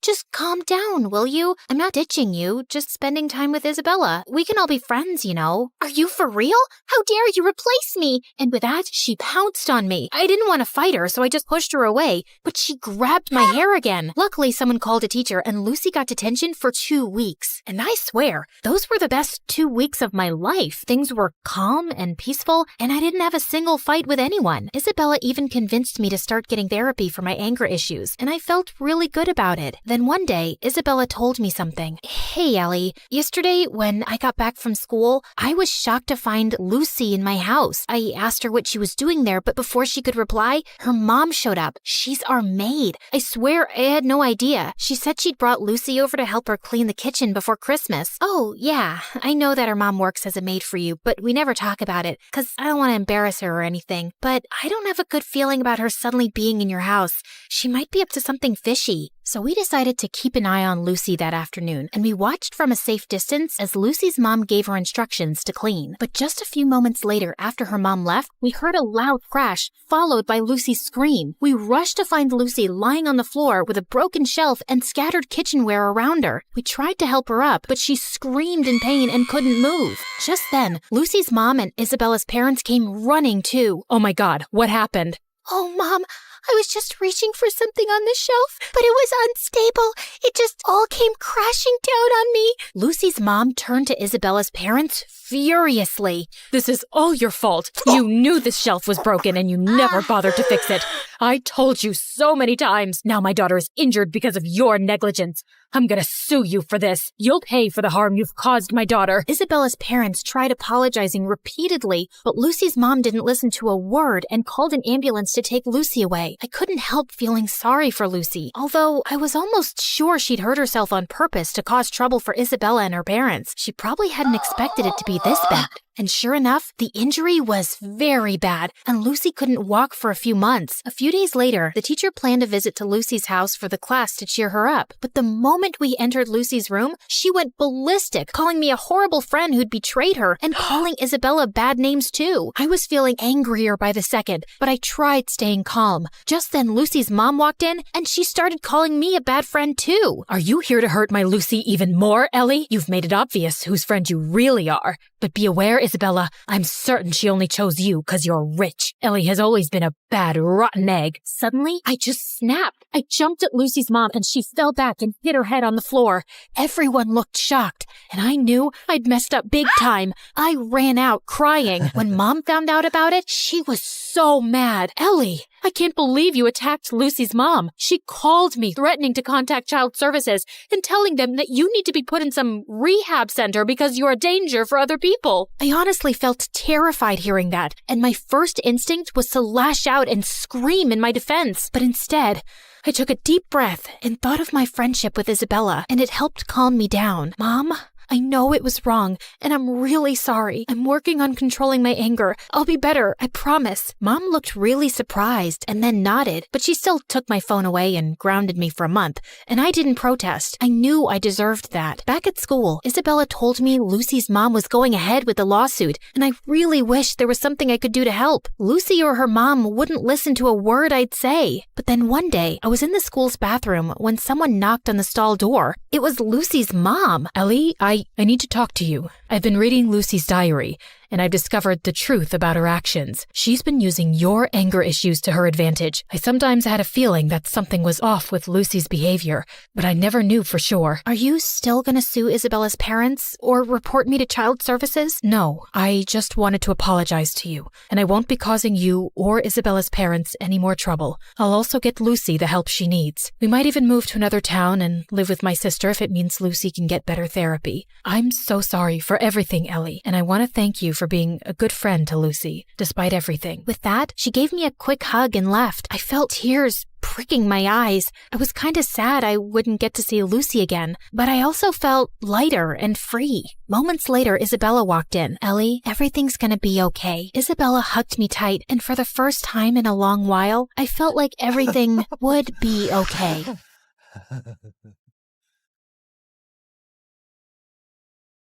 I woke up in the middle of the night feeling extra thirsty and almost passed out when I saw the time. It was 3 a.m., the devil's hour. I tried to go back to sleep, but I just couldn't. Come on, girl. Ghosts aren't real, but dehydration is. So hold yourself together and get your ice-cold water. I silently prayed as I went down to the kitchen. Suddenly, I caught someone moving in the shadows. Holy Mother of God! Was it the devil? I was about to scream when I realized that it was just my older brother, Kevin, who looked suspicious. I silently followed him as he went down the basement and was surprised when he opened a mysterious door that I had never seen before. But before he could enter, he looked back and saw me. Don't you ever tell anyone about this, especially Dad, no matter what happens. Why? What's inside that room? He just patted my head and smirked. The devil himself. He then disappeared into the room and locked it, leaving me shaking in fear and confusion. Hi, my name is Kendra, and this is my story of how my mysterious brother changed my life forever. Before I continue, please like and subscribe. After what happened last night, the first thing that I did in the morning was to check that door in the basement. But unfortunately, it was padlocked to death. Kevin was definitely hiding something in there, and it was killing my curiosity. I was finally able to corner him during dinner. Are you sure that you weren't dreaming? Because that totally didn't happen.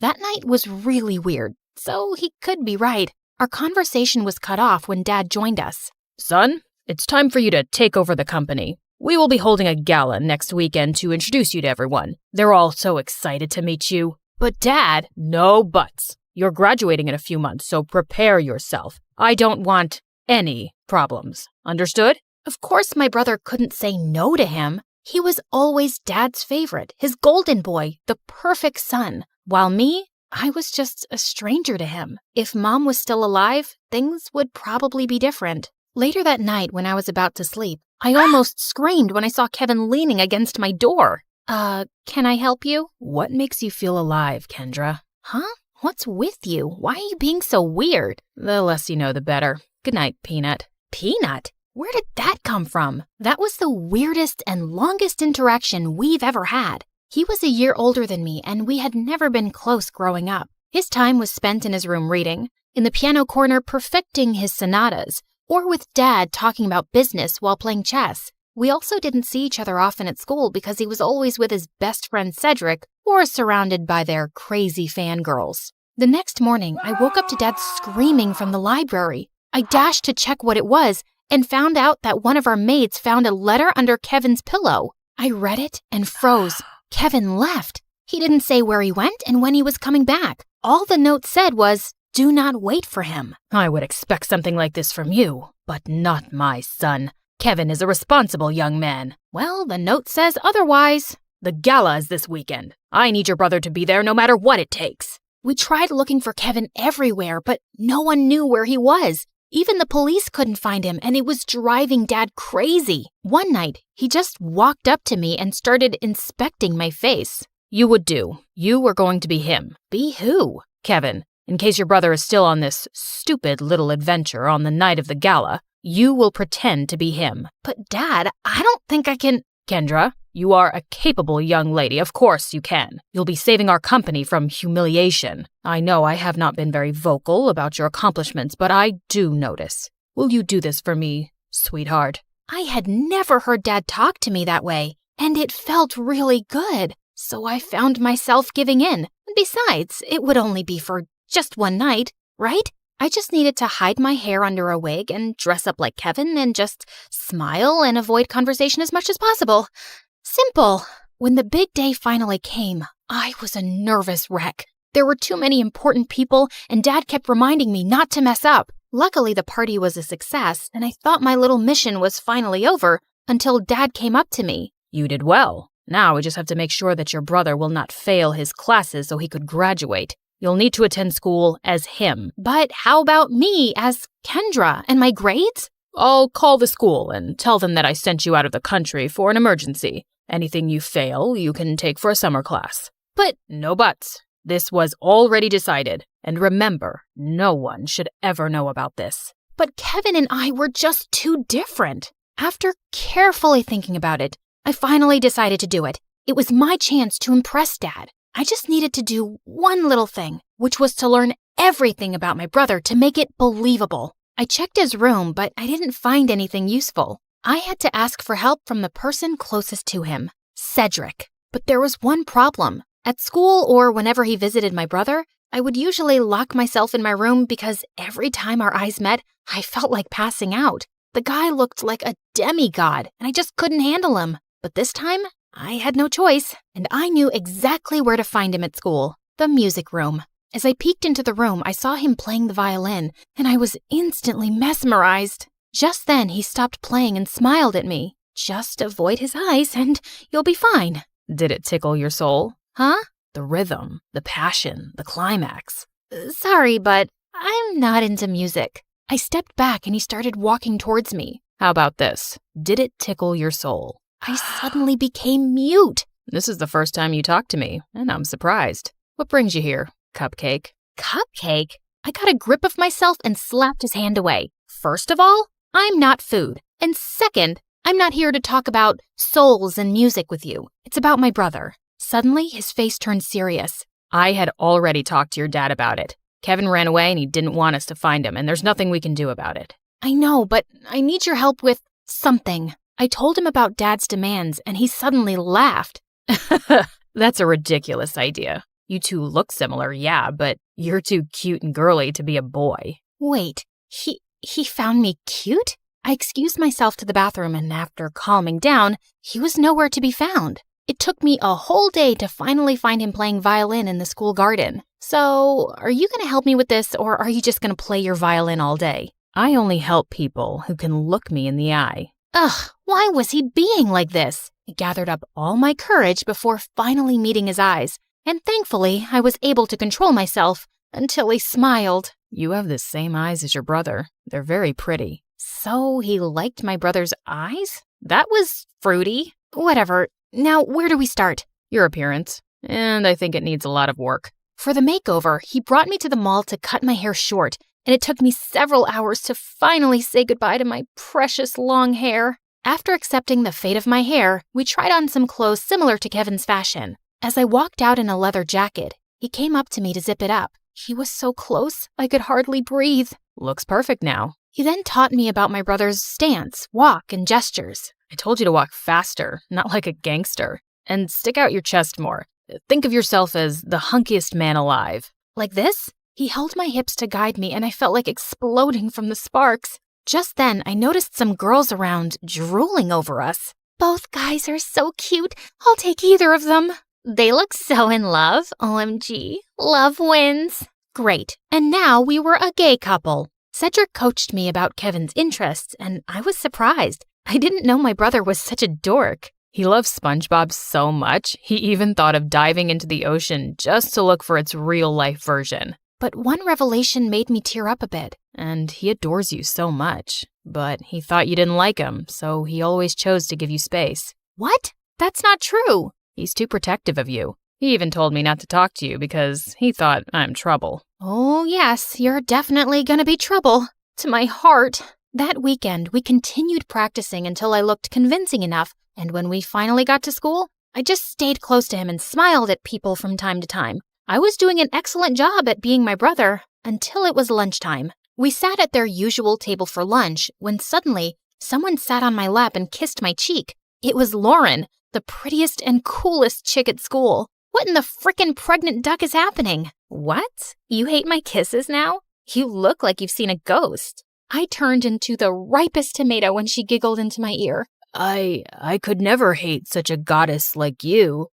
Wow. Since when did you become this cheesy? I gave Cedric a panicked look, but the jerk was trying his best not to burst out laughing. I kicked his leg under the table and his wince was satisfying. I then excused myself in the bathroom and dragged him with me. There, he revealed that Kevin had been dating Lauren for a while now, and I had no idea about it. Lauren had been all over me for the next several days. This was totally normal, of course, except for the little detail that I was not her actual boyfriend. And through all of this, Cedric remained an unhelpful idiot who was clearly enjoying my discomfort. We were walking to our last class when someone suddenly grabbed and pushed me against the wall. You're acting weird lately, and I like it. Before she could kiss me, I acted like there was a bug inside my shirt and ran away. I needed to talk to Cedric. As usual, I found him in the music room. We need to tell Lauren. Suddenly, Lauren appeared from behind me. Tell me what? Wait a minute. Don't tell me that you guys are dating? What? Cedric finally stopped playing the violin and grinned at me. I'm straight, but I don't know about your boyfriend. Aw, baby. You know I would accept you however you identify, right? Well, that's good to hear. Lauren looked like she bought it, and I just found myself exploding. I'm not Kevin. I'm not your boyfriend. I'm his sister Kendra pretending to be him. I then explained everything to her. Oh, okay. Explains why you look and act differently. That's it? No violent reaction whatsoever? I'm used to Kevin's quirks. So, anything I can do to help with this mission? Just don't tell anyone about this. Got it, baby. Despite knowing the truth, she still kissed me on the cheek and it made Cedric laugh. I started hanging out with both of them since then. They would talk fondly about my brother and share things about him that I didn't know. It made me realize that he wasn't as boring as I thought he was. One day, Cedric dragged me to the music room and asked me to listen to his new composition. It was a wrong move to come with him, because the way his fingers moved and his handsome face played with the painfully sweet tune screamed danger to my heart. I calmed myself down and hyped him up when he was done. You really like playing the violin, don't you? I like to touch people's hearts with classical music. How about you? What makes you happy, Kendra? I'm curious. I ended up telling him about my passion, which was fashion designing. I used to draw my designs every day, but when Dad saw it, he burned all of them. He found it lame and useless to his company. I'm sorry to say this, but your dad is the biggest jerk in the world. He treats you and Kevin as assets to his company, and never as a son and daughter. You're right,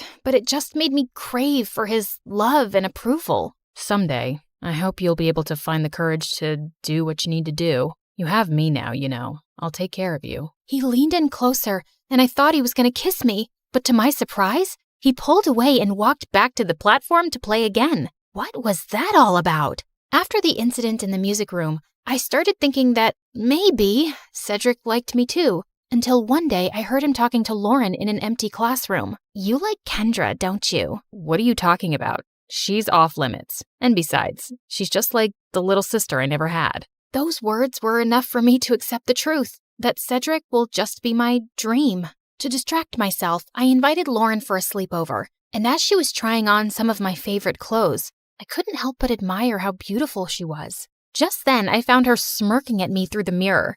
Are you falling in love with me now? What? No, I wish I was as pretty as you. Oh, honey, you are prettier than me. And not to mention cute. She ended up knocking on my drawers, spilling some things. There was one thing that suddenly caught my attention. A peanut. What was it doing there? Suddenly, I remembered Kevin calling me a peanut before he ran away. Why don't we crack it open? Maybe he left a secret message or something. And he actually did. I'm finally alive. Wait a minute. That night before he left, he asked me what makes me feel alive. Lauren and I then came up with a mission to find the answer to that question. Your brother is too mysterious sometimes. Maybe Cedric knows something. But unfortunately, he was useless. One day, Dad suddenly called me and started asking about Lauren. I learned that she's dating your brother. Her parents and I are talking about a very important business deal. We will have dinner with them tomorrow night. Make sure to be extra attentive to her. I thought it wouldn't be much of a problem until they suddenly decided to marry us off with Dad knowing that I was Kendra. He was crazier than I thought. Do you think Kevin will be home by then? I don't know if he's ever coming back. I can't believe you dated an idiot. Watch your words, honey. That's my idiot. Well, we need to find your idiot ASAP. The next day, we met up with Cedric in a cafe to talk about finding my brother. We don't even know what makes him feel alive. Shouldn't we just wait for him to come back? Our parents are talking about marriage, for Pete's sake. We're running out of time. Do you know what my parents would do if they found out they were being played? Out of panic, I remembered something again. The mysterious door in the basement. I told them about it, and we waited for Dad to be out before destroying the padlocked door, only to find out that it was actually a dark room where Kevin developed all his photographs, and it was connected to his room. And all those pictures were related to an island that only meant one thing. Kevin was staying on one of them. It makes sense now that he always disappears on weekends. I also found a camera in his bag one time, but I never saw it again. And why didn't you both tell me about this earlier? You're both idiots. And with that, the three of us were off to an adventure to get my brother back. As we traveled, I kept on flirting with Lauren to avoid Cedric. And for a moment, I thought I saw his deadly glare through the rearview mirror. Was he jealous? I wished. In a span of 2 days, we had already visited 7 islands, but there was no luck. Just when we were about to give up, we suddenly spotted someone resting on a hammock. It was Kevin. He looked shocked to see us. Suddenly, he glared at Cedric. Dude, you told them? Wait, you knew? Let me explain. No, you knew. And you kept silent while I was going crazy trying to find a way to bring back my brother so I could get me back. Kendra was equally furious. Babe, I can explain. Shut it, Kevin. You're not my favorite person right now. Kendra. Later. I need to speak to my brother. I walked away and Kevin followed me. Now start explaining the reason I'm sacrificing my identity. I'm sorry, Peanut. I didn't mean for you to be tangled up in my mess. I felt stuck and suffocated because of Dad's expectations. I always knew I would have to take over the company someday, but I didn't know it would be this soon. I thought I would have enough time to still do what I love, to enjoy every island and see its beauty through my lens. But suddenly, I didn't even have a year. So I panicked and I ran away. I'm such a coward. It didn't take a second for me to melt. No, that's the bravest thing I've seen you do. All our lives, I've only ever seen you nod to Dad's every demand. I'm proud of this version of you. I convinced him to come back, but he ended up convincing me to ditch Dad and come with him. After everything that happened, I just realized one thing. Dad wasn't worth it. So I agreed. Lauren is amazing, you know. She didn't deserve to be left without a word. I know, Peanut. I guess I have a lot of making up to do. Good luck, Walnut. Later that day, he spent his time making it up to Lauren and talking to Cedric, while I was left alone doodling some cute dresses on the sand. My brother then came up to me and asked me something. Are you mad at Cedric? I asked him not to tell anyone. Keeping this from you must have been very hard for him. I understand, but... You like him, don't you? What? No, I mean... Don't worry. I finally gave him the go signal. You two can kiss or whatever. As soon as he left, Cedric walked up to me with an earth-shattering smile. Can we talk? I couldn't look at him in the eye again. About? About us. I've always fancied you, you know. More than violins. I felt like melting at his confession. I told him about the reason why I'd been avoiding him all these years, and he responded to it by finally kissing me on the lips. Thank God I didn't pass out. So, did it tickle your soul this time? Yes. Finally.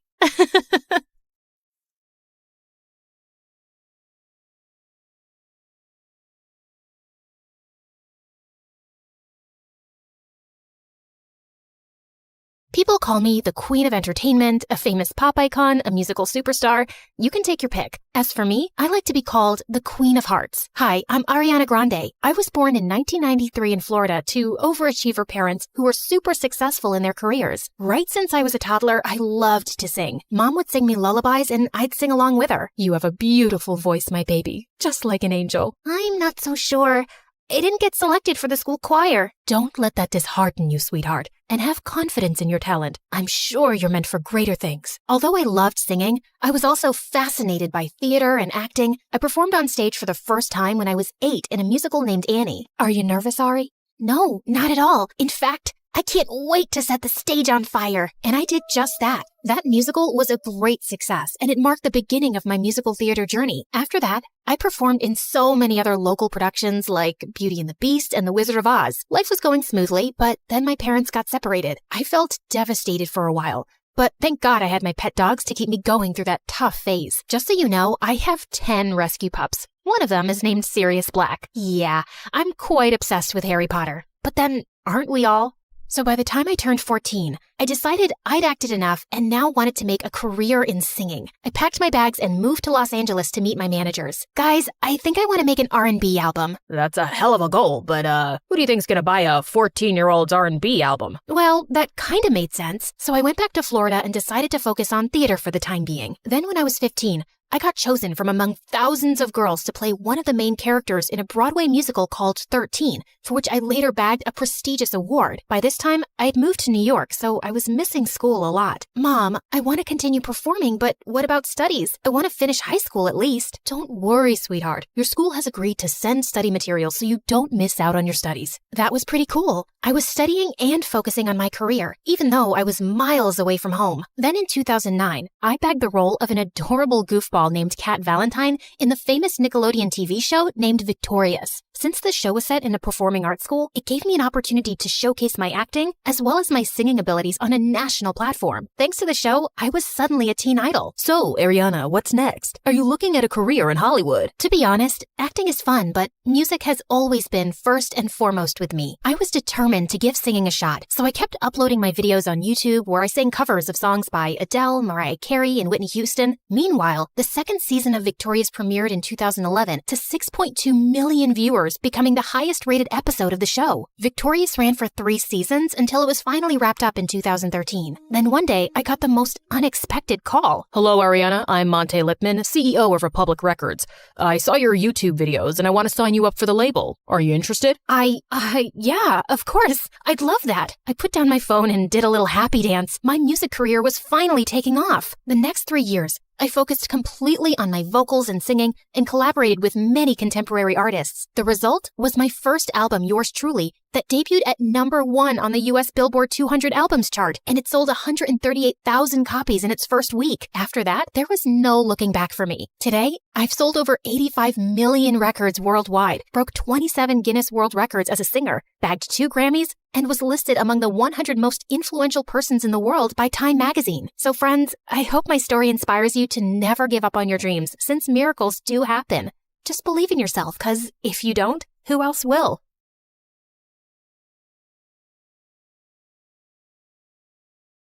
Hi, I'm Joyce, and I'm from China. People think my life is perfect. A pretty face, wealthy parents, and an elite school. But what good is any of that if my family doesn't love me and favors my genius brother? All I ever wanted was for my dad to be proud of me, but I made my brother disappear, and that ruined my life. Let me start from the beginning. I look like Mom, thankfully. Dad's beauty is mostly internal. Mom is the prettiest woman I've ever seen, and she looked more like my big sister than my mom. She looks like you, but I hope she doesn't have your brain, or she'll turn out useless like you. Well,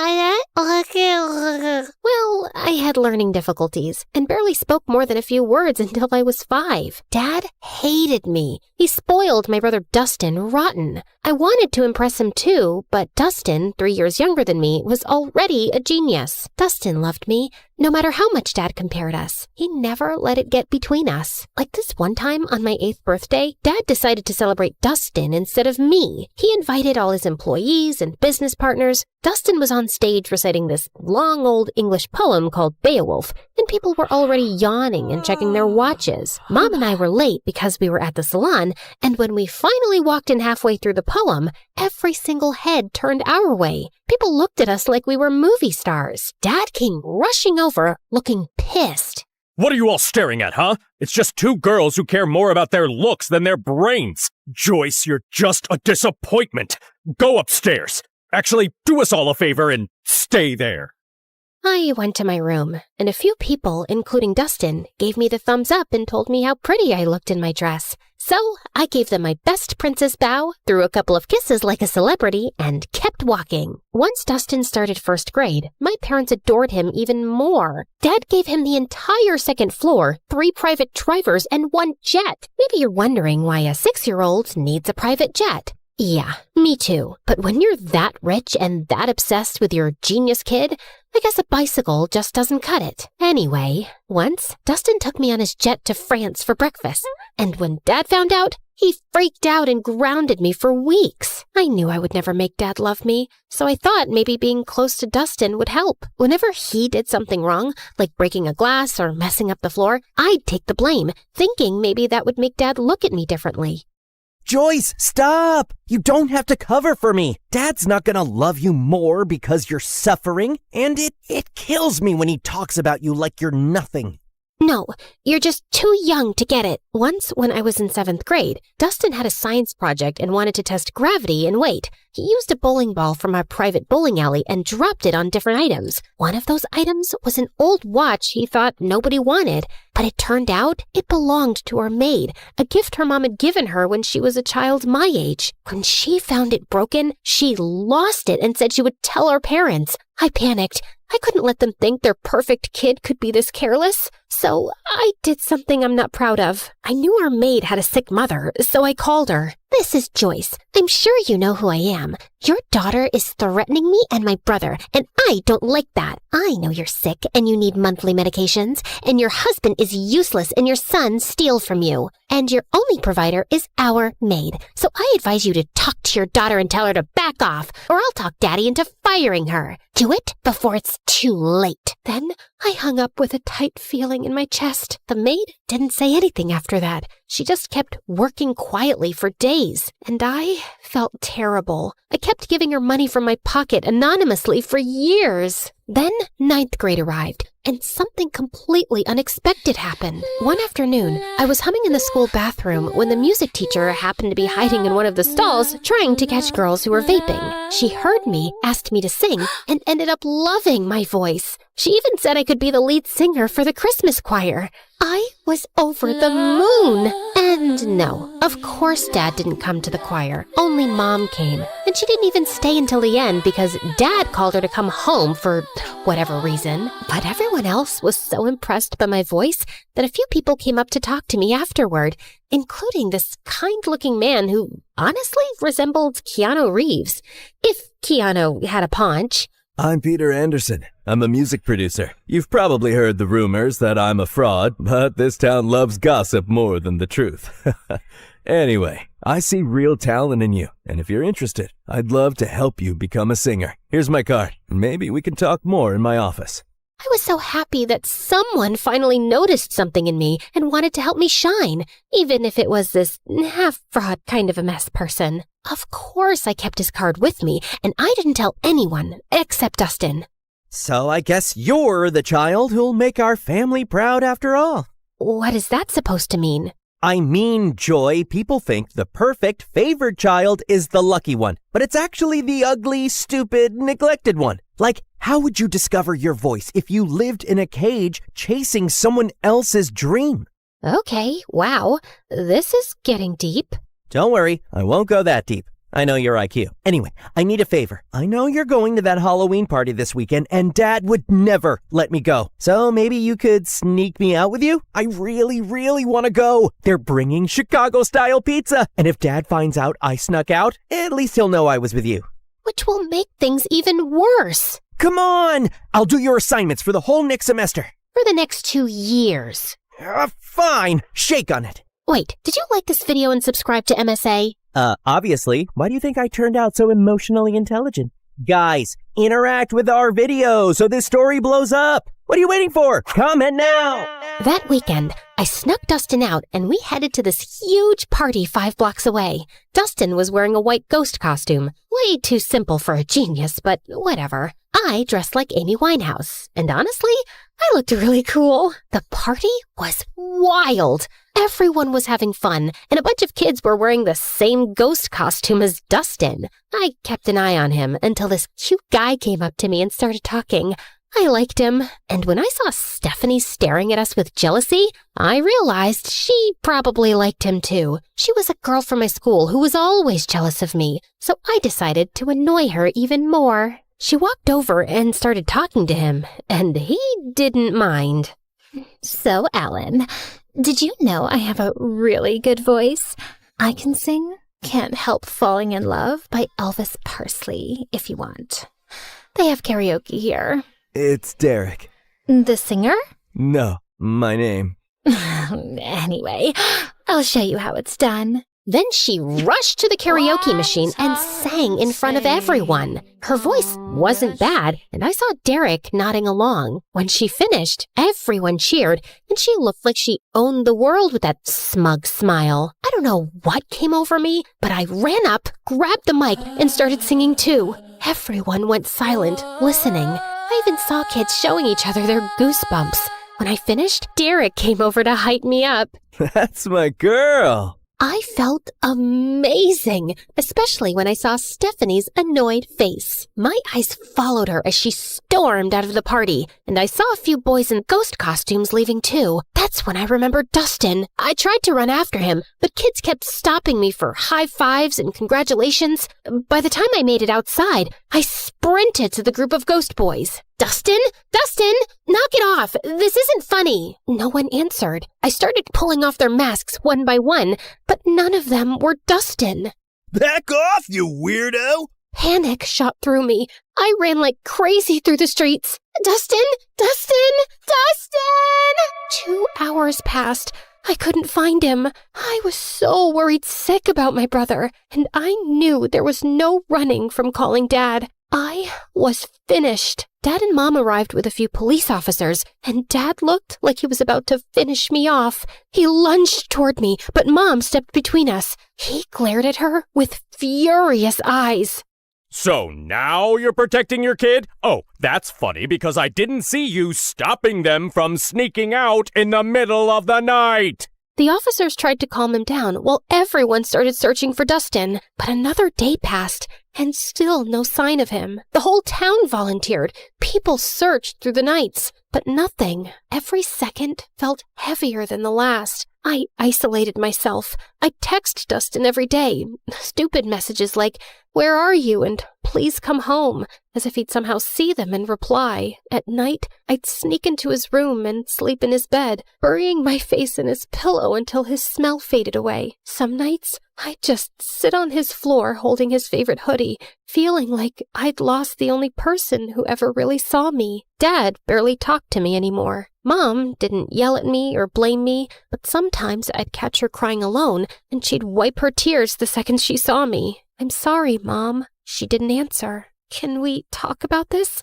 I want to hear your voice. I know what happened is my fault, but I just want you to pat my shoulder, let me cry in your lap, tell me it'll be all right. Just say something, anything." But she didn't. She just gave me a sad little smile, nodded, and walked away. And then I completely shut down. A year of guilt and silence later, I couldn't take it anymore. I needed something, anything to distract myself, even if just for a little while. I remembered the card the producer gave me, and I figured, why not call him? It's not like I had much to do being alone all the time.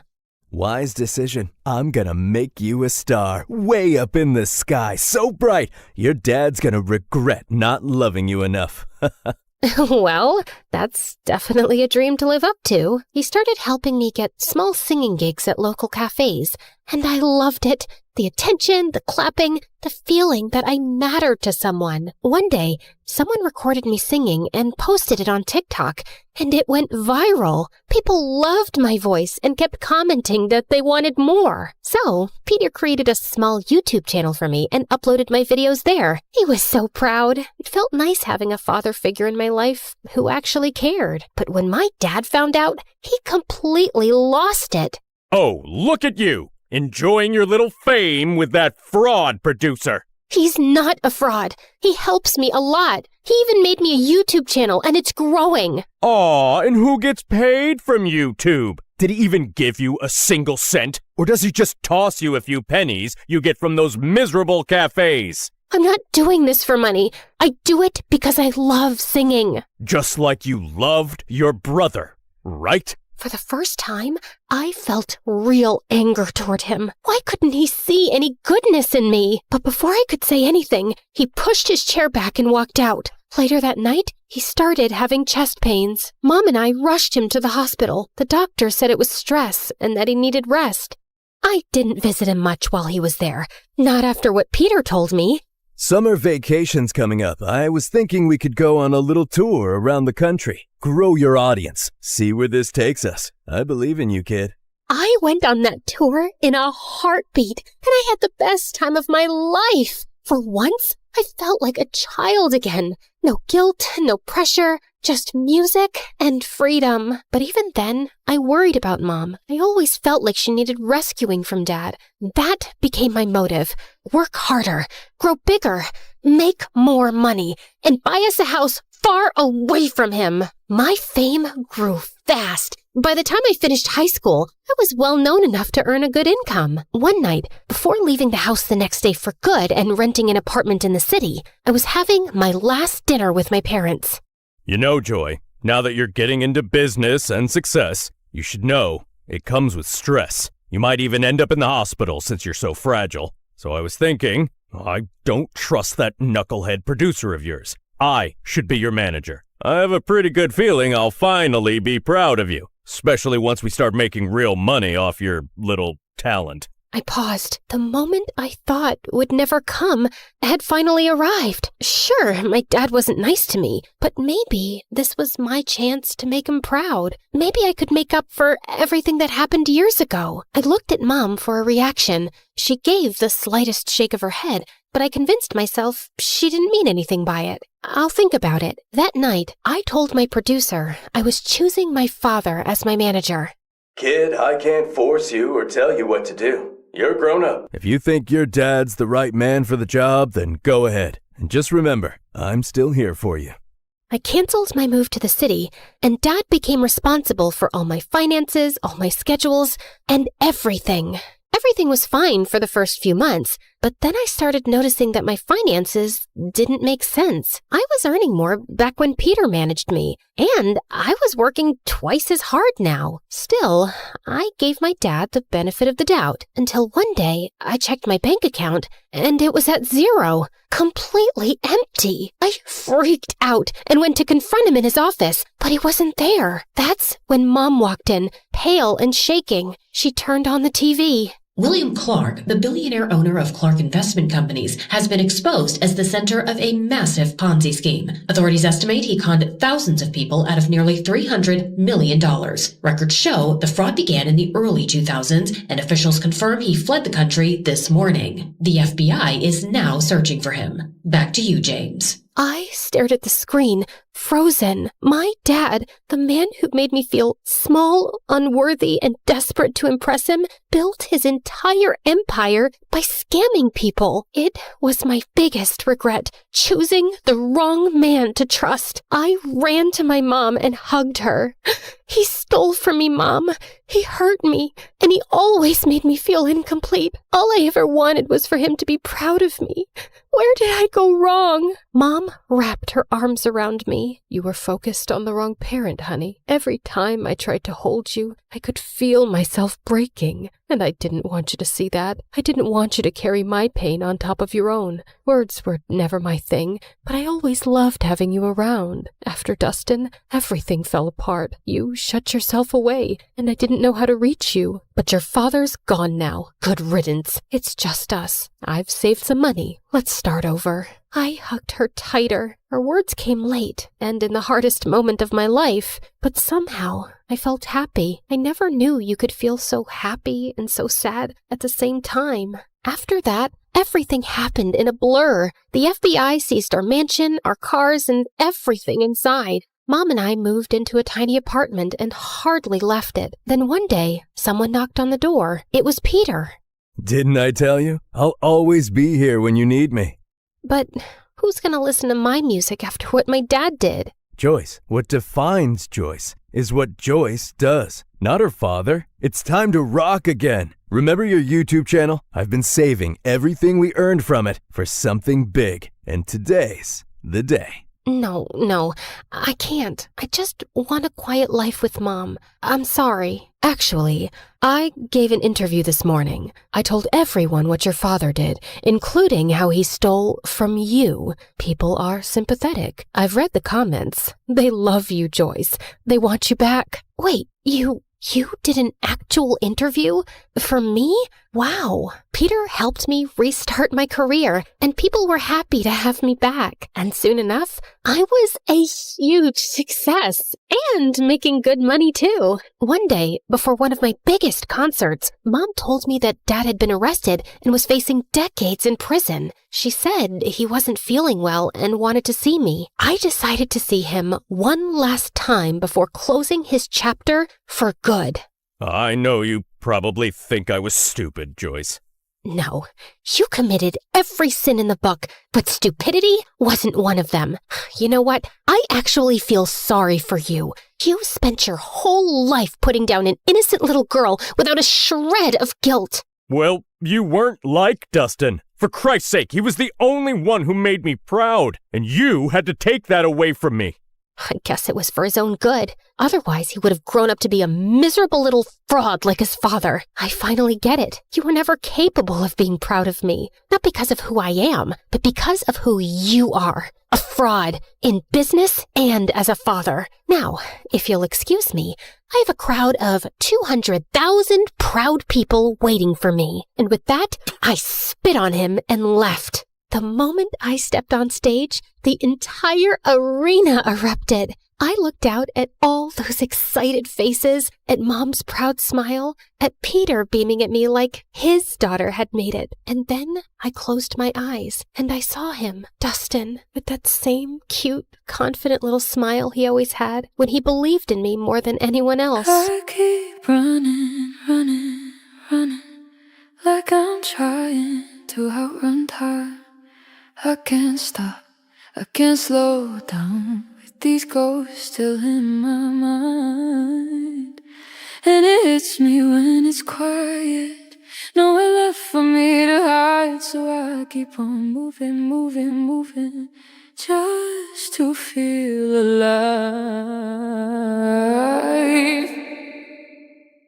But as I sang, the crowd grew louder than I'd ever heard. I opened my eyes. There was a guy being lifted by the crowd, riding toward the stage, and for a second, I stepped back in fear. But then, my heart stopped. Dustin?